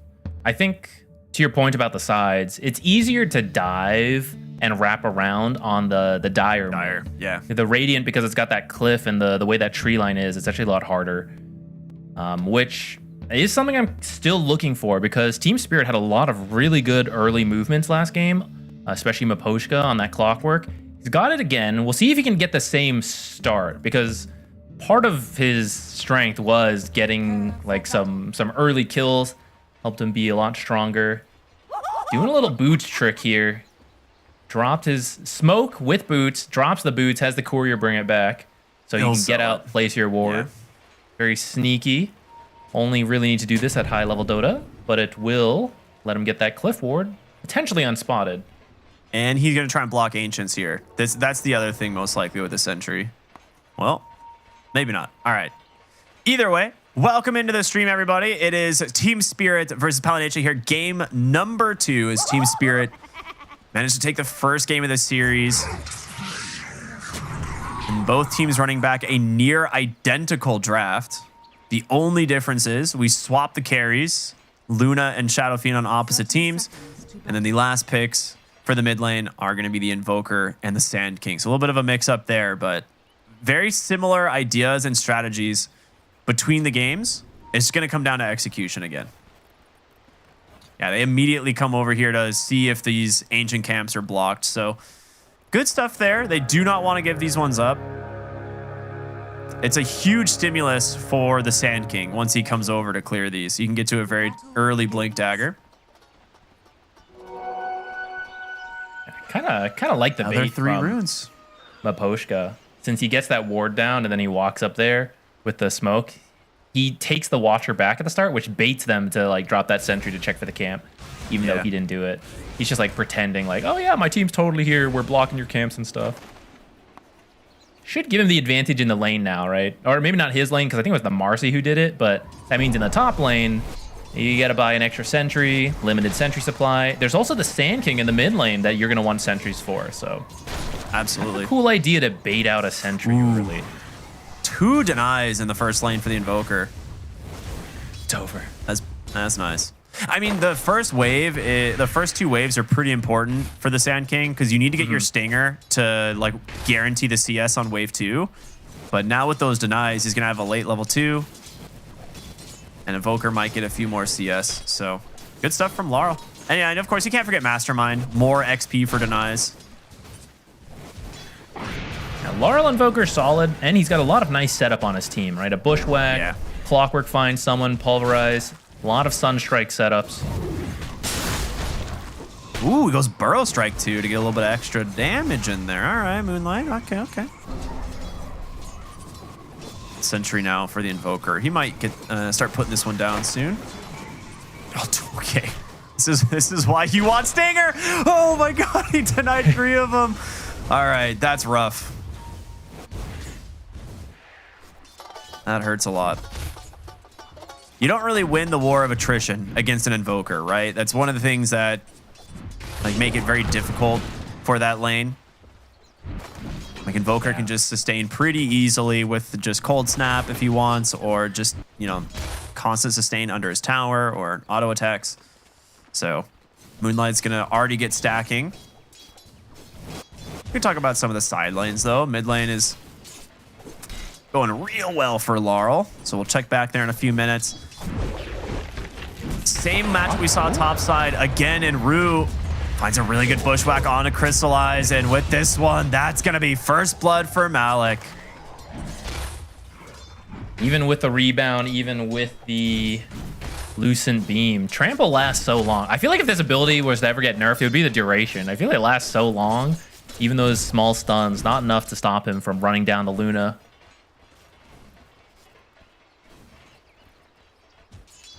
And I will say, Marcy, usually her strength as a laner with when you take sidekick, you over time, you just hit so hard, tons of free regen. But this is a lane that's trying to kill you right away. 100 to 0. Sidekick does not get to come into play as much. Maybe he'll go for more points in rebound early as opposed to getting... Well, you usually do that anyways, but you take 1 early point in sidekick for someone like Luna. Maybe not this lane. Yeah, I mean, they're crushing the lanes right now. Bottom lane is not like amazing for Satanic by any means, but it's going to get easier for him. Like as he builds up souls, Maposhka gets more levels, and Maposhka might start rotating. As mid lane, we're seeing, you know, just absolute domination. 22 and 13 to 9 and 1. That is not how that matchup's supposed to go. Well, it is how it can go, yeah. Unfortunately.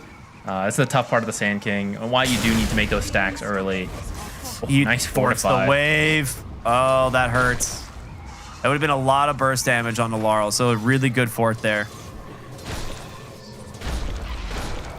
They're going to TP in here for the 4-minute runes. Mapolishka will just force him to grab it bottom. Laurel will take the top rune, and this just prevents the bottle refill, right? It's a super valuable TP. He's going to have to go back to his bounty rune to get it. Off the mark there with the scatter blast. Laurel's going to connect with the cold snap. Just get a little bit of health back that way. He tried to break the clarity is what it was, right? I'm not sure, but top lane. Does he get his hands on the hoodwink? He's trying. Into the trees they go. A nice Lucent Beam. With that extra vision, it's going to pop the Lotus and a Salve here and try to get away from Malik. It's going to take him a moment to close the gap. He could go for a cheeky little dispose play here onto the low ground. Yep, there it is. Very nice. That's the way to do it. Nicely done from the Marcy. No onslaught, right? So Malik can't chase. Gonna get him out of there. Pretty happy with that one in the top lane. Though Primal Beast still farming pretty well. So maybe you're not too upset. Yeah, really good block there from Mapolishka.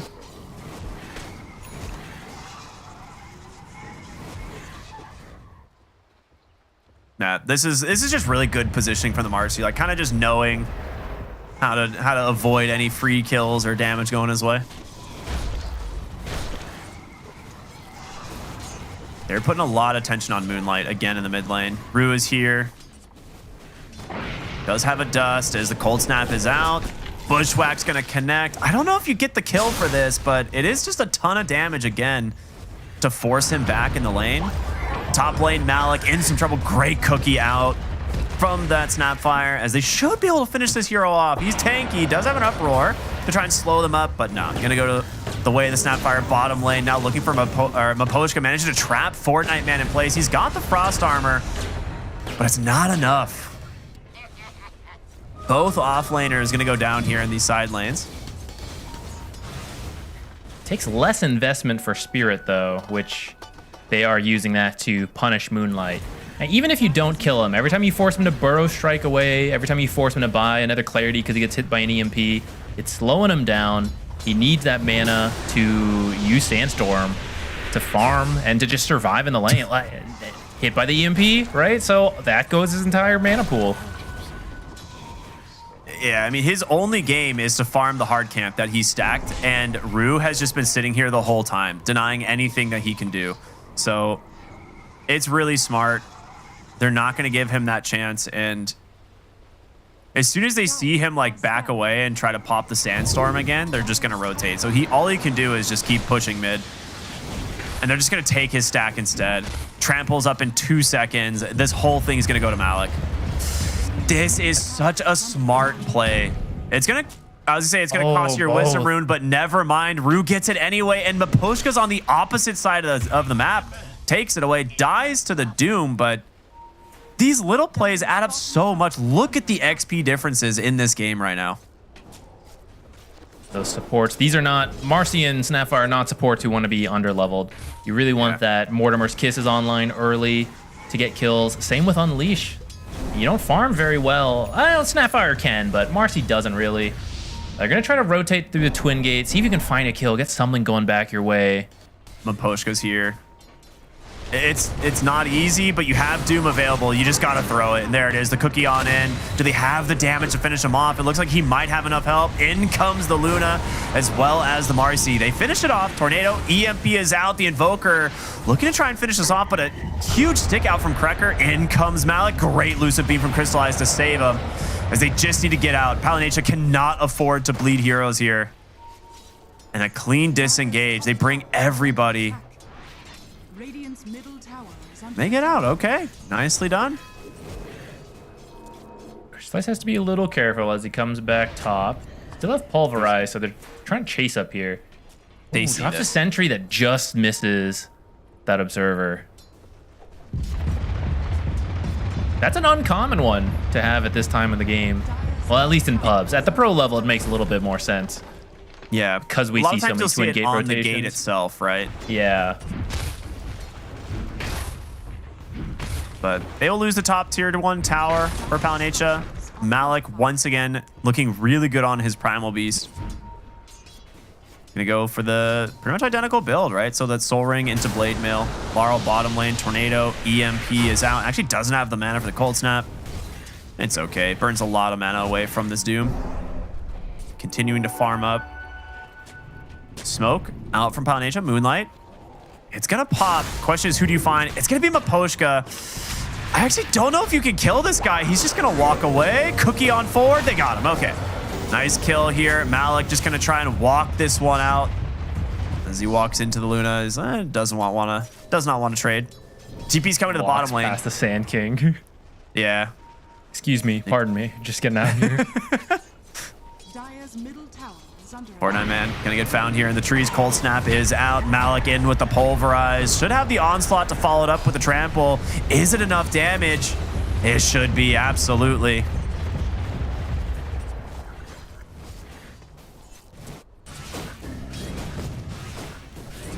So Luna's getting some space from this, but the thing is that both playmakers on Palanecha are struggling a little bit. The Sand King and the Doom, and then the supports being underleveled as well. So even if Luna's having a good time, she's not going to have any space because she is not going to join these fights to help her team do anything.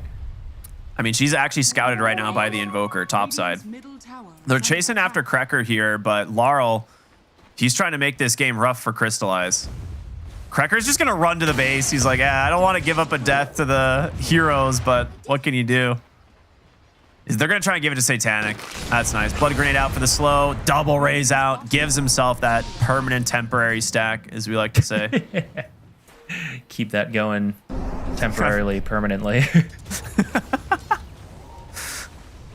All right. This is the level disadvantage, right? Both your supports not level 6 yet for Palanecha. Meanwhile, you have Sharpshooter online. Clockwork a little bit underleveled from what we saw last game, but he still managed to get a lot done on the map. Radiant's bottom tower is under attack. And it looks like they're going to give Clockwork the bottom lane now so he can finally get his 6. I like this. This is smart.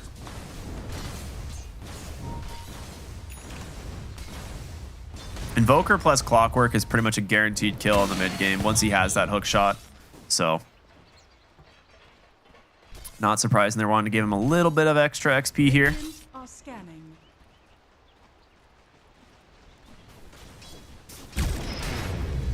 Overall, you're starting to recover a little bit here on Palanecha. Like the gold lead is definitely dwindling. That Spirit has had. They got off to a really good start, but they are getting a little bit of space on the Sand King, who is a notoriously fast farmer. Miposhka dodging a 3-hero gank here, thanks to the cogs. They should finish off the tower. At the same time, it's costing you a little bit in the mid lane. Yeah, good old Alacrity Invoker. Blood Grenade to pull the like wave. it.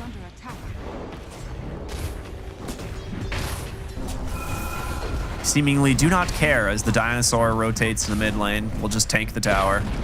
That is it. Tier 1, the bottom for mid trade. Happy enough to do that. Laurel grabs an illusion rune for now, as he's almost to his Witchblade, one of the big power spikes for this hero. Yeah, they wanted to take bottom and then rotate mid, but Sand King and Doom, especially when they're having a slow start, just not very fast at taking towers. Cost them their mid.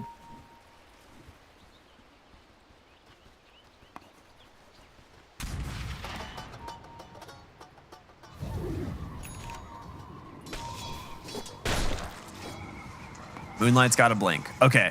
Not the slowest blink dagger, honestly, in the world. He's definitely struggled, but he's caught back up to the Invoker. And the blink dagger is your play make. So we'll see if they can manage to connect onto something. The scan, it's onto Krekker. I don't know if they're aware. If there's anyone else, they will scan the Shadow Fiend on the top side of the map. Question is the dive going to pay off or is it going to backfire, right? Because now you're actually kind of stuck between several of Team Spirit's heroes here. They're going to go all the way around instead.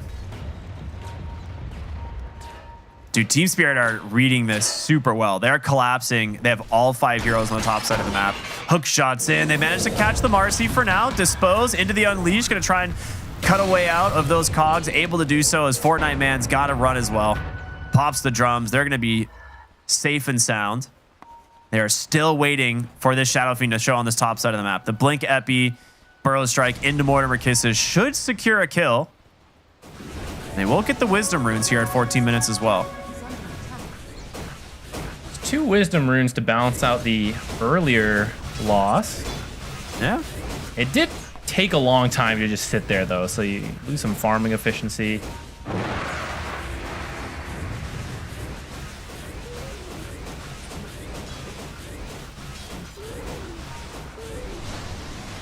Right, we have a much calmer game than the first one. Oh, yeah. Teams are trying to find moves, but so far both teams doing a great job of reading what's going on. I might find Rue. Finding anything would be really nice. Luna. Oh, no. Yeah, you got no Bushwhack now. They're actually just going to commit the Eclipse as well to bring him down. So a nice little, you know, pick off there. The gold going into Crystallize on this Luna. Always really nice. As this right going to switch to nighttime, and that will definitely benefit the Luna as she gets closer to that Manta style.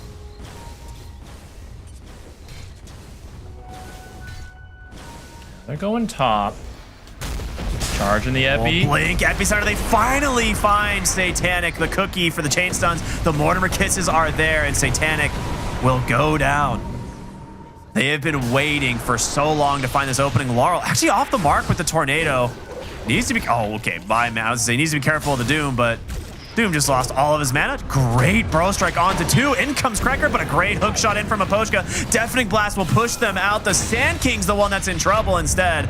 And now Malik trying to chase down this Marcy. An onslaught in 1. Who's he gonna get him? No, he will not. Top side though. Cold Snaps out onto the Snapfire. Another tornado should connect as Fortnite Man holding the Doom still. Continuing the chase. Great Bushwhack, and that should allow them to close the gap. Malik, he's back from mid lane, baby. Oh my gosh, what a series of kills there.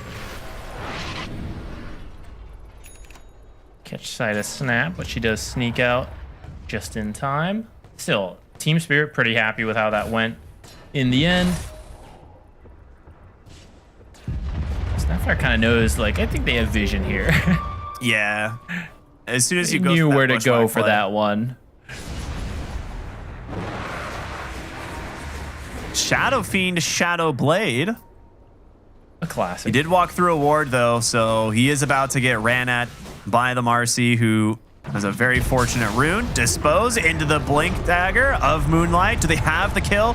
Onslaught's coming through. In comes the Eclipse from the Luna. Crystallize needs to get away, but oh, the Manta. He's still going to finish it to help bring down the Sand King, but in comes Fortnite Man on the backside looking for the catch. They want to get Malik here on this Primal Beast. He just dooms him from downtown. Sunstrike almost finishes the Marcy. Fortunately for him, it's only a level 2 Exort. All right. Signs of life here for Palanecha as they're looking quite good, pulling this game back in. The supports getting really active. And a lot of space now for Crystallize. And 2 deaths back-to-back on the Shadow Fiend. Like, this massively slows down his game. Really good tornado here, EMP, but Crystallize with the Manta makes it too difficult for Malik to connect on that Pulverize, and that's all you need. A little bit of space. This time, Palanecha doing a much better job this game finding kind of pickoffs. Just cursed them. Pitched it again. Oh. Blink, Burrow Strike, Epicenter into the Mortimer Kisses, this time taking down the Invoker. A 1-for-1 trade, but you will get the Clockwork as well. All right, you gotta respect the Sand King, even though he's, you know, the lowest net worth core. It's one of the reasons he's been so strong in recent events. Just that Blink, Burrow Strike. It's all you need when you pick these high damage supports. Just need someone to start things, because the supports are not rushing Blink. I mean, they can try, but it's going to be slow. But That's why if you can have a core hero be the playmaker, it's so much easier to set up for the rest of the team. Ward scouting the rotation top. No Doom for about 45 seconds, but does have a BKB now. So he might be able to make a bait play. They do see Marcy on the top side. You gotta try and save him. He gets the BKB, but the damage from the Shadow Fiend. Nearly finished. Oh, the Sharpshooter gets tanked from the Snapfire. Like a magic pixel there protecting him. Thought he was very chain close. stunned, but I guess there was a window to get that BKB off. Is he gonna get Sunstriked? Does he go for it? That would be sick. It's kind of low level though. It's still only level 3 Yeah. exort. Yeah, 300 damage. Smoke. Look bottom. Ooh. Burrow strike to safety, but how safe as the Bushwhack's going to connect? Malik is here on the Primal Beast. Hook shot is in. He clips out from Crystallize, though. They're trying to finish off Maposhka and get Moonlight out. He's going to make it. Sharpshooter, op main. Oh! 11 HP, barely surviving. He's out. Practicing to be an op main. Yeah. I mean, he hit the shot. Need the headshot to finish it. Yeah. It's a body shot. Caught him in the big toe. Dire's middle tower is under attack. All right, BKB for the Luna is a big pickup. Palanecha with their first real lead of the game here, 2,000, 12-2. As they grab their Tormentor Shard for the Snapfire, one of the better ones. I love, like, this is gonna help accelerate his game so much. You can very easily clear waves. You do a lot more damage in these fights. We should be seeing the Shadow Fiend rotating over to help grab this one, and it's just a second.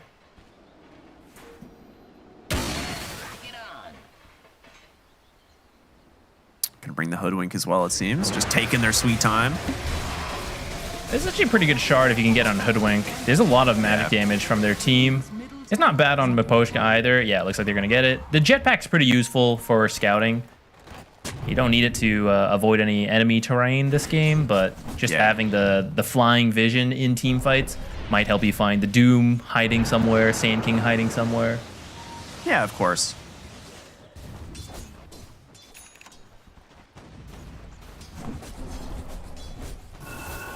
So Roche, bottom side of the map here. We have multiple heroes from Palanecha. I think it's go time, right? They're going to TP in the Doom as well. Close enough on the Sand King. They are going to scout this with the Flare pretty much immediately. But I think you can force the fight, right? You've got Doom. You've got the Burrow Strike Epicenter. And they're going to try and respond. The BKB done on the Shadow Fiend. Who gets the initiation? A little bit easier, I'd say, with a Clockwork, but Crystallize. Can't do this decent on his chunk own. of damage from the Yeah, you Roche, gotta be careful. It's down to like half HP. Maybe you're Ward trying Sentry's to bait him placed. in. Ward Sentry placed the other way. Snapfire wants to clean this one up. Fortnite Man goes in. Great tornado catches 3. Malik's going to go in, but a nice BKB out. They've caught Satanic. He's going to try and stand his ground. Deal the damage back the other way. The Sand King is just destroyed. Crystallize gets nothing out of this Eclipse BKB. He has to run. 2 dead, 3 dead actually as a buyback comes through from the Snapfire, but this fight is going the whole way of Foundation, but they managed to take him down. The support's doing the damage here. Shadow Fiend hits the deck. So Luna just TP'd out, and now it's Krekker all alone here. 1v4, Tornado Sunstrike on the mark from Laurel. Gets himself a triple kill. It's not the easiest Rose for them to take, but I think they can do it here. Invoker does quite a bit of damage. Looks like they might want to just secure this tier 1 first. Make sure as heroes respawn, they can't just TP in to fight them.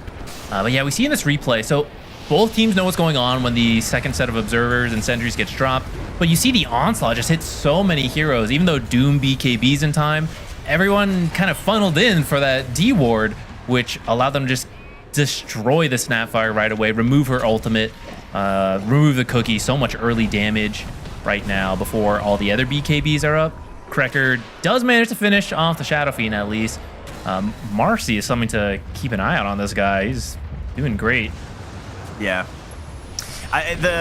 The 3-hero Tornado EMP just ruins this fight for the side of Palanecha. Like, I think, again, one of those moments where I think Palanecha might just be a little bit more afraid of Spirit and are not willing to just make the blink initiations when they need to. Like, if you don't have like perfect vision, but you know, like they saw the clockwork right on the ward, like maybe you just blink in BKB on the Doom and try and get some vision, and then your Sand King can follow it up. But a little bit too slow. Laurel punishes them for it and sets up Spirit for a really good fight. They grab the Roshan now. Aegis into the hands of Satanic. And mid lane, Moonlight in some trouble here. Laurel just ripping through him with the help of the Hoodwink, and that's a huge kill. That was a very fast move. He left while they were doing Roche, so you think they're all down there, but he's already here. Yeah. Themselves a second kill on Snapfire because of that. Absolutely massive. Hand it over to the Sunstrike. This is... We were saying it mattered in game 1. Team Spirit just being able to play maybe a little bit faster. Crystallize? Oh my god. Okay. This guy's so good. All right. I mean, he doesn't see him. He just guesses, right? That he's just going to TP out from the ring. Like, there was no flare. Hookshot was off the mark. He just went with the double raise, gets the kill. Very well played from the Shadow Fiend. It's weird. My first raise didn't get the kill. Better throw out the next one. That was close. A nice try from Luna, but another death. That's a solo fully kill. see how we get caught. Was it a Requiem surprise from the Shadow Blade? My favorite dessert. Jesus. Yeah, that's going to be always a threat, right? The Sunstrike with the Sharpshooter added onto the Pulverized. You're always going to connect on those.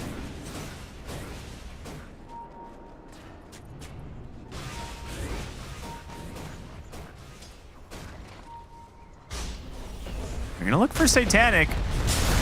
Epicenter gets thrown. They're going to be able to connect onto the Cookie. They don't want to connect on the Doom quite yet. They just got to finish off Satanic. He just beats down these heroes. He's too strong. Laurel just helps them out. They're all dead. It's a triple kill immediately for Satanic. He just got 4 lasting presence stacks in front of your base. Goodbye, tower. It was nice knowing you. I mean, this is... Invoker. Maybe find Laurel? Aggressively on the high ground. They actually don't have, do they have detection? They do, but Satanic is still just doing way too much. He will finally die, but Crystallize commits everything to secure this kill, and it's going to cost him his life. They just need one more auto attack. Malik will run him down. Doom comes up from Fortnite Man onto the Hoodwink, but goodbye. Satanic is way too strong. The minus armor. Look at this. 7 stacks of the lasting presence. It is minus 24 AoE armor, I think, if I'm not mistaken. It's a lot. Math. For whatever reason, he keeps it through Aegis. It's interesting what stuff you keep through Aegis and don't, but because of that, he's at 7. Yeah, 21 minus armor. My apologies. He might die here. He will die. He gets punished for this one, but it's going to cost you 2 more heroes. Luna's going to buy back for this one, of course. Pulverize is out, but Crystallize is able to finish off the Primal Beast. All right, a big punish out there from Palnatia, but you were doing very well. I'm very proud. Still a costly defense. Nice chain stun. They know he's kind of, I won't say out here on his own, but you know it's only 3 heroes. But still the Death Requiem doing so much damage at the end, allowing them to at least get something in return. Your Luna, you know, should get some farming time, but all those buybacks is such an economic blow to Palnatia that it's 16k now. I get that they wanted to like put the aura to use to try and crack the high ground, but I feel like the safer play, just back off, kind of reset for a moment, and just look for pickoffs. Because if you can keep the stacks up of the lasting presence, that's all you need, right? So now, unfortunately, he's going to lose the bonus damage plus the stacks. A little bit costly there from Spirit, but they're still very comfortably in the lead. 17,000 gold advantage. I mean, essentially, your 2... So the carries are close, the Luna and the Shadow Fiend, but your Invoker and Primal Beast each have 1 extra item over their counterparts. So all future fights should be much easier, and whoever you end up killing, they're on dieback. So your Shadow Fiend, assuming he gets, he's in range for a stack. It won't be as many as he had before, but even just 1 or 2 extra stacks should let him possibly just finish up this game. Yeah. Laurel trying to stop the creep cut here of the Luna. We'll be able to.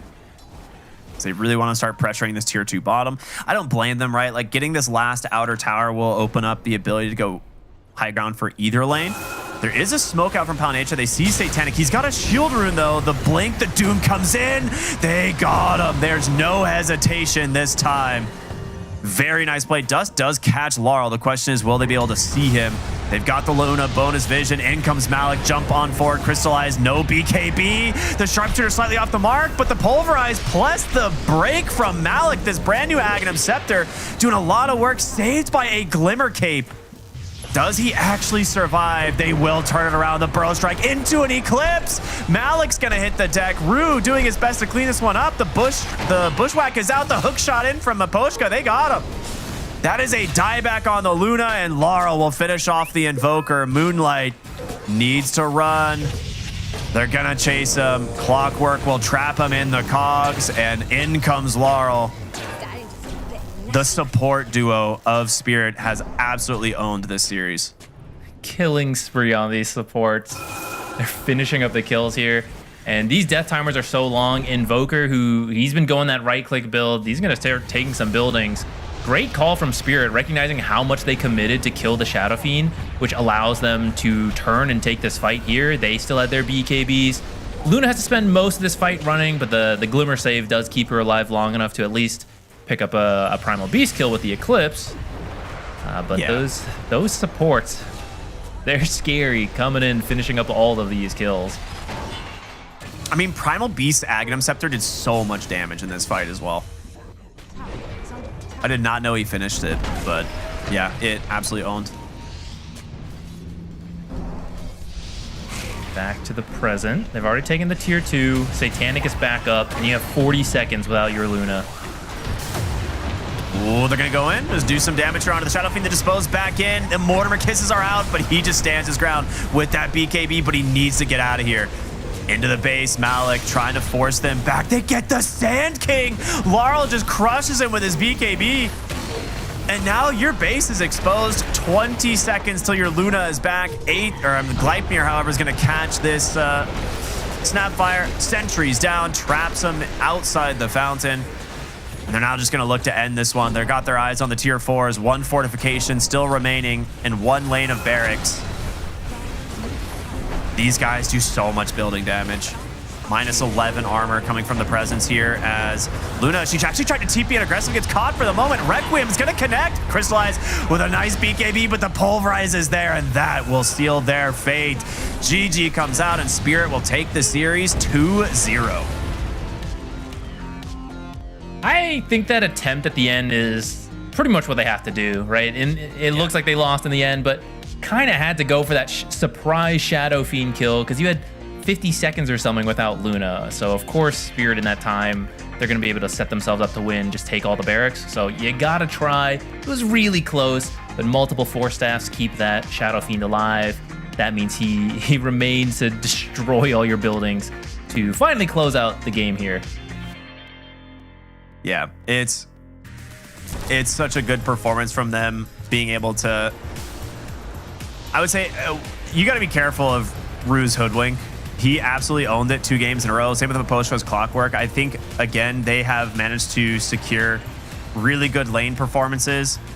I think the mid lane went worse than it should have on this Sand King. He tried to make like a cheeky play with Burrow Strike at level 2, and I think that hurt his ability to farm so dramatically. So it's just like small little things that, you know, Palanecha can work on, but they showed some signs of life, man. They had some good team fights. Shadow Fiend just a little bit too far ahead in some of these engagements towards that mid late game.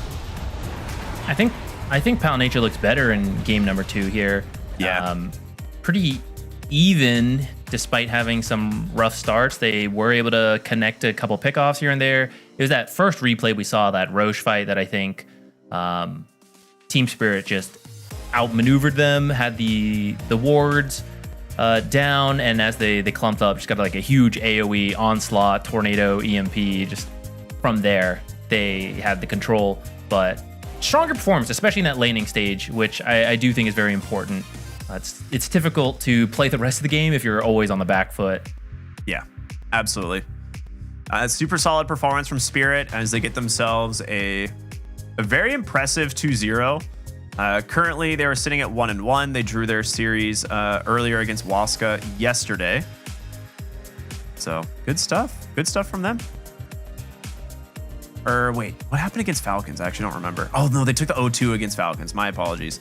So they were sitting at 1-3. So this is a very important 2-0. Puts them right back into the middle at 3-3. So that's a great win to get. Yeah. It means as we are getting towards the end of the day, I don't think we quite have the schedule yet, but or the standings, but it is starting to sort out, you know, like the teams at the top, teams at the bottom. So every win's gonna matter a lot. Palanetia, you know, tomorrow is gonna be. I don't think they're out yet, but they really need to get wins if they want to stay in. Yeah, they need to get some 2-0s tomorrow, and they're gonna have some rough teams to play against Azure as well as Falcons. So those are gonna be some big ones. We'll see what happens though, right? Like there's still a lot of oh, we do have standings. Perfect. All right, let's go ahead and take a look at the standings to see where things are at this moment for Group A. Paravision 5-1. We saw yesterday they were sitting at the top. We're like, okay, looking good. We'll see what happens today. Absolutely owning. Yeah, it looks like Extreme Gaming that we saw earlier went 1-1 with Enigma, but still keeping themselves at the top. Gaming Gladiators, Bet Boom. So from there, it's 3-3. So it's still looking kind of close between. I mean, you know, everyone could still move around technically, but between third through eighth is actually still very close. Yeah.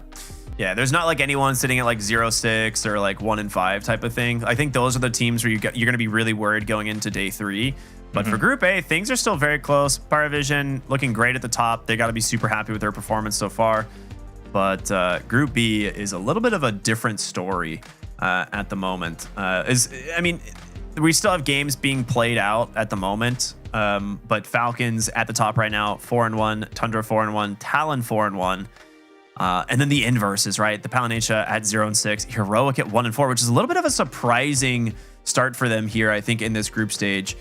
Struggling against Tundra this morning, and they're up against Falcons right now. I think they dropped game 1, so they're not having the best of time here today. But yeah, this group seems a little bit more spread. Yeah, I think tomorrow you might be able to say who's in or out on this one. Group A might be closer a little bit, but yeah, I'd say maybe not too surprising for Falcons and Tundra at the top. But yeah, Heroic may be a bit of a surprise there.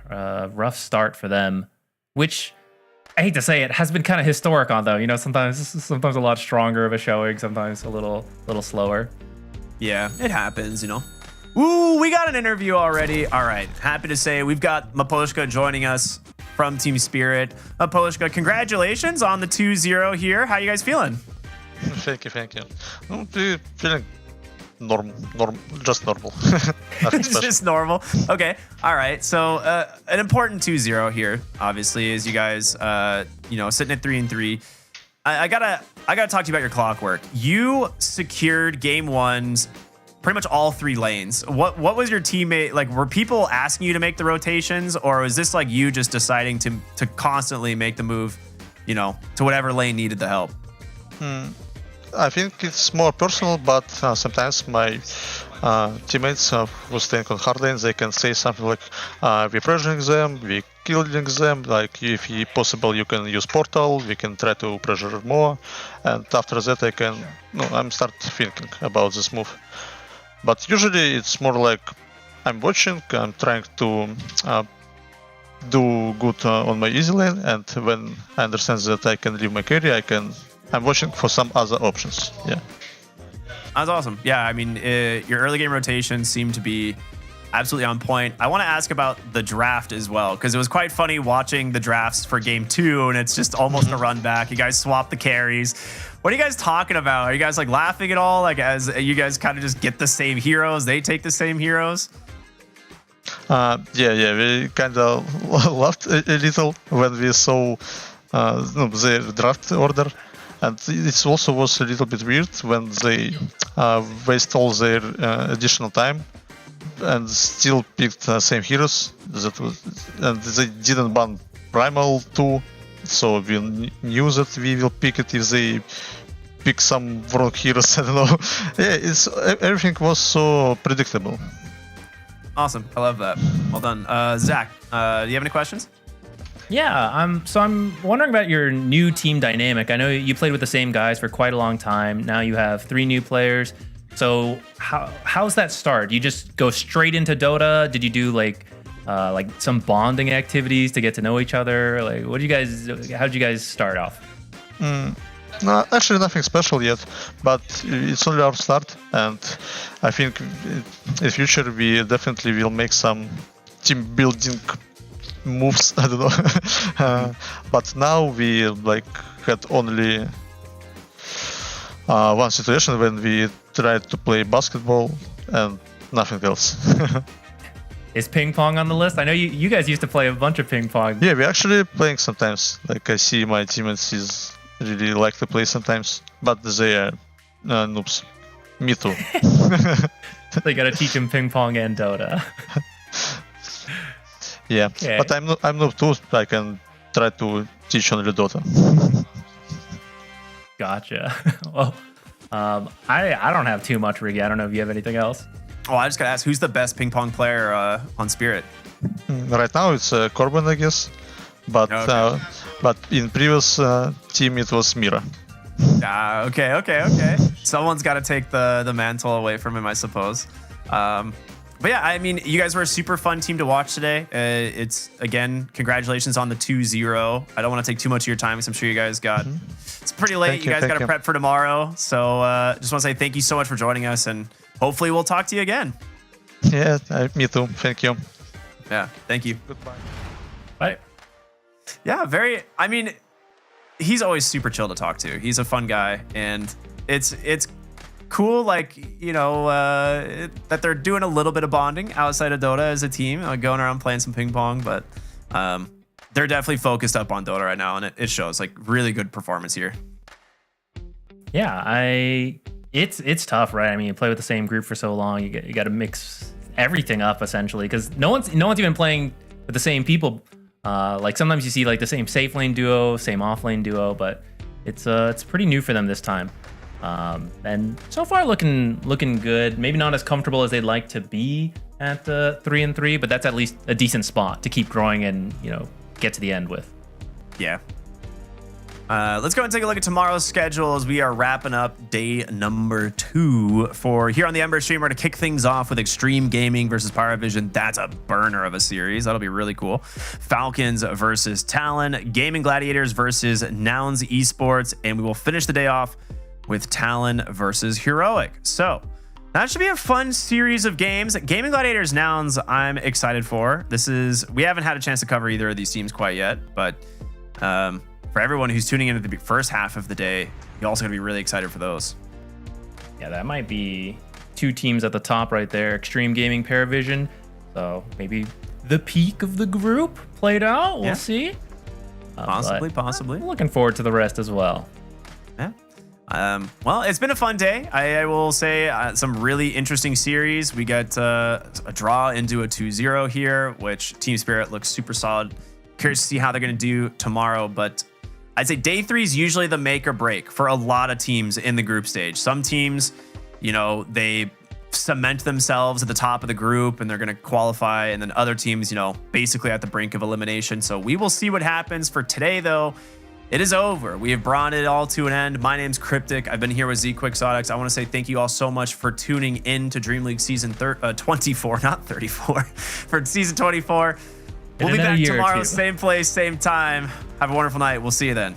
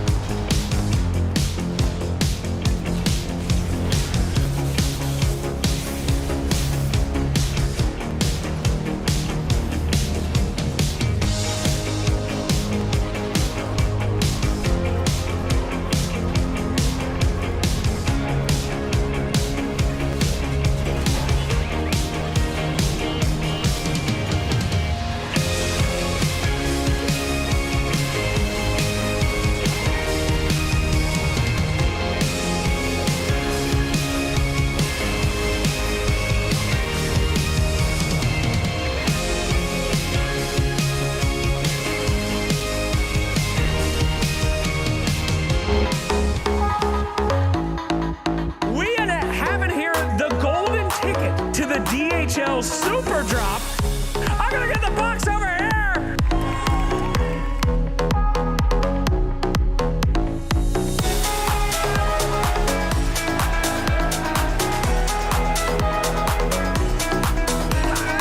Two-drone Adventure Man. Are you ready? I'm shaking. Good. That's absolutely correct.